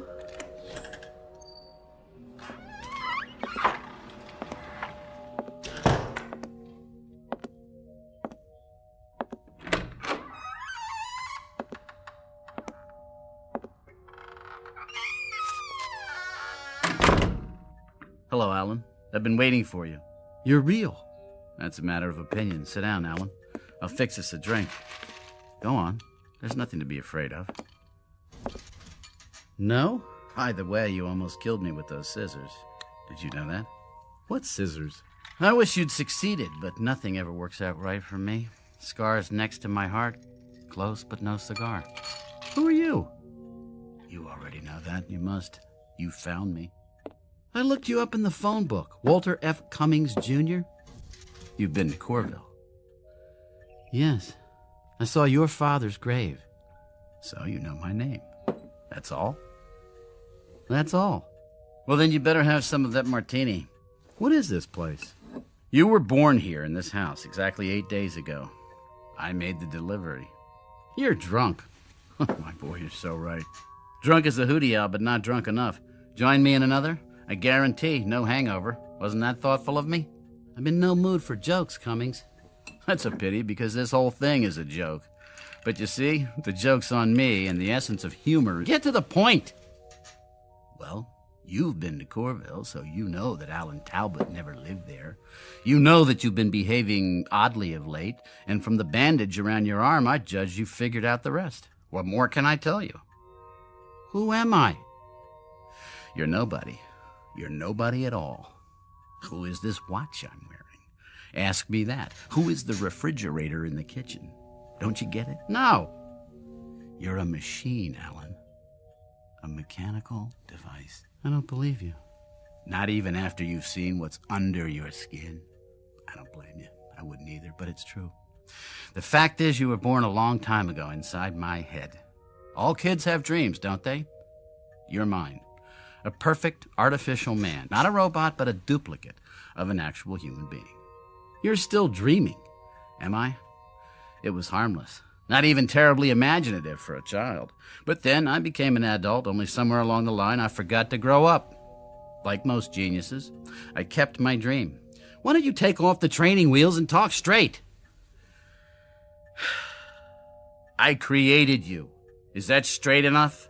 You're not only drunk, you're crazy. Then how would you explain the circuits in your arm instead of flesh and blood? A prosthetic arm? I don't know. You expect me to believe I'm a machine? It's ridiculous. I eat, I drink, I sleep. I just told you I wanted a perfect creation. Come with me, Alan. Where? Downstairs. Let's call it the delivery room. You didn't think I whipped you up in my living room, did you?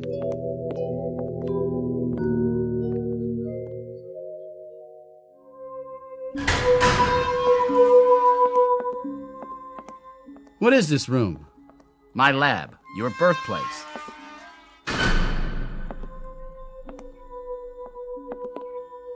Over here, Alan. On the gurneys.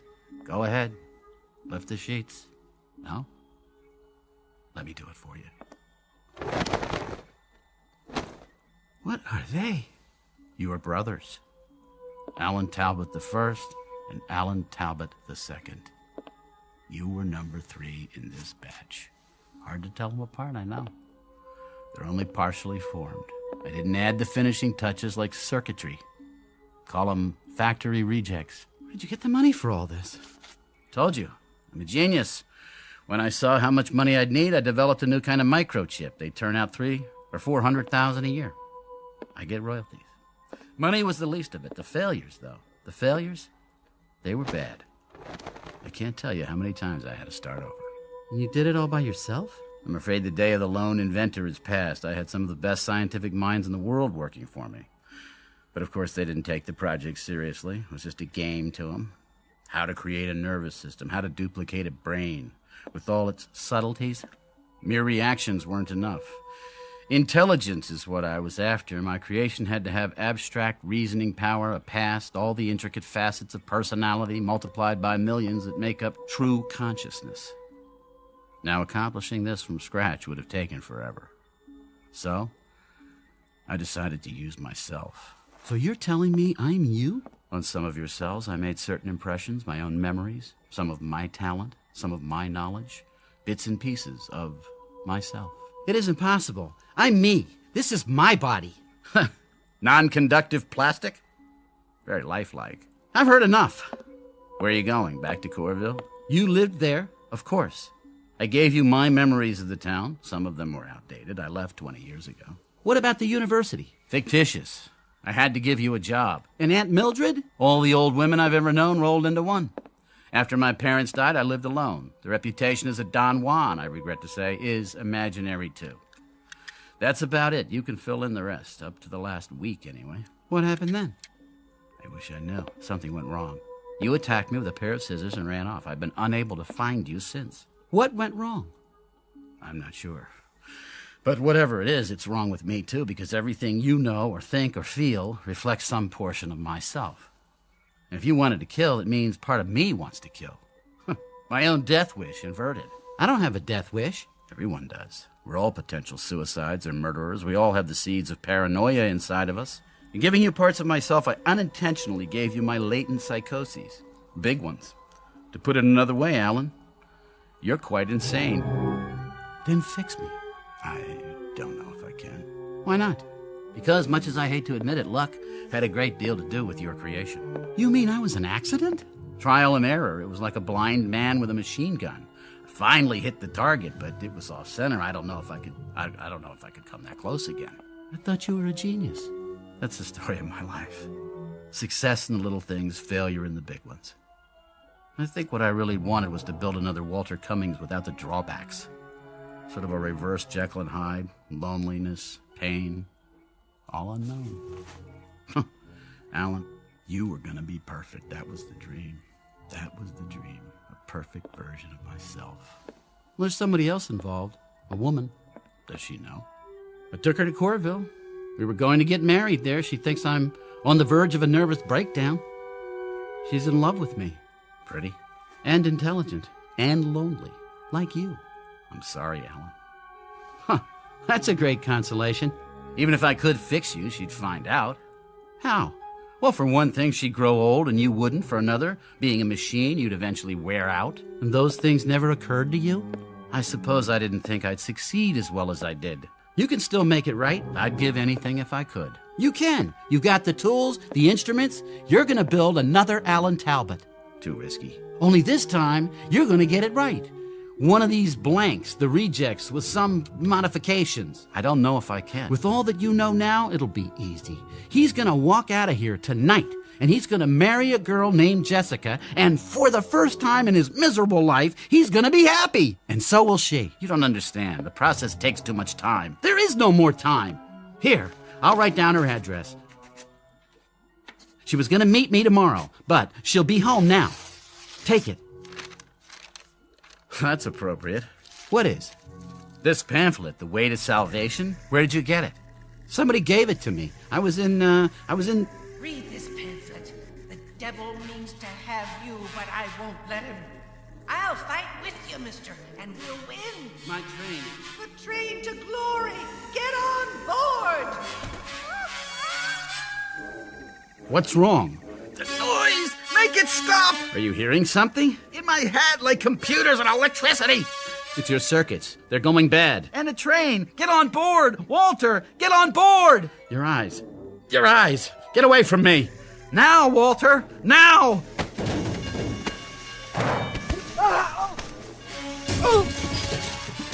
Don't, Alan. The equipment. You take the address. Promise me. Stop. You. Walter, it's the only way. Get out, now, and remember what you've learned. Try to remember.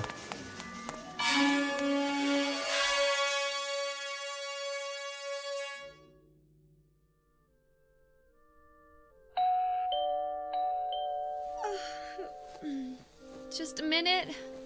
Who is it? I'm sorry to bother you, man, but see, I belong to the Junior Woodchucks, and... Alan!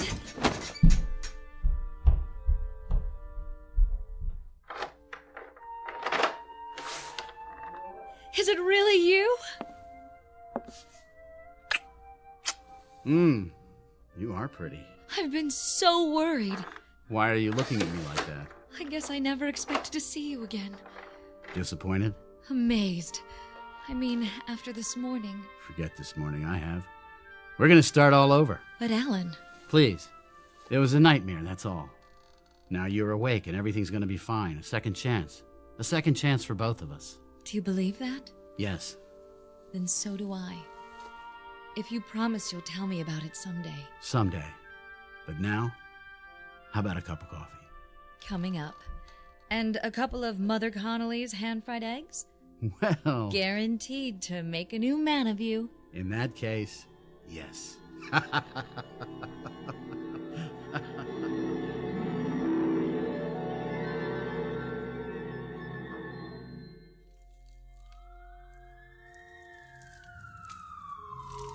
Too late to fight this fire. The whole place is gone. Whose was it? There's some scientist guy named Cummings. Lived alone. He got out okay. Well, no more laboratory for him. Burned to the ground. What's this? Looks like a mannequin. Crash test dummy, huh? Nothing but melted plastic. Circuit's still going inside the head. Look at all those wires. Leave it for the cleanup truck. Fire crew! Over here. This has been the story of Walter Cummings, Jr., a.k.a. Alan Talbot. In a way, he succeeded with his life's ambition, even though the man he created was, after all, himself. But that creation is now relegated to the junk heap. One more failed experiment. While Mr. Cummings has been given another chance, for better or worse, there may be easier paths to self-improvement, but sometimes it happens that the shortest distance between 2 points is a crooked line, one that leads directly through the Twilight Zone. We'll return to the Twilight Zone after these brief messages. You are about to enter another dimension, a dimension not only of sight and sound, but of mind, a journey into a wondrous land of imagination. Next stop, the Twilight Zone. Hi, this is Stacy Keach. I'd like to take a moment to tell you about our Twilight Zone website at twilightzoneradio.com. At twilightzoneradio.com, you'll find the latest information on these Twilight Zone radio dramas, including behind-the-scenes photographs, plus the newest product releases, trivia contests, ways to contact us, other Twilight Zone-related info and merchandise, plus links to other fascinating websites. So make your next stop twilightzoneradio.com. Visit twilightzoneradio.com to purchase these Twilight Zone radio dramas on cassette and CD, or call toll-free 1-866-989-ZONE. That's 1-866-989-9663.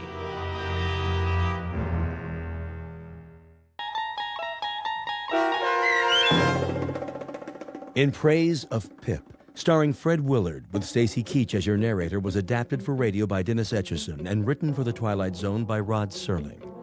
Heard in the cast were Mike Starr, Chad Reinhardt, Christopher Bolf, David Darlow, Linda Reiter, Jeff Lupetin, Peter DeFaria, Doug James, Joby Cerny, Kurt Nabig, Anna Savrutsa, Jason Mallow, Carl Amari, and Amanda Amari. This copyrighted radio series is produced and directed by Carl Amari and Jason Mallow for Falcon Picture Group. Doug James speaking.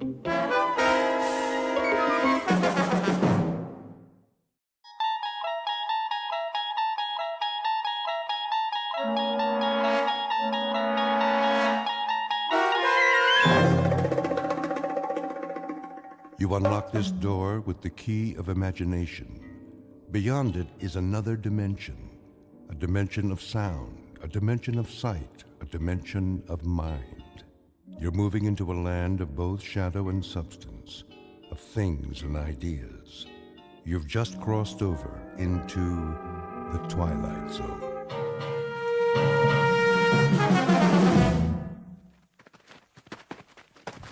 This is far enough. Hold up, men! Looks like we're in the clear, Sarge. Don't believe everything you see. Want me to call base camp? Not yet. Oh, my aching back. You can say that again. On your feet, Private. Oh, well, we got a real nice spot here. Nobody told you to fall out. Mean we ain't gonna have a picnic? Pick up your gear. Now. Yeah. Listen up, you jokers. This isn't war games. You want to get home in one piece, you follow orders, or you can lay down and die right now. You got that? Sergeant? What is it, Phillips? I can do some recon if you want. Check out the river. Not now. If it's all clear, maybe we could cross. Forget it, Pip. I need you here. But, Lieutenant, base is only a few clicks away. If Charlie's behind us... Charlie's close. I can feel him. And you've been here as long as I have. You'll feel him, too. Listen to the Sergeant. He eats and he sleeps jungle. He lives in the trees like a monkey. He was made for this. You? Well, you're a bunch of city boys. You don't know jack. Now cut the chatter. I was thinking. Yeah? Maybe the kid has a point. If the river's secure, we could cross and make a circle back to camp. If it's secure. That's a big if. Only one way to be sure. He's too great. That's just it. He's fresh off the boat and he knows it. So he follows orders. Tell him to cut a path to the river and come straight back. He'll do it. He won't mess around. Just one man. If he stays low, keeps moving, it might work. Give him 10 minutes. If he's not back, we move out. Pip? Sir? I want you to go down there. I want you to turn around and gently... In the river? Okay. All right. Now get moving. Yes, sir. And where's he going? Yeah, he's in a mighty big hurry. That's probably the chow he ate. No, he's gonna have himself a little swim. Hope he took his suntan lotion. Cool it! Come on, Phillips. You can do it. Pip? Pip? Pip! Pip? Pip! Mr. Phillips? Mr. Phillips? Yeah, I'll be right there, Mrs. Feeney. I was just resting my eyes. Must have been dreaming some nightmare. Mr. Phillips, are you in there? Sure, Mrs. Feeney. Just let me get the locks on the door. Hey, you got a message for me from Pip? Quick transition from a war zone in Southeast Asia to a rooming house stateside. That's the way the mind works, moving through time and space as if they were the elements of a dream. Only sometimes the dream may not go away quite so easily. Submitted for your approval, one Max Phillips, age 46, slightly the worse for wear, whose life so far has been as drab and undistinguished as a bundle of dirty clothes. Occupation? Small-time bookmaker. And though it's a bit late in his career, he has an errant wish that the rest of his life might be sent out to a laundry and come back shining and clean. This to be a gift of love for a son with the unlikely name of Pip, Mr. Max Phillips, who is soon to discover that a man may not be as wise as he thinks. Said lesson to be learned the hard way in the Twilight Zone. And now, The Twilight Zone and our story in Praise of Pip, starring Fred Willard, with Stacy Keach as your narrator. Mr. Phillips, I can't wait all day. Oh, sorry, Mrs. Feeney. What do you got for me? A message from Pip? Afraid not. Oh. Well, come on in. I must have fell asleep. You ever take naps? I started taking them lately. It makes you feel refreshed. Besides, I ain't getting any younger. Smells like a brewery in here. Nice, huh? Nice? No. Typical, yes. Pour you one? I didn't come here to socialize. Oh, sure. Well, is it about the rent? Because I'm pretty sure I paid it. Check your book. You'll see that I... You got a visitor downstairs. I do?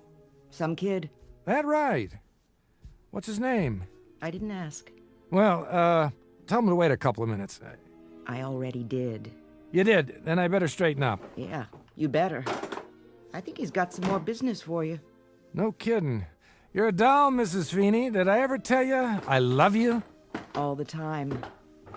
Speaking of which, do you know what time it is now? Sure I do. Only first, tell me what day it is. It's 8 o'clock. In the evening. What? It can't be. Well, it is. September the 13th, 1963. And you look like an X-ray of an ulcer. Anything else you want to know? Yeah, where's a clean shirt? Lower right-hand drawer. You got one left. Thanks. You know I'm crazy about you. You're the queen of women. Mailman come yet? Come and gone. Anything for me? Nope. Nothing for my boy, huh? You ask me that every day. Well, sometimes he writes, when he's got time. He must be awfully busy over there. Place called Vietnam. Don't worry about him. He's a good boy. He'll be all right. He better be. Look at him in this picture. I ever show you his picture? Every time I come up here. Just look at him, in his uniform. Takes after his dad, don't you think? You want me to throw away these empty bottles? Would you? That'd be great. You ain't doing yourself any good living this way. You know that. A very astute observation, Mrs. Feeney. That's why I'm crazy about you. I love your astute observations. I mean it. I know you do. There, good as new. Take a look in the mirror, would you? Who's that good-looking man? Why, it must be Max Phillips, purveyor of tickets of chance on equestrian events. Take my advice. Find yourself a new line of work. Well, now, here's an observation of my own, Mrs. Feeney. One of these days, I'm going to drink my last drink, accept my last bet, perform my final con, and then I'll be ready to go out and meet Pip when he comes back. And you know what I'm going to tell him? I'm going to tell him that his old man finally wised up. And when will that great day happen? Oh, one of these days. That's what they'll put on your gravestone. Mr. Max, one of these days, Phillips. It's kind of a pity, you know. You're not such a bad guy.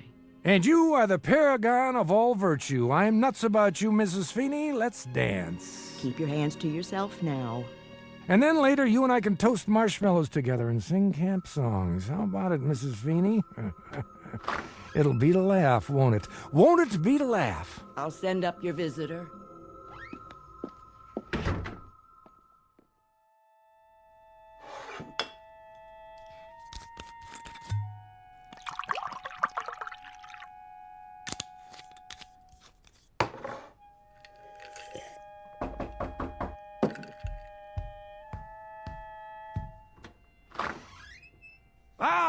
Well, hi there. Pete, isn't it? George. Georgie, that's right. Hello, Mr. Phillips. Please, step into my office. Thanks.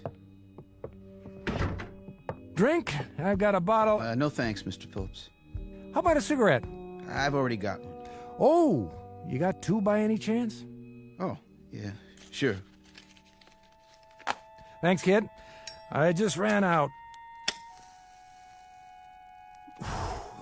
There, that's better. Well, Georgie, what can I do you for? Another bet? Mr. Phillips, Shady Boy lost yesterday.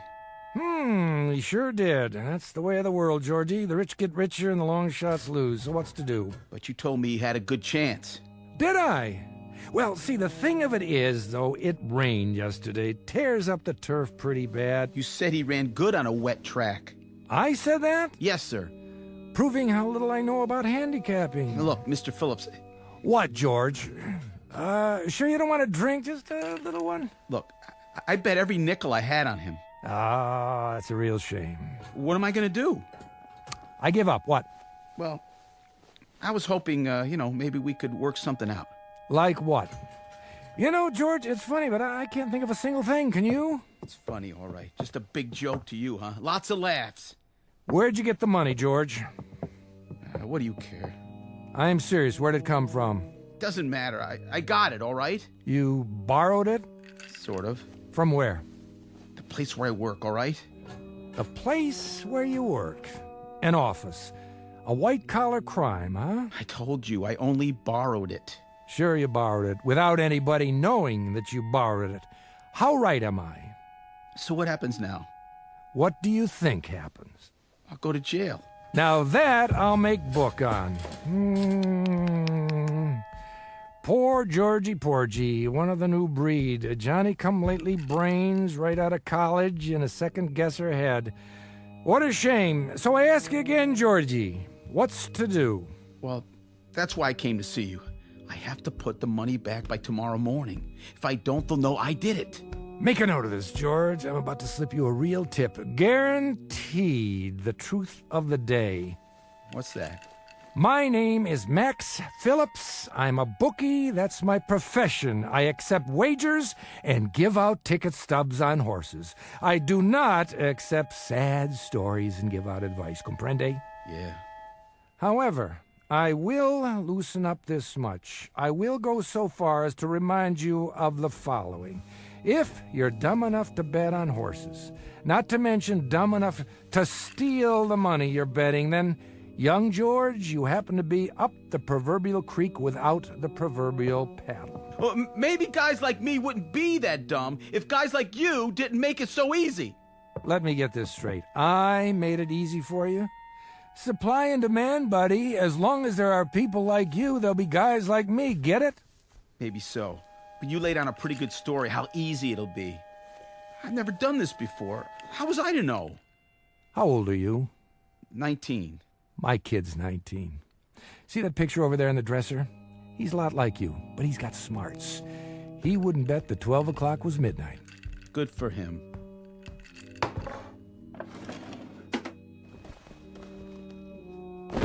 Here. What's this? Your dough, all of it. But how can... I didn't even send it over to Moran. You want to know why? Mr. Phillips... I'll tell you why. 2 reasons. 1, I have fleeced 12 kids like you this week, cleaned them out, and left them to bleach. You'd make number 13. I'm superstitious. And the other reason, that boy in the picture there, if he ever did anything as dumb as you, I'd count it as a favor if somebody straightened him out. So, why don't you run along now before I change my mind? Man, Mr. Phillips, what about Moran? You're referring to the gentleman who employs me. What'll he say? I mean, I hear he's a pretty tough character. Wrong. He's an angel, a kindly, sensitive man. Salt of the earth. If he finds out that you gave me back my money, he'll say it was a Welch. Oh, no doubt. But it'll be my problem, not yours. Thanks, Mr. Phillips. Thanks a lot. Let me tell you something, George. You can welch on a bet. That's S.O.P. But don't get like me. Don't welch on your soul. Then you wind up hating what you see in the mirror, and that can make it rough when you shave. Good night, Mr. Phillips. Good night, Georgie Porgy. Sleep tight. You saved my life. God bless you. This one's for you, Pip. Oh, and Pip, can you hear me, son? Please take care of yourself. Take real good care.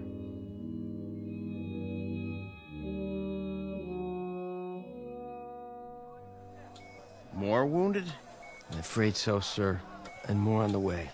You know we can't handle any more, Lieutenant. I filled up every cot I can lay my hands on. You'll just have to do the best you can. But we can't keep up with all the casualties. Better than sending them home in body bags. And God help them. This one on the stretcher, the boy from Huang Ho? That's right, sir. We were caught in an ambush. Multiple shrapnel wounds, abdomen, extensive tissue damage. Not a pretty sight. Can you do anything for him? Shot of morphine. Other than that, we can't touch him here. This is only a field hospital. The kind of surgery he needs. Level with me, Doc. What are his chances? Not very good. Oh, that's tough. He's a good kid. Phillips Pip. It's an odd name. It's what everybody called him. Well, Private Pip, I wish you a full recovery and a long life. Short of that, someone to mourn you.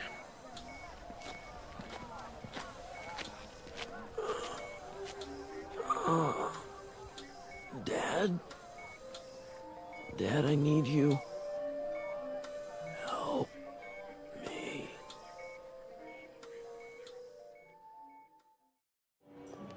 Ice cream, cotton candy, saltwater taffy. How about you, mister? Me? Oh, no, I don't eat that stuff. My boy, though, my boy used to like ice cream cones when he was little, the kind with nuts. That right. Ice cream, cotton candy. Hey, give me an ice cream, huh? For old time's sake. And make sure it's got lots of nuts on it, okay, pal? Suit yourself. Here you go. Get your ice creams right here. Tastes good. Don't it, though? Hey, Vinny, what are you doing here? Looking for you. What do you think? Some other time, Vinny, I'm going for a stroll. Eating an ice cream cone. You know how it is. Yeah? Nice time of day. The weather's cooling down. I don't need any company. Maybe you don't. But Mr. Moran, he wants to see you. Oh, does he? Would you just tell Mr. Moran that I'll be around tomorrow with his dough? No reason to worry. He knows where I live. He wants to see you now. No kidding. Let's go. 98, 90, 2 grand, 220, 230. Yeah. Max Phillips is here, boss. Show him in. This way. I know the way. How long have I been coming here, Vinny? Shut the door and wait here in case I need you. Sure, boss. In case you need him, that's a laugh. Might need protection, huh? Against me? Sit down. That's all right. I won't be staying long. I got another engagement. So, Max, haven't seen you in 5 days. I know. Seems like years. Where is everybody? Everybody was here. Now they're gone. That a fact? We settled accounts tonight. Oh, yeah. Where were you? A reasonable question. That's me. Always reasonable. I must have took the wrong bus. You don't need to take a bus. It's 2 blocks. Well, how about it was such a beautiful day, and I thought I'd take a stroll on the boardwalk. Hey, you remember those ice cream cones with chocolate and nuts on the outside? Guess what? They still make them. I must have bought my kid 1 million of those. I must have... Enough already. You give me the wrong story now, and you'll end up under a bus instead of on one. That can be messy, if you catch my drift. Oh, I catch it all right. Here you go, Moran. Catch this. $1,341. Not bad, huh? Things are looking up. That depends on who's doing the looking. From where I sit, I don't like the view. Then maybe you should clean your glasses. Max. What am I going to do with you? What am I going to do with you? Smoke? Sure, thanks. I don't understand you, Maxie. Don't worry about it. I don't understand myself sometimes. But you know, I don't worry about it anymore. I just take it the way it comes. That's my motto now. I treat you like a favorite uncle, and then what do? You double-cross me. Me? I don't see nobody else here, do you? I don't know what you're talking about. No? Kid by the name of George Reynolds placed a bet with you, $300. His horse didn't place. But somehow, the dough never got to me. Uh-oh. Busted. Why, Maxie? I'll bite. Why? Vinny. Something, boss? Bring the kid in now. Sure thing. I want you to see what happened. See what? You mean he's here? No, he's taking a vacation in Miami Beach. 'Cause he's here. Nobody gets past me. No, because you gave it back. You welched on me. I had to go out and find the kid and get my money. My money, Max. But he got stubborn, so I had to rough him up. That was a lot of trouble to go through. Sit down in the chair. All right, I'm sitting. Yeah, looks like an awful lot of trouble. For me and him both. And you did this for $300 lousy dollars? A little attitude adjustment. Please, Mr. Phillips, don't let him hit me anymore. All right, I get the point. Let him go. No can do, Maxie. You know what happened if I give him a free pass? This would be the first of a long line. And inside of 3 months, I wouldn't have a shirt on my back. The kid must have persuaded you pretty good. He didn't do anything. Just place the bet. Ask him. Look at his face. He's already been asked. Nice black eye, if I do say so. One I should make it a pair, boss. If I don't put the money back, I'll go to jail. Don't you understand, Mr. Moran? I'll go to jail. Well, you're tearing me to pieces, kid. It's me right here. You know what your trouble is? You listen to people like Maxie. That's mistake number one. He never gave anything away in his life. How right am I, Maxie? Very right. Guess I'm just a heel with a Robin Hood complex. He's got a complex. But a short-lived one, Georgie Porgy. Remember that. Next time somebody hands you something for free, consider the source. Nothing from nothing equals nothing. You want I should answer it, boss? No, I want you to eat it. Get it for me. It's giving me a migraine. Talk to me. Who? Yeah. He's busy right now. All right, I'll tell him. It's your landlady. Mrs. Feeney? Says there's a telegram for you. A telegram? Probably from Georgie's horse, saying he's just coming into the stretch and he'll be home for Easter. Give me that. Yeah? Well, open it up, would you, Mrs. Feeney? From the Defense Department? Go ahead, read it to me.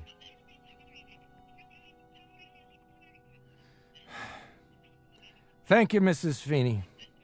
No, I'm all right. Thank you. What did it say? Pip's been wounded. My son is dying in a hospital somewhere, a place called Laos. There isn't even supposed to be a war there, but my kid is dying. It's to laugh. I swear it's to laugh. Hey, Maxie, that's a tough break. Yeah. I'm real sorry to hear it. See that amusement park down there? My kid loved to go to amusement parks. That one especially. I used to take him on Saturday nights. Just the two of us, like tonight. This is a Saturday. Oh, look. He ain't dead yet. What I mean is he, When I wasn't too drunk, or when I wasn't out conning somebody for you, Moran, I'd take him to the amusement park and we'd have a ball. Take it easy, huh? You know, Moran, I think you're wrong. I think I have given something away. And you know what it was? My son Pip. The good part of me. The clean part. The only part I was proud of. Give me that envelope. What are you doing? Take your money, Georgie. Put it back where it came from Monday morning. Nobody'll be the wiser. Except you. Thanks, Mr. Phillips. I hope you learned something. Now get going. If you say so.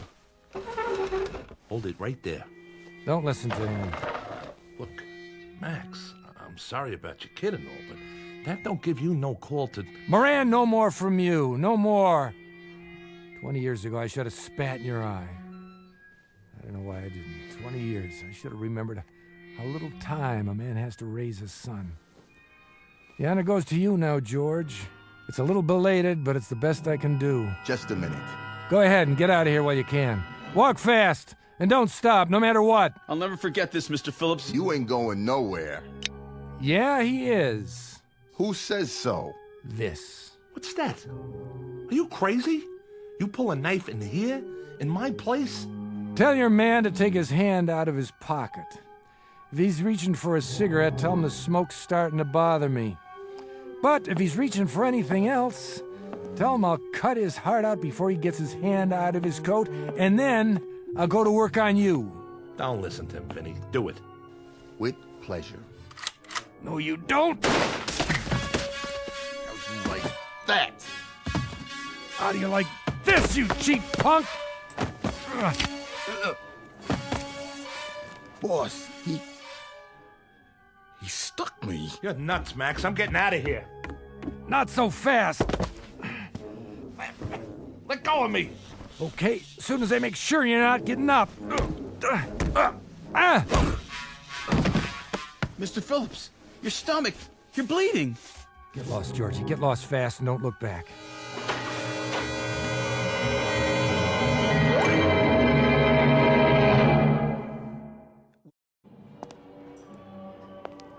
Can't get my breath.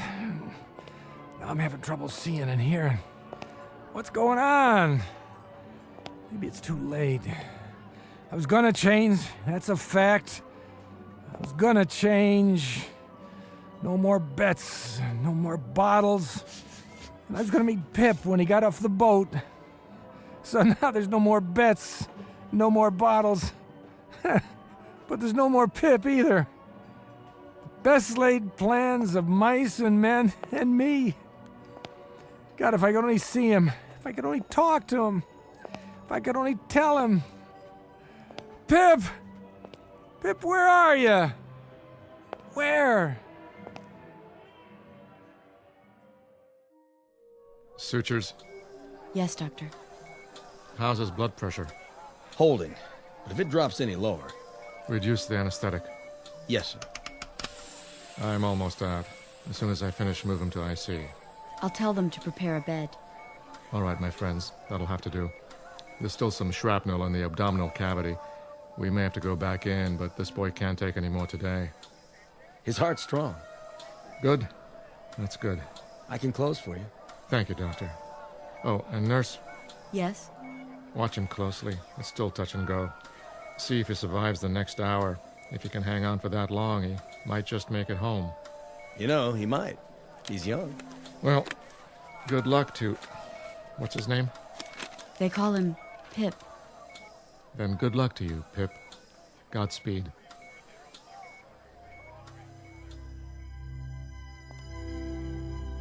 Why'd they shut this place down? It's early. Isn't anybody here to sell tickets? Wait a minute. Who's that? It can't be. Hi, Pop. Pip? Hey, Pip! Hurry up. What are you... You slowpoke. What took you so long? Pip, I can't believe it. Where were you? I've been waiting a long time. Pip, is it really you? Your hair, your face. Let me touch you. Quit with the mushy stuff, okay? Hey, Pip, you still got your freckles. But how old are you? 10. What do you think? How come, Pip? How can you be? That's what I am, Pop. I'm 10 years old. It's Saturday night, and you said to meet you on the boardwalk. I was worried you wouldn't come. Pip, I don't understand. Explain it to me, will you? Well, sometimes you don't show up, Pop. Sometimes you're sick or something. Yeah. Sometimes I'm... Yeah, sometimes I am. Hey! Pip, remember what I used to say to you? I used to say, hey, Pip, who's your best buddy? Yeah. Attaboy, let me see that smile. You always had the greatest smile. Hey, Pop, you know something? You're my best buddy. That I am, Pip. That I am. From now on, you can count on it. Hey! So what do we do first? Well, how about some rides and some cotton candy? Sure, anything you want, anything at all, Pip, just like old times, but you're 10 years old again. How can that be? Don't worry, Pop. We're here, and we're together, and we can go on some rides. Sure we can. Sure we can, Pip, only looks like they shut the place down, the lights, the rides, everything. I got an idea. We can go someplace else. We don't have to. Take a look, Pop. It's just like it used to be. Why, you're right, Pip. How'd you do that? I didn't do anything. Come on. Sure, Pip. Let's go. We'll ride the roller coaster, the Ferris wheel, everything they got. I can go slow if you need me to. What's the matter? Don't think your old pop can keep up? Well, you keep holding your stomach. It looks like you're bleeding. Ah, no, I'm not bleeding. It's soda. That's all it is. I spilled it on my shirt. Come on, let's get going. Let's have some fun. Ice cream, cotton candy. Can I have some cotton candy, Pop? Of course you can. One cotton candy, please. Here you go. Hey, you got ice cream too? The kind with chocolate and nuts on it? You used to like that, didn't you, Pip? Mm-hmm. Make it one of each. You got it. Ice cream, cotton candy. Let's go on the Ferris wheel.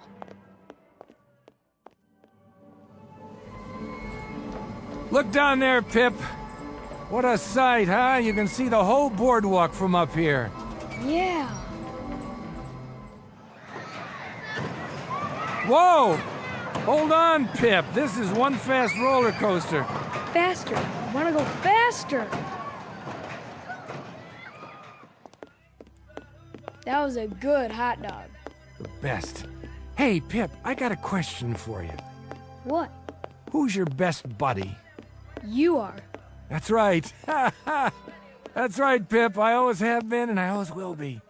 Don't ever forget it, no matter what. All right? Oh, all right. Hey, slow down. What's the big rush? I gotta go. Go where? What's the matter? There's not much more time, Pop. Sure there is. What are you talking about? There's... Pip? Where'd you go? What's happening? Gotta keep up. Oh. Where'd he go? Pip. Pip, don't go in there, okay? It's the Hall of Mirrors. You'll get lost. Going in, mister? What? No. Come on, it's fun. I know. Screwy Louie's room. Mirrors all over the place. I've been in there lots of times. Pip! Pip! Yeah, better go get him. Here's a ticket. Yeah, okay. Pip! Wait up!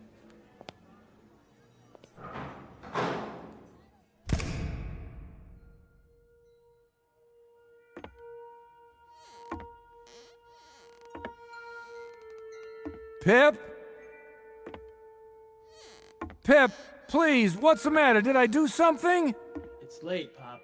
What do you mean? There you are. Hold up, Pip, I want to tell you something.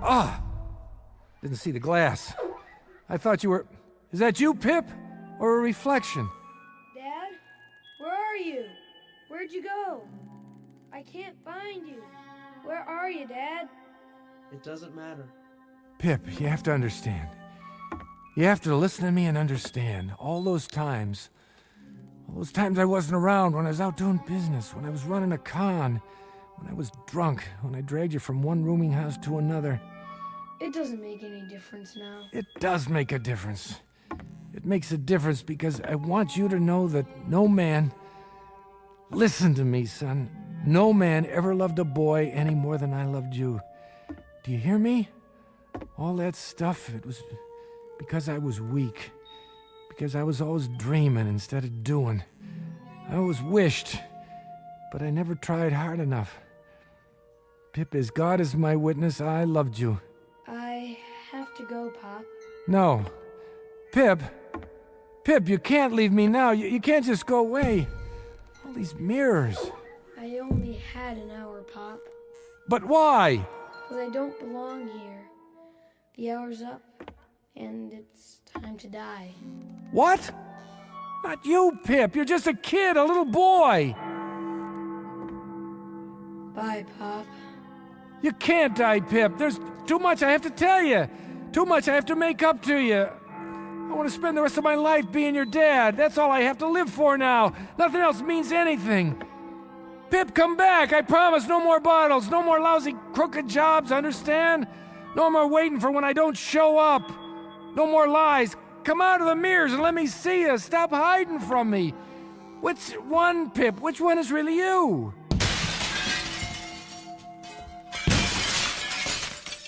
I can't, Pop. I'm sorry, but I have to go back.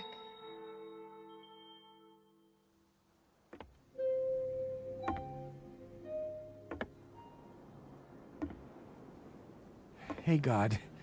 Hey, God, I'll make you a deal. I give you the carcass of a weak old idiot. I give you me. All you have to do is give Pip back.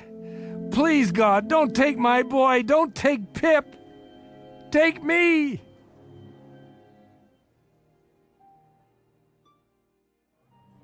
Get your ice cream and cotton candy. Tickets right here for all the rides. How many, little lady? Lots. Give us a stack of tickets, will you please? My daughter loves the rides. Sure thing. Thank you. There. Now, sweetie, which one do you want to go on first? The Ferris wheel. Are you sure? That's a mighty tall ride for such a little girl. Oh, please. Oh, all right. You run ahead and get in line. I'll be right there. Yeah!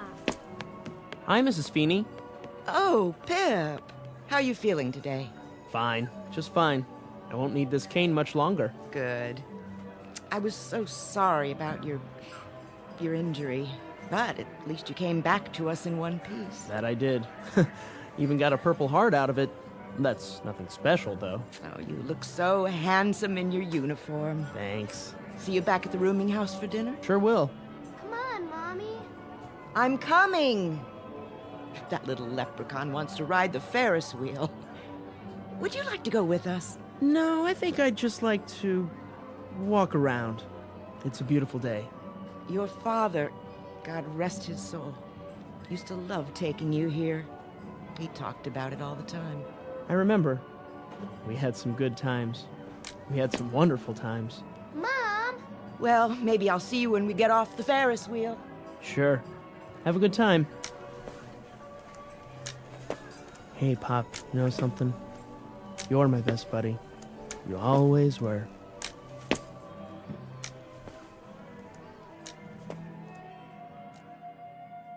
Very little comment here, save for this small aside, that the ties of the flesh are deep and strong, that the capacity to love is a vital, rich, and all-consuming function of the human animal, and that you can find nobility and sacrifice and love wherever you seek it out, down the block, in the heart, or in the Twilight Zone. The Twilight Zone continues in just a moment. You are about to enter another dimension, a dimension not only of sight and sound, but of mind, a journey into a wondrous land of imagination. Next stop, the Twilight Zone. Hi, this is Stacy Keach. I'd like to take a moment to tell you about our Twilight Zone website at twilightzoneradio.com. At twilightzoneradio.com, you'll find the latest information on these Twilight Zone radio dramas, including behind-the-scenes photographs, plus the newest product releases, trivia contests, ways to contact us, other Twilight Zone-related info and merchandise, plus links to other fascinating websites. So make your next stop twilightzoneradio.com. Visit twilightzoneradio.com to purchase these Twilight Zone radio dramas on cassette and CD, or call toll-free 1-866-989-ZONE. That's 1-866-989-9663.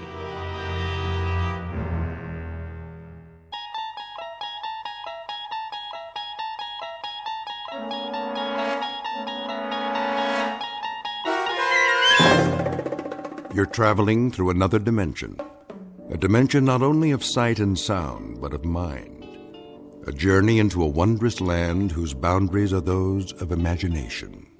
Your next stop, the Twilight Zone.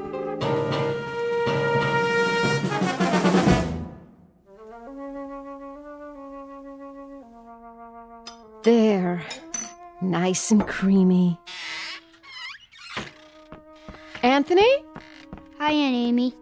I just knew that was you. What's that in your hand? My Jack-in-the-Box. Oh, yes. That's such a funny toy. Where's my mother? In the bedroom, lying down. She'll cook the rest of the dinner soon as I'm finished. But I wanted to get this done first. What you making? Well, what do you think? A cake, of course. For my favorite little boy. Is it a good one? Oh, yes. A very good one. Very, very good. I just took it out of the oven a while ago. Chocolate on the inside with little yellow swirls? What else? I know what my Anthony wants. See? Doesn't that smell good? Where's the frosting? Right here in the bowl. It's chocolate, too. I blended in a lot of butter to make sure it's smooth. 100 times. By hand. Milk chocolate? You bet. We don't like that dark chocolate, do we? Ugh. No. Hurry up, Aunt Amy. Don't you worry. It'll be ready in a jiffy. Put the frosting on. Plenty of time for that. Besides, we have to let the cake cool first. Put it on. Now. Oh, I know what you want. You want to lick the bowl. Well, you'll just have to wait. I don't want to wait. Be a good boy now. I am a good boy. I know you are. I know that. Of course I do. A very, very good boy. I'll just go ahead and frost it now. Why not? No problem, Anthony. None at all. I want lots on the top. Surely. Lots and lots. See how thick I'm putting it on? Swirls of chocolate butter frosting, and all of it for my favorite nephew. There. Some more around the sides. We don't want to forget the sides, do we, Anthony? The sides are good, too. So good. Anthony, stop that. Get your finger out of the bowl. Ow! There'll be plenty left for you to lick when I'm finished. When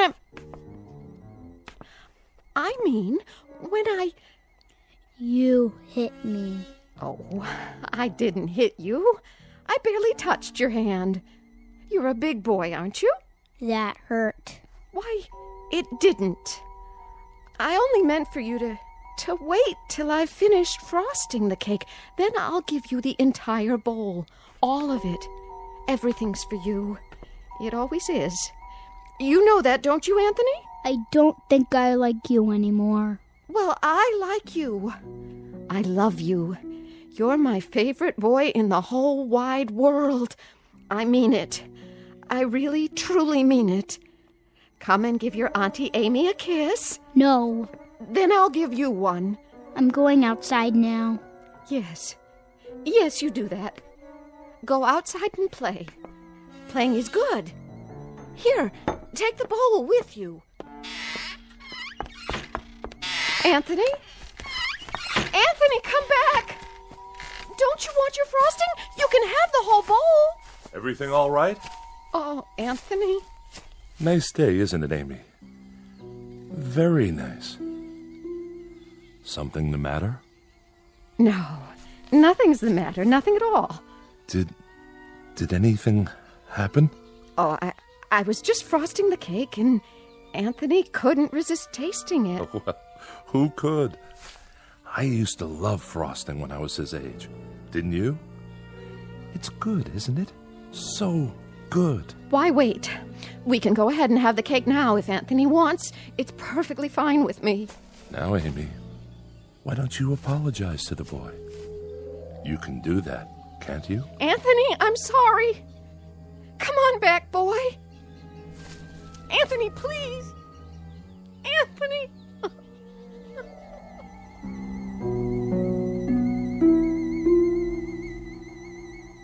Welcome to Peaksville, Ohio on a hot July afternoon. At first glance, you'd think this is a farm like any other, and the little boy, Anthony by name, is like any other little boy.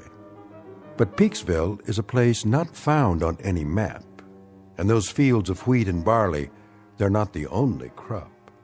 Something else grows in Peaksville, and for want of a better term, we'd call it horror. One day, exactly 6 years ago, a boy was born. And as far as the people are concerned, that's all that matters. There isn't anything else. Because Anthony controls it all. In just a moment, we'll take a closer look at Anthony Fremont and the people in the village and the village itself. A world in which nothing exists except Peaksville. A world Anthony manufactured and which he now rules with absolute power. A nightmare of rare design, located dead center in the Twilight Zone. And now, The Twilight Zone and our story, It's a Good Life, starring Mike Starr, with Stacy Keach as your narrator.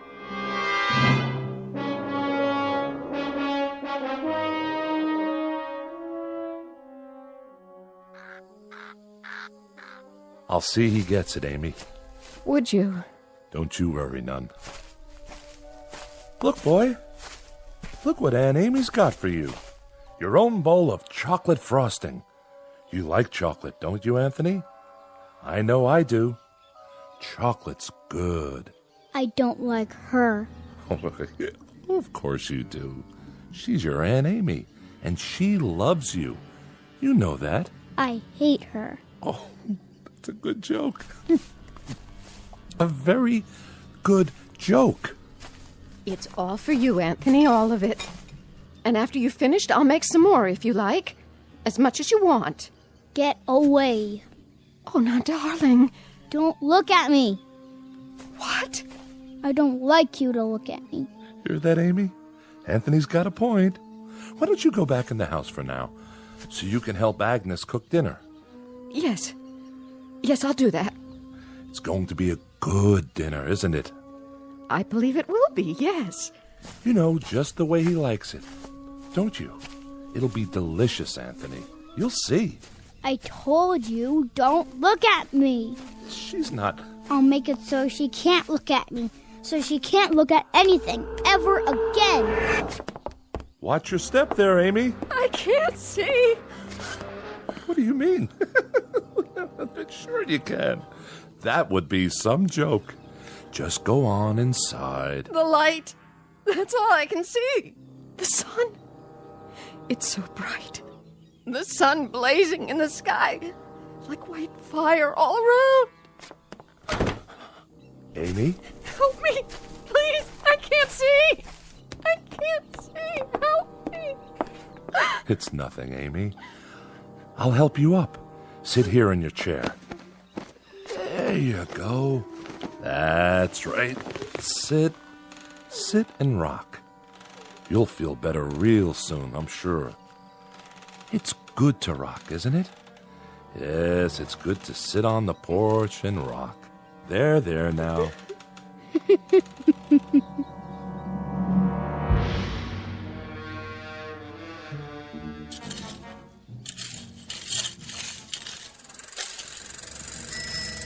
Hi there, Bill. Afternoon, Mr. Fremont. I brought the groceries from town. Gee, that was fast. Thank you, Bill. Very thoughtful of you. My pleasure. Howdy, Anthony.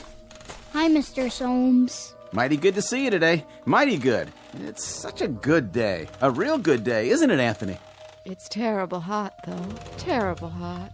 Oh, I wouldn't say that. No, ma'am. I wouldn't say that at all. It's fine. Just fine. A real good day all around.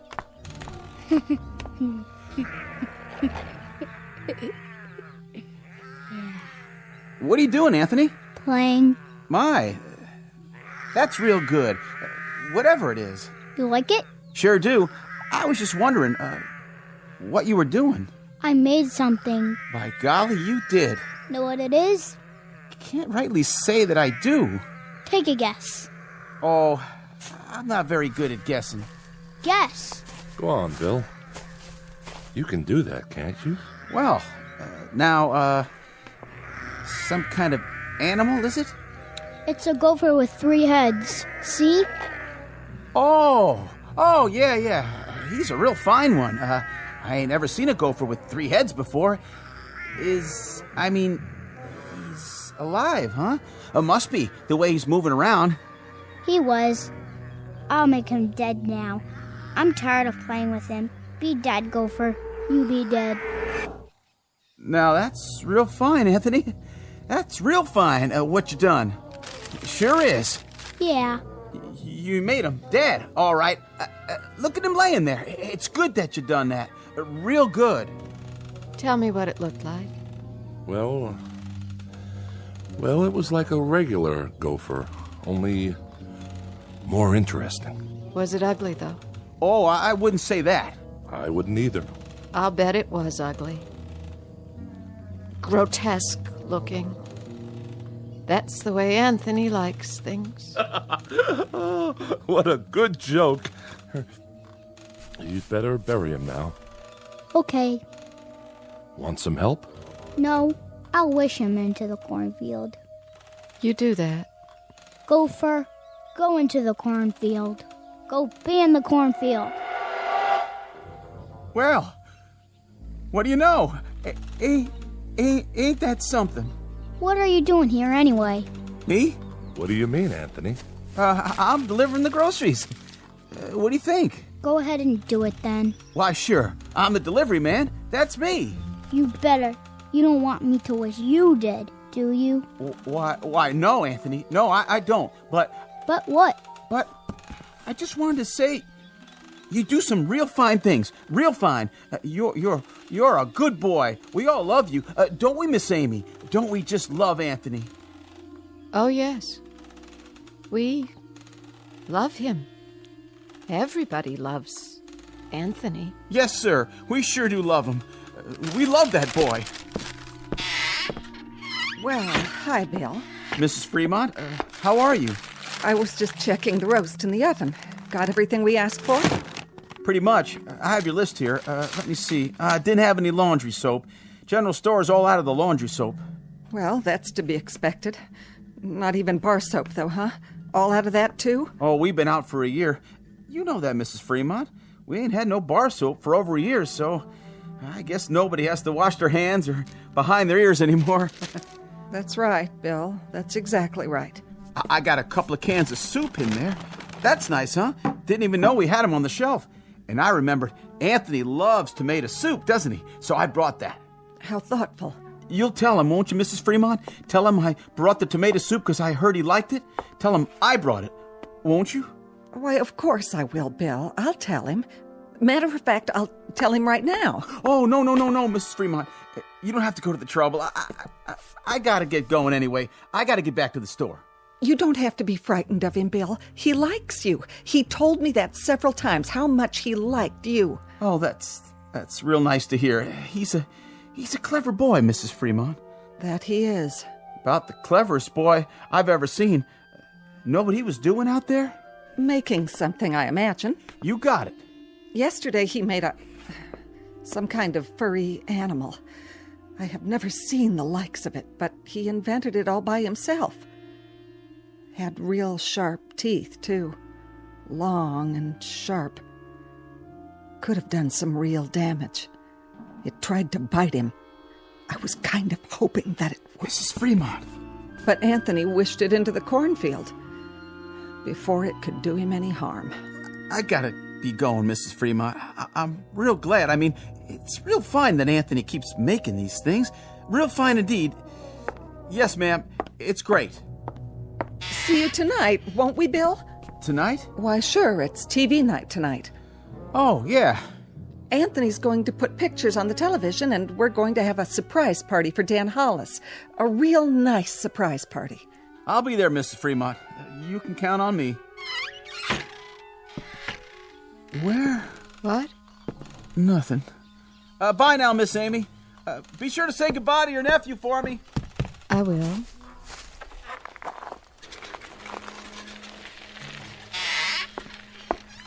Where's Anthony? I think he went into the barn. Oh. Leastways, I heard the door open. I keep telling him he shouldn't go in there, but... Amy, why, it's real nice that Anthony goes into the barn. A real good thing. But Agnes, he isn't even around now. You don't have to say that. But even so, Amy, even so, it's nice that he goes into the barn when he wants to. It's real nice. We mustn't even think anything bad about him, Amy. Do you understand? But he isn't around. Amy, dear, you know as well as I do. Sometimes he can hear what we're thinking, no matter where he is. He doesn't even have to hear it with his ears. It's like when you lost your temper. That was only for a second. 1 second. I know, but look what he did to your eyes. Now you can't even see. So you just think nice things, Amy. Real nice things about how good it is that Anthony's going into the barn to do whatever he does in there. And tonight we'll have Dan Hollis's birthday party, and we'll have a nice time. A very nice time. But it's such a hot day. I hope it cools off tonight. Oh, I wouldn't say it was hot, Amy. It's just right. It's a good day. Don't you think so, too? A real good day.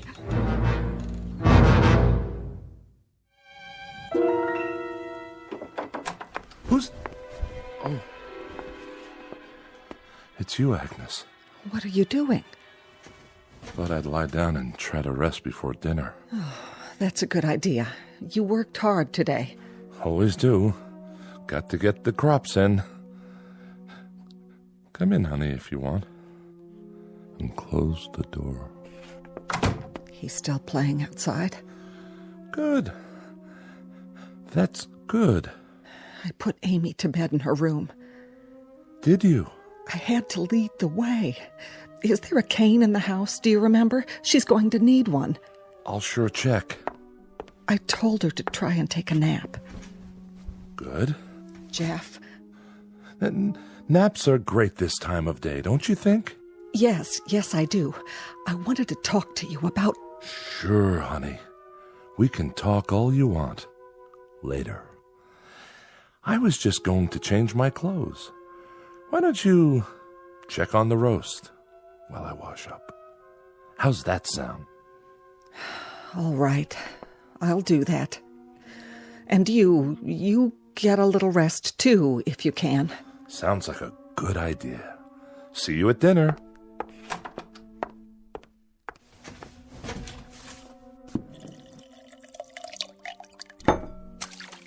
Oh. Well, howdy, son. You crept up on me.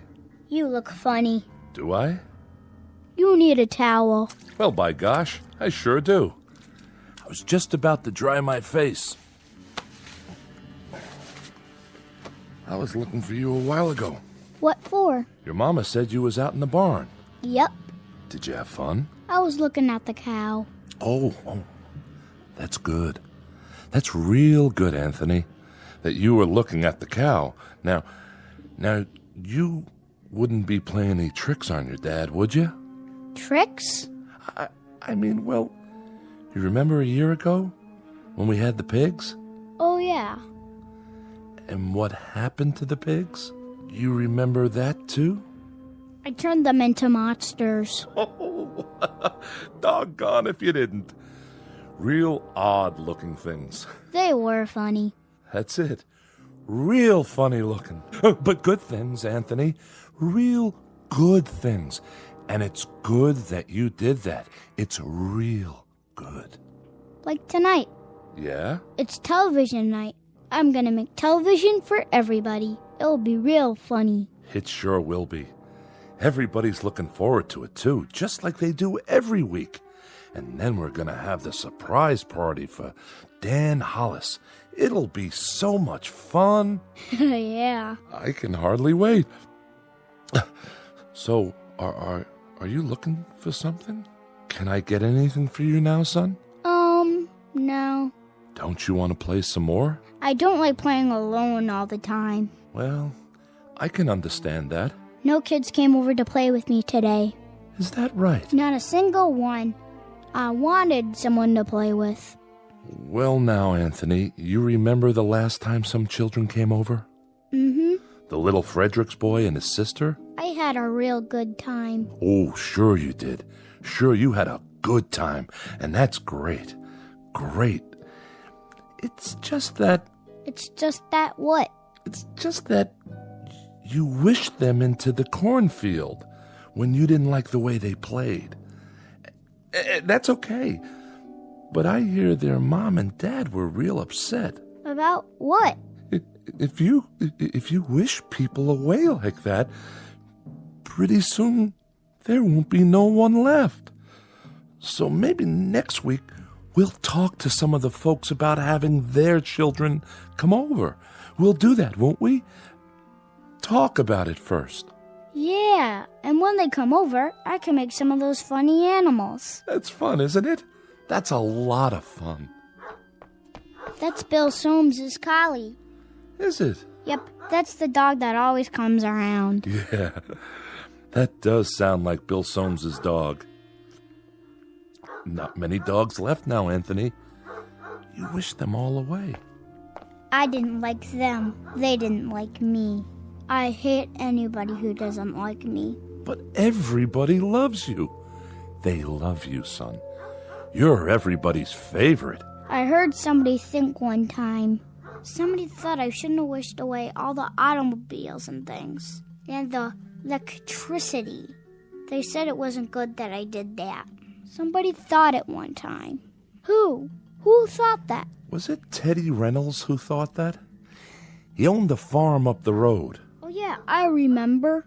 He shouldn't have thought those bad thoughts. That's why I made him go on fire. Sure, that was why... That dog, that collie, he doesn't like me. Oh, I don't know about that. He's a bad dog. Well, now, Anthony, did you do something to Bill Soames's dog? Guess you must have. He isn't outside anymore. I put him in the cornfield. I'm gonna go out in the yard now. Bye. No. Bill Soames's collie was out by the tree just now. I heard him barking, and then he just... Well, why Anthony done that? It was a good thing that Anthony done that, wasn't it, honey? Wasn't it a real good thing? Oh, yes, indeed. It was a real good thing that Anthony did it. Well, I've got to get back and get supper ready. Stay a minute. Ethel's bringing over the candles for Dan's cake. Amy already made it. She got the last box of cane sugar there was to be found. Agnes? The very last box. And Dan hasn't got one single inkling that there's a surprise party for him. Not one. Glad to hear it. And you know how much Dan likes music? Well, last week, Thelma Dunn found a record in her attic. That a fact? Yes, and she's going to give it to him tonight. Isn't that a wonderful surprise? It sure is. A record. Imagine. That's a real nice thing to find. What record is it? Perry Como singing You Are My Sunshine. Well, what do you know? I always liked that tune. How did Thelma happen to find it? Oh, you know, just looking around for new things. Or old things. The ones that are still left. Say, who has that picture we found a while back? I kind of liked it. That old clipper ship sailing along. The Smiths. Next week, the Sipaches get it, and they give the Smiths the old McIntyre music box, and we give the Sipaches... I know. That's the way of things now. There's so little left. But that's okay, isn't it? Everybody keeps a few things for a while, and then they trade off. There's about 3 books left, and each family... Oh, now, honey. And each family can keep it for a week, and then trade it for something else. Like with the stereoscope the Van Nusens found in their cellar, or the can of beer that Bill Soames found wedged into an old icebox in the junkyard. I'd better go check on the kitchen. You see, the thing of it is, Anthony fixed it so that we're alone in the world. Nothing new ever gets built anymore. Nothing new at all. That's enough. No, it's not nearly enough. Remember 6 years ago, old Doc Baker, rest his soul, he took one look at Anthony when he was born, and he screamed and dropped him. Tried to kill him right then and there. He knew. Somehow he knew what Anthony was, and he thought it would have been better if he had been born dead. But Anthony, my son, he whined and let out a cry, and then he done this thing. He took his revenge. Oh, didn't he? Please, I beg of you, don't. No. And he either destroyed the world and only left this village, or he took the village someplace away from everything. We don't know exactly which, do we? All we know is that we're alone, and there aren't any towns or villages or anything else left except this place. And Anthony, he controls it with his mind. He controls everything. That's right. That little boy in the yard outside. He can make it rain or snow. He can wish people into a grave, or he can turn them into anything he wants. That's why you got to keep smiling or laughing, or you got to mumble something to keep your mind clear, because Anthony can tell what you're thinking, and if it's a bad thought, his mind will snap at you, and he'd do most anything at all. Please, for the love of God. Mom? Dad? All right. But it's good. It's good that it turned out this way, isn't it? It's real good. That's what it is. Really, really, really good.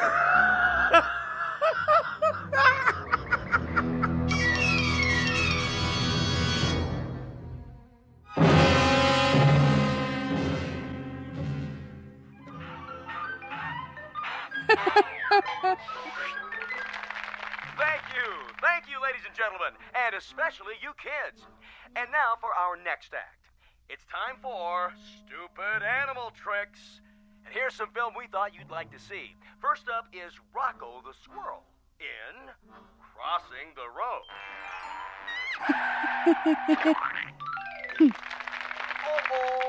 Oh, poor Rocco. And now, the bird and the BB gun. Oh, my. Will you look at that? What, Ethel?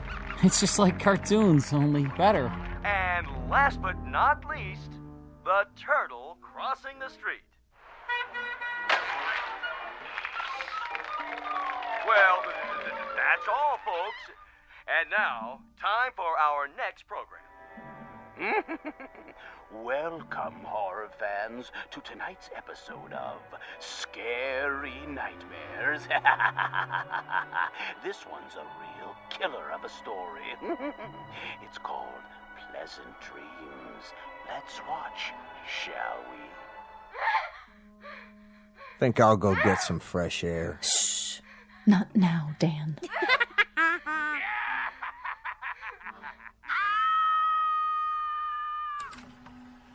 That's all the TV there is. Oh, that was wonderful, Anthony. Wasn't it, everyone? Wasn't Anthony's television wonderful? Yeah. Just wonderful. Even better than last week. Yeah, great. It was much better than the old television. Oh, the best yet. You can say that again. You'll have to come around next week. Oh, I will. I will. And now, everyone, is it time? I guess so, honey. The surprise for Dan's birthday. Oh, you shouldn't have done anything. Go ahead, Ethel. Give your hubby the big surprise. All right. Here you go, Dan. I wrapped it for you special. What's this? Open it. Yeah, go ahead. Well, if you say so. I hope you like it. What's this, a record? It's Perry Como. A real collector's item, you might say. No kidding. I haven't heard Perry Como in years and years. Such a great crooner. You know what a crooner is, don't you, son? No. It's a singer. Someone who sings the old songs. What a great voice he had. Oh, didn't he? Happy birthday, darling. Happy birthday. Hey, you better not hug me too hard. I'm holding a priceless object here. You certainly are. Wow. Do you think we could play it? You mean right now? I'd love to hear some new music. Well... What I'd like to hear is the first part, just the orchestra part, before Como sings. Would that be all right? I don't like singing. I don't think we'd better, Dan. After all, we don't know where the singing comes in. It would be taking too much of a chance. Better wait till you get home.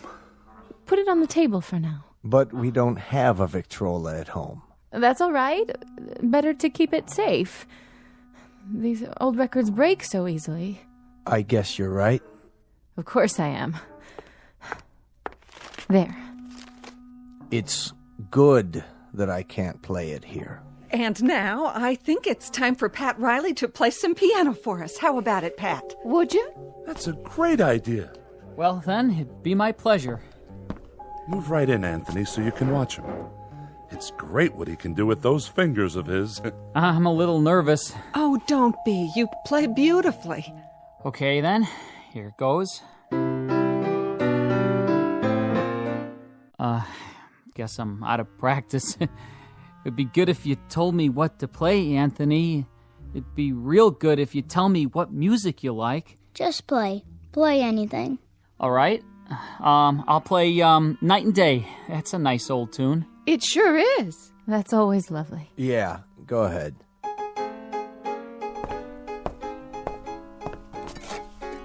What are you doing?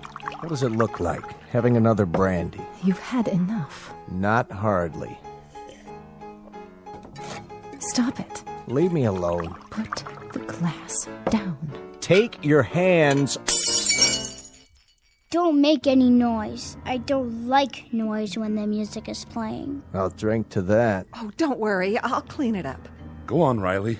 Finish the song. Yes, please. It's so pretty.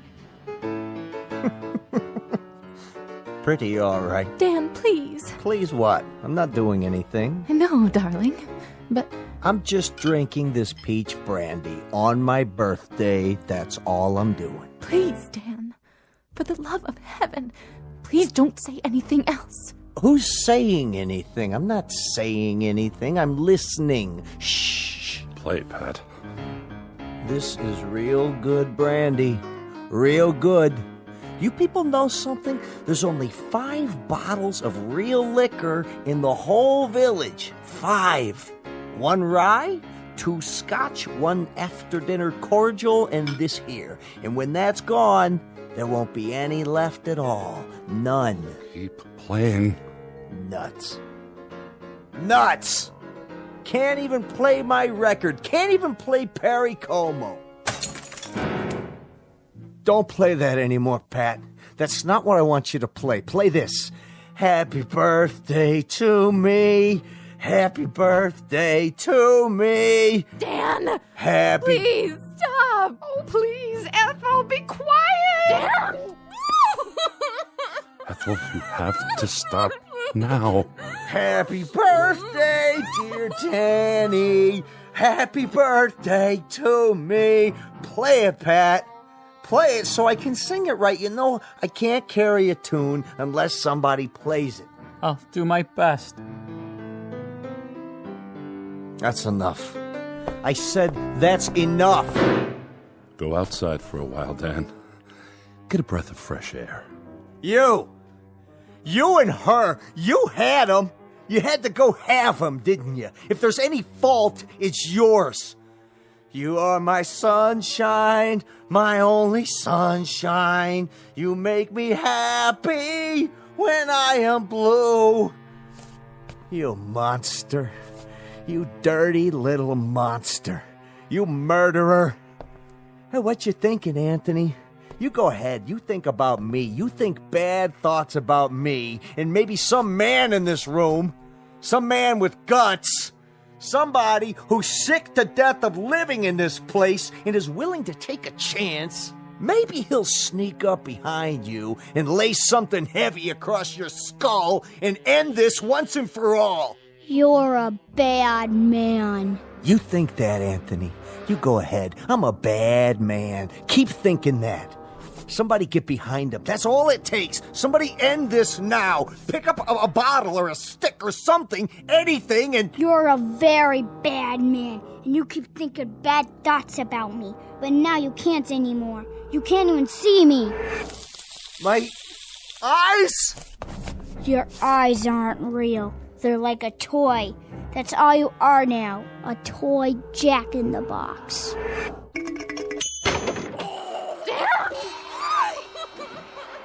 Anthony, push it away.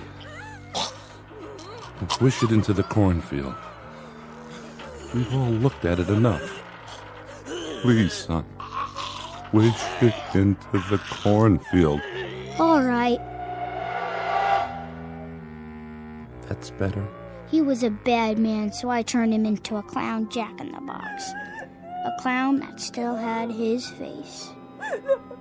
You shouldn't think bad thoughts either, lady, or I'll do the same thing to you.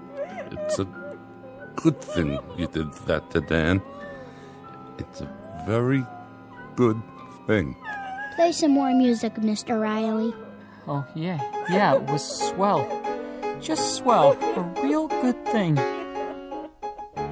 I like that song. Come on, Anthony, I'll lift you up so you can sit on the piano. Would you like that? You know something? What's that, Amy? Careful, watch your step. Why don't you sit down again? I kind of liked it a little bit better when there were cities outside. And we could get real television and radio and things like that. Didn't you? Why, Amy, it's good for you to say such a thing. Very good, but you must be making a joke. Anthony's television is much better than anything we ever used to get. Oh, yes. It's fine. It's fine. Anthony's are the best shows we've ever had. Yeah. Very best. Look at that, will you? It's snowing outside. Anthony, are you making it snow? Yeah, I'm making it snow.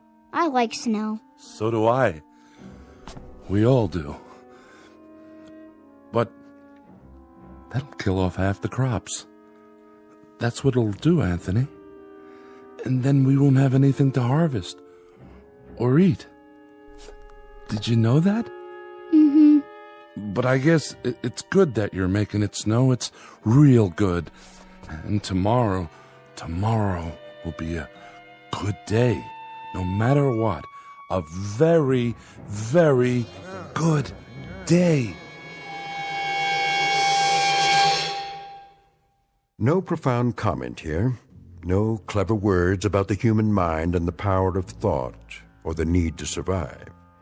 We only wanted to introduce you to one of our favorite citizens, and we do mean favorite, little Anthony Fremont, age 6, who lives in a village called Peaksville, in a place that used to be Ohio.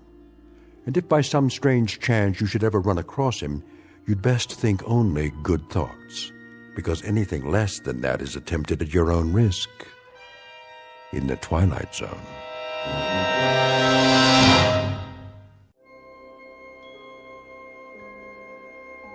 Hi, this is Carl Amari, producer of the Twilight Zone radio dramas. I'd like to take a moment to tell you about our official website at twilightzoneradio.com, where you'll get the latest news and information on these Twilight Zone radio dramas. Plus, at twilightzoneradio.com, you can digitally download 3 free episodes or any of our episodes for only $1.95 each. In this age of ever-changing technology, we've decided to make these episodes instantly available to you by making the Twilight Zone radio dramas a digital download-only series. This means that this series will no longer be offered on CD. The CD collections at our website are now being offered, while supplies last, at buy one, get one free. So be sure to get your favorites before they're sold out. Be sure to visit us often, and I'll see you in the zone.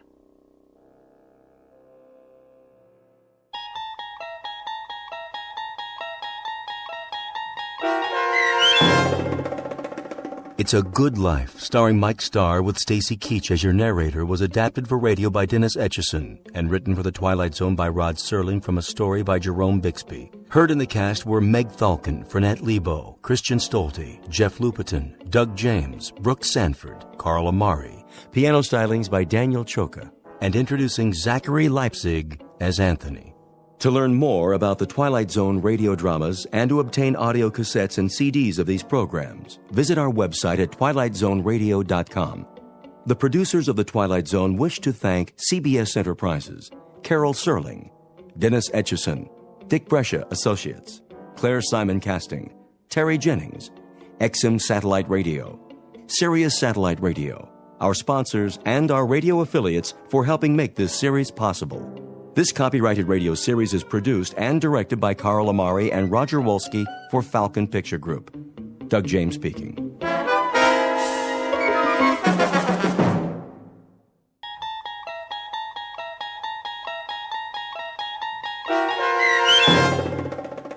Long Distance Call, starring Hal Sparks with Stacy Keach as your narrator, was adapted for radio by Dennis Etchison and written for The Twilight Zone by Charles Beaumont and William Idelson. Heard in the cast were C.J. Amari, Fernette Lebo, Rosalind Alexander, Nick Sandys, Jeff Lupetin, Laura Russell, Kurt Nabig, Christina Verba, Doug James, Karen Olson, and Amber Lake.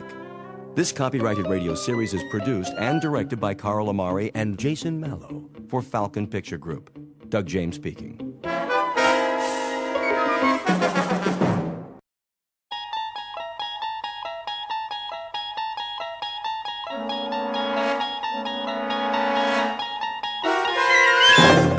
You're traveling through another dimension.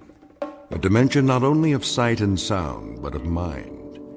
A journey into a wondrous land whose boundaries are those of imagination. Your next stop, the Twilight Zone.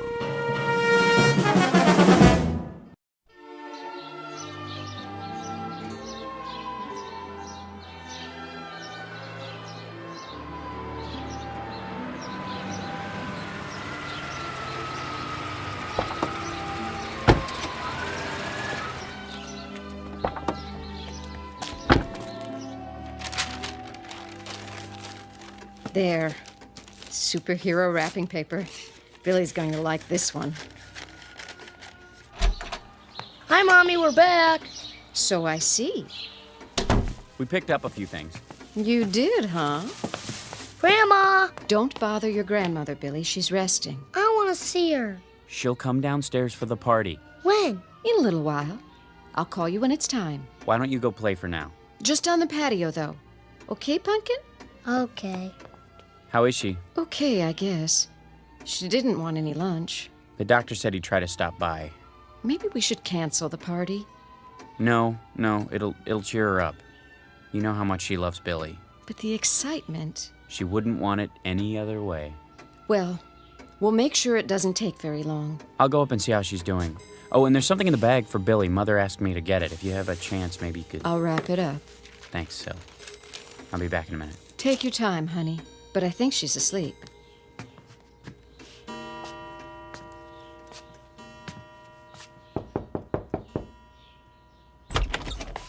Mother? Is that you, Chris? How you doing? Oh, fine. Just resting my eyes. Well, you go right ahead. We've got everything under control. Where's Billy? In the yard, playing. Oh, such a big boy. And today, another birthday. I can hardly believe it. Neither can I. Did you get him a present for me? I sure did. The one you asked for. Sil's wrapping it up. Good. Take the money from my purse. No, don't worry about that. It's all taken care of. I insist. And I insist that you relax. Dr. Unger's coming in a little while. You want to look pretty for him, don't you? Oh, Chris, you're such a teaser. Well, who do you think I learned it from, Mama? Just like Billy. He's so much like you, in so many ways. Oh, I don't know about that. He's got Sylvia's nose and mouth. And your eyes. When I look into those eyes, I see you at that age. I don't know where he gets so much energy. From his daddy, of course. Now, hold on. I was the quiet type. Oh, you were a ball of fire. Running this way and that, full of curiosity. I find that hard to believe. But it's true. Billy's the spitting image of you. If you say so, Mother. Take your nap now. Can I get you anything? Nothing at all. Just remember to call me when it's time for Billy's party. He can come upstairs if you like. Oh, nonsense. I wouldn't miss it for the world. All right, Mother, you win. Just don't try to walk on your own. I'll let you know when it's time. You do that, dear. Tell Billy I'll be there. I will.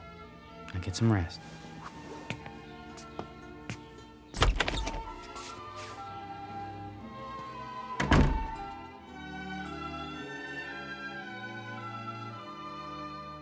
As must be obvious by now, this is a house hovered over by Mr. Death, that omnipresent player in the third and final act of every life. It has been said, and perhaps rightfully so, that what follows this life is an unfathomable mystery, a bridge into darkness, passage over which is reserved exclusively for the dead. Or so the philosophic claim. But in a moment, a child will try to cross the bridge that separates light from shadow. And of course, he must take the only known route, that indistinct path through a region called the Twilight Zone.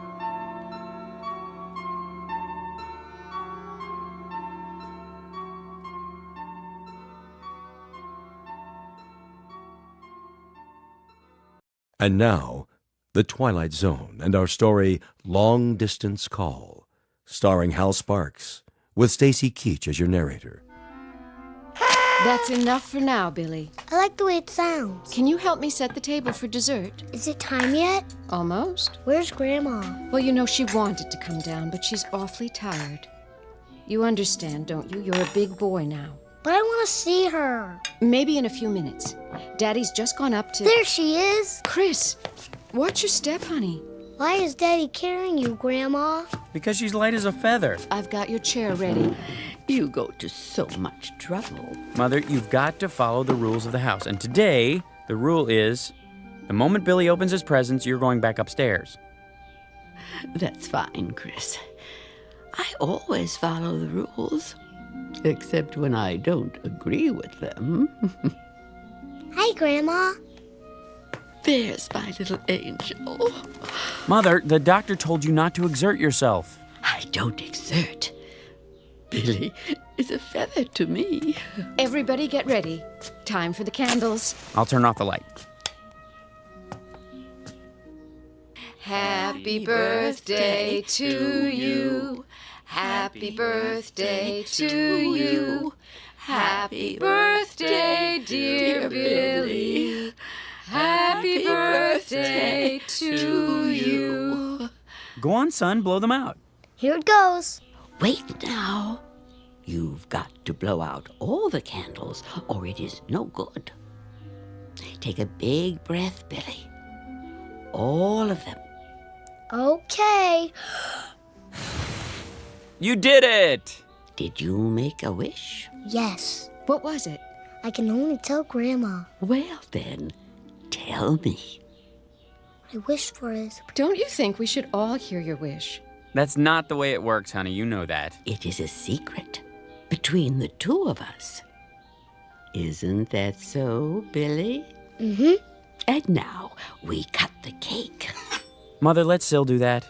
What? You think I'm too old to hold the knife? He didn't mean it that way. When I am that old, you get the shovel and dig a hole. I have a shovel and a pail. Billy. Yes, my angel. I know you do. To play with. We had some good times at the beach, didn't we, Mama? All of us together? Lovely times. Like tonight. I'm so happy. My heart is so full. I would like to say something. May I? Sure. Oh, my little Billy. My wonderful little boy. He gave me life again. An old woman, good for nothing but to complain. He held out his hands to me and made me alive. Why are you crying, Grandma? I don't know, Angel. You don't? Maybe it is because I won't be here with you for very long. Now, Mama. Why not? I am going away. Where? No, please. Don't lie to him. Tell him the truth. I will be gone. But where? Come on, Billy. Grandma's tired. I want a piece of cake. Good idea. After we open the presents, let's go into the living room. Yeah, presents. Is anything wrong, Gran? No, a little short of breath. That's all. Take my arm. It's not necessary. You go. I can walk. We'll go together, all right? Look at that, son. A real cowboy gun. Bang, bang. Sit here, Mama. Open this one next. Okay. Wait. Billy, do you want to see what Grandma got you? Yeah. Which one is it? Right here, I think. Yes. Wow, cool. Well, you know what it is? Yeah, telephone. Why, that's a nice toy, isn't it? Grandma picked it out for you. For us, Billy. For you and me. So you can always talk to Grandma. Anytime. Even when she is not here. Can you say thank you? Thanks. See, Mama, he loves it. I'm so glad. I want to talk to Grandma now. You may. You know how to work it, son? Yeah. Hello? Hello? Who is it, please? Guess. Is there someone who wants to talk to Grandma? Yes. What is his name? It's me. And who are you? Billy. Oh, Billy. It's so good to talk to you. What's the matter, Mama? You'd better take me upstairs. Now, Chris. Of course. Don't you want to play? I want to, Billy. In a little while. When? Whenever you like. You talk on the phone. I will hear you. Come on, up you go. Don't hurt yourself, Chris. Not a chance. I'm not a little boy anymore. I think I could carry my mother upstairs. Can I call now? Not yet, Billy. I have a message for her. Hello? This is me. Grandma, please don't be sick. Don't be sick, Grandma. Can you hear me? I don't want you to be sick anymore.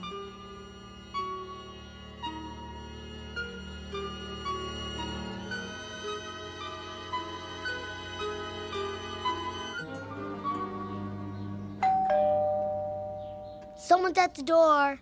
I'll get it. You stay with Mom. Come sit next to me, Billy. Dr. Unger. Chris, Thanks for coming by. how is she?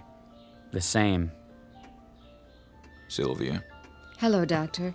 how are you holding up? Oh, don't worry about me. Grandma? Billy, stay here. Is Grandma okay? Of course she is. I'll just look in on her. Let me walk you upstairs. I know the way. Can I go too? Later, Billy. Sit here with us. But I want to tell her something. Oh, darling, we can't see her right now. Why not? She's not feeling very well. Is she gonna get better? I hope so, sweetie. I really do.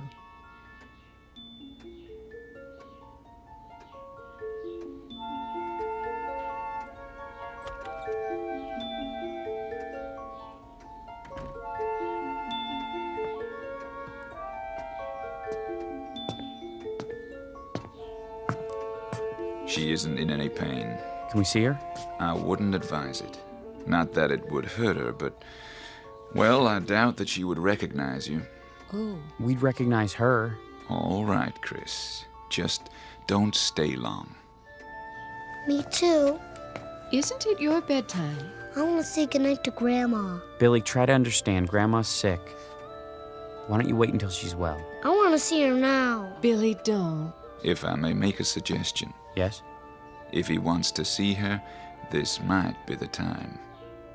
Come with me then, but only for a couple of minutes. And Billy, listen to me. If Grandma acts a little different, that's only because of the medicine, okay? Okay. Then let's go. Sylvia? Now?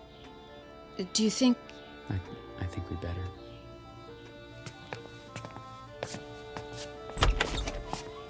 Mrs. Bales, Yes, I have some people here who would like to see you. you do?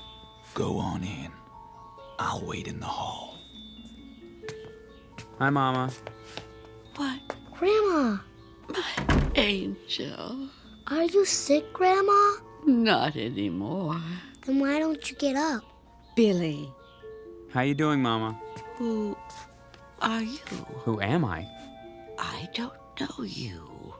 It's Christopher, your son. My son was taken from me by a woman. This is my son now. My only son. Little Billy. Does it hurt, Grandma? No. There is no pain. Then what's the matter? It will be so lonely. Oh, Billy. I wish you could go with Grandma. Go where? Away. Far away. Together. The two of us, Billy. I want to go. You and me, Billy. No one else. Just you and me. Grandma? Grandma? Grandma? Oh, Mama. Goodbye, Gertrude. Goodbye. I want Grandma. I want to talk to her. I have to. I need her. I want to talk to her.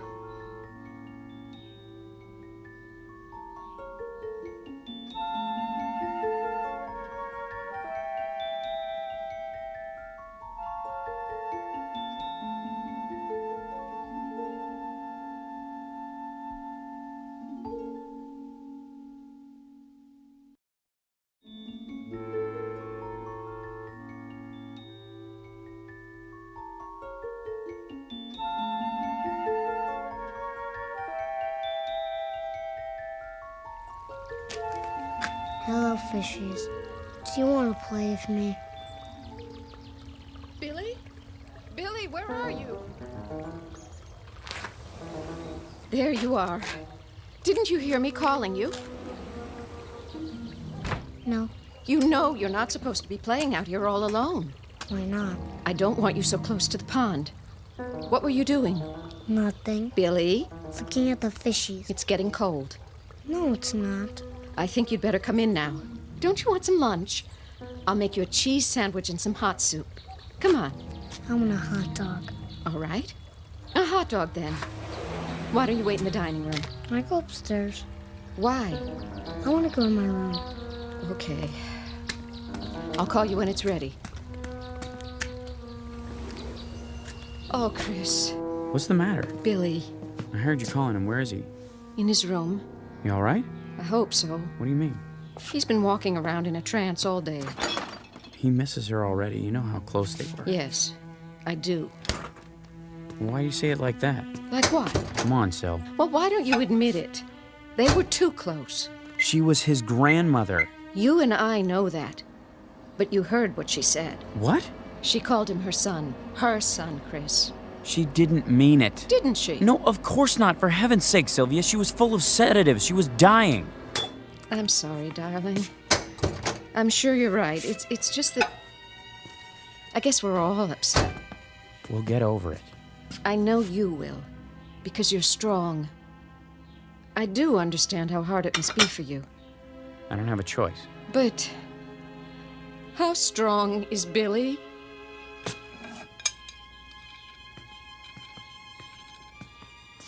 Billy! Lunch is ready. Billy? Are you still upstairs?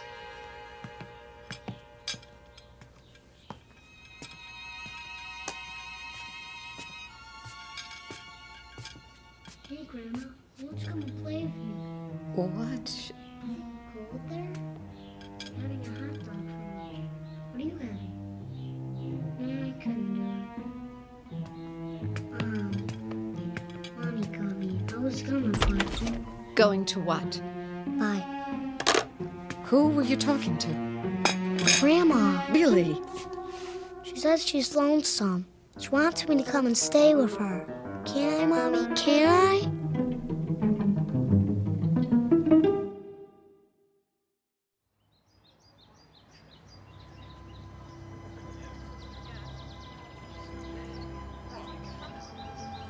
I just wanted to say, well, how much we all liked your mother. She was a fine woman. Thank you, John. If there's anything we can do, anything at all. I appreciate your coming. A wonderful woman, Mr. Bales. She was, Mr. Pennington. And I know she was fond of you. She mentioned you often. If you need any help, you know, at the house. We'll keep that in mind. I think everything's under control. How's that dear little boy of yours? Fine, Mary. He's with the babysitter. I'd be happy to take him anytime. Shirley's just down the street. She's been very good. We have plenty of food at home if you want to stop by. That's all right. We should get home to Billy, though. I'll bring over a casserole so you don't have to cook. Bless your heart. I made dinner ahead of time. All I have to do is heat it up. Well, don't be a stranger. You two, both of you. We should see each other more often. Very kind of you to come.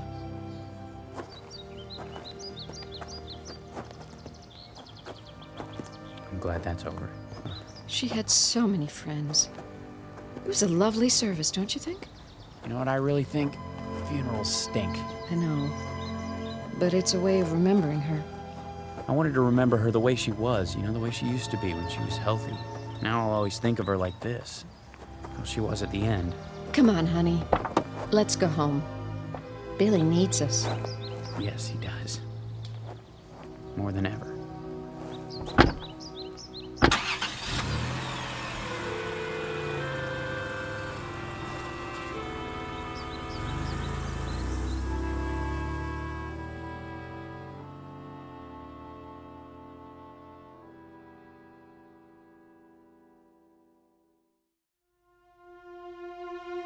What?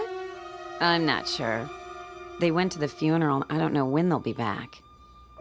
Yeah, I'll call you. No, don't come by. I told you I don't know. Oh, he's a good kid. Kind of depressed with his grandmother dying and all. Doesn't want to play or anything. And oh, wait a minute. Hey, Billy boy. Where you going? Outside. Is that okay with your mom? Yeah. You sure? What are you gonna do out there? Play. Oh, yeah? Well, that's good. That's real good. How come you decided to play? Somebody wants me to. Wants you to what? Go outside. Just don't go out of the yard, okay? Okay.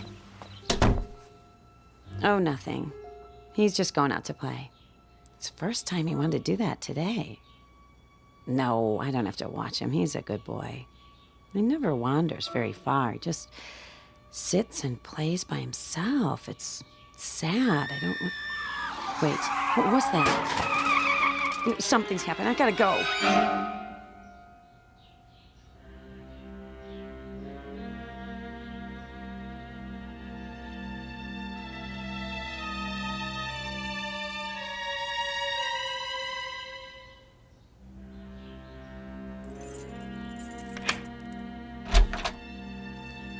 It's good to be home.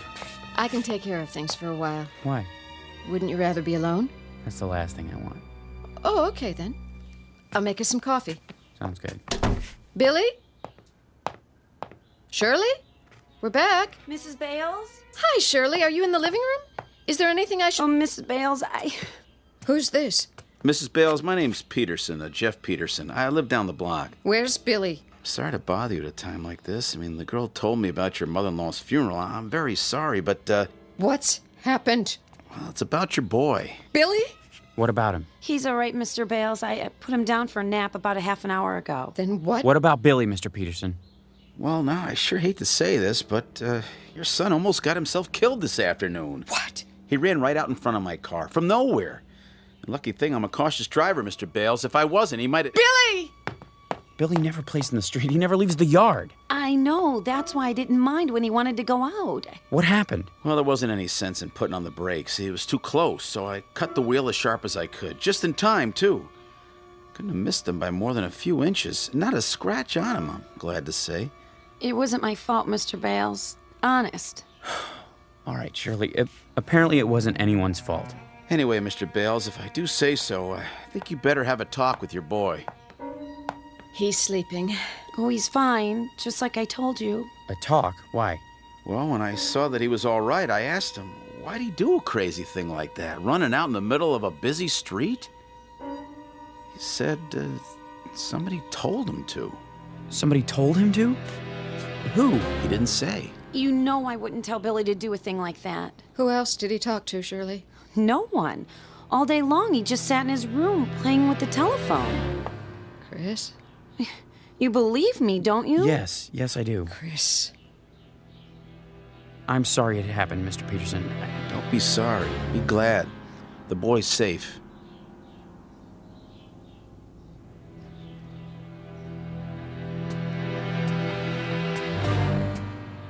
What is it? You'll see.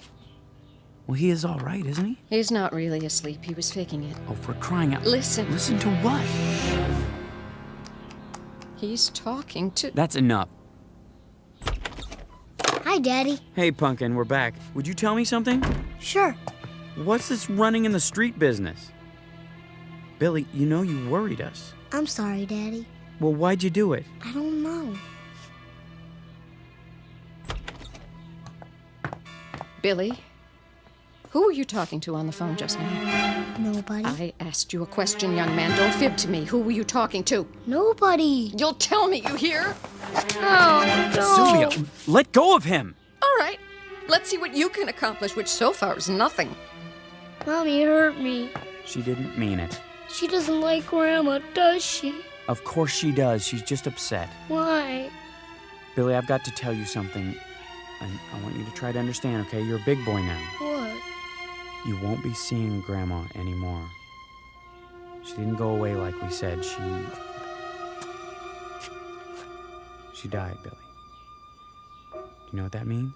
Yes. Now, I know you're only pretending to talk to her on your telephone. I know it's a game you made up, but please, will you do me a favor, Billy? Okay. Don't do it around Mommy anymore. Why?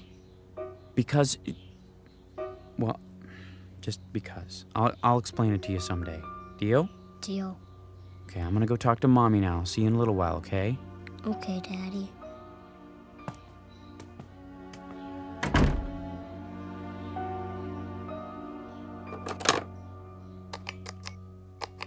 Hi, I'm back.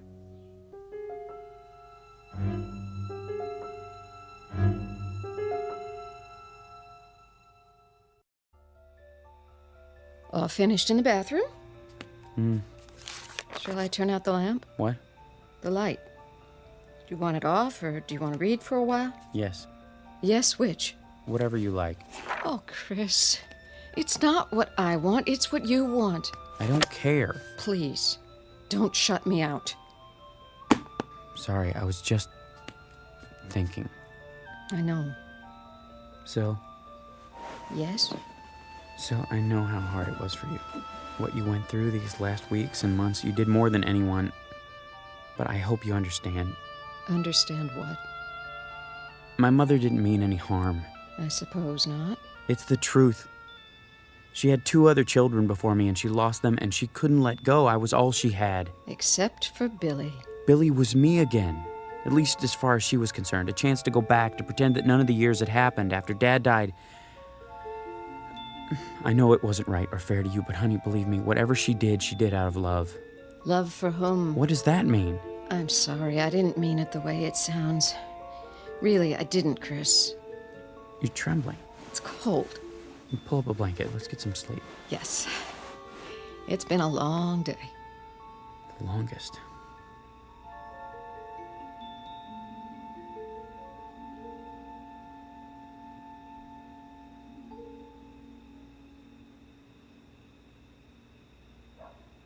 Hi. Yeah. Me too. Is it cold there? Billy? You giving me an ice cream bar? Oh, that would be cool. How about some candy?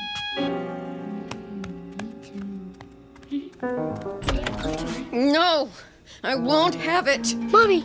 Who are you talking to? What's the matter? Give me that! What is it you're hearing? I want to know! That's my phone! Hello? Hello? Give me my phone back! Whose voice is that? Who? Mommy, give it to me! Not until you tell me. Say it! Say it! It's my phone! It's from Grandma! That's it! No more of this stupid telephone! You broke it! You broke it! Yes, and I'll break it even more into little pieces. You will never play with this telephone again. It is gone. Do you understand? Gone and never coming back. I want it. I want it. Why? I want Grandma. Billy? Billy! What did you do? What did I do? What happened here? It was that stupid toy. I woke up and... I'm sorry, Chris. I lost my temper again, but... Why did you break it? I heard her. Heard who? Who do you think? What are you saying, Sil? She was there. On the phone. She didn't say anything, but I could hear her. Breathing. That's crazy. I know. But I heard it. Come on, honey, snap out of it. He was so upset. Of course he was. Where did he go? Downstairs. I'll go after him. We both will. That's the back door. He's gone outside. Billy! Billy! Where is he? In the patio. Billy, come here, son. The fish pond. Billy! Oh, no. He's not breathing. I'll give him CPR. Go inside and call 911. Dr. Unger, too, now!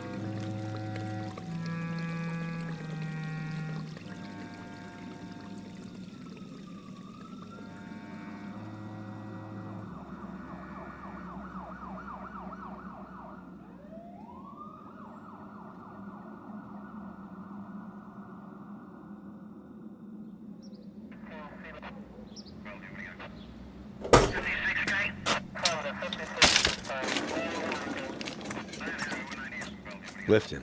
Careful. I got him. How is he? He's breathing. Thank God. We'll do everything we can. Put him in the ambulance. If we had gotten here a few minutes earlier... I'm going with you, Billy. Oh, my Billy.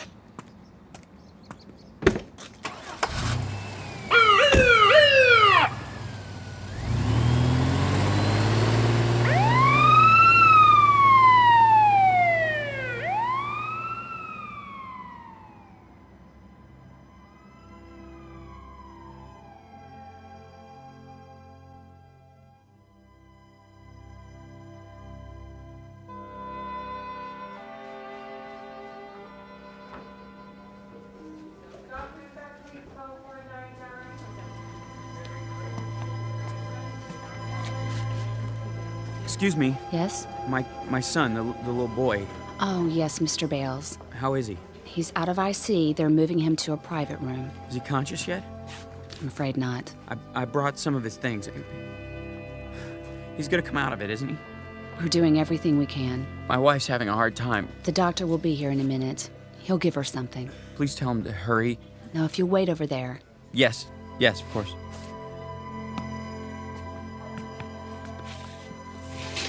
Well? Take it easy, honey, please. He's gonna be all right. Is he? Yes, I promise. You can't promise that. He's getting the best treatment. It doesn't matter. What? It's too late. Don't even think that. No? Why not? We have to face facts. What facts? She's already taken him. That's not true! Yes, it is. She took him away. She has him now. Syl, don't say that! That's what she wants. What they both want. I can't fight her anymore. She's won.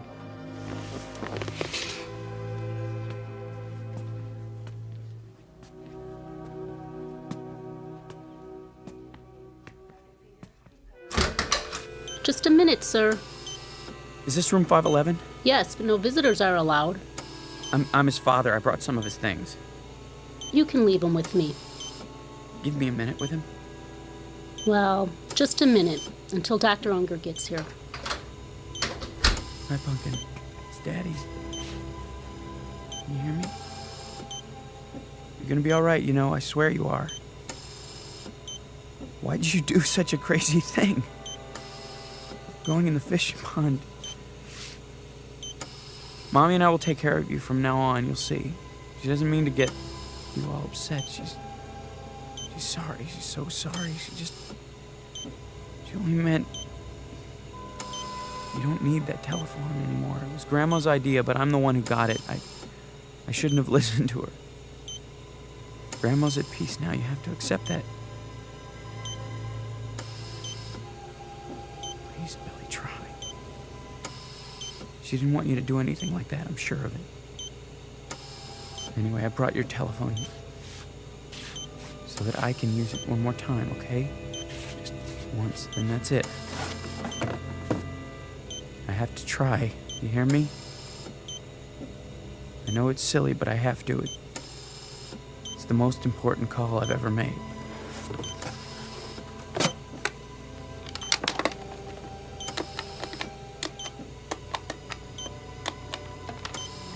Mother, if you can hear me, by some miracle you can hear me at all, please listen to me now. You said you loved Billy, remember? On his birthday, you picked him up on your lap and hugged him and said that he gave you life again. I know you meant it. You did, didn't you, Mama? Well, if you did, if you really meant it, I'm asking you now to prove it. Give him back to us. He's 5 years old. Do you know how young that is? He hasn't even started. He doesn't know anything about school or girlfriends or wearing long pants or pitching a baseball. He doesn't know anything yet. He hasn't been anywhere. He's hardly been out of our house. There's a whole world he hasn't seen or heard or tasted or smelled or touched. Remember what you said. You said Billy gave you life again. Well, now you can give him life. If you really love him, let him live. Give him back, Mama. Give him back!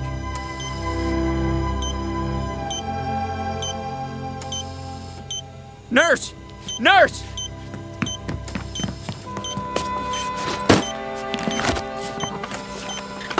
What's happened here? I don't know, Doctor. His heart! It's not stopping after all. It's stronger. And his breathing. Blood pressure's rising. Heart rate's up. Thank you. Something's happened here. What? His vital signs are stabilizing, Doctor. Take a deep breath, Mr. Bales. Then go tell your wife. He's come back to us. I don't know how or why, but we've got him. He's going to be okay.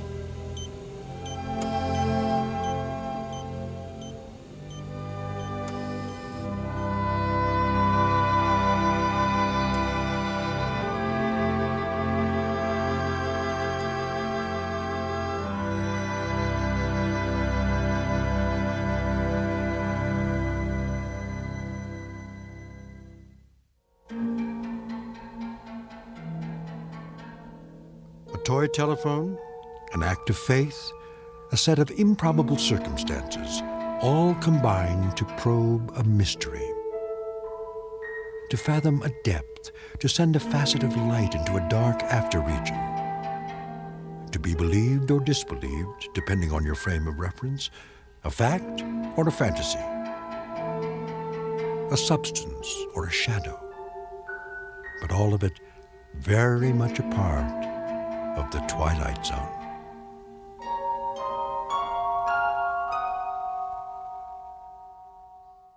We'll return to the Twilight Zone in just a moment. You are about to enter another dimension. A dimension not only of sight and sound, but of mind. A journey into a wondrous land of imagination. Next stop, the Twilight Zone. Hi, this is Stacy Keach. I'd like to take a moment to tell you about our Twilight Zone website at twilightzoneradio.com. At twilightzoneradio.com, you'll find the latest information on these Twilight Zone radio dramas, including behind-the-scenes photographs, plus the newest product releases, trivia contests, ways to contact us, other Twilight Zone-related info and merchandise, plus links to other fascinating websites. So make your next stop twilightzoneradio.com. Visit twilightzoneradio.com to purchase these Twilight Zone radio dramas on cassette and CD, or call toll-free 1-866-989-ZONE. That's 1-866-989-9663.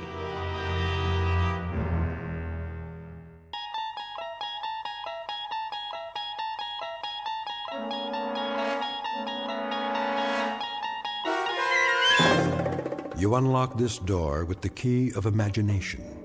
Beyond it is another dimension. A dimension of sound, a dimension of sight, a dimension of mind. You're moving into a land of both shadow and substance, of things and ideas. You've just crossed over into the Twilight Zone.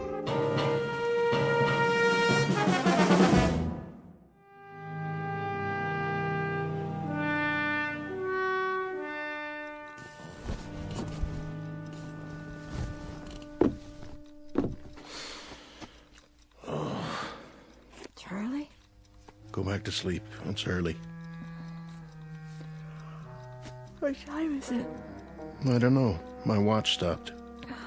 Oh, look at the clock. Says 7, but it's wrong. Oh, it can't be wrong. You wound it, didn't you? It has to be wrong. Look out the window. It's still dark. Must be 3 or 4 in the morning.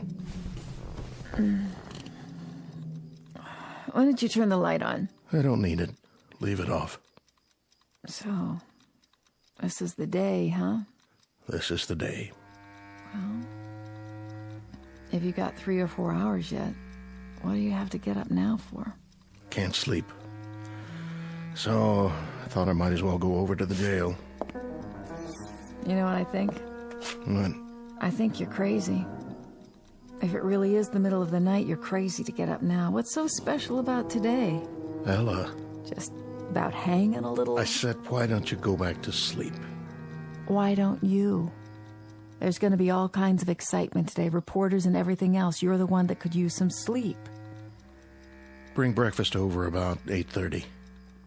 You want some coffee now? Pierce will have some at the jail. Just bring Jagger's breakfast at 8:30. What about you? I can't eat.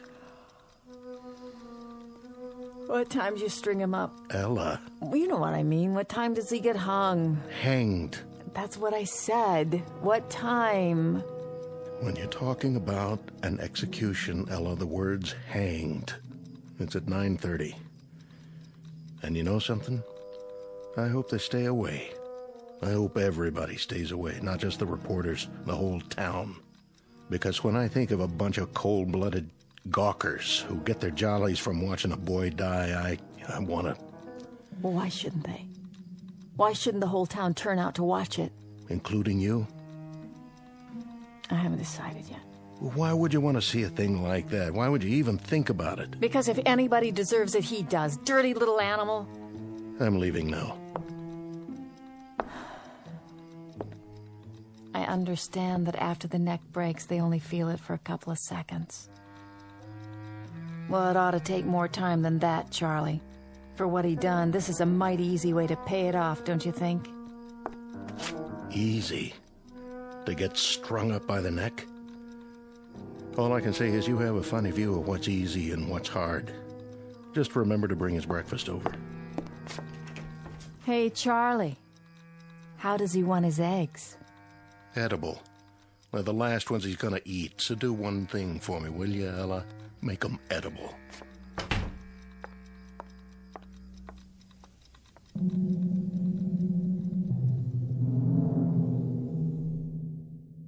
Sheriff Charlie Koch on the morning of an execution. For the record, and as a matter of absolute fact, it is a little after 7 a.m. Now, logic and natural laws dictate that at this hour there should indeed be daylight. It is a simple rule of physical science that the sun should rise at a certain moment and take away the darkness.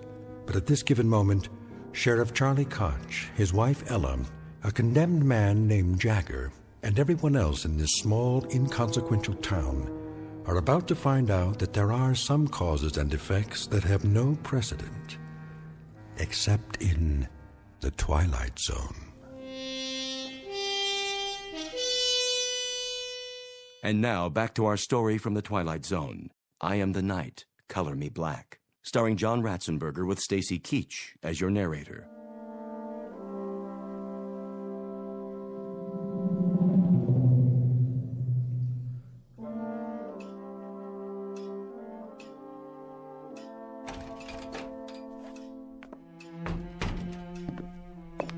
Morning, Sheriff.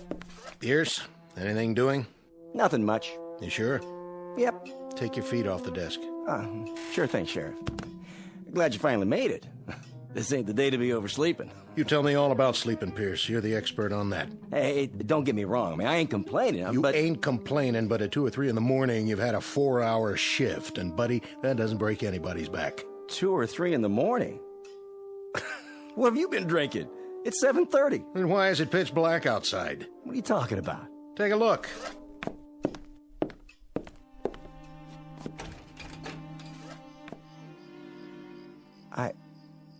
I don't get it.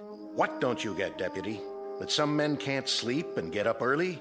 I suppose that doesn't make much sense to a guy who could put in 12 solid hours on a mattress and then wake up and complain about... Sheriff. You got a problem, Pierce? Sheriff, it is 7:30 in the morning. Take a look at the clock. And you're right, it's black as a coal mine outside. I never seen it blacker. What's going on? You're right. It's 7:30, and the sun's not up yet. And to tell you the truth, Deputy, I don't know why. I don't know why at all. Who's coming?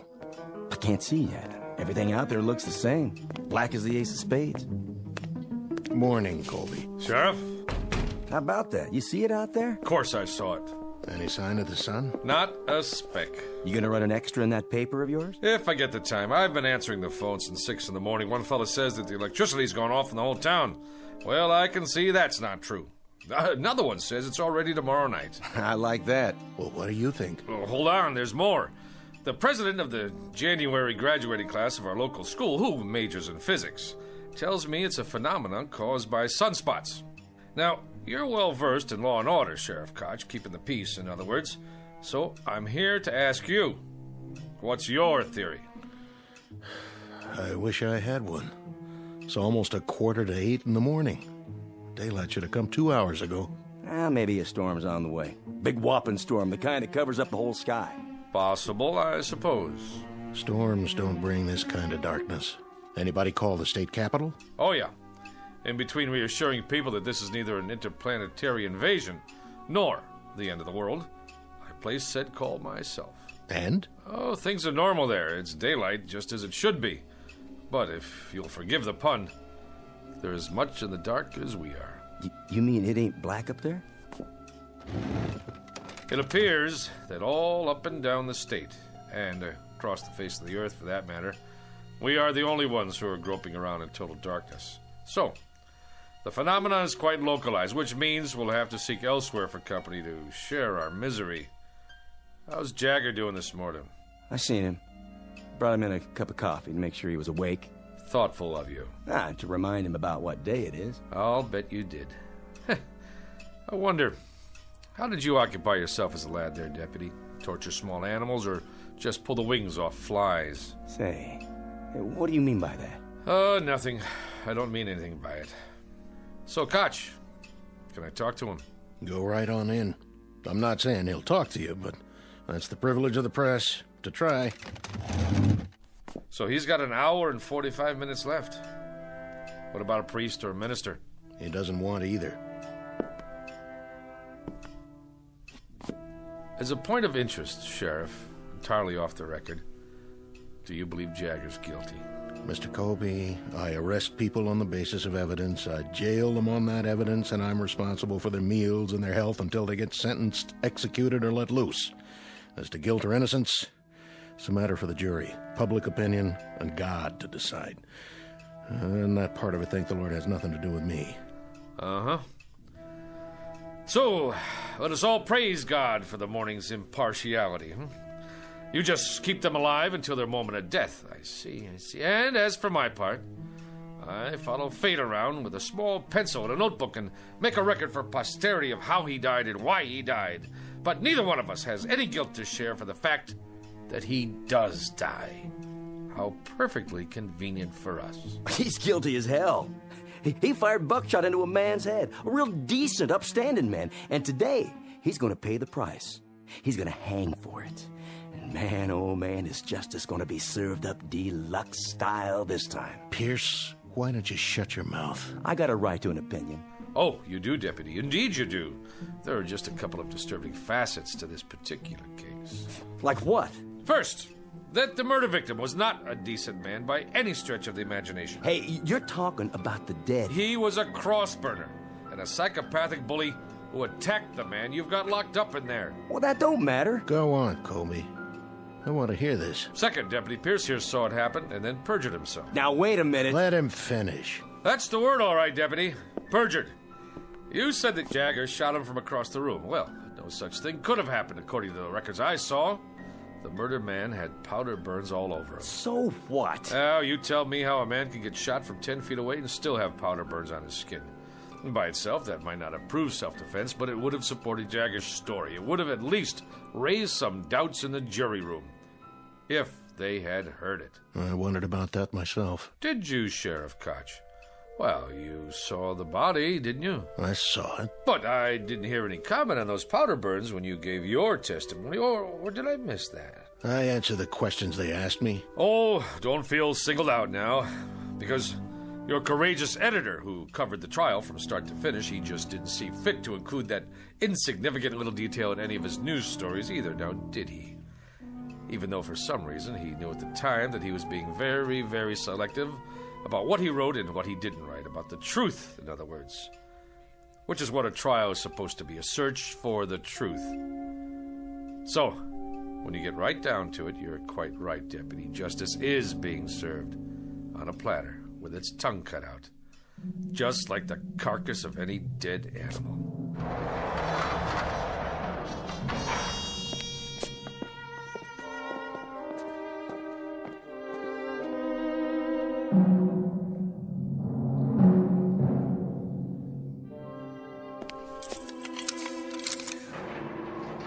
Call me when you're ready. I will. smoke, Jagger? No, sir. You don't mind if I have one? Go ahead. I quit years ago, but I picked up a pack last night. I don't know why. And this morning, I looked at it like I've never seen a pack of cigarettes before. It didn't even feel right in my hand. I know it's bad for me, but I put it in my pocket just the same. Now, why do you suppose that is? Can I ask you a question, Mr. Colby? Anything you like. I can't promise I'll have the answer, though.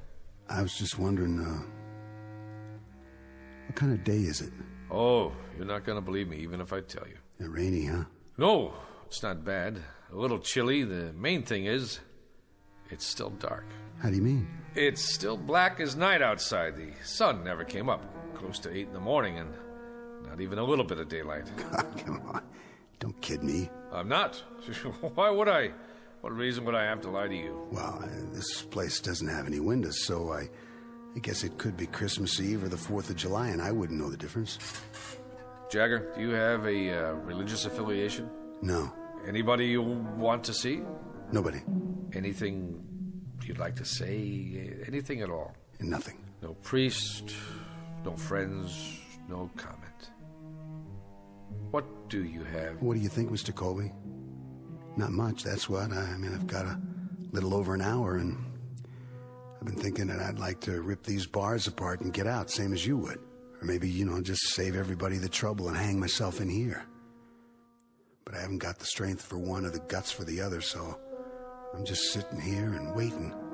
What else is there? That being the case, would you care to make a statement? You want a statement?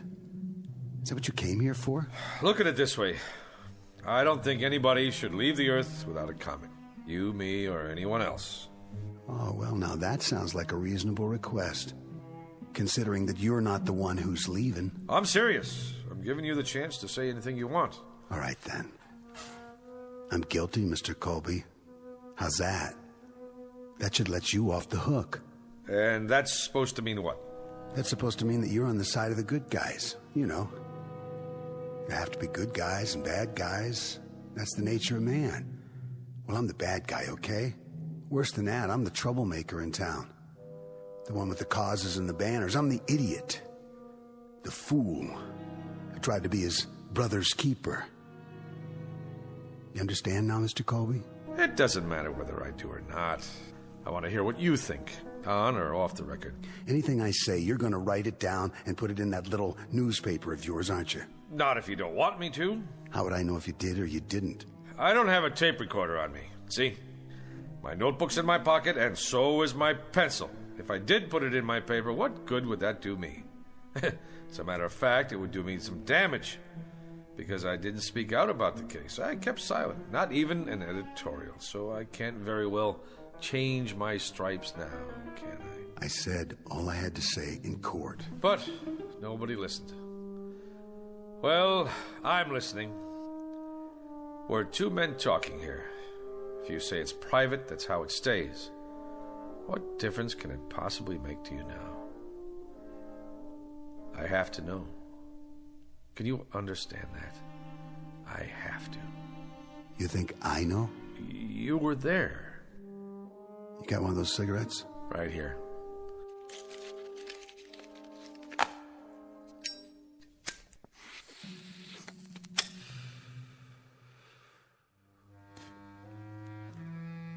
There was a shotgun. It wasn't mine, it was his. Everybody knows that, but they convicted me on premeditated murder. Even though I'm the one who tried to take it away from him before he could go out and use it. So you fought with him? I either loaded the gun and put it in his hands or I tried to get it away from him. Take your pick. All I remember is the gun going off, and that's what counts, isn't it? Not motives, not what's in your head. You know what road is paved with good intentions. Good, bad, it doesn't matter. I'd say there's a big difference. A huge one. Except that the man I killed, he was the White Knight. I wouldn't say that. Well, I would. The things he did, other people only thought about. What they wanted to see happen but didn't dare do. He was the cross burner, the bomb thrower. He did their dirty work for them, like whipping some poor, scared guy just for being black, when nobody else had the guts to pick up a stick or a rock to do it themselves. So the White Knight ended up with his brains spattered all over the place, And I was the cause of that, one way or the other. There's no way the people around here were gonna pin a medal on me. You don't think much of this town, do you? Do you? The man wasn't a saint, but he died. And what the jury said was that regardless of how it happened, we cannot dispense life or death because someone offends us. That's the distinction between men and animals. And that's well said, Mr. Colby. You tell it to the man who fixes up the rope, okay? You tell it to the sheriff and his deputy out there. You tell that to the town while they stand around and watch my eyes bulge out and my tongue swell up and I choke and do my little dance for them. You tell them all about the difference between men and animals. But you better draw pictures. Because this kind of language they just don't get. Koch! You ready, Mr. Colby? I'm ready.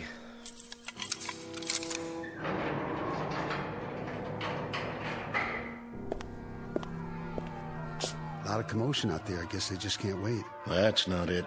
It's because nobody can see where they're going. Why's that? I told you, it's dark out. For real? The darkest I've ever seen it.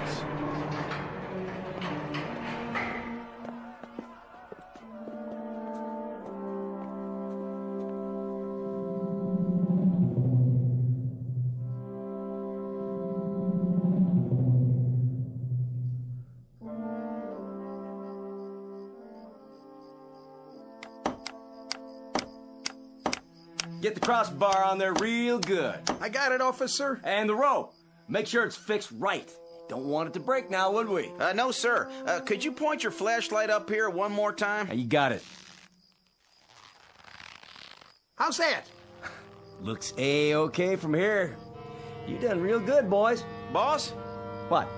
Well, sir, you had us add cleats to the support, and then you wanted a bigger crossbar, and now you ordered a new rope, but just for today? Well, the old setup was just fine the way it was, as far as I could tell. So how come you went and spent all that extra money? Because this one's gonna go off without a hitch. Right, boys? Well, if it don't, it sure won't be your fault. Yeah, that's the truth. All right. I guess you can come on down.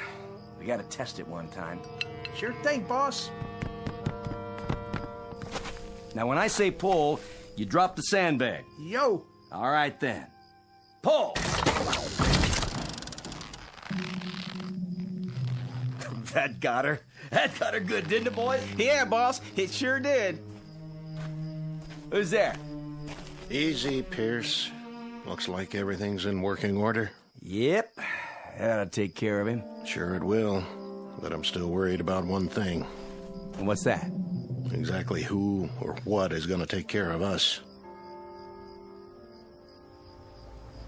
There it goes, 9 bells. Why is it so dark then? Is it an eclipse? Can't be. I've been listening on the radio. This ain't no eclipse. It's weird. It's just plain weird. Word of the darkness that has suddenly and inexplicably engulfed this remote Midwestern town. Turn up that radio so we can hear. It is now 9 a.m. Eastern Standard Time, but latest reports indicate that the darkness blanketing the specific location is virtually total. So far, there is no sign whatever of any daylight on the horizon. A spokesman for the Meteorological Service says that the event is without precedent, according to records covering the past 150 years. Who's that? Turn on your headlights. Why, it's Sheriff Koch's wife. Morning, Ella. Is that you, June? It's me. What you got on the tray?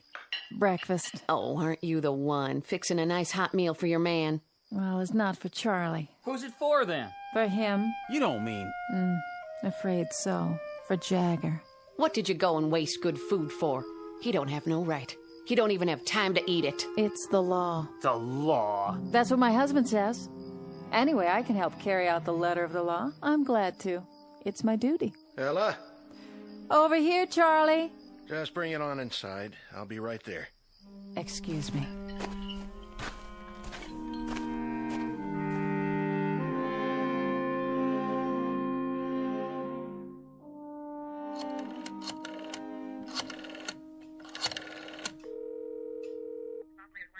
The governor, please. Yes, I'll wait, but please tell him it's urgent. Mr. Colby? Hi, Ella. Where should I put this? What? No, this is the editor of the Sun-Times. That's right. I'm calling to see if there's been a stay in the... Yes, I'll hold.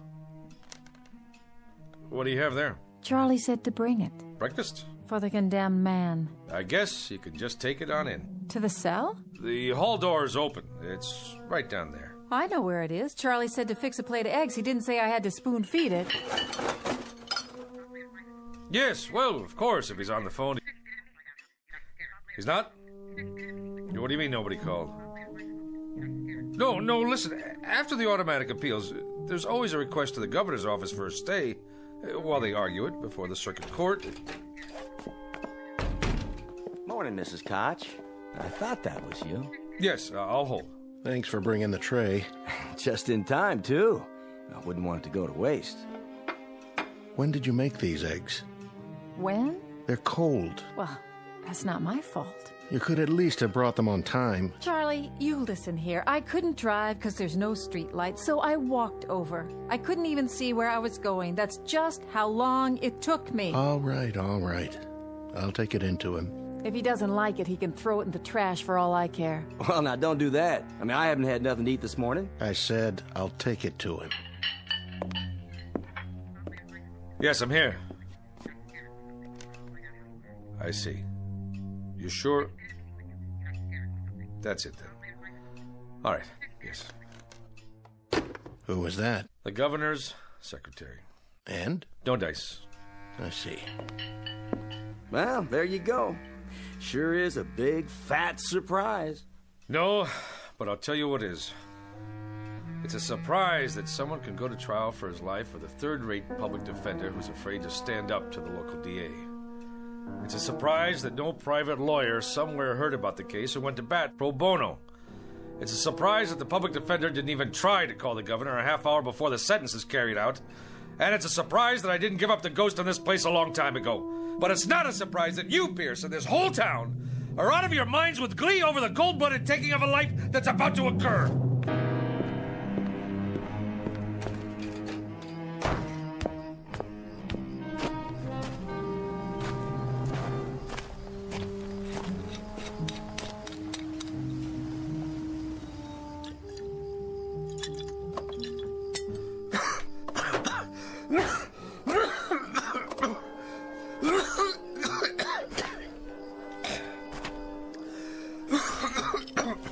I think you dropped this. It's all right, Reverend Anderson. It's empty.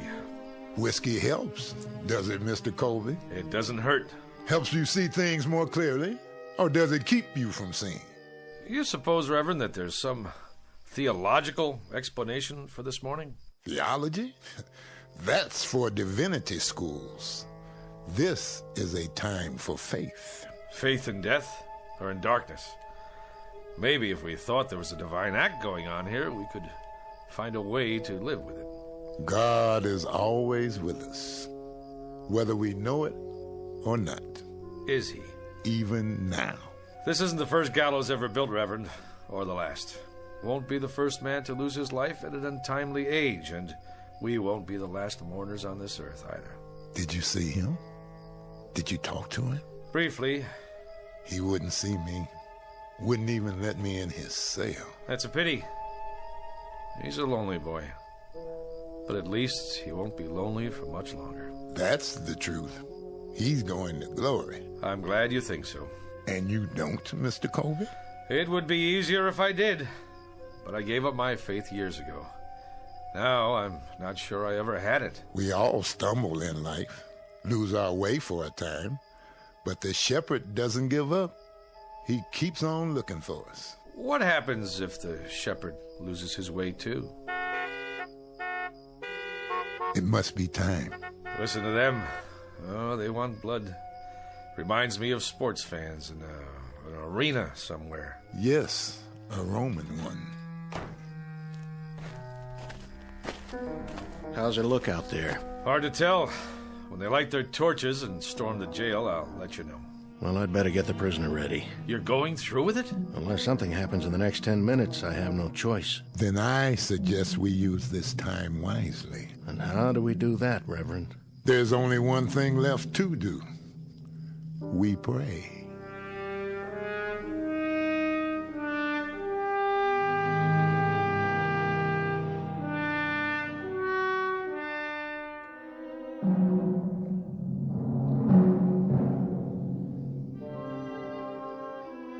time to pray now. It's 9:25. That's right, ain't it? 9:25? 5 more minutes. I can't believe Koch is doing this.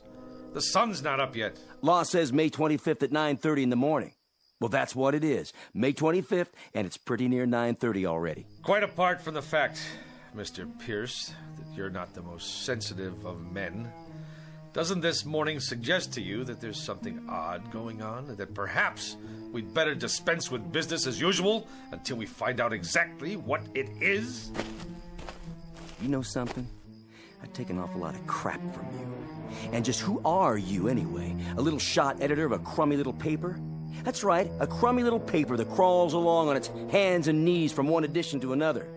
Way I figure it, you got more creditors than you got readers. That'll do it, Pierce. That won't do it by a long shot. And maybe you feel like turning your cheek to this bum, but there ain't no rule book says I gotta. He says I perjured myself, says I lied. And he wasn't throwing no bouquets at you either. Maybe because I don't deserve any. You know, Colby, you're right. I saw the victim. He did have powder burns.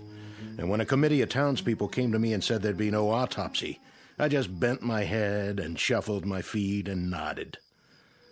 We've all got little axes to grind, don't we? I'd like to be re-elected sheriff. And you, Colby, you'd like to keep that newspaper going. And Deputy Pierce over here, he likes to feel important. He likes to be popular. He likes to stay on the side of the majority. So here we are, gentlemen. All of us treading water in a sewer. I don't take it from him, and I don't take it from you neither. Watch who you put your hands on, Pierce. Oh, what? You better unravel it right now, or I'll spread you all over the yard. It's 9:27, Koch.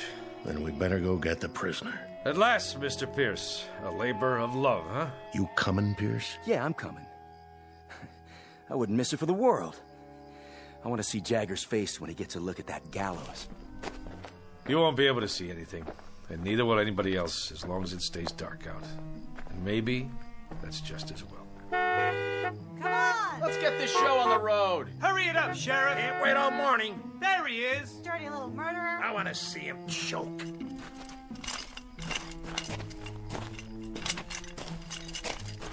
You don't need the chains. I'm not going anywhere. He has some minutes, doesn't he? He's used them already. We're behind schedule. You can talk to him now, Reverend. Take your time. It's my time. I got nothing to talk about. Then let's go. Let's get on with it. Don't waste your last minutes, Jagger. We're a different color, and I know we have different faiths, but you've stood up for me and mine. You've spoken for us. And God help you, you've killed for us. I think we owe you some peace, and I'd like to try to give you some. That rope over there give me peace. I don't need any words, Reverend. No quotations, nothing in the Bible or any other book. Get it over with. Yeah, let's go. Yeah. Patience, everybody. I'm gonna give you what y'all came here for. I'll dance at the end of the rope, and I'll choke, and I'll swing back and forth like a rag doll. Yeah, you'll see. You'll get your money's worth. I promise. This way. I told you, I'll do this myself.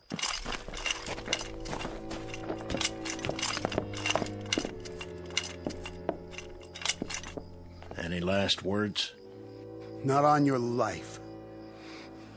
That's one thing I won't give you people. I won't give you the satisfaction of saying, I'm sorry.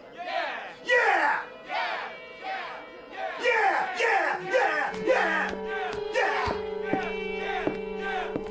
Don't return their hate. Don't dishonor yourself. Why don't you go home? Go on, get out of here. Just tell me one thing. When he came at you, Jagger, did it feel good then? What's the difference? And when you aimed that gun at his head, that wasn't such a bad moment, was it? Good or bad, who cares? If I wanted him dead or not, it ended the same. What was in my heart didn't matter, because it's what you do that counts, isn't it? Not what you wish for. So, when you killed him, Jagger, when you blew his head off, there were no regrets then, were there? If I told you I didn't mean it, would you let me go? The law's the law. It's what I did in this life. The same as for him, and I hated his kind. You enjoyed seeing him dead, didn't you? You know it. Now I know it too. I know it only too well. This man is guilty. We're all guilty. Guilty as sin. It's important to get with the majority, isn't it? That's the big thing. That's what really matters to you. We're all the majority.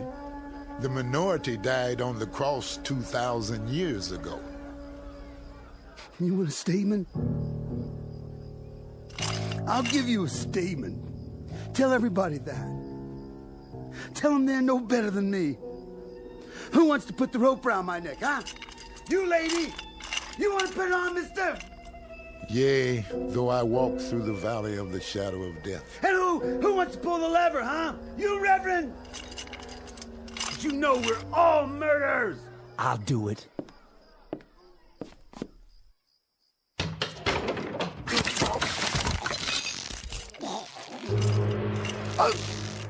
Hey!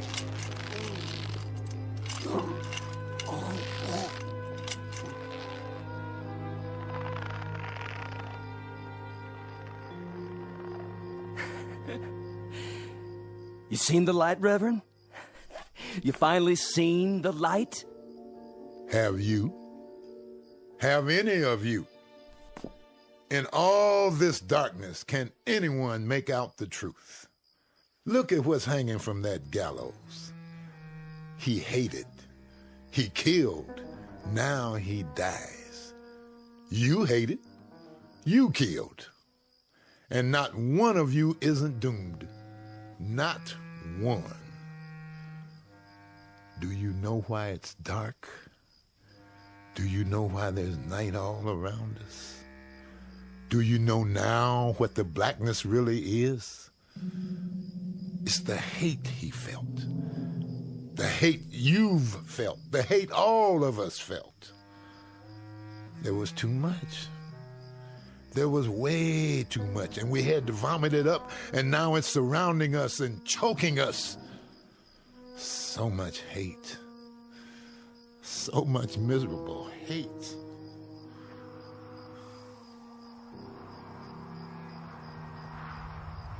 Oh, it's getting colder. Look what's happening. It's getting even darker. You can't hardly see anything now. Take me home, Charlie. I want to go home. I will, if I can find the way. That's crazy, isn't it? What he said. Isn't it crazy? You know what's going to happen, don't you? I mean, you know what's going to happen next. Believe me, this here stuff is going to lift. It'll just all of a sudden just plain lift. Because it's just a fog is all it is. Nothing more than a fog. And it'll lift. And there'll be the old sun, high up and bright. Wait and see. There'll be the old sun shining to beat the band. I don't know. I don't know if there'll ever be daylight again. Only God knows. And I'm not even sure about that. Reports now coming in of similar occurrences here in the United States and abroad. At 9 o'clock this morning, a dark cloud suddenly appeared over several widely separated U.S. cities. The government of Israel has verified the fact that a rectangular area over the West Bank appears to have gone dark. In China, correspondents just filed a news item about several square blocks, including a political prison, thrown into darkness early this morning. In Iran, an area in Southeast Asia, in Central and South America, the African continent, the darkness continues to spread.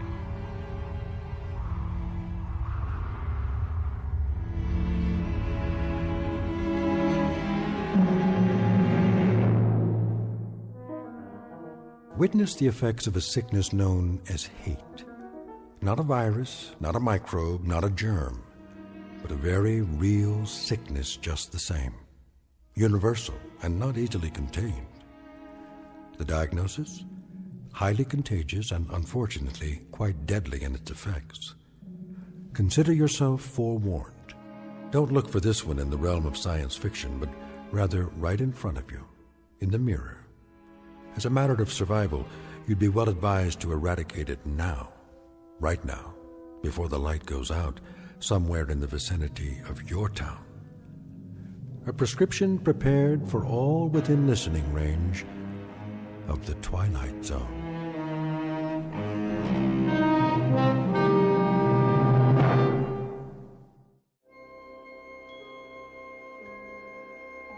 Hi, this is Carl Amari, producer of the Twilight Zone radio dramas. I'd like to take a moment to tell you about our official website at twilightzoneradio.com, where you'll get the latest news and information on these Twilight Zone radio dramas. Plus, at twilightzoneradio.com, you can digitally download 3 free episodes or any of our episodes for only $1.95 each. In this age of ever-changing technology, we've decided to make these episodes instantly available to you by making the Twilight Zone radio dramas a digital download-only series. This means that this series will no longer be offered on CD. The CD collections at our website are now being offered while supplies last at buy one, get one free. So be sure to get your favorites before they're sold out. Be sure to visit us often, and I'll see you in the zone.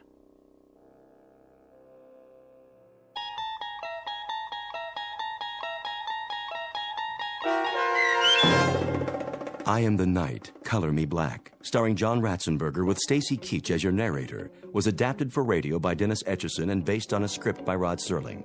Heard in the cast were Taylor Miller, Rick Peoples, Doug James, Norm Woodell, John Watson Sr., Turk Muller, Jeff Lupetin, Paul Patch, Maggie Carney, Lynn Foley, Carl Amari, and Irene Olson. To learn more about the Twilight Zone radio dramas and to obtain audio cassettes and CDs of these programs, visit our website at twilightzoneradio.com. This copyrighted radio series is produced and directed by Carl Amari and Roger Wolski for Falcon Picture Group. Doug James speaking.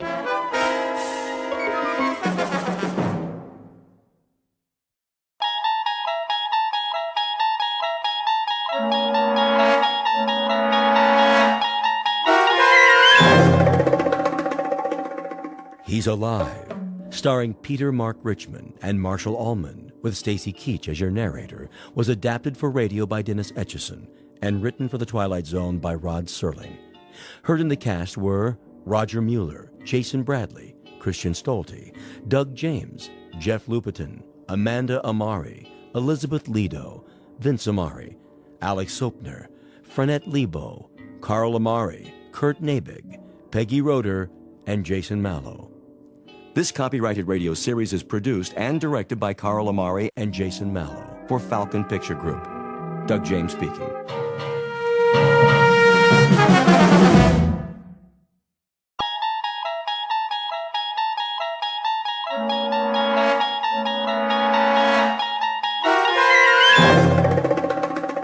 You unlock this door with the key of imagination. Beyond it is another dimension, a dimension of sound, a dimension of sight, a dimension of mind. You're moving into a land of both shadow and substance, of things and ideas. You've just crossed over into the Twilight Zone.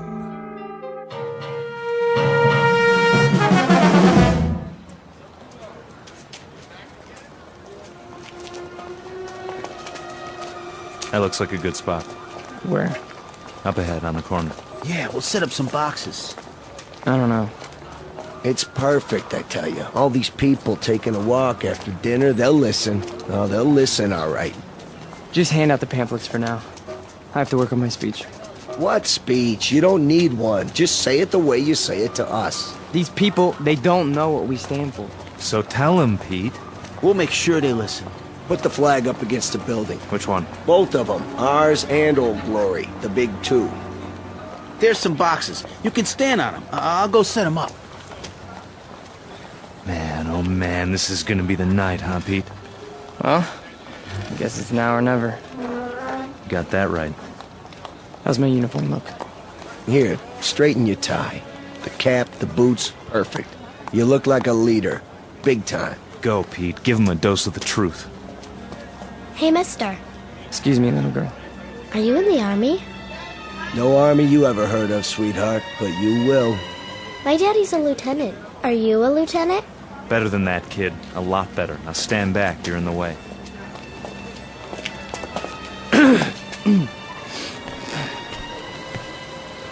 Good evening. Good evening, neighbors. I have something of great importance to tell you. If you'll all gather round. Neighbors? Who's neighbors? Yeah, we're not your neighbors. I never saw him around here. Yeah, me neither. Look at those crazy outfits they're wearing. Yeah, they look like real idiots. I bring you a message that you'll all want to hear. What are you selling? Vegetable choppers? Because I already bought one. It's...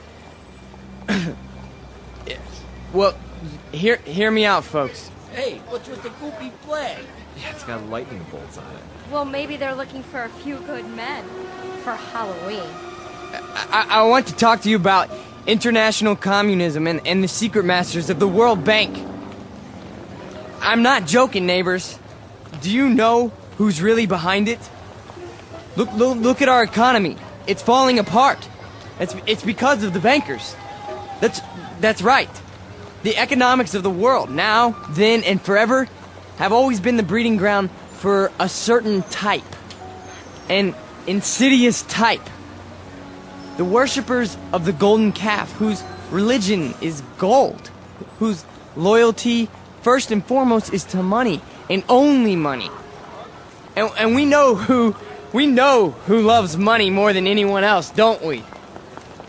We know what tribe. He's just getting warmed up. Yep, in a minute he'll have him in the palm of his hand. The tribe of traitors. And they're here, in our homeland. They're in Washington.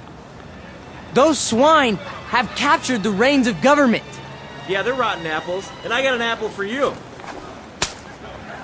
Hey, knock it off, people. Yeah, show some respect. I'm talking about traitors. Listen. Boring. Ice cream. Get your ice cream. I want one. Come on, Angie. We'll both get one. Then we'll go home. Yeah, there's nothing happening here. No. Listen to this. What about foreigners? Huh? Foreigners. Take a look at the way that they're controlling us. The lines lead directly to Palestine and to the Vatican. Yeah, I've had about enough of this. Let's go. It's a conspiracy, I tell you. A conspiracy of men who aren't like us. Yellow men, brown men, black men. They come here and they infiltrate our economy. They're right here on our doorstep. If there's anybody sitting on your doorstep, buddy, it's the man in the white coat. Here, take a tomato with you. You think that's pretty funny, don't you? You think it's funny that your country can be sold out? That they can sell out your flag and your birthright? You think that's funny, huh? Well, the day will come. Oh, shut up. Let him talk. What's the matter? No more big talk? He's just a scrawny kid with a big mouth. Real big. As long as you got a couple of punks to protect you. We gotta do something. Where's Nick? Go on, get out of here. Back off. This here's a real American. Yeah, a real jerk. Why, you? Get out! Cut it off! Right now! Portrait of a Bush League Führer named Peter Vollmer, a young man who feeds off his self-delusions and is left perpetually hungry. Like his goose-stepping predecessors, he searches for something to explain this hunger, to rationalize why the world passes him by without saluting. In his own twisted and distorted lexicon, he calls it faith, strength, truth. But the particular brand of truth he seeks can be found in any sewer. Peter Vollmer doesn't know it yet, but he is about to ply his trade on another corner, an intersection in a strange shadowland called the Twilight Zone. And now, The Twilight Zone and our story, He's Alive, starring Marshall Allman and Peter Mark Richmond, with Stacy Keach as your narrator.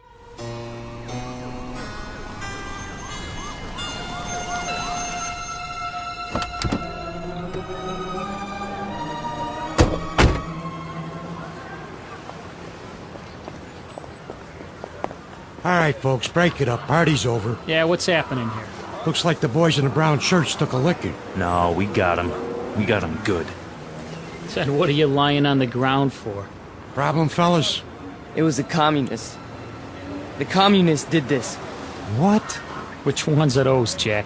All of them. They ran away like cowards. We want to press charges. What about names? We need names if we're gonna charge anybody. Look, forget about it. We can take care of ourselves. Sure you can. You need some medical attention? No, we don't need your help. Come on, Peter, I'll help you out. Let's get out of here. Hey, Jack, you forgot your flag. Yeah, your mama made it for you. Give it to me. Sure. There'll come a day when guys like you will crawl on your belly to salute this. There'll come a day. Yeah, well, let me know the date, Jack, so I can stay home sick.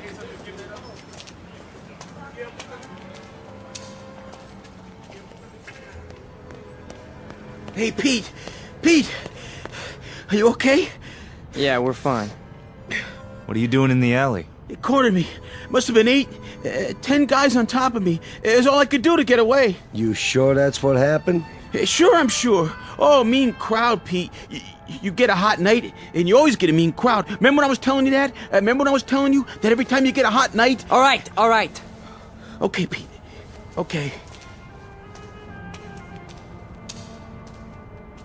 Why? I tried. And I tried hard out there tonight, but I couldn't get through.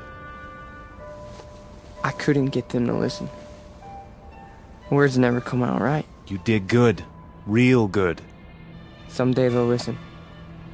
They'll have to. They'll listen and they'll cheer. Someday they will, Pete. You'll see. Someday.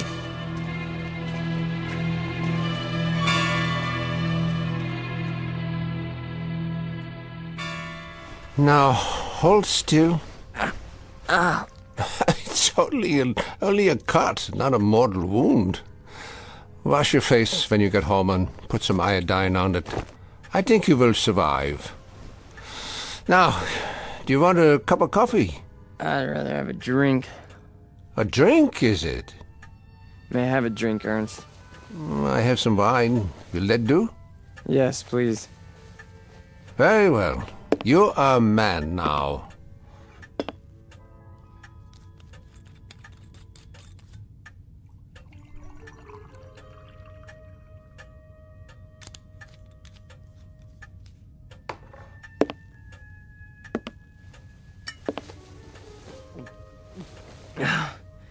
Thank you. Peter, one sips wine. That's not beer from a beer garden. Sorry. I'll remember that next time. The next time. Just how many next times do you suppose a human being has in the scheme of things? Oh, come on, don't lecture me, Ernst. I'm sick, I'm tired, and I took a beating out there. Did you? Yeah, can I stay the night? Yeah, the couch remains in the corner, as usual. You're a good friend, Ernst. You understand. Sad to say, I do. A man does what he believes in. A man usually does. I believe in certain things. Is that right? You know I do. I mean, we're friends. You've known me since I was a kid. When you were a little kid, Peter, and I used to find you crying at my door late at night, I could pity you then. And now? What do you think? Now you peddle hate on street corners as if it were popcorn. It's not hate. It's a point of view. A philosophy. Oh, I know the philosophy. I know it quite well.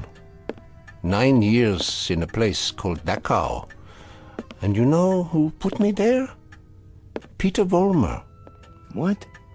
A lot of Peter Vollmers. Frustrated men, sick men, hungry men. But the result, the effect, never mind the cause, was 12 million bodies in shallow graves. And it all started with young men in uniforms, talking on street corners. Hey, you let me come here. You never sent me away. No, I never did. I never do. That's the weakness that you scream about on your street corner, the sentimentality, the softness. the weakness that makes a man his brother's keeper. So I must be one of the worst of your criminals, Peter. Sentimental, soft, and very preoccupied with my brothers. I should close the door on you, but perhaps this is my sickness. I only see the boy, not the man. Go ahead. Sleep on my couch. Look, why don't you understand? You're the only person in the world I ever had. What else have I had? What? A drunk father who used to throw me against the wall? An old lady who drank till she had no marbles in her head?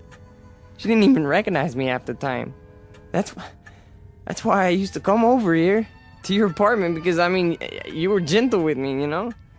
You'd talk to me. You'd feed me. You'd take care of me.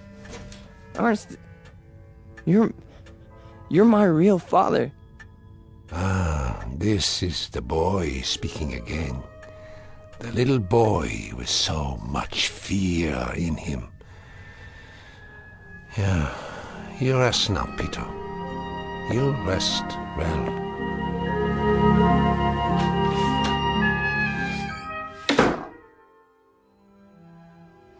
No.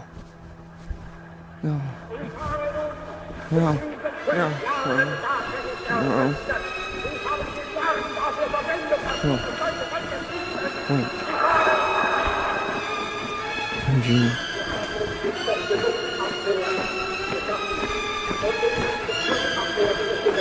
What? What? Peter! Who's that?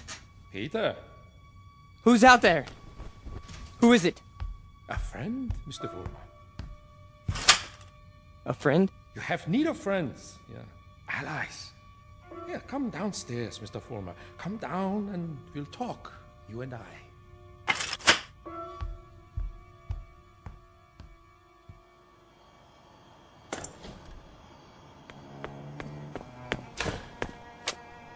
Hello, Mr. Vollmer. I heard people out here. Oh, did you? And your voice. Well, a dream, perhaps, of better days to come. Who are you? Take a good look. Do you not recognize me? Surely you have seen my picture. Wait. That hair. With the mustache. No. I can't be. You died a long time ago. Did I? Or perhaps I only wanted people to think so. But you're a great man. I am aware of your opinion. How did you know where to find me? I simply followed your tears, Mr. Vollmer. You said you have something to talk about? I do. I do indeed. I have you to talk about, and the things you believe in, which are the things I believe in as well.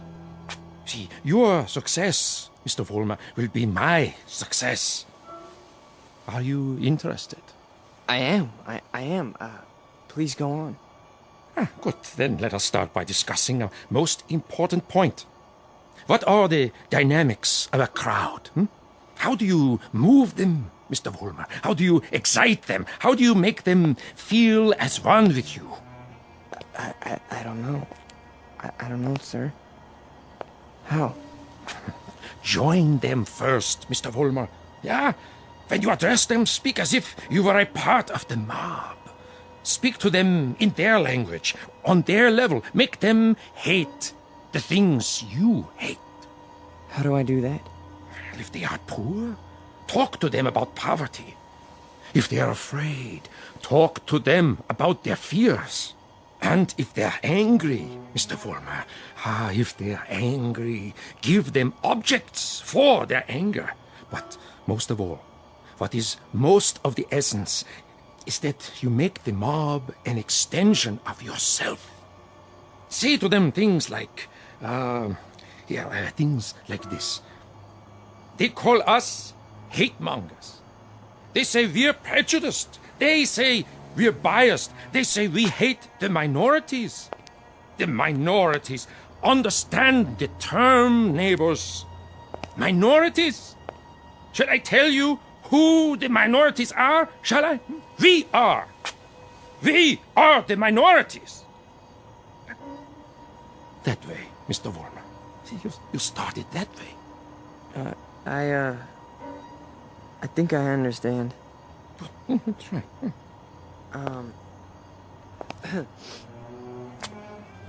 Neighbors. Neighbors, they call us hate mongers. That's it, more. They say we're prejudiced. They say we're biased. Yeah, now you have got it, go on. The minorities? Understand the term, neighbors.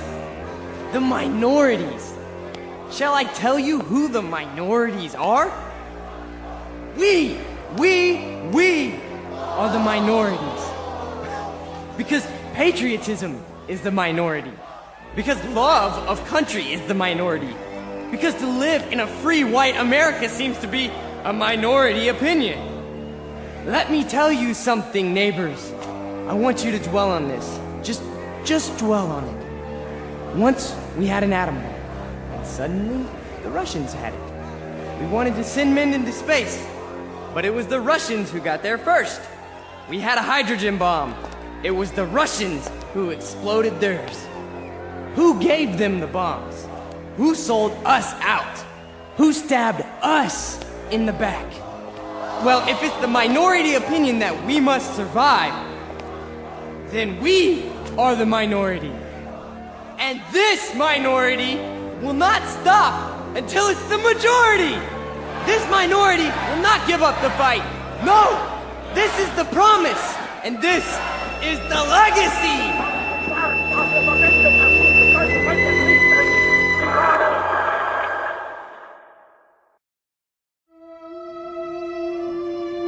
Look, I'm not gonna wait much longer, you understand? Gibbons, cool it. Pretty good crowd tonight, huh? Great crowd, and you were great, Pete. I mean it. Thanks, Stanley. They're finally responding. Responding? You had them right where you want them. Yeah. This here is my hall. You've been renting it all this time, but I ain't got the money yet. Hey, can't you see we're busy? Okay, boys. I'll put it to you this way. If I don't get paid right now, you don't have the hall tomorrow night. You got that? I'll go count the donations. What's the problem? Oh, this is a hungry man here, Pete. He's got to have his shekels. You know the type.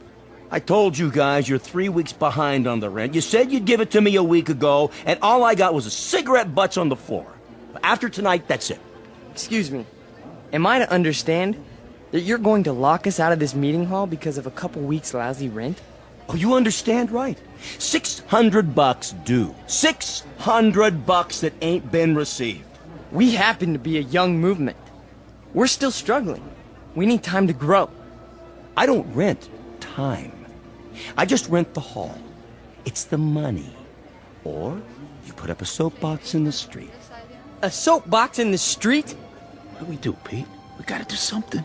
I don't see why we have to tiptoe around this guy. Why don't I just educate him? Look, Frank, I don't know. Why don't you just hold on a second? I can do it, guaranteed.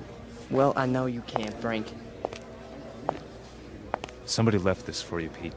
Who? Nobody saw him. Just left this envelope at the back door. Your name's on it.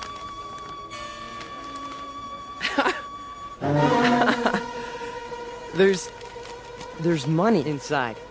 6 C-notes. Hey, how about that? We need $600, and here it is. Oh, man, how about that? Hey, Gibbons, come and get it. Yeah, it's about time. You satisfied? Then don't bother us. All right. You're paid up through this week. Where'd the dough come from, Pete? You have any idea? We must have a secret supporter. I can see why. You were really something tonight. I can't even tell you how it sounded. You had him. You really had him. Hey, we're gonna make it. And now something tells me we're really gonna make it. You bet your life. You guys go on. I'll see you outside. Sure, Pete. Anything you say.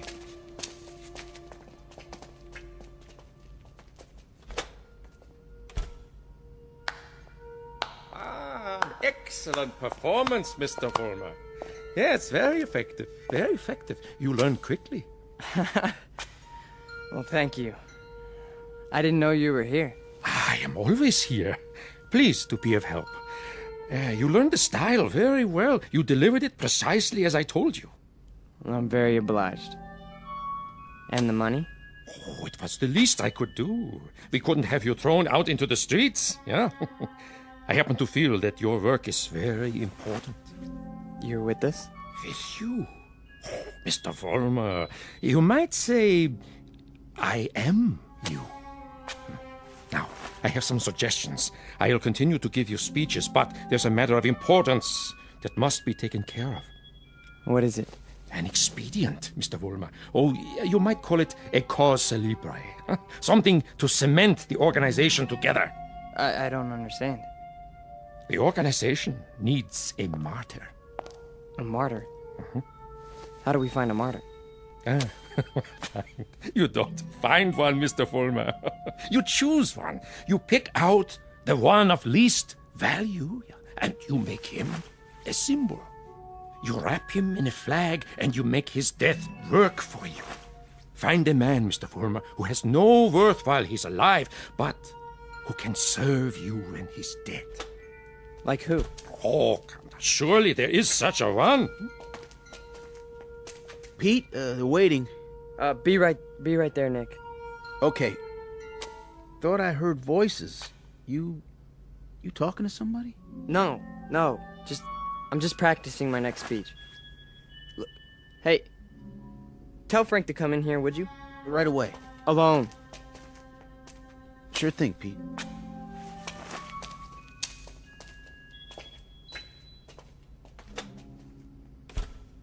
An excellent choice, Mr. Vollmer. The little fat one. Yeah.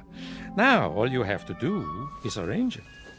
The only thing is, I've known Nick for a long time. Isn't there some other way? Other way? There is no other way, Mr. Vollmer. And if you weaken now, there's no point in going on. When Frank comes back, tell him you've discovered an informer. Tell him the informer has done you irreparable damage. The informer must be put out of the way, but cleverly, subtly, so that there is some question as to who is responsible. But Nick's been with us from the beginning. The beginning? Oh, no, Mr. Vollmer. None of you were at the beginning. None of you. Nick's my friend. And this is an act of friendship. We are allowing him to serve the cause. How glorious for him. Nick says you wanted to see me. We got a stoolie in the group, Frank. A stoolie? Yeah. Nick's been talking. And I think he's working for the police. No. I know it to be a fact. Everything we've done, everything we've said, Nick snitched on us. Are you sure? Beyond a shadow of a doubt. Well, what do you want to do, Pete? Get rid of him. Get rid of him so that it looks like somebody else did it. Make it look like someone who hates us. I understand. I understand, Pete. You call it, you got it.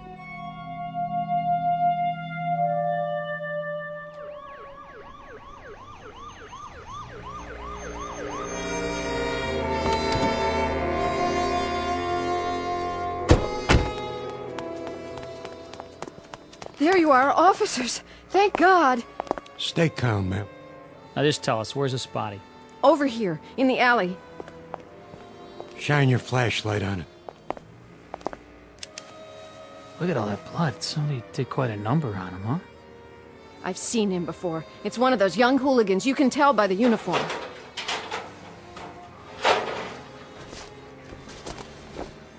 He's dead, all right. Call a meat wagon. What was this one's name?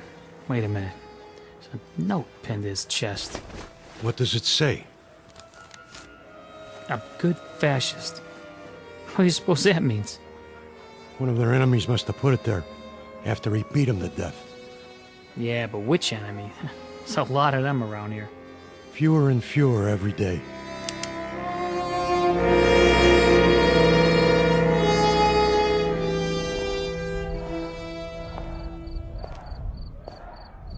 Hurry up, Frank. We've been waiting for you. Is it done? Cross off the little creep. Anything else? Then, we finally have our martyr.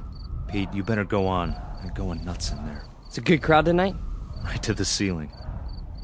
What's the matter, Stanley? Oh, nothing. Then why the look? It's just that... Nick was a nice guy, Pete. I miss him. Stan, you listen to me. You forget about Nick right now. He was a fat pig with no guts. He was a greasy big mouth who copped out every time he took a breath. A nickel and dime Judas who got exactly what he deserved. So don't mourn for Nick. He doesn't rate mourning. Not that pig. You got that, Stanley? Look at me, Stanley. You got that? Yeah. You have his poster ready? Blown up bigger than life. Just like you said. Good. When I give the signal, unveil it behind the podium.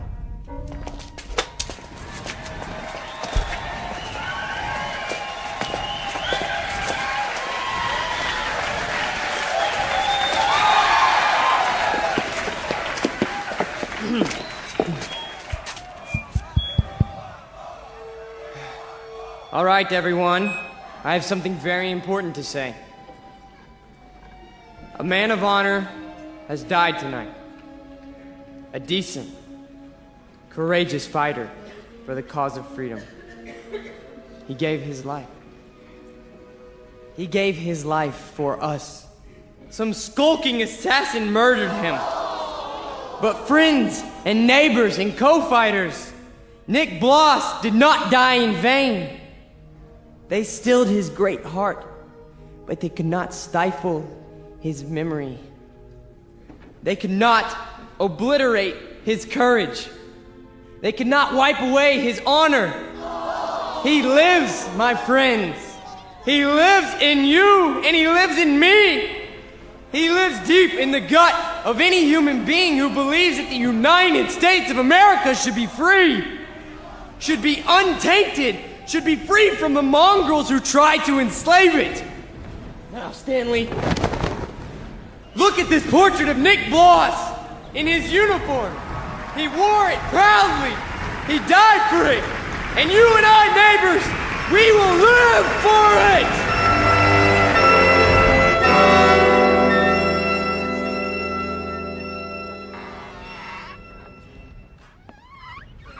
Oh, hiya, Mr. Gans. How do you do? How are you tonight? Oh, I'm very sober, unfortunately. Beer? Yeah, if you please. Boy, listen to him across the street. Guy's got a voice on him. And I knew it when it was only a whimper. That's a wild kid, that one. Used to be people would laugh at him, but lately he gets the crowd. Not many people laugh now. Say, you know him, don't you? Yeah, since he was a child. A silent little boy with very little to say. But now, I've been here before. Oh yes, I've seen and heard it all before. That was another time, Mr. Gans. Another place. Another kind of people. That stuff doesn't go here. That's what we said, too. They were brown shirt scum. Temporary insanity.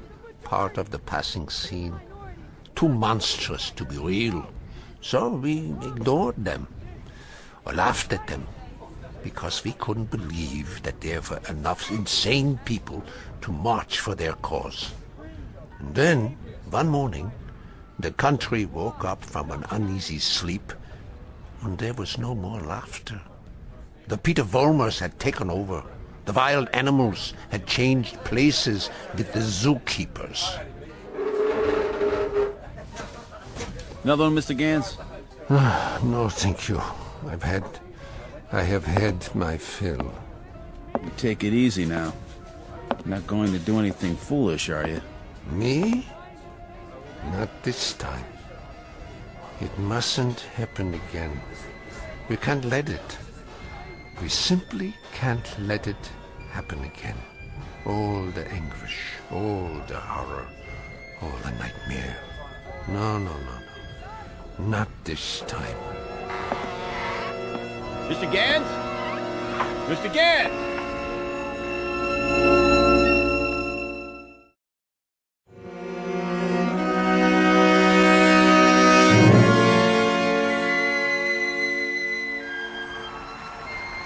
And so I tell you, my friends, we will take it to the streets. There's going to be a big meeting tomorrow night with searchlights and banners and drums and armbands. For every one of you who wants to join us, we have armbands. And soon, very soon, we will have uniforms for all of you. When we march! Who's that? Search me. Go on, Mr. Volmar. You were saying? Ernst, what are you doing here? I can tell them what you were saying. I have heard it all before. I have heard it 1,000 times before. In Munich, in Berlin, on 100 different street corners. It was drivel then, and it is drivel now. Ernst, you've got to stop. And what is this one here? The latest model?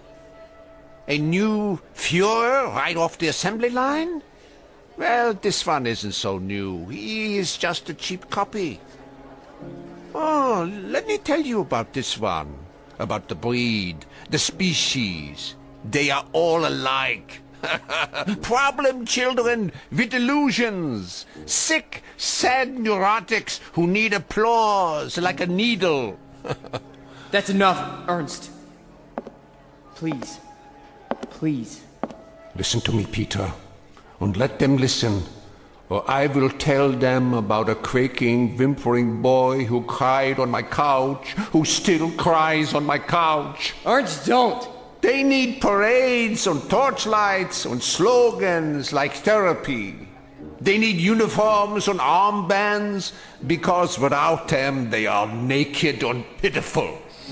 This one grew too old to bite his nails, so he made believe he could lead others. Pete, don't let him have the mic. Put him down, or I'll put him down.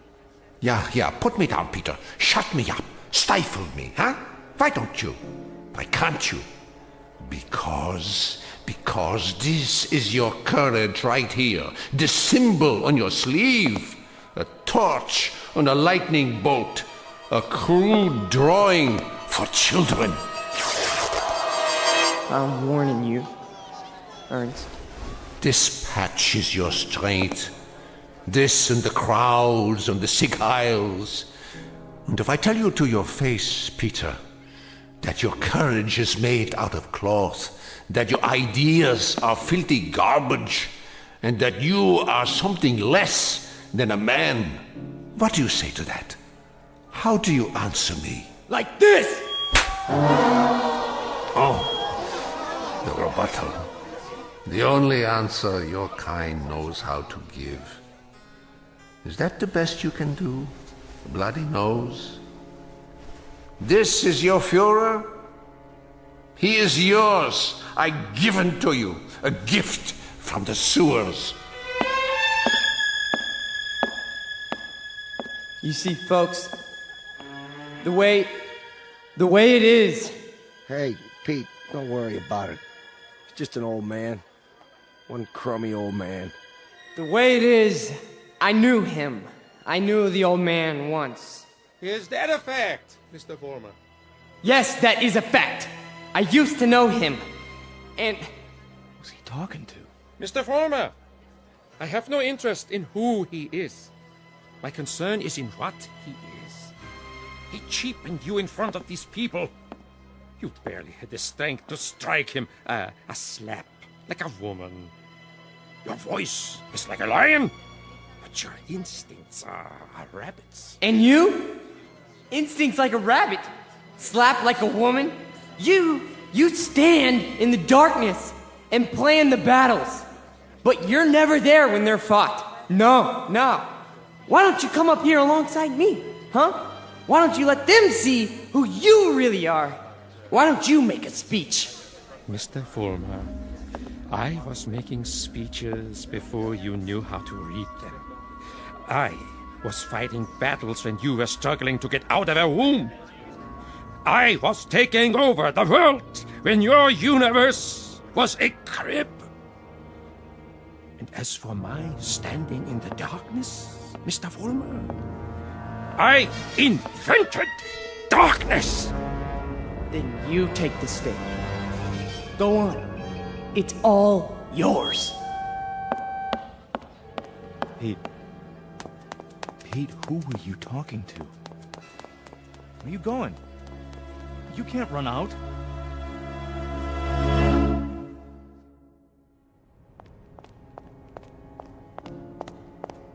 Ernst! Ernst! Where are you? Let me explain. You! Why? Why did you pick me? I didn't pick you, Mr. Fulmer. You picked me. You chose my ideas. You invoked my name. So now, you must take whatever comes with it. What? In the past, I've given you suggestions. Now, I give orders. Orders? What do you want me to do? From now on, you must be built of steel. No soft gaps of sentiment. Steel, Mr. Fulmer. The way we handled Nick, and the mobs and the speeches. And gradually, bit by bit, we shall forge something strong, something powerful. Just as I did before, with my own hands. With my own hands! The old man, the Jew, he'll be back again tomorrow night, the next night. I know him. I know the type.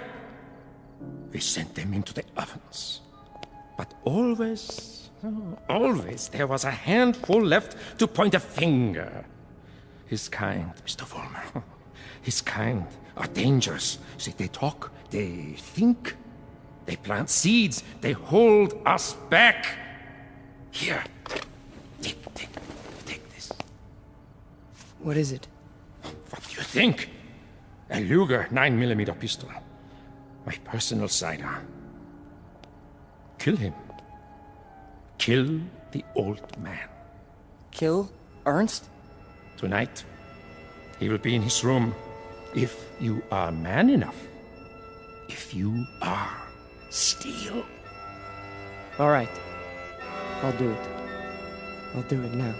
Then, Mr. Fulmer, when you come back, there's much we have to talk about. Plans, campaigns, ideas, the next steps. This is only the beginning, the dawn. It will be a long, long day.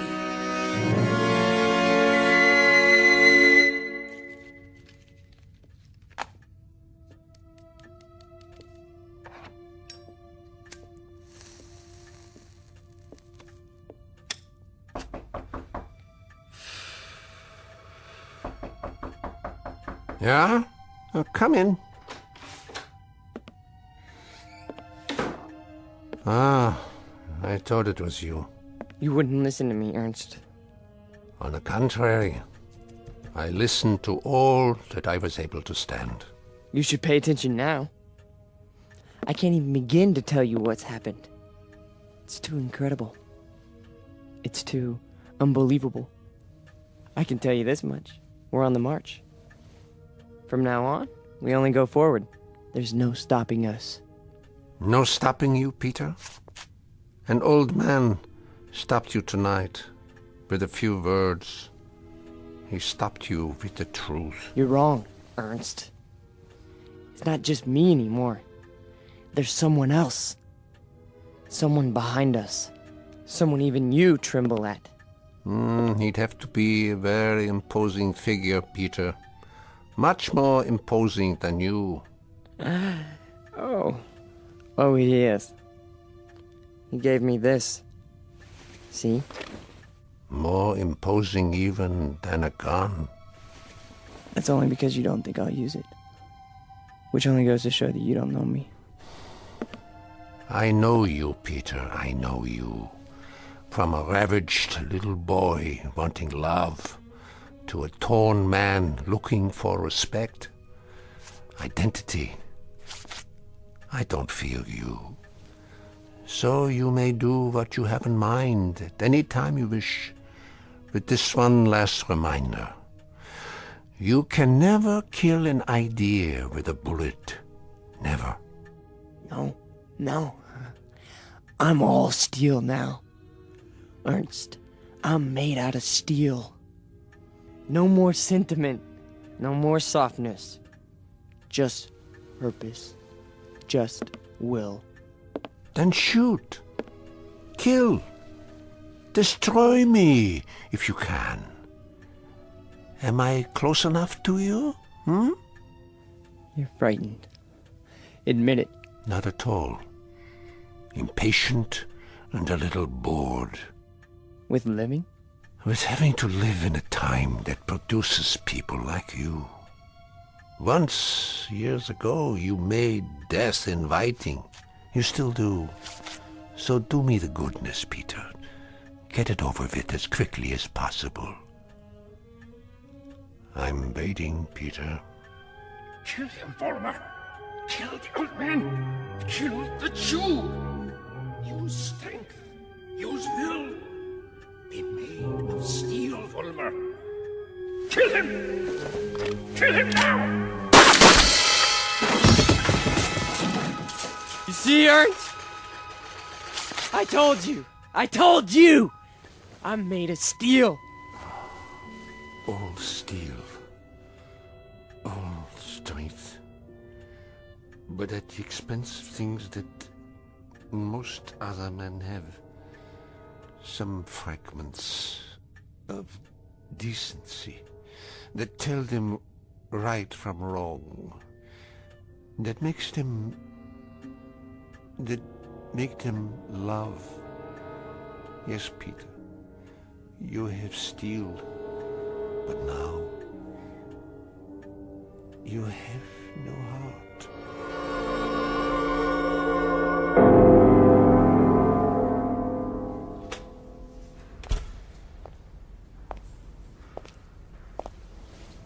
Where is everybody? Pete? We were just cleaning up. What happened to you? Nothing. Nothing happened to me. You tell them. You go out there and you tell them. But they've all gone home. Tell them I'm still in charge. I'm number one. You serve, I lead. Understand? You serve, I lead. Come on, Pete.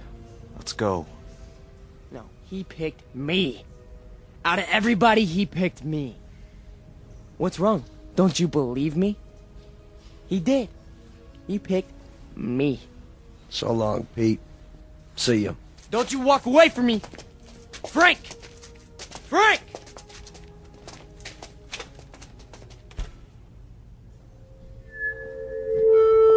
Who's there? Who is that? Vollmer? You. I did what you said. Sentimentality, Mr. Vollmer? None! Steel? Steel. And no regrets? None! What did you destroy tonight? Only a disease. A growth on our flesh that had to be removed. Not a man, then? No. Hardly a man. How did it feel?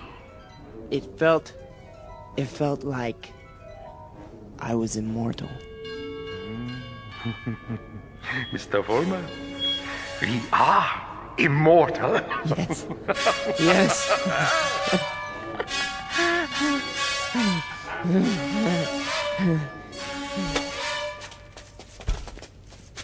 There he is. Don't move. What do you want? Peter Vollmer? Yes. We have a warrant for your arrest. That's impossible. The charge is conspiracy to commit murder. Your two friends are outside in cuffs. The victim's name was Nicholas Bloss. Get away from me. He's got a gun. Drop the gun! Now! Walk toward us with your hands up! Hey, look, he's going to the other door. Tell them to cover the alley. Halt! Halt, or I'll shoot!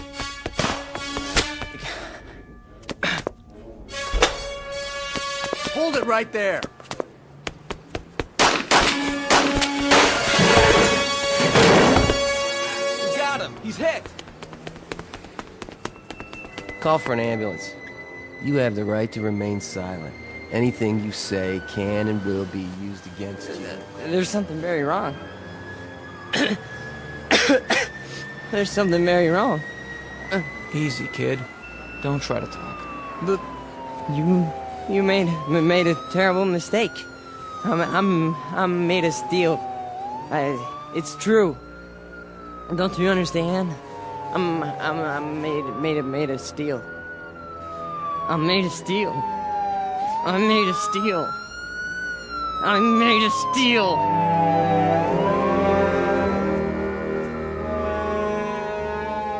Where will he appear next? This phantom from another time, this resurrected ghost of an old nightmare. Chicago, Los Angeles, Miami, Florida, perhaps. Vincennes, Indiana, Syracuse, New York.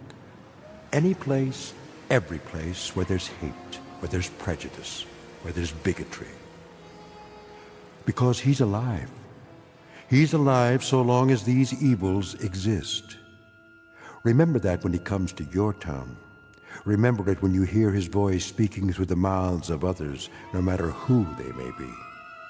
Remember it when you hear a name called a minority slandered. Any blind, unreasoning attack on a people or any human being. He's alive. Because through these things, we keep him alive.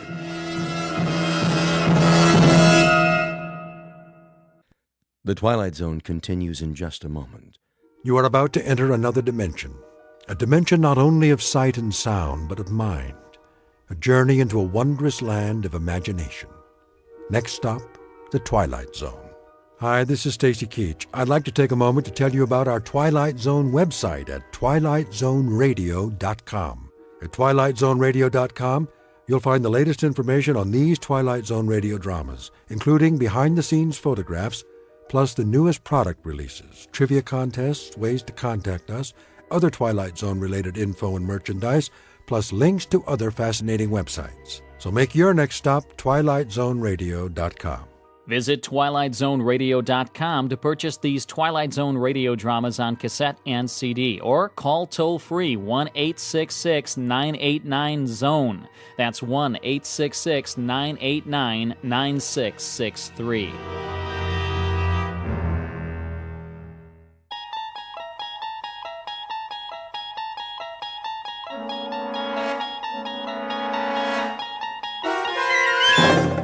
There is a fifth dimension beyond that which is known to man. It is a dimension as vast as space and as timeless as infinity. It is the middle ground between light and shadow, and it lies between the pit of man's fears and the summit of his knowledge. This is the dimension of imagination. It is an area which we call the Twilight Zone.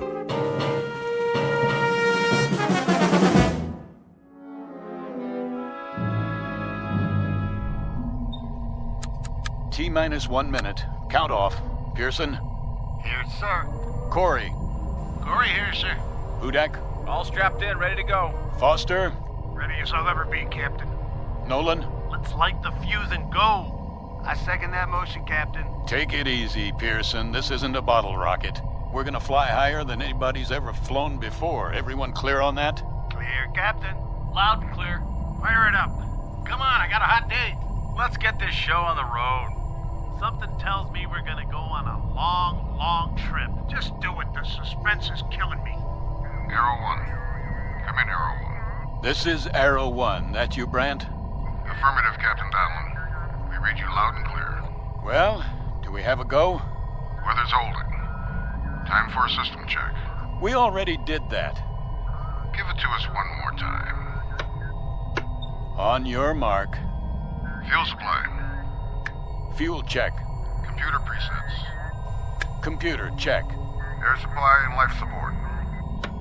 Life support check. Flight plan trajectory. Flight plan check. Autopilot. Autopilot check. System coordinates. All systems check. Looking good, Captain. You've gotta go. Crew, stand by. Hey, I changed my mind. I think my mother's calling me. I gotta go to the bathroom. Fire rockets. We have ignition. Cleared for takeoff, Arrow 1. Prepare for countdown. Ready for countdown. T-minus 15. Minus 14. Lock those seatbelts, boys. Hey, I forgot to bring my lunch. Where's my lucky rabbit's foot? Do they have TV in space? We're gonna miss a World Series. Minus 10. Take a deep breath, everybody. Minus 9. You want we should hyperventilate? Minus 8. Captain, I need a drink. Minus 7. No more chatter. Minus 6. Anybody bring a magazine? Minus 5. I gotta finish my crossword puzzle. Minus 4. When I get a last cigarette? Minus 3. Wait, I forgot to lock the door. Minus 2. Cut it, I said.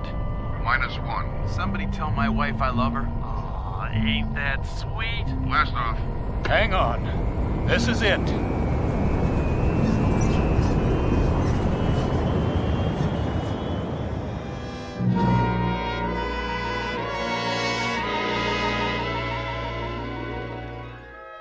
Her name is the Arrow 1.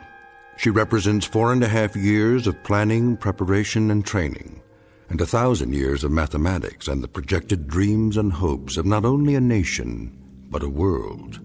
You might say that all of human history has led to this point, with man poised to take one giant step off terra firma and into the void, the unknown that lies beyond the safety of the nest.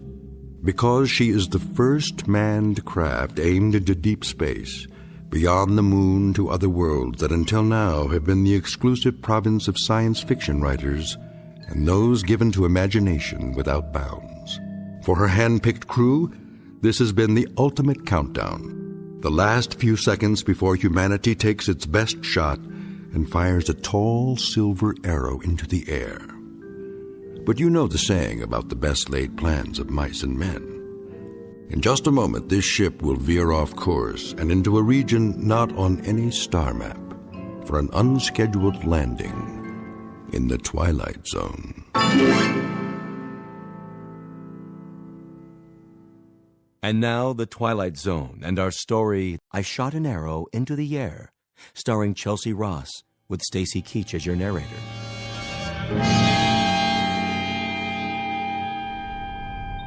All right, roll call. Sound off. Nolan here. Pearson, anybody got an Alka-Seltzer? Foster, make it a promo. Corey here. Hudak, look at me, I'm flying. How you doing, Colonel? I am A-OK. We all are, and so's the ship. Are we there yet? We're leaving the Earth's gravitational field. Instruments all in the safety zone. Pearson, give me a visual scan. Yes, sir. Everything's on the money, Captain, as far as I can see. Cabin pressure? 1.19, sir. Disengage restraints. You can remove your helmets now. We're free to move around.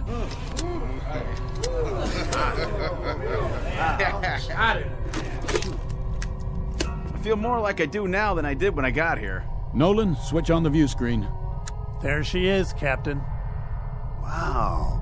Will you look at that? Is that talcum powder or stars? Never saw so many in my life. Quite a sight, huh? We're almost clear of the Earth's atmosphere. Where is the Earth, anyway? It's down there. Hey, question. Which way is up and which way is down? Watch the lower edge of the screen. It should come up any time now as our trajectory shifts.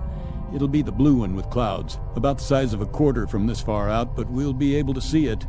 What are those blips? Where? The ones moving toward us. We've entered the asteroid belt, but don't worry, they're miles apart. The odds of hitting one are infinitesimal. Mission Control to Arrow 1.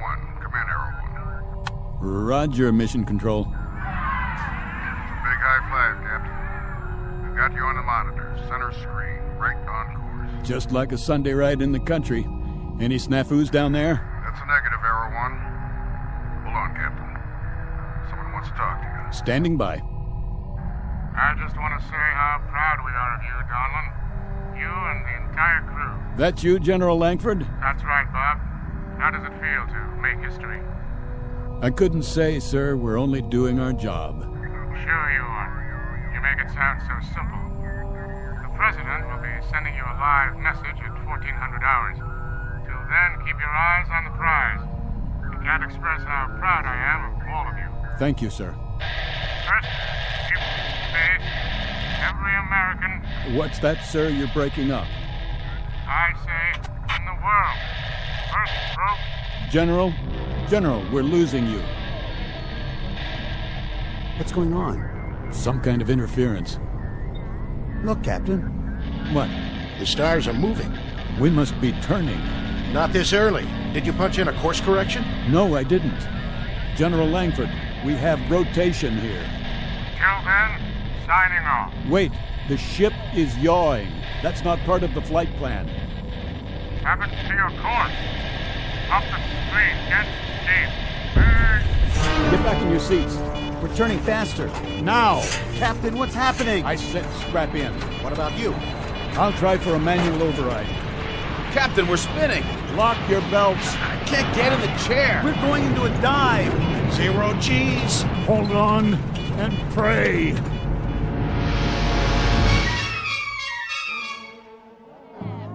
Vector 19. Triangulate with Sydney, Australia, and South Africa.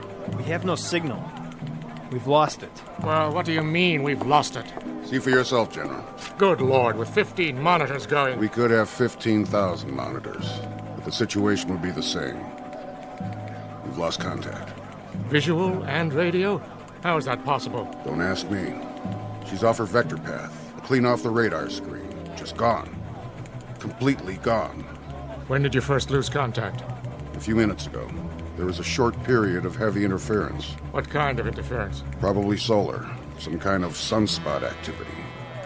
We haven't been able to identify it yet. In any case, when it was over, the contact was broken. Couldn't a change in their course account for that? The course was preset. The captain wouldn't change it without notifying us. Bob Donlin's a solid officer. And even if he did change course, the automatic tracking system would have been activated. It would show up here on the board. So a ship with an 8-man crew just disappears like a puff of smoke. 1 minute she's there, the next minute she's gone. That's not the worst part. What do you mean? Until we regain contact, if we do, there's not a thing anybody can do for them. I shot an arrow into the air. It landed I know not where. What say, General? A nursery rhyme for the age of space. Gentlemen, wherever you are, may God help you. Contact the observatory. There's no readings. It's flat. She's gone.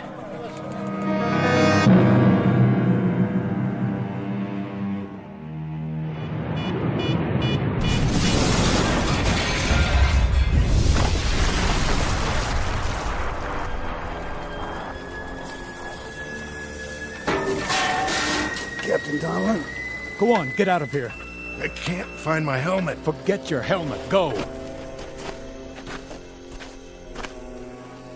My God, look at Grimes. Anderson. And Nolan. And Foster. Help me. It's Hudak. He's still alive. Here, take his legs. Now lift his head. What are you doing, Captain? Gotta drag the bodies out. But the fuel tanks are gonna blow. Hold on, we'll give you a hand. Somebody, please. Get him out, I said. That's an order.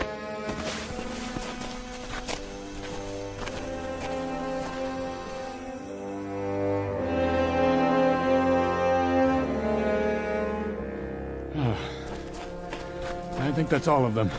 That's all of them, Captain. All right. Now, check the forward hold. The fire's spreading. We have to try and get the supplies out. Yes, sir.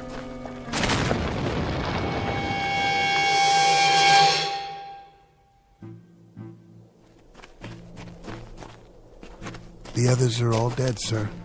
Except Hudak. How bad? He's still conscious. He keeps drifting in and out. We should have gotten the supplies out. We did the best we could. We should have done that first. We knew the ship might go up. So now, instead of food and water, we've got 4 dead men and another one dying. We didn't know they were dead, Corey. Well, knock it off, Pearson. Maybe when your tongue starts swelling up, you'll realize where we are. We're on a rock here. We blew it. We wasted all that time playing Undertaker instead of going in there and getting supplies. Let's cover them up. Pull something over their faces. Why bother? What's the point? You heard me. We'll take 15 or 20 minutes, and then we'll bury them. Yes, sir. First entry, log, Arrow 1, Captain R.G. Donlin commanding. The first leg of the flight went off without incident. Now we have crash-landed on what appears to be an uncharted asteroid. Cause of malfunction and ultimate crash, unknown. We lost our course, the electrical system went out, and there was an explosion. That's all any of us can remember. Any of us, being Flight Officers Corey and Pearson, and Navigator Hudak, who has been seriously hurt, and myself. The rest of the crew are dead. There's very little left of the ship. The radio is gone, the bulk of the supplies were destroyed in the crash, and as of this moment, there is little certainty that we have been tracked and our whereabouts known. Begging the captain's pardon. What do you think you're doing? This is no time to write your memoirs. Stand down. Listen to me, Corey. We're in bad shape, but we're still a crew. As long as we're a crew, there'll be discipline and there'll be protocol. And until I'm lying in a hole like the rest of those poor devils, we'll operate from the book. Got it? I got it. Now give me the recorder. Go over there by the rock and sit down. Continuing this log entry. Commander Donlin, it's hot, see? It's very hot. Thank you for the information, Corey. And that makes it hard to think. So if you're going to expend all that energy, use it to figure a way out of here. A way to get back home. A way to let them know where we are. Corey, you stay out of this. You heard him. Go over there and sit down. You've got a bad cut on your forehead. Make a bandage and tie something around it. Okay. Something's wrong with Corey, sir. The bump on his head, or whatever it was, he's not acting right. He's not the one I'm worried about just now. Hudak? Hudak, can you hear me? Sir? How about some water? Water, please, sir. Thank you. How much is there? 5-gallon can and whatever we've got on us. Then why waste it? He won't last through the day. You the consulting surgeon, Corey? I'm one man out of 3 who's gonna need that water. And 5 gallons isn't gonna last very long. If the situation were reversed, Corey, if that were you lying there, I'll give you good odds you wouldn't want to get written off, 5 gallons of water or no. He's going to die, Colonel. If he dies, Corey, but nobody gets behind to push. If he's thirsty, he gets water. If he's hot, we move him in the shade. And then if he goes, we'll give him a prayer or two. Right? If you say so. Pearson? Sir. There's a broken shovel near the packs. Let's dig the graves. I'll relieve you in 5 minutes, then Corey here will relieve me. Right away, sir.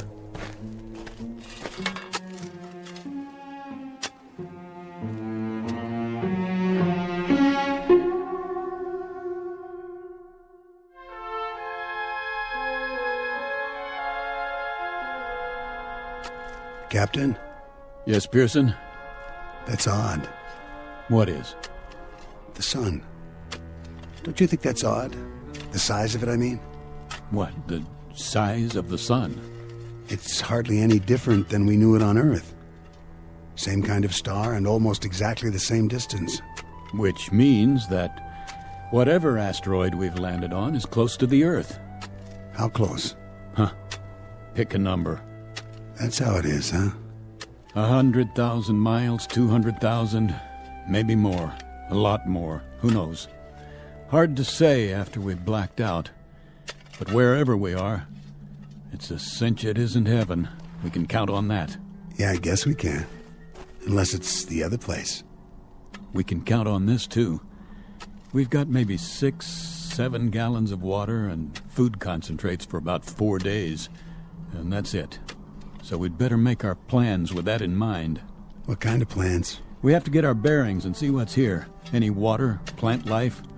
We'll use this as a base and spread out in 2-man patrols, 1 man to stay behind and watch Hudak. You think we'll find anything but rocks out there? At least we'll see what's on the other side of the rise. Look at it this way. We've got several things in our favor. The air is breathable, so we don't need suits and helmets. The gravity's close to Earth's, so moving around's no problem. No signs of animal life, friendly or unfriendly. And there's no radiation to speak of. You checked? The Geiger counter still works. I have to hand it to you, Colonel. That's what I call positive thinking. We don't have much of a choice. No, sir, I guess we don't. It took 4.5 years to build that ship. There wasn't any prototype, just the one, the only ship of its kind. So, if they know where we are and want to come get us, they've got to build another one, and that'll take another 4.5 years. So I suggest we dig in and get comfortable, because any way you look at it, we've got a devil of a long wait ahead of us. Pearson, your turn.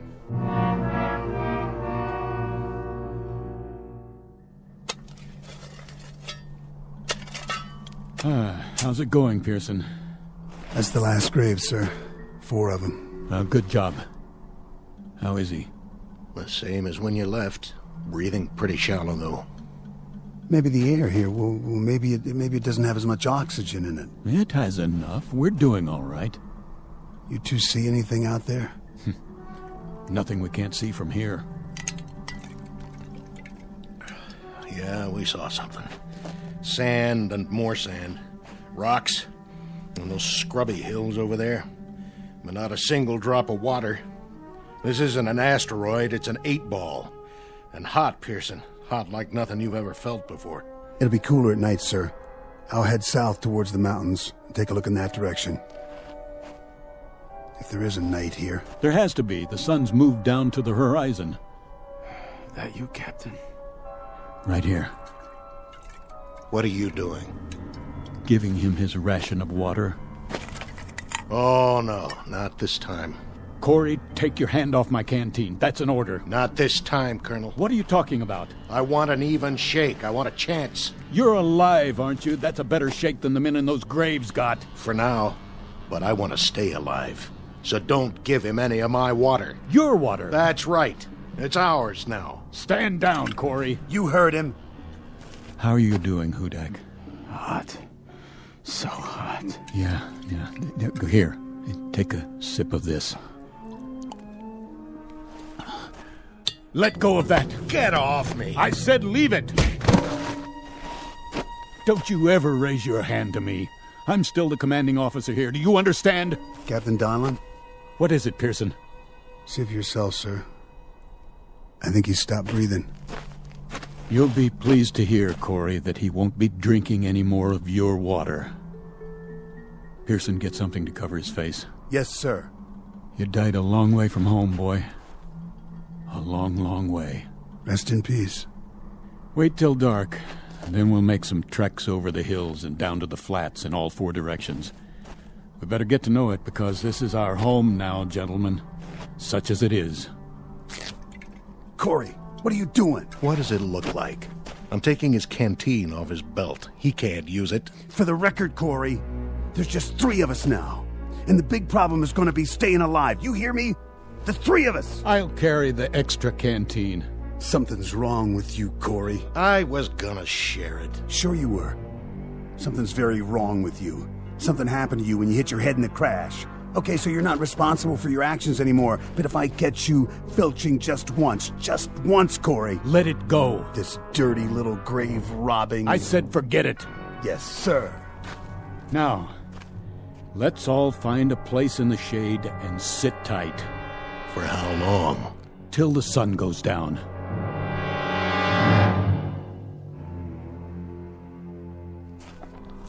Watch your step. What's the difference? Can't see anything anyway. Use your flashlight. The batteries are going out. Turn it on and off in bursts. That way they'll last longer. You know, this is nuts.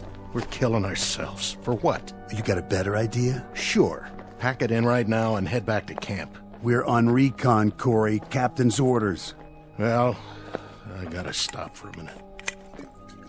Hey. Take it easy with that canteen.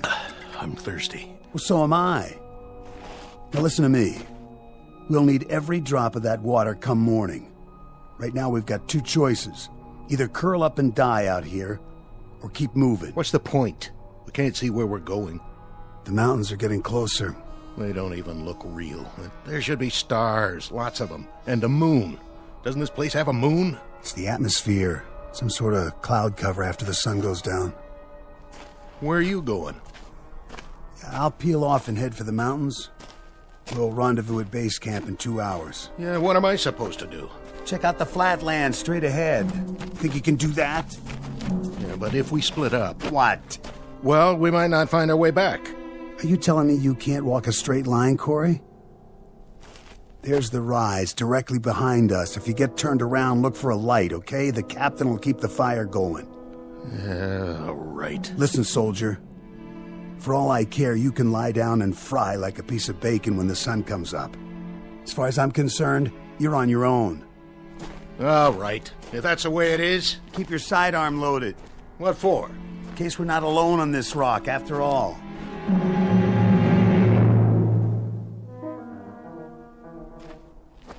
Corey? Are you following me? Corey? If you're out there, something's very, very wrong with you.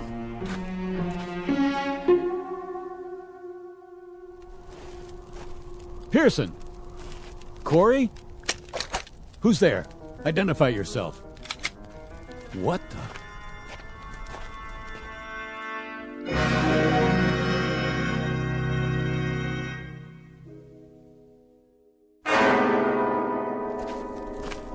Corey? Hello, Captain. Well? I must have walked 12, 15 miles. Yes, and? Nothing. Not a thing. Sand flats. That's all there was. Just sand. One stretch after another. I thought I could get some kind of a fix from the stars, but it's overcast. I know. What about Pearson? What about him?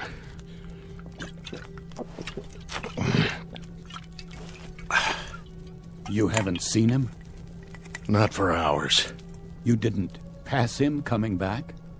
He went south to the mountains, and I went west toward nothing. What time is it? Oh, 3 o'clock in the morning. Or it would be on Earth. You kept the fire going. This is what's left of the flight chairs. There are some plastic panels scattered around. When that's gone, the only thing left to burn will be our suits. Fine with me. Not like we're going anywhere. He's been gone 6 hours. He should have been back by now.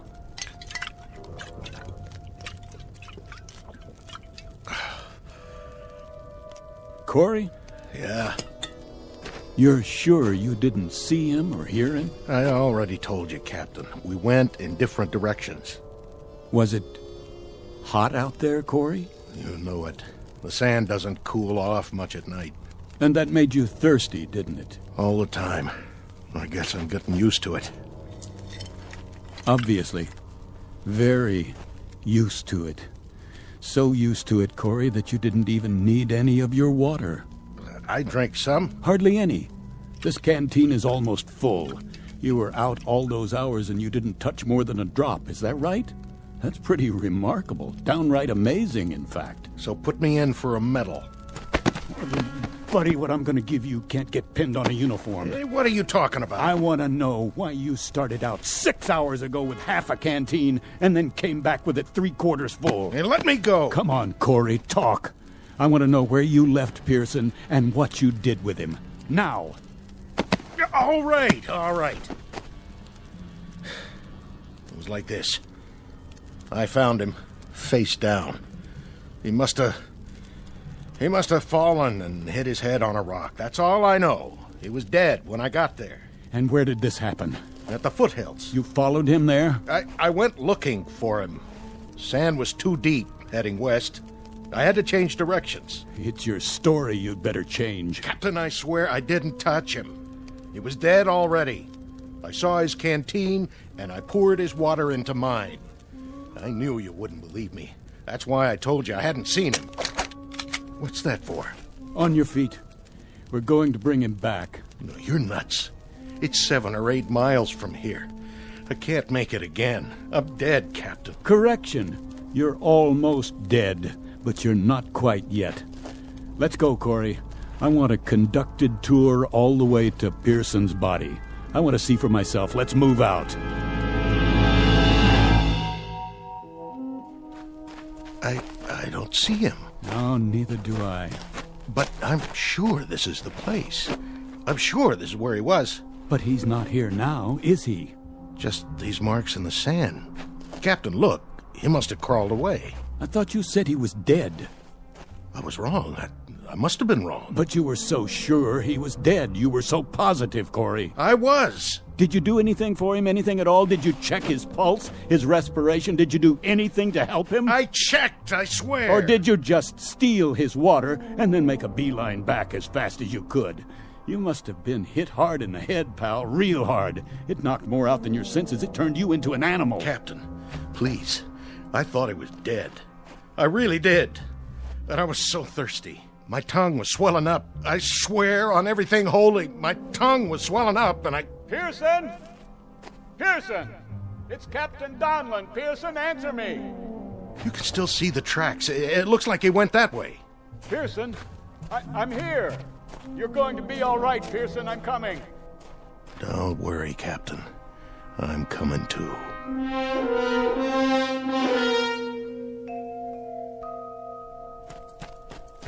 Pearson. Captain? Pearson, thank God you're alive. Water. Oh, I lost my canteen. Yeah, here. Take some of mine. Can't sit up. I'll lift you. Thanks, Captain. And not too fast. You're all right, boy. We'll take you back now. I don't know if I can walk. I'll carry you myself if I have to, but you're gonna be all right. Captain. What, Pearson? What are you trying to say? I saw. What? What did you see? Where? Up there. Over the hill. Did you climb the hill? Is that it? I went. And what, Pearson? What did you see? Captain, I saw. What? Are you drawing a picture? You should have seen. You wouldn't believe it. What? No, Pearson. Sorry, Captain. Pearson. Come on, Pearson. Pearson, don't die on me. Don't. Is he gone? Yeah. He drew this in the sand first. It's some kind of sign or symbol. What is it? It looks like a T, or maybe a cross. He was trying to tell me something.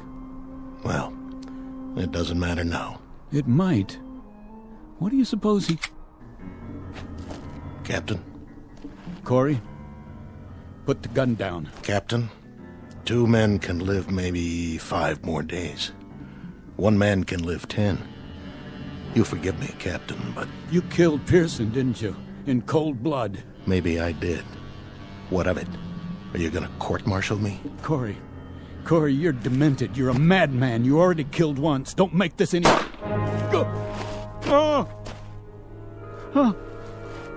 Corey, you murderer. Sorry, Captain. Real sorry. But in a situation like this, there's no choice. No alternatives. It's not your fault. It just had to be. You can see that, can't you?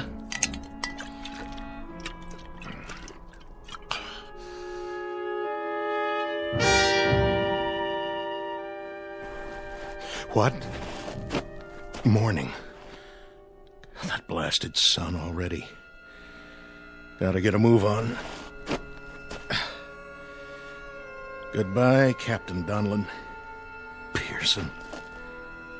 Now, what were you trying to say, Pearson? Lines in the sand. Something over the hill. Is that it?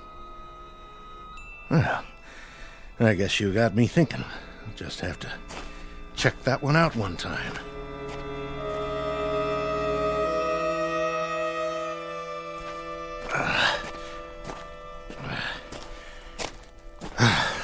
There.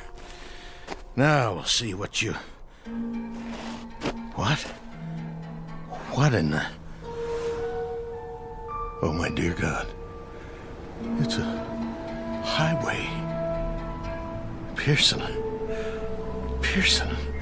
Now I know what you drew in the sand. It was a telephone pole. You were trying to draw telephone poles. And there's a sign. Reno, 97 miles. Captain Donlin, Pearson, all of them dead. Now I know what happened. I understand. We never left. That's why we went off the radar, why nobody tracked us. We never left the Earth at all. We just crashed back into it. Donlin, Pearson, I'm sorry. Oh, please forgive me.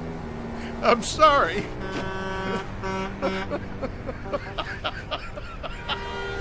Oh, stop! Please! Stop! Somebody! Anybody! Please! Stop!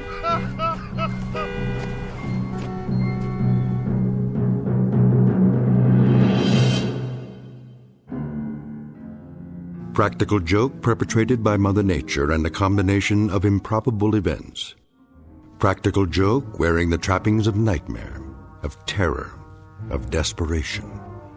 Small human drama played out in a desert less than 100 miles from Reno, Nevada, USA. Continent of North America, the Earth, the solar system, the galaxy, and of course, the Twilight Zone.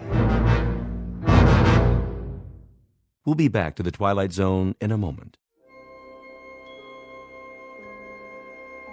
Hi, this is Carl Amari, producer of the Twilight Zone radio dramas. I'd like to take a moment to tell you about our official website at twilightzoneradio.com, where you'll get the latest news and information on these Twilight Zone radio dramas. Plus, at twilightzoneradio.com, you can digitally download 3 free episodes or any of our episodes for only $1.95 each. In this age of ever-changing technology, we've decided to make these episodes instantly available to you by making the Twilight Zone radio dramas a digital download-only series. This means that this series will no longer be offered on CD. The CD collections at our website are now being offered while supplies last at buy one, get one free. So be sure to get your favorites before they're sold out. Be sure to visit us often, and I'll see you in the zone.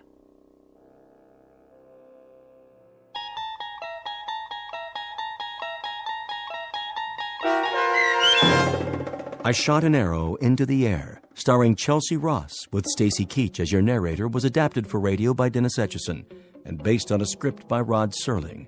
Heard in the cast were Norm Woodell, Roderick Peoples, Jeff Lupetin, David Darlow, Rich Komanek, Turk Muller, Lawrence Nepodal, Carl Amari, Roger Wolski, and Vince Amari. To learn more about the Twilight Zone radio dramas and to obtain audio cassettes and CDs of these programs, visit our website at twilightzoneradio.com. The producers of The Twilight Zone wish to thank CBS Enterprises, Carol Serling, Dennis Etchison, Dick Brescia Associates, Claire Simon Casting, Terry Jennings, XM Satellite Radio, Sirius Satellite Radio, our sponsors, and our radio affiliates for helping make this series possible. This copyrighted radio series is produced and directed by Carl Amari and Roger Wolski for Falcon Picture Group. Doug James speaking.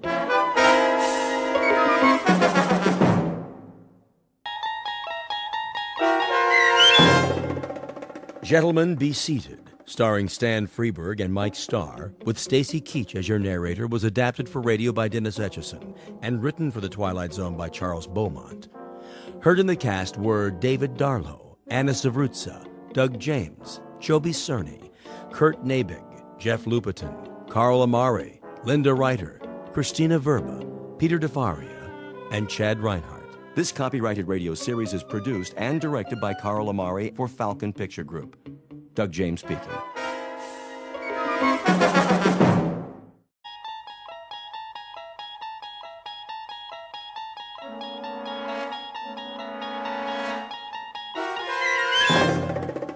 You unlock this door with the key of imagination. Beyond it is another dimension, a dimension of sound, a dimension of sight, a dimension of mind. You're moving into a land of both shadow and substance, of things and ideas. You've just crossed over into the Twilight Zone.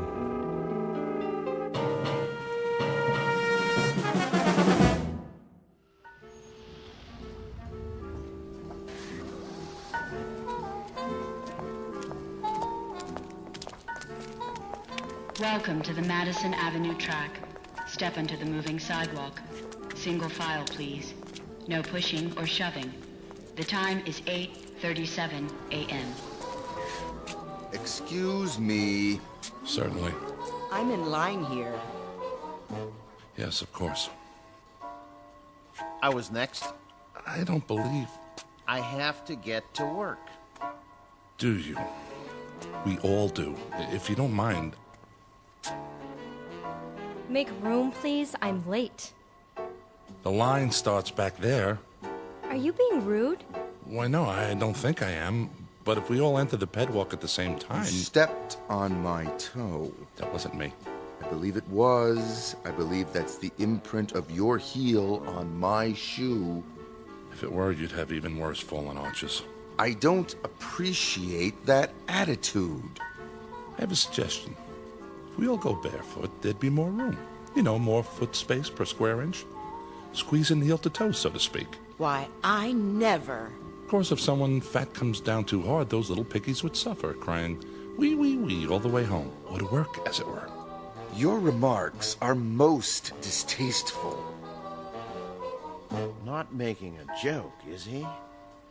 No, I assure you. He was. Completely inappropriate. Yes, indeed. This is a serious world we live in. No place for that sort of thing. None at all. I've a good mind to report him.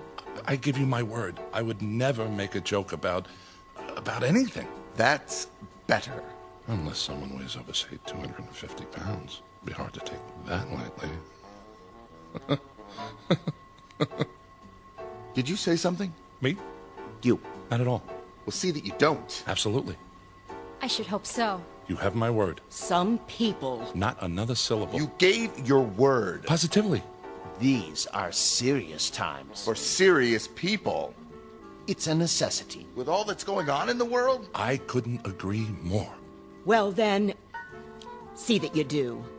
My lips are sealed. Madison Avenue, next corner. Step off the moving sidewalk. Single file, please. No pushing or shoving. The time is 8:39 a.m. Excuse me. I have to get to work. Wee, wee, wee, wee.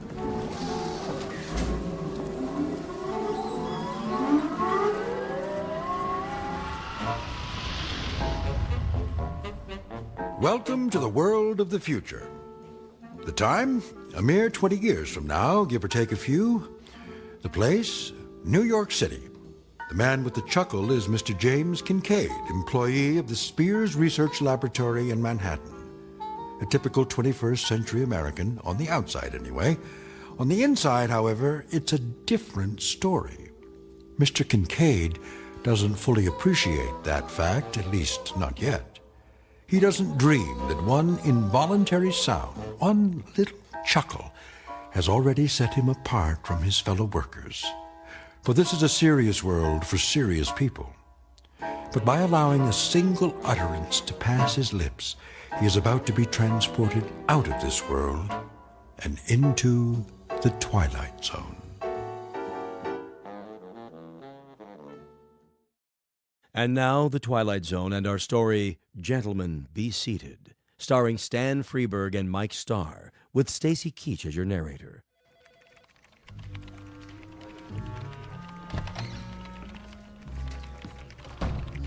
Morning, Kincaid. Morning, Miller. Not late, am I? You're cutting it pretty close. Sorry, Lindsay. Little skirmish on the pedwalk this morning. Skirmish? So many people nowadays. I hear there used to be cabs in New York. Think of it. Cars with drivers that took you all over. Up one street and down another. Shortcuts. Sounds like a nightmare.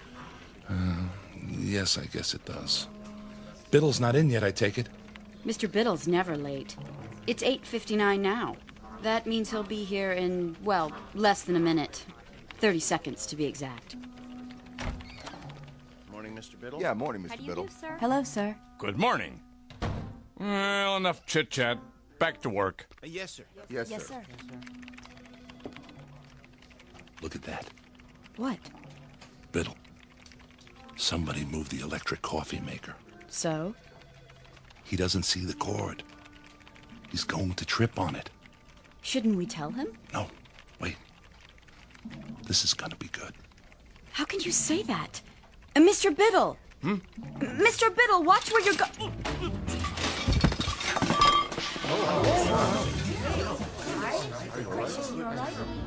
Oops.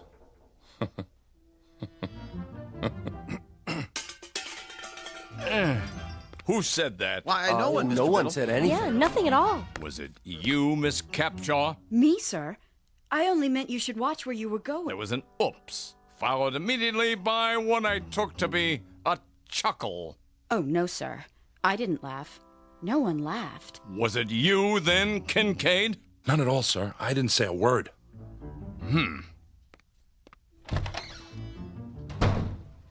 Are you crazy? Pardon? Laughing at him like that. But I didn't. I don't know how to laugh. Nobody actually laughs anymore, do they? And a good thing, too. As if anyone had time for such things. Quite right. Well, better get started. I have a design to finish before... Oh, no. Something the matter? There's a red flag on my screen.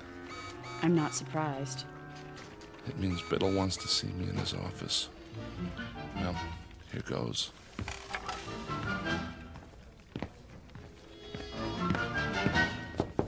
Yes. Kincaid here. Come in. You wanted to see me, sir? Sit down. I could come back later if you That want... chair right there. Yes, sir, Mr. Biddle. I suppose you're wondering why I called you in. Not really. What? I mean, yes, I am. What was that? The door. I locked it so we won't be disturbed. Is that necessary, sir? Cigar? Beg pardon? A cigar. They're quite good. Oh, I don't smoke, sir. Pity. I have them made special. I thought there was no smoking in the building. Oh, it's all right. This office is airtight and soundproofed. Are you absolutely sure? Quite sure, but thank you anyway. Now then, as to that difference, how significant it is, I don't know, but you may recall that a few minutes ago, on my way to my office, I tripped. Do you recall that? Someone should have been more careful with the electrical cord. I should have. I hope you weren't... What was your reaction? Why, regret, sir. Indeed? Yes, sir. It's a serious world we live in, and that is why we must be serious. Don't you agree? Definitely. Definitely.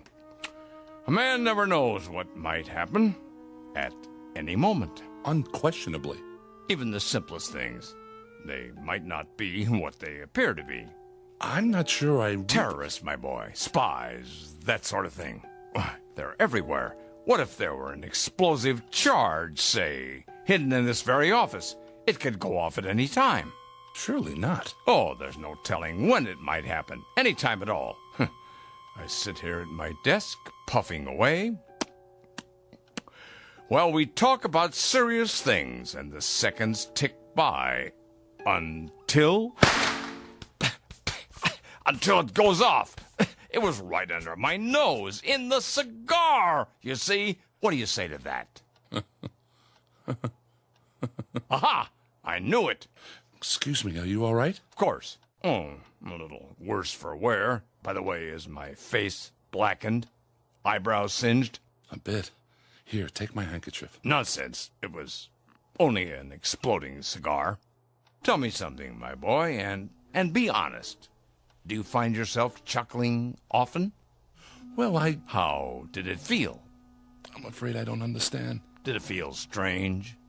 Yes. But not unpleasant, right? Not as such. We could describe it then as a strange but not unpleasant sensation? If you say so, sir. Good. Splendid. Oh, splendid. Will that be all, sir?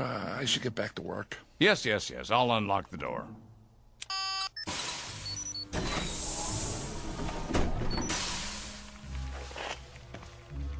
Thank you, sir. Look at them out there. Pardon? Do you see any smiles, Kincaid? Even one single little grin? No, sir. And do you know why? Because they've forgotten how, that's why. Note the emptiness in their eyes, the deadness, the utter nothingness. Like machines, Kincaid. Machines! Circuit boards with legs. I don't understand, sir. Not as yet, perhaps, but soon. Oh, my boy, if there ever is to be joy again in this world, and love, and happiness, and laughter, especially laughter, it's going to depend on you and those few like you. Oh, trust me on this. Me, Mr. Biddle? And now, a report from the executor. It's the morning report from Washington. Eyes forward on the big picture. Isn't he handsome? Just like on the posters. All right, everybody, stand up. He's gonna speak. Citizens, I greet you. It pleases me to report that our gross national product is up 2.3% over a similar period last year. However, that is far from the goal we have set. The goal we promised ourselves. Kincaid, I have one more question for you. Yes? Why do firemen wear red suspenders? I don't know, sir. You will, poor boy. You will. Tonight. And waste is the cardinal offense, as we know all too well. What in the... Here I am, my boy. Oh, Mr. Biddle. Just as we said, 7:30. Right on time. Yes, sir. I almost didn't make it. Oh? Trouble? The directions you gave me were fine. It's just that I've never been to this part of the city before.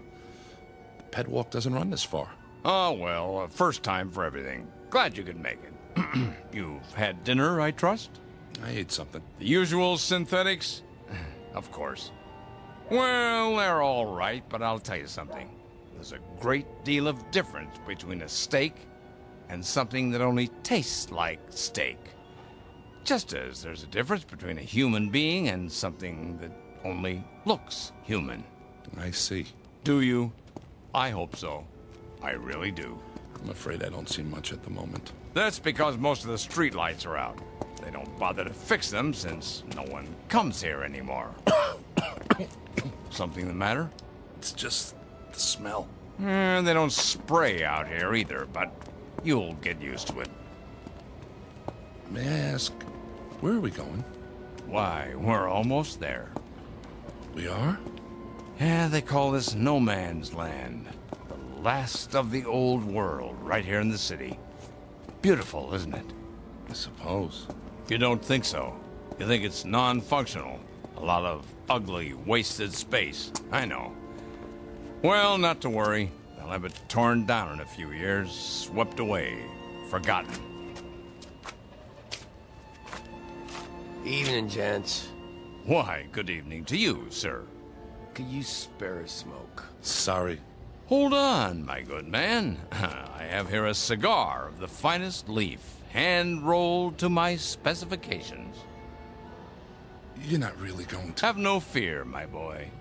This one's real. You sure? Indubitably. How about some spare change for a cup of cava java? Don't press your luck. Thank you. Thank you kindly. Blessings to you, mister. To the both of you. Plenty of unhappiness here, James, but plenty of happiness, too. Stand here a moment. Come on, close your eyes. Can't you almost hear the crying and the laughter? Don't move your head, please. What are you doing? Just a handkerchief. A simple blindfold. What? Nothing to be alarmed about. Just a precaution. There. Can you see? No. Good. Now turn around 5 times. But why? It's necessary the first time, in case you're rejected. Now take hold of my arm. I'll lead you to the entrance. Very, very private, you know. That's it. And away we go.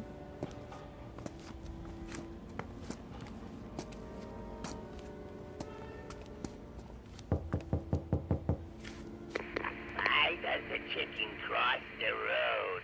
To get to the other side. Come along, my boy. You can take off the blindfold now.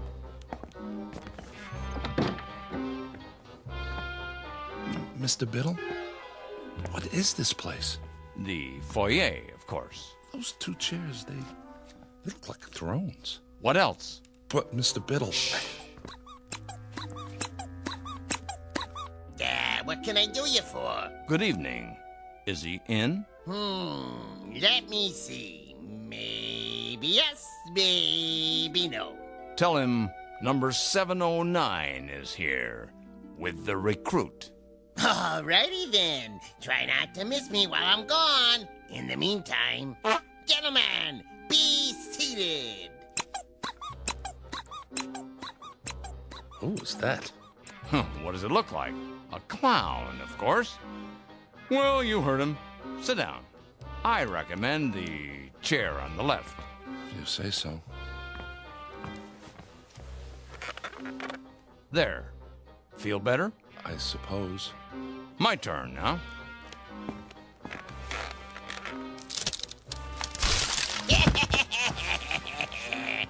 Mr. Biddle, are you all right? Perfectly. Here, take my hand.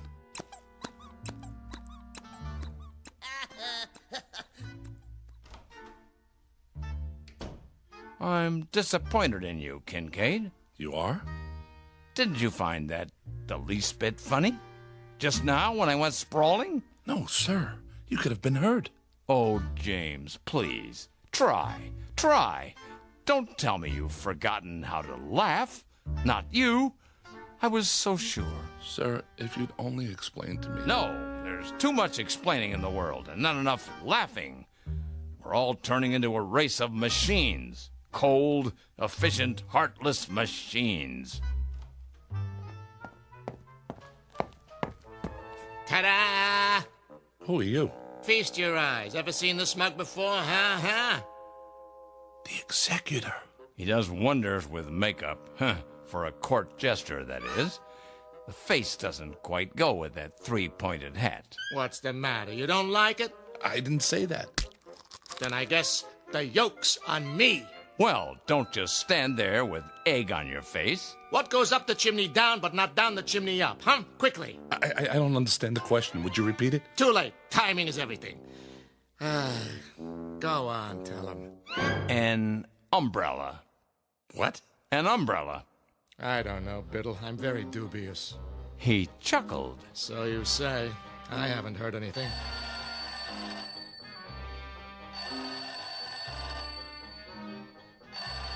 What's that? Sounds like the phone to me. Well, don't just do something. Stand there. Jester here. It's for you. It is? Hello? I say, hello? Sir, it squirted me right in the eye. Must be an overseas call. Better clam up. I'm all wet. You sure are. Now I really need a towel. Oh, Biddle. Yes? I've got something for you. Watch out! Spoil sport. But he's got something behind his back. Where? Right here. But I don't like pie. Lemon meringue. You're positively reeking. Time to hose off, and nothing leaves you squeaky clean like good old seltzer. Who's got the soap? Forget soap. You need your rubber ducky. Or a lifeboat. Now, wait a minute. It's not possible. What's wrong, Kincaid? You'd better get a change of clothes, Mr. Biddle, or you'll catch your death. You see, hopeless. That's it. Wait. He's only a beginner. But we must be so careful, Biddle. Yes, but give him a chance. Very well. One last test. Glad to meet you, Mr. Kincaid. Put her there. I don't... Go on, shake. Ow! Oh, that didn't hurt. It's just a joy buzzer. You wind it up, and when someone shakes your hand... That's it. I've had it. I don't know what any of this is about, but I know one thing. I don't want any part of it. You people, you're out of your heads. You're all loony. You're psycho. I'm getting out of here right now, and don't try to stop me. Uh-oh. Another fine mess you've gotten us into.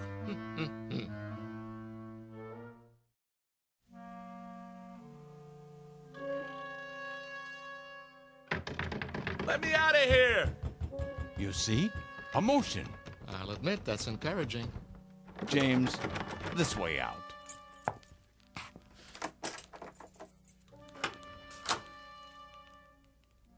If you please, it's just through here. No tricks this time? No tricks. Wait, this is a library. A small reading room for our members. Members? Mr. Biddle told you nothing? He asked me to meet him. I thought it was about work. What is this building? Used to be offices. Now it's abandoned, so we made it our headquarters. Headquarters of what? The SPOL. The Society for the Preservation of Laughter. Have a seat. Oh, no. Now, this one's a real chair, I promise. Well, just for a minute. Oops. Hey, that was not me. You sure, my boy? Sorry, I must have left an old whoopee cushion under the seat. Collector's item now, you know? Here, let me get it. Go on, make yourself comfortable while I explain. You see, James, we're a secret organization. A kind of underground, if you will. Running counter to established law in the Commonwealth. Most of what we do is either frowned upon as bad taste or legally forbidden. We are, in short, outlaws. I don't like the sound of that. An old tradition. Ever hear of something called speakeasies? They were secret clubs that sold liquor during Prohibition. Well, this is a laugh-easy. All these books, the posters on the walls, Laurel and Hardy, the Three Stooges. Who are they? All great clowns from the past. There's Perot, Punch and Judy, Bozo. We try to keep the tradition alive. What tradition? You see, Mr. Kincaid, the world has forgotten how to laugh. There are some of us who regret that fact. Unlike those in power, we feel that laughter is important enough to be preserved, at any cost. Am I getting through to him? What the jester is trying to say, well, the world used to be a pretty terrible place, you see, James. We had disease and war and depression and prejudice and a lot of unpleasant things. The people couldn't change it all, but they could do their best to endure it. How did they endure it? By laughing at it, ridiculing it.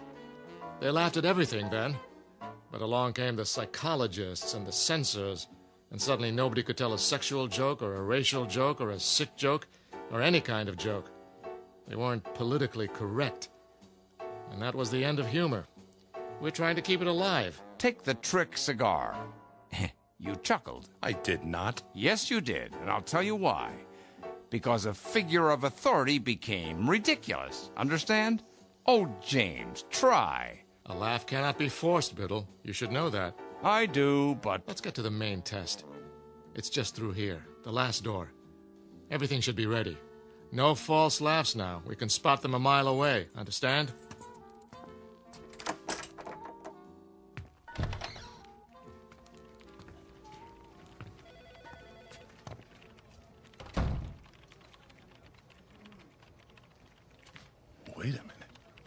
Wait a minute. This looks like... Spears Research. Where you work, Kincaid. Where I work. A perfect replica, down to the smallest detail. But how? It's nothing, really. We have art directors, carpenters, just a matter of painting a set, some props. The music. And the screen. The executor. Is he giving an address? You'll see. Okay, everybody stand up. Citizens, I greet you. It pleases me to report that our gross national product, however, that is far from the goal we have set. Yay, is a tomato for you. For a bigger, better country. The World Council shows a decrease in... Our broadcast has been temporarily interrupted. Refreshing, wouldn't you say? But it's unpatriotic. Perhaps you should talk to your fellow workers.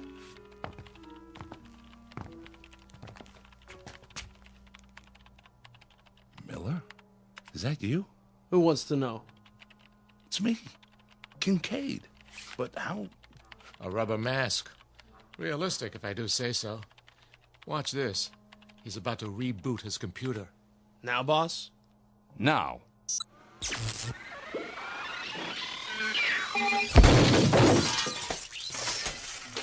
Well, Kincaid? Well, what? His computer, man. It blew up in his face. What do you say to that? Computers are awfully expensive. The World Stock Exchange Terminal. It's just come online. But Wall Street's closed for the night. They're open in Tokyo. Watch.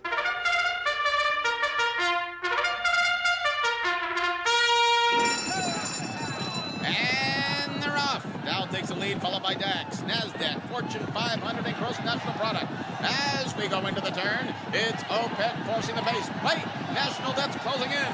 Now it's consumer spending versus trade deficit. Fighting it out neck and neck. This is going to be a close one, folks. And the winner is Beetlebomb. Gross national product in last place. The executive said the gross national product was in good shape. Oh, not much hope for him. One more angle. Try this.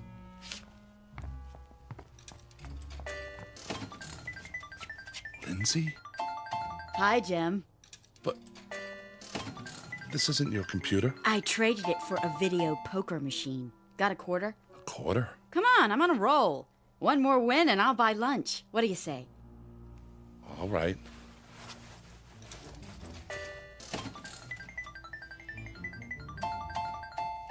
Jackpot. I hit it, Jim.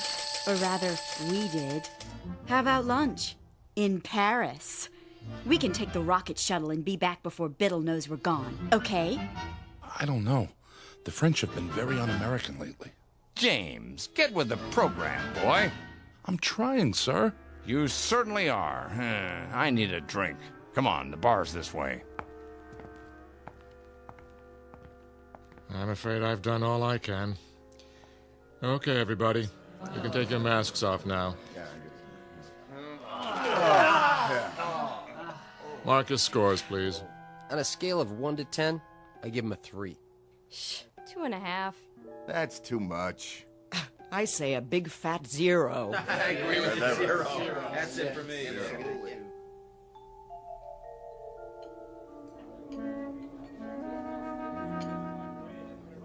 What'll it be, germs? I mean, gents? Martini, double. And one for my friend here. Make it special. Coming right at you. Were those my judges? Don't worry about it. I haven't given up on you yet. How about a game of darts? But, sir, the target's there. Pictures of the executor. So they are. How about a rotten egg? Eggs? Right there in the basket, gentlemen. Well, you can throw. I don't know, sir. Oh, come on. This is the man who destroyed fun. Who took away the good times. But you've hated me, haven't you, James? As a boss. No, you have. I know. And with good reason. I've been a stern, pompous ass. But I'm competent at my job. The company can trust me. I know my role, but I'm not at work now. Oh, good one. Yeah, Biddle, good one. Right in the old schnozola. Try one? Well, okay. Good boy. Got him right in the eye. Another? If you say so.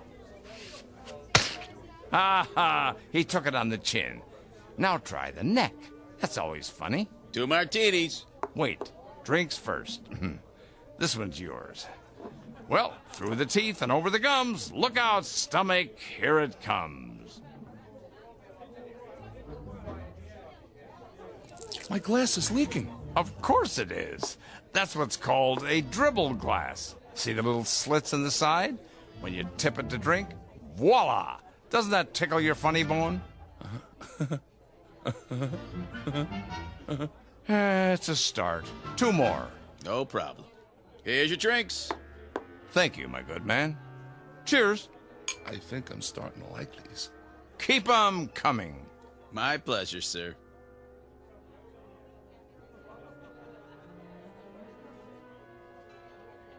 Look at the screen. Know who that is? Who? Betty Boop. A flapper, they called her. Always doing the Charleston. Here, turn it up. Want to dance, Mr. Biddle? Do I? Hold my drink, James.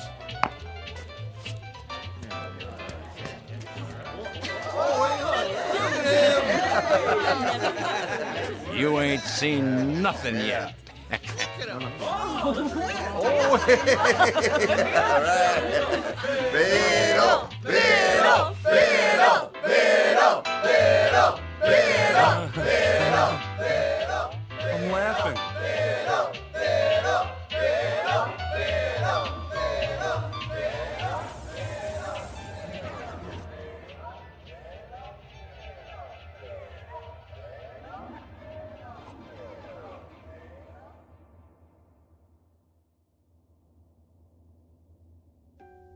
Mr. Kincaid.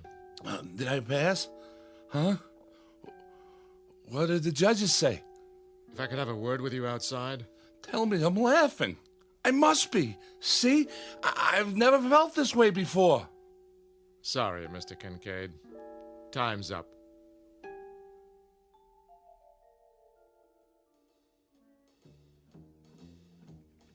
Morning, Jim. Morning, Lindsay. You're looking sexy as usual. What? Later, alligator. We're on for Paris, by the way. I don't know what you're... The rocket shuttle? Oh, that's right. It wasn't really you. Well, I'll explain. As soon as I talk to old man Biddle. Jim, have you been drinking? After a while, crocodile. Come in. Hi.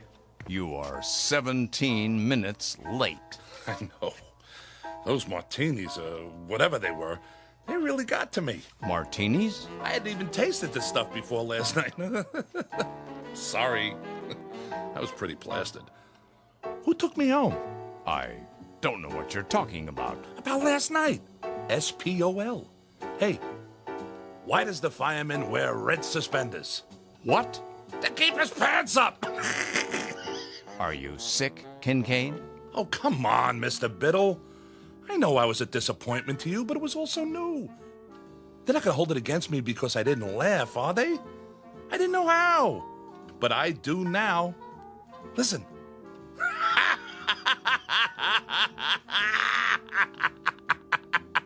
Kincaid?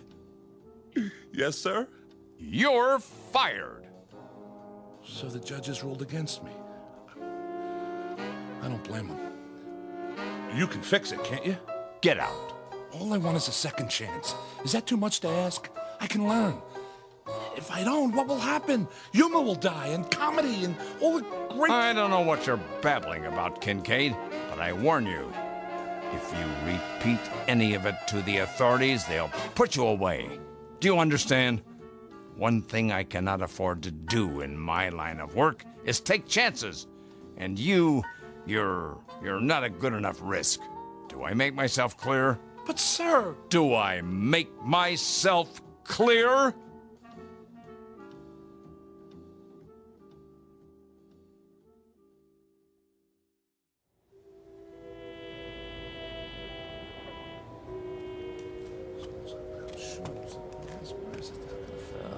Evening to you.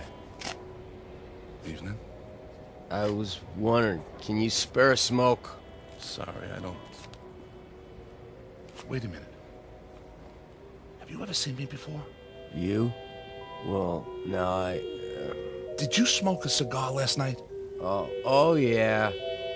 I think I did. Here. Get yourself a cup of Cava Java. Hey, thanks. Can I ask you a question? Yeah?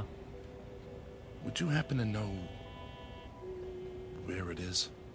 Where what is? The place where they laugh. That's a good one. No laughing around here. It ain't allowed, you know.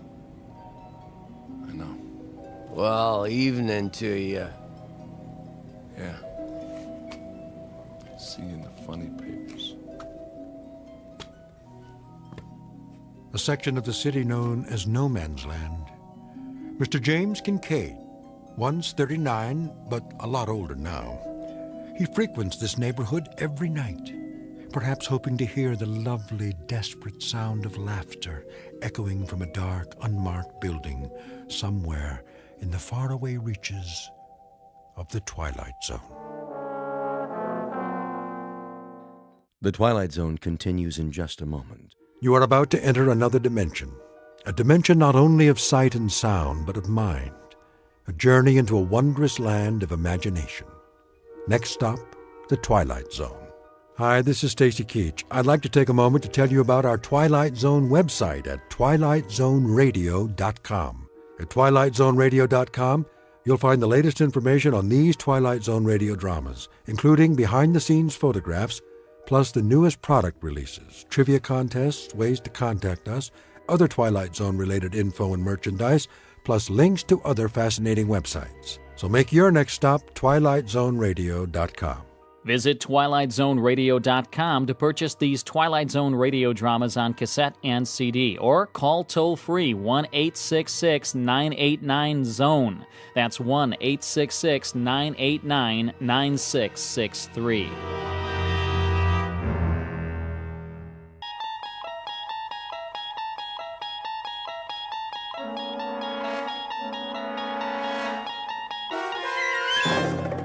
You unlock this door with the key of imagination.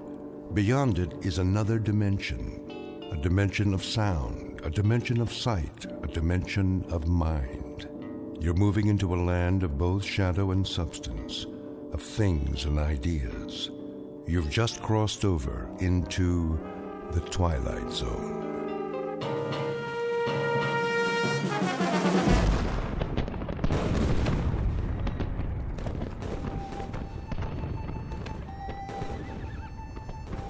The date is Tuesday, September 11th, 1864. We are encamped outside Atlanta, and the destruction goes on. I know not what history will make of this conflagration, but I have witnessed it at close range. I feel it my duty to set down these observations before the prism of time colors them in a different light. As to the present battle, then my words may seem harsh, but I assure you, this is how it was. We charged the enemy's works and carried them with the bayonet. The earth ran red. The air was filled with the screams of the wounded and dying, but we were many, and they were few. And so we triumphed. Nonetheless, and despite urgings to the contrary, the battle raged on. The city was ours. There was no need to destroy save that which could be of use in the fight against us, but Sherman was drunk with victory. He himself started the fires, the flames which annihilated that great citadel of grace and beauty. One of us should have sent a ball into Sherman's brain. It would have been so easy. But somehow we couldn't, and that devil knew it. He knew it, and he mocked us for our cowardice. The good die young, I've heard him remark.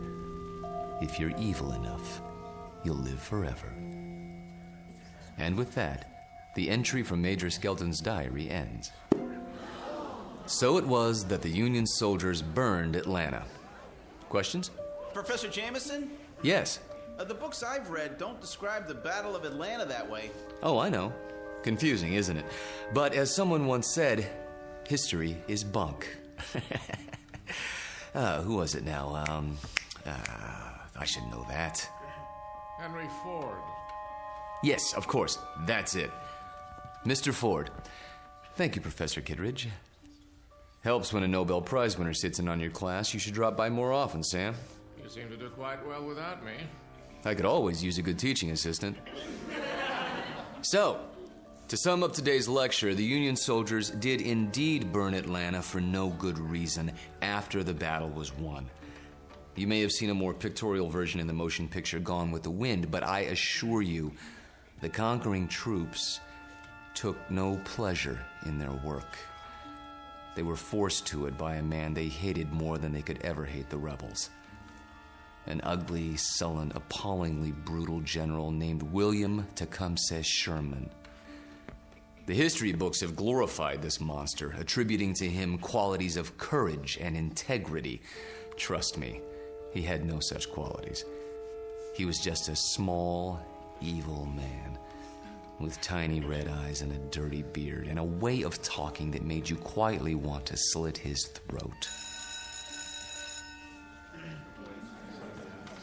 What a great lecture. I really like this class. Professor Jameson makes it so real. I forgot to take notes. Oh, you can borrow mine. When's the test? I don't know. I think it's next Tuesday.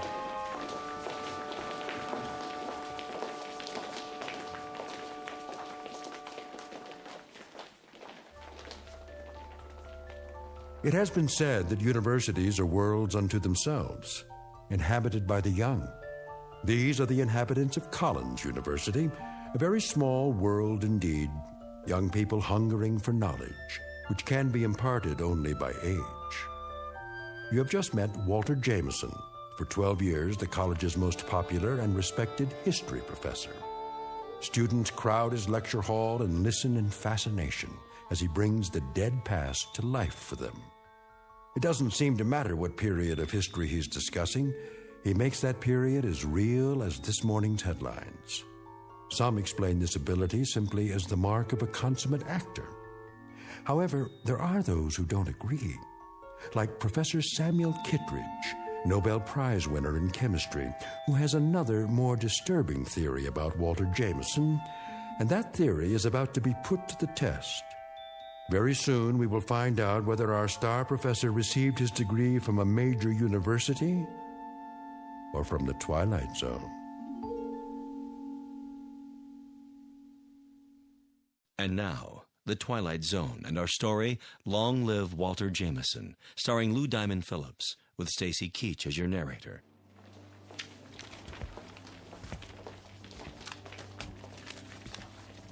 Very vivid, Walter. You had me on the edge of my chair. Thank you, Sam. Coming from you, that means a great deal. Now I see why these lectures of yours are so popular. Is that why you sat in today? Partially. Tell me something, if you have a moment. Certainly. Who was this Major Skelton?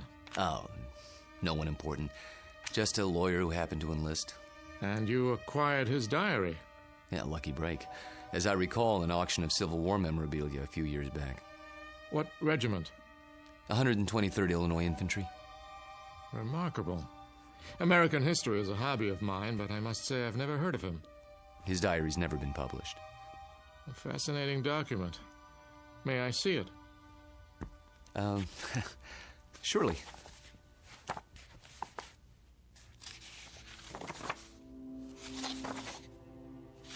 Well preserved. It was stored in someone's attic for 100 years. I don't think it had ever been read. You come across objects like this once in a while, put away in boxes. They didn't know what they had. You could resell it for a nice price, I imagine. Original source materials are hard to come by. Don't suppose I could borrow it? I never lend books to absent-minded professors. Remember the last time? Yes. I guess you're right. Time for some coffee? What? I'm going past the student union on the way to my office. Not today. I have a paper to work on for the conference. Oh, I almost forgot. Can you come by for dinner? Whose invitation? Yours or Susanna's? Mine, this time. Something on your mind? Nothing special, just your company. We have a chess game to finish, if I'm not mistaken. Say 7 o'clock? All right, 7 it is. Good. See you then.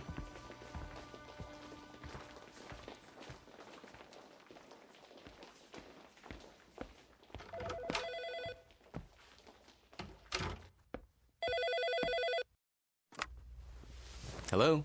There you are. Where else? I keep regular office hours. I know. A chance to counsel all those co-eds. Oh, please, Mr. Jameson. I just have to talk to you. It's about my term paper. It's Professor Jameson to you, young lady. Excuse me, Professor. I might have an hour this afternoon. Then we'll have to work fast. You see, I have a bad case of writer's block. I need someone to, well, loosen me up. You don't need me. You need a cold shower and a massage. Speak for yourself. Daddy told me he invited you for dinner. He did. You mind? Not if you don't mind my getting some work done afterwards. My thesis is due in 10 days. How's it coming? Oh, it's coming. I'm just not sure I've said enough. Want me to look at it? Absolutely not. I have to know that I can do it on my own without help from you or Daddy. You will. Don't worry about it. I miss you. Me too. Only a few more days. Then we can spend more time together. We'll paint the town red. Oh, there's my 2 o'clock. I gotta go. Let me guess. Female, age 19, about 5'2", with eyes for her handsome professor. Be right there. Actually, this one's a little old lady. Wants to finish her degree before she kicks the bucket. I'll bet. See you in a few hours, darling. It's a date.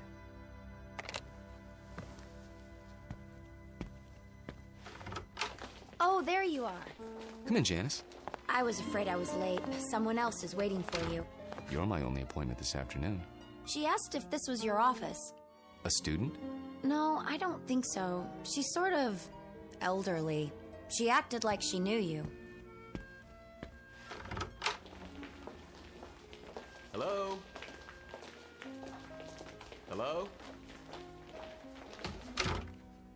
She'll probably come back. Oh, I'm sure you're right. Now then, Janice, how can I help you? I'm sorry to bother you, Professor, but I'm having trouble with the assignment. Can't find all the books? The research library isn't supposed to check out certain materials, but sometimes... It's not that. I've got everything I need, but the authors on the list, they don't agree with your version. So my question is, which version should I use, yours or theirs? Remember what Ford said. What? Never mind. Start with the basic events. Everyone's in agreement there. As to interpretation, that's up to you. Just tell me what you think happened and why, based on all the accounts. Original thought is what counts. But how can I be sure if I wasn't there? That's always the problem, isn't it? There's an old adage. Those who were there know more than those who weren't. The problem is getting people to believe you. Nonetheless, you know what you know, so you learn to keep some things to yourself. But that doesn't affect you, Janice. We deal with truth in my class. Nothing but the truth, for better or worse. They say it can set you free.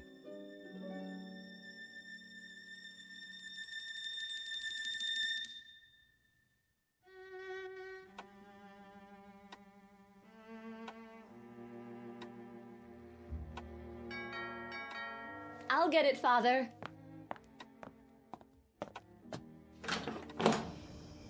Hello there, miss. I've got a great deal on a set of encyclopedias. Sorry, we don't want any. Just let me get my foot in the door. Oh, really? You know what's wrong with you, Professor? What? You're always on time. Sort of takes the mystery out of things. Oh, so I'm not mysterious enough for you. That's just it. You're too mysterious. Except when it comes to keeping dates. Get in here. Mwah. What's that for? Because, like my new dress? Awful. Get rid of it right away. You mean here and now? Watch it. You're a PhD, not some sorority girl. And not yet, I'm not. There's a little matter of a thesis, remember? A mere technicality. Anyway, it doesn't matter. You're about to give it all up and become a housewife.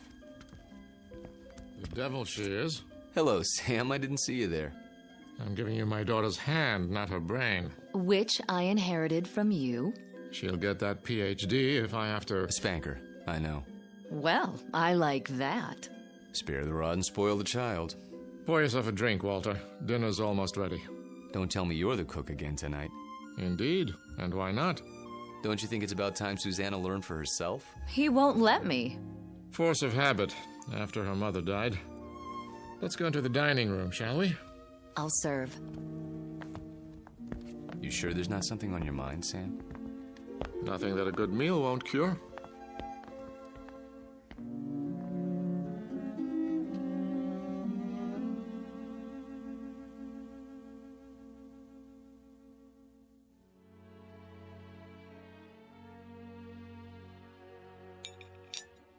Had enough to eat? I take it all back, Sam. She'll never be the cook you are. I wouldn't even try. Well, you could try. Who knows? Maybe you've inherited your father's talents. What do you think you're doing in here? I'll do the dishes later, unless this is the men's hour. Cigars and brandy and all that. Not a cigar, a pipe. It's not the dishes I'm worried about. It's a little matter of a doctoral thesis. Upstairs with you. Walter and I have some talking to do. I don't believe this. It is the gentleman's club, right here in my own house. Just for a while, Susie. Then you can have Walter to yourself. You're not going to treat me this way, are you? Worse, you might have to support me. Then the wedding's off. Good night, Daddy. See you before you go? It's a requirement.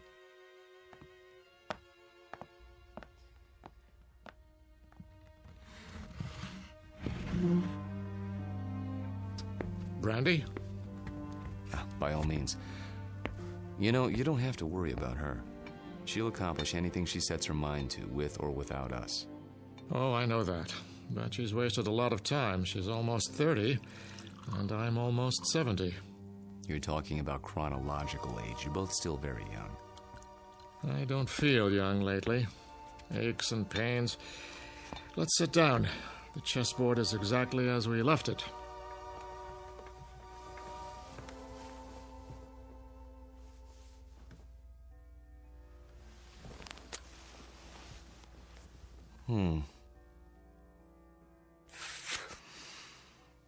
My move, isn't it? Do your worst.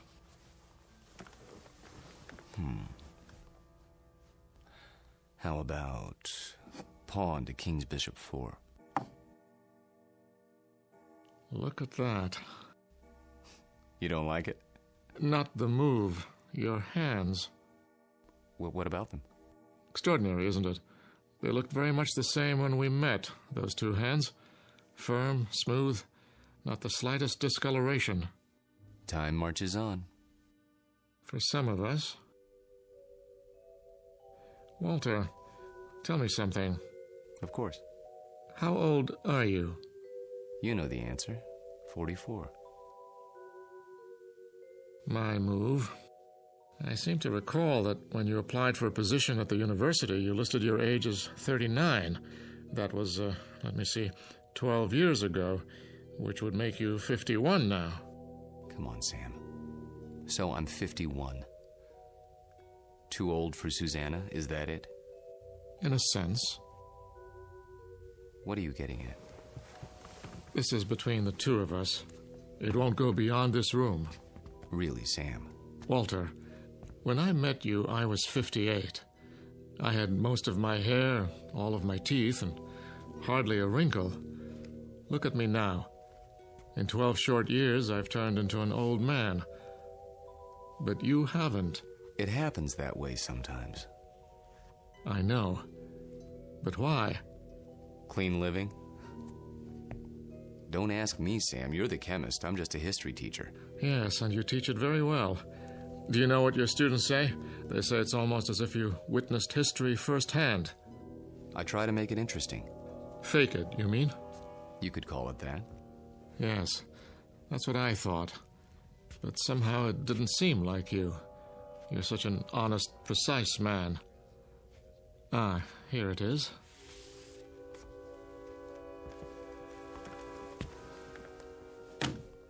What have you got there? A book, a first edition. Photographs, mostly. Taken by a fellow named Matthew Brady during the time of the Civil War. Well, what is it? You look as if you'd seen a ghost. Perhaps I have.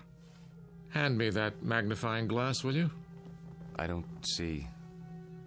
Was your grandfather in the war by any chance? No. In that case, I'd say we have something of a mystery on our hands. How so? You got me interested in your Major Skelton today. Oh, that. I was curious to see what he looked like. So I went through the Brady pictures, not really expecting to find anything. Here, this is a shot of Sherman and 3 staff officers. Yes, typical of Brady's work. Moody, grim, not a smile between them. Look closely. The one with the pistol in his belt is identified as Major Hugh Skelton. This photograph was taken in the 19th century, and yet it looks exactly like you. I'd know those eyes anywhere. In fact, Walter, I'd have to say, it is you.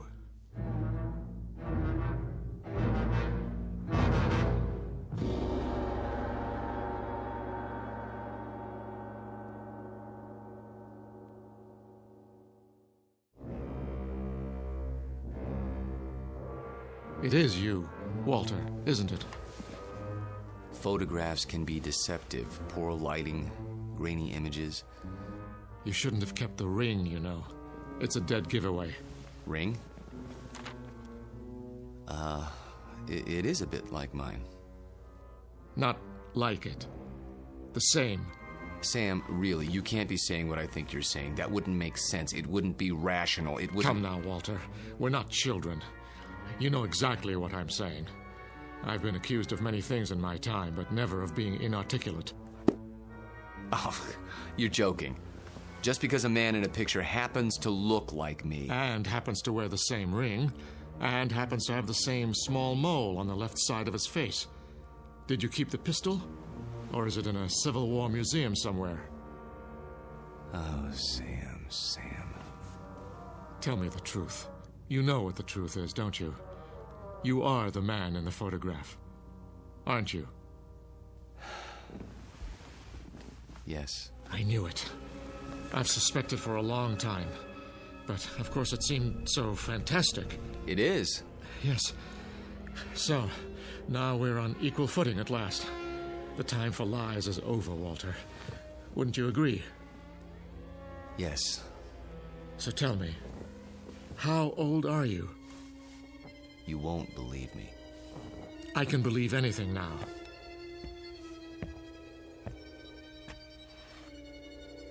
This bust on your mantelpiece?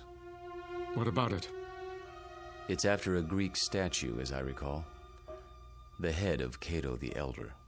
That's right. Let's just say, I'm old enough to have known this gentleman personally. But he lived more than 2,000 years ago. I said you wouldn't believe it. No, it isn't that, but 2,000 years? How, Walter, how? You don't know what you're asking. In heaven's name, this is what mankind has been dreaming of. Sam. To live forever. To go on learning and understanding eternally, without end, without death. Sam. Tell me the secret. I can't. You must. You owe it to the world. I owe the world nothing but contempt and pity. Then tell me, any part of it. I'm almost 70 years old. I have a heart condition. I'm going to die. But I don't want to until I finished my life's work. Walter, listen to me.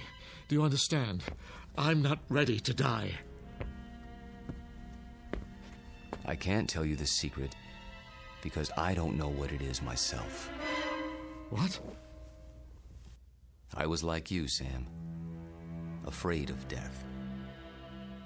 Too afraid to face the concept head on. When I thought of all the things there were to know and the pitifully few years man had to know them, I went cold with fear. And with anger, too, at the impossibility of it all. The combination was paralyzing. Every night I dreamed, as you dream, of more time, of immortality. Only if man lived forever, I thought, could there be any point to living at all.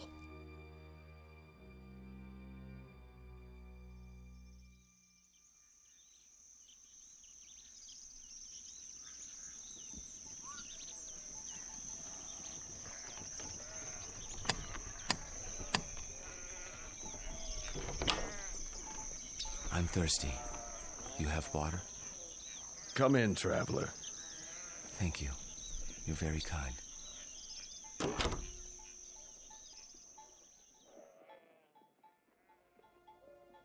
One day, on the road, I met a man. An alchemist. I told him these things and more as I rested with him. He said that he could grant my wish. Only it would cost money. A great deal of money. So I sold everything I had and paid him his money and submitted to his experiments.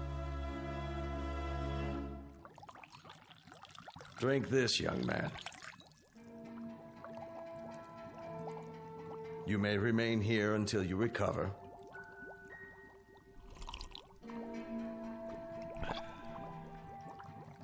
I feel strange. That will pass.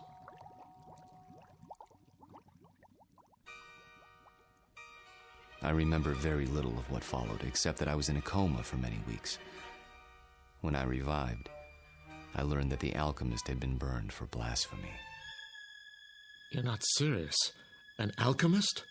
The only legitimate one that I've ever known.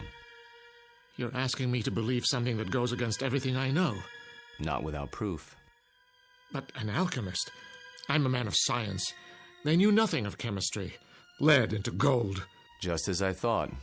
You won't believe it. Smoke and mirrors. Their methods were based on superstition. Magic.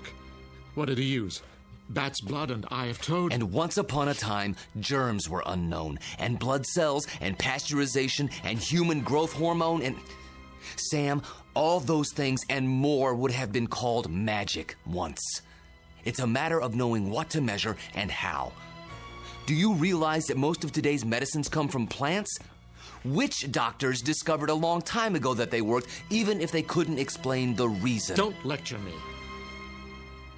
All right.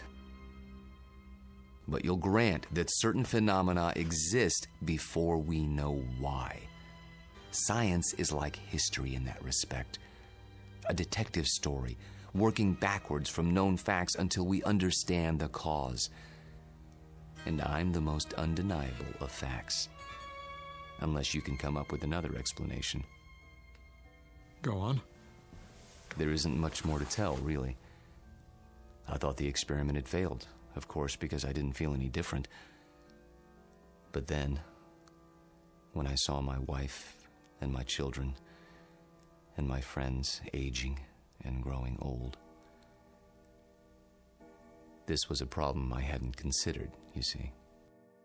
But surely there's a way to get around that paradox. Such as? There must be. Is there? Think about it. If I tell you that somehow I can stop you from aging, where do you want to be stopped? At 30? Then you watch everyone around you turning old. At 70? Would you want to live forever the way you are now? Sick and weak? It's better than dying. No, Sam. You're wrong. I was wrong. It's death that gives this world its point. We love a rose because we know it will soon be gone. Who ever loved a stone? I'm not a rose, and I'm not a stone. I'm a man. Very old, very frightened. Of what? Death? Yes. of death. You're a fool. I want to die. Then why don't you? Because I'm a coward. Like all men. Because I'm tired of living and scared of dying. That's why. There's a revolver in my desk at home, Sam. The same one you saw in the Civil War photograph. Every night, I hold it in my hand and pray for the courage to pull the trigger. But I can't. You mean to say you've survived all these years without an accident, without being injured or wounded? Some people are lucky that way. They go through life without ever breaking a bone or seeing the inside of a hospital. Oh, I've come close to death plenty of times. But never close enough. Thank you. For what? For reassuring me. I thought that if a man lived forever, he would grow wiser. But that isn't true, is it? You grow tired. That's all. It must be lonely. That's a word that comes to mind. You say it as if you think it's a word I don't know anything about. I suppose you married more than once? Yes.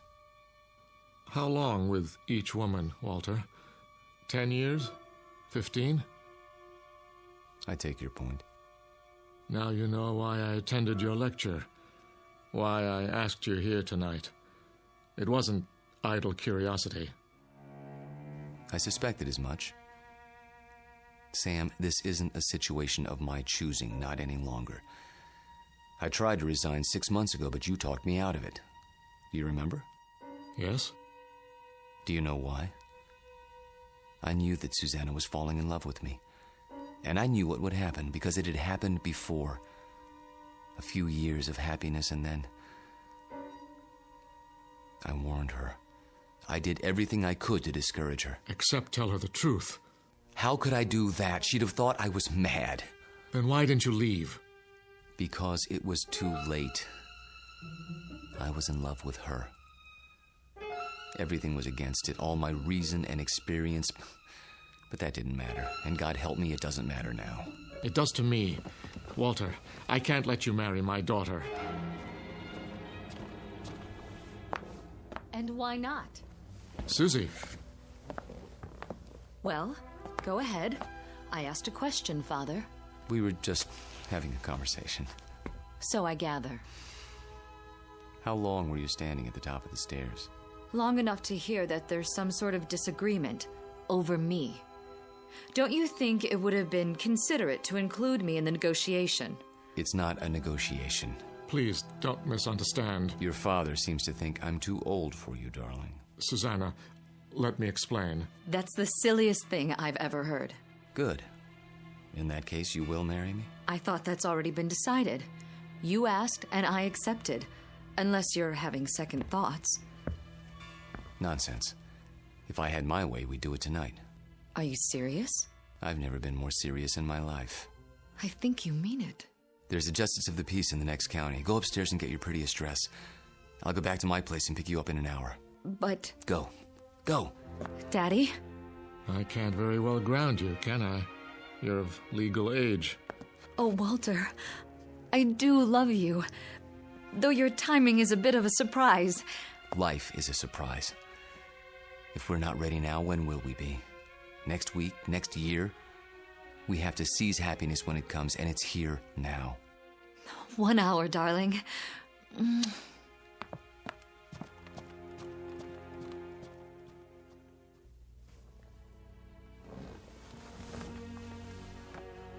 I'll tell her.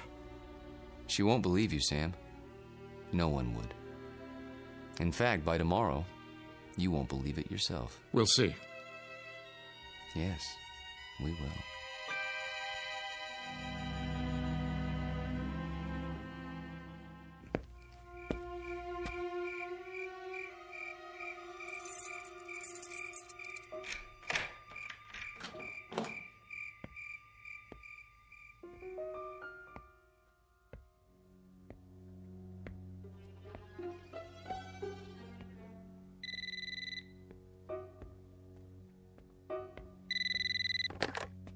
Yes?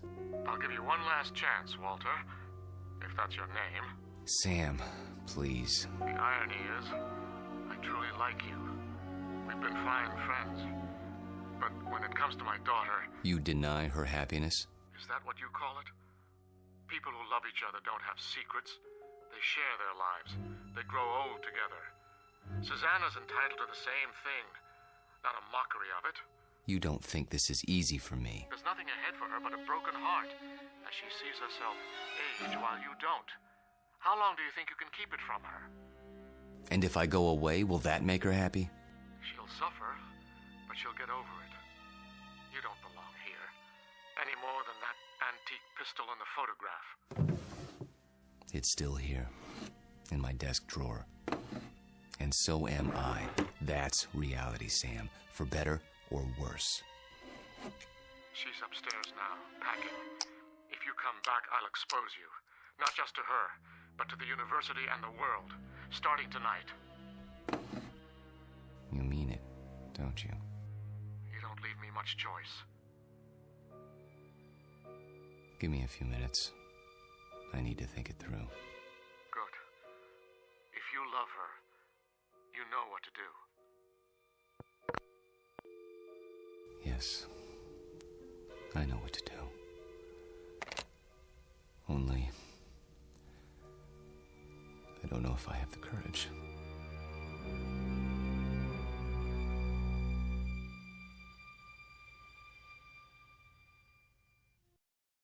Hello, Tommy. Who are... You needn't stand up. How did you get in? You left the front door open. Who are you? Don't you recognize me, Tommy? No, I don't think I... Look hard into my eyes. You called them the most beautiful you'd ever seen once, a long time ago. I think you've made a mistake. No, it's you, Tommy. My name is Jameson, Professor Jameson. And if you don't leave my house at once, I'll be forced to call campus security. Don't pretend with me. I know who you are. And who is that? Tom Bowen. Tom? My husband. That's impossible. I've never been married. You mean you don't remember? How convenient for you. We married right after the Great Depression. We lost our farm to the drought. Crops died and blew away like dust. And you, still a strong, vital man. So we packed up the car and moved west. The living would be better now, you said. And it was. For a while. We had a little girl. Did you know she passed away last year, Tommy? A grown woman herself, getting on in years. It's not right to outlive your children. But me, I had to keep going. It was like I'd been waiting all these years, waiting to know where you went when you ran off. And now, I found you. My dear lady, perhaps if you told me who you're looking for, I could... Oh, stop. Please, stop. I saw your picture in the paper. I knew it was you by those eyes. And the ring. You always wore it. So I had to see if it was true. It is. No, Lord, look at that. I can't explain it. I only know what I see. I've grown old, and you haven't. Don't. Please. And now you're going to marry someone else and leave her The way you left me. Lorette, for God's sake. I can't let you marry her, Tommy. You're mine. Don't touch me. What's this? Put the pistol down. Oh, I remember that gun. You used to keep it locked away. Said it belonged to your great-grandfather. Take it out and oil it like you knew you were going to use it someday. Is it still loaded? I said put it down. Tommy, what you're doing, it's wrong. You can't go on hurting people the way you hurt me. I won't let you. Lorette, for the love of... What was that? I didn't hear anything. Are you sure? I thought... Thought what? I don't know. Susanna, dear, please wait. Don't try to stop me. I've made up my mind. I know. It's not like I'm going away. Walter and I will be married, and then we'll come back and I'll move my things into his house. It's only down the block. I'll still see you every day and... Shh. I did have some things to say to you. Very important things. But now, I don't know where to start. Please don't. I'm nervous enough as it is. Can't you be happy for me? I know it's a change, a big change, but surely you're not surprised. You must have seen it coming. I know we haven't talked much about it, but... Do one thing for me, sweetheart. What? Bring me my reading glasses. I shan't be able to sleep while you're off eloping. At least I can get some reading done. Oh, Daddy, thank you. Where did you leave them? Upstairs in my bedroom, as I recall. Would you mind getting them for me? Of course I will. If Walter comes to the door, tell him... I know what to tell him. Don't expect him just yet. There's still time. Wait right here. I'll find them.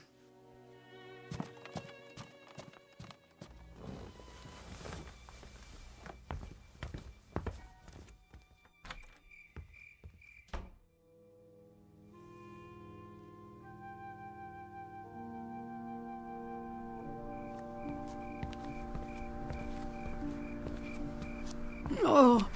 Excuse me, I didn't see you there. I saw my Tommy. He's resting now. Good evening to you, madam.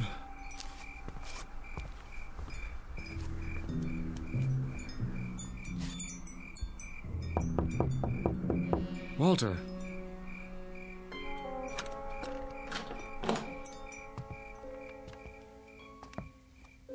Walter?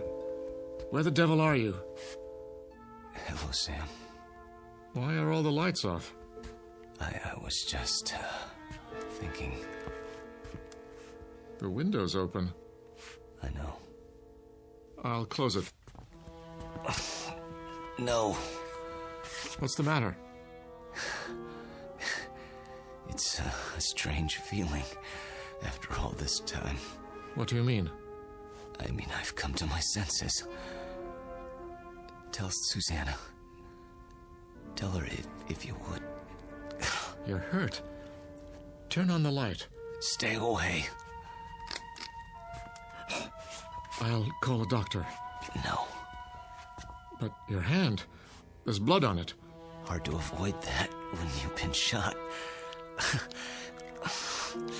It's dripping all over everything.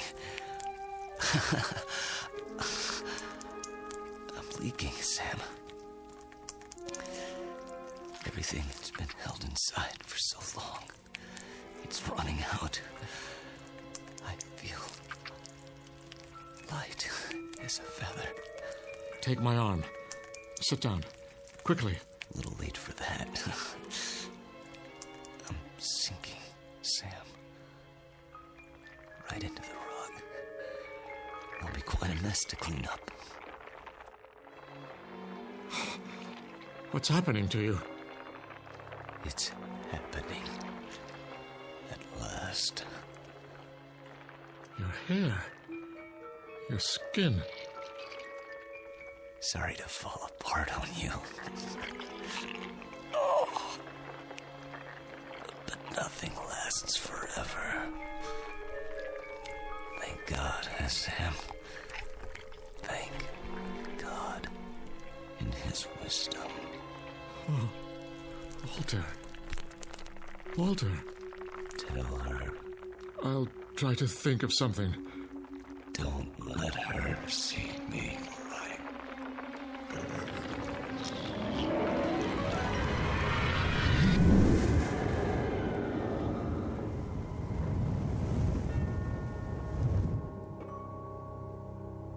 Dad? Walter? No, Susanna, stay back. Daddy! Go home. Where's Walter? Susanna, please, go home, now. Walter? He's gone. Gone where? I wish I could tell you. But there are his clothes, his shoes. Daddy! Daddy, what else is on the floor? Dust, my dear. Only dust.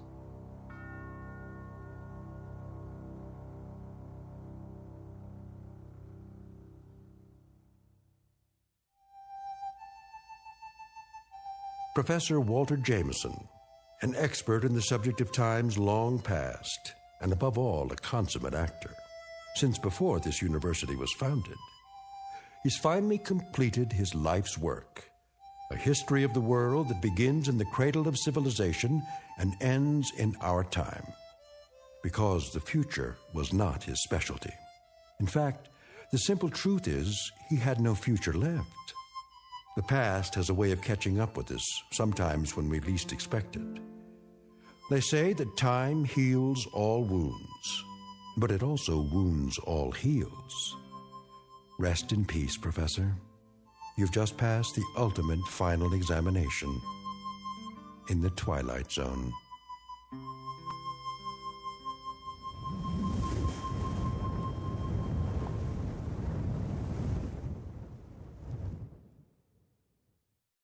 More from the Twilight Zone after this.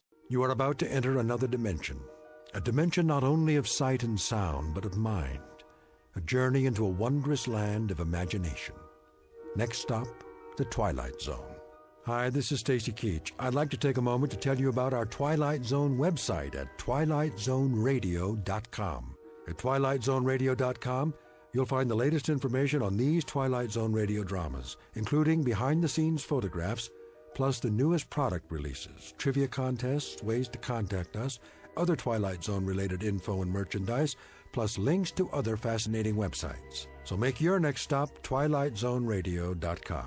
Visit twilightzoneradio.com to purchase these Twilight Zone radio dramas on cassette and CD, or call toll-free 1-866-989-ZONE. That's 1-866-989-9663.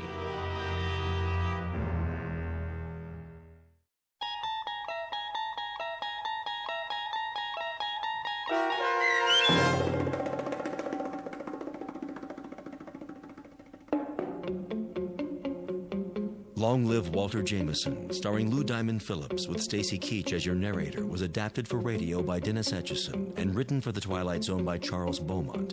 Heard in the cast were David Darlow, Alyssa Fraden, Elizabeth Lido, Ann Whitney, Jeff Lupetin, and Christian Stolte. To learn more about the Twilight Zone radio dramas and to obtain audio cassettes and CDs of these programs, visit our website at twilightzoneradio.com. The producers of The Twilight Zone wish to thank CBS Enterprises, Carol Serling, Dennis Etchison, Dick Brescia Associates, Claire Simon Casting, Terry Jennings, XM Satellite Radio, Sirius Satellite Radio, our sponsors and our radio affiliates for helping make this series possible. This copyrighted radio series is produced and directed by Carl Amari for Falcon Picture Group. Audio editing, sound design, Foley effects, and mix for the Twilight Zone radio dramas are by Cerny American creatives Craig Lee, Michael Slaybach, Bob Benson, and Jason Rizzo.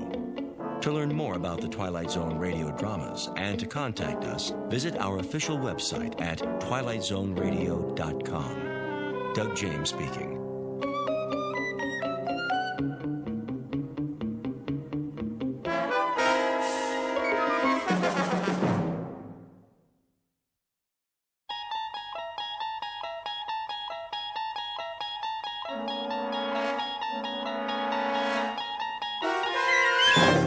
You're traveling through another dimension. A dimension not only of sight and sound, but of mind. A journey into a wondrous land whose boundaries are those of imagination. Your next stop, the Twilight Zone.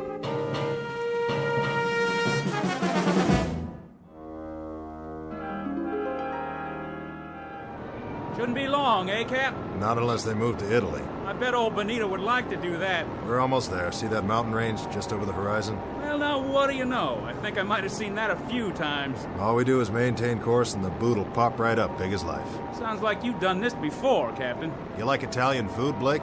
Me? Yeah, spaghetti's okay. No meatballs, though. They give me heartburn. Okay, no meatballs.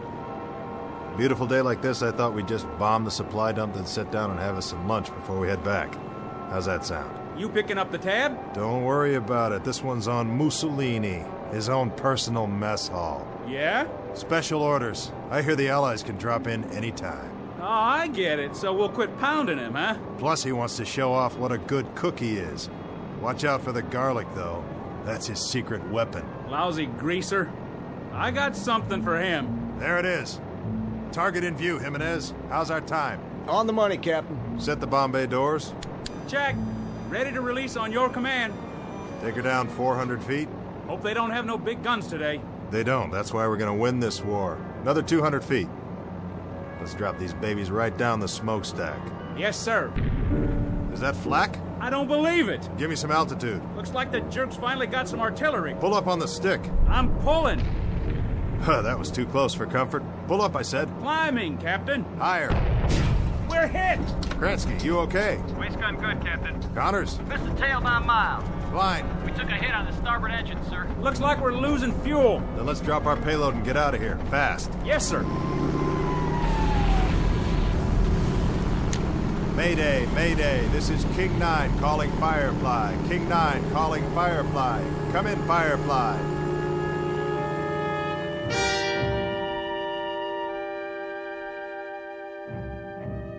This is the war in Europe, 1943.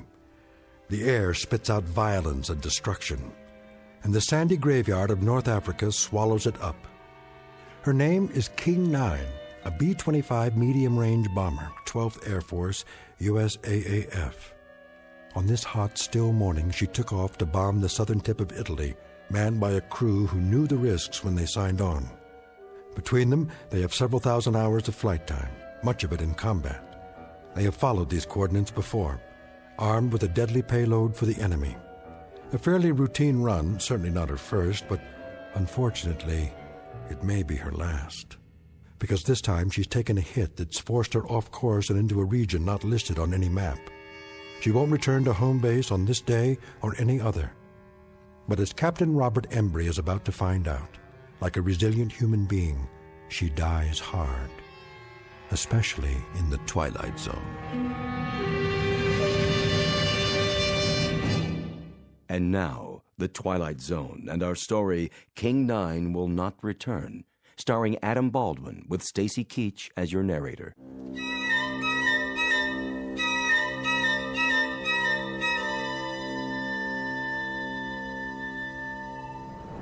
What's the damage, Blake? We took a hit on the wing tank, Captain. How bad? Needle's dropping fast. We're leaking fuel. How much? A lot. Jimenez, what's our position? 10 degrees off course, Captain. Airspeed's dropping. Losing altitude. How far from base? Too far. We'll never make it. We may have to ditch. Down there, oh mamma mia. Take a look around. See anything? Nothing but sand, sand, and more sand. Looks like one great big beach and no ocean. Then get ready for some belly surfing. Landing gear? Leave it up. Won't do any good. The sand's too soft. Connors, Klein, all crew, strap it in. We're gonna attempt an emergency landing. Flaps down. Level her out! She won't hold! Pull up! Get over that dune! There goes the other engine. Hang on! She's holding. We're gonna belly in like a glider, nice and easy. Piece of cake, Captain, piece of cake! Watch it! Watch it! We're coming in too fast! I can do this, I promise you. Captain! Look out!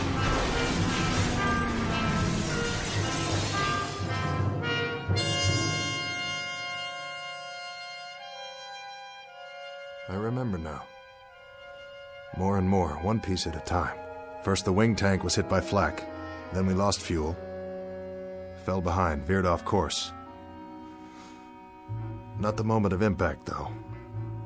The crash, that's still pretty much a blur.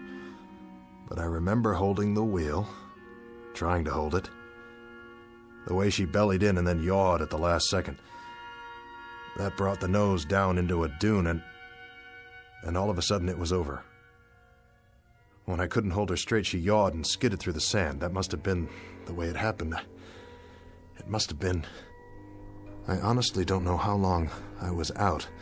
It might have been minutes or hours. Hey, guys! Guys! We made it! Hey!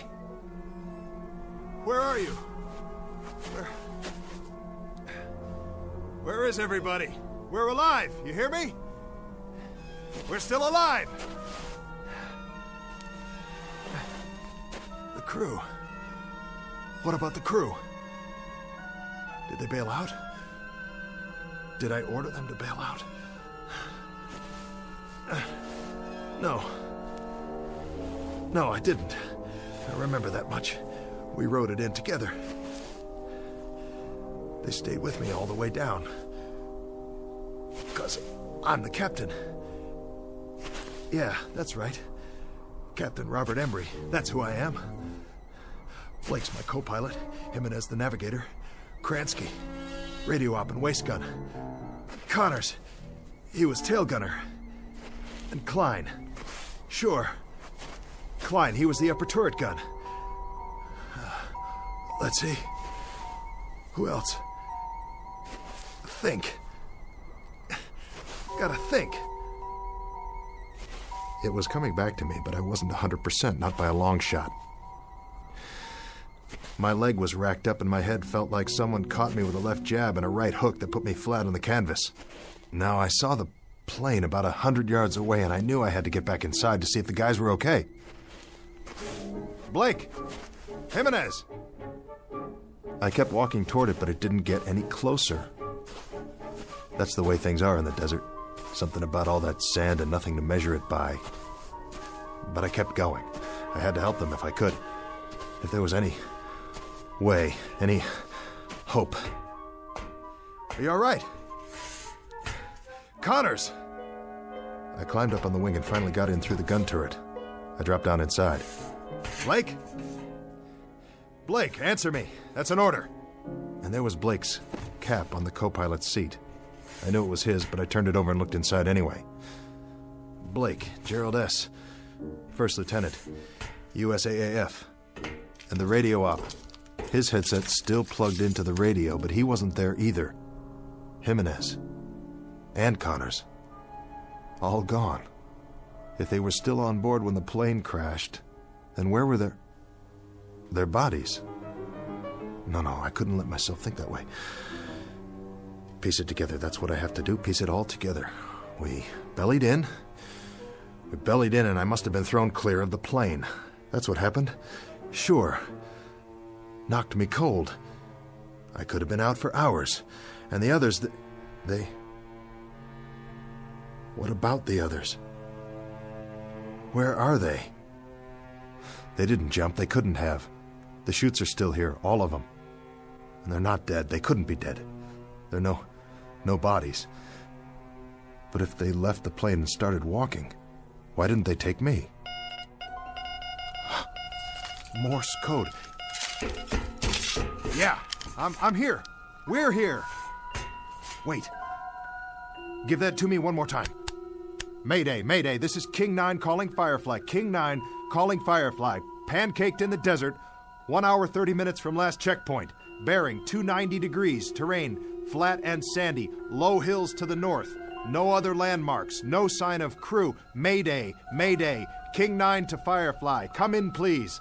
No answer. Nothing in the headphones, not a blasted thing. Easy now. Easy, don't panic. Go back to where this all started. The last thing I remember. I'm sitting in the cockpit. Right here. We're dipping. The ground's coming up to meet us, and we're sitting down hard.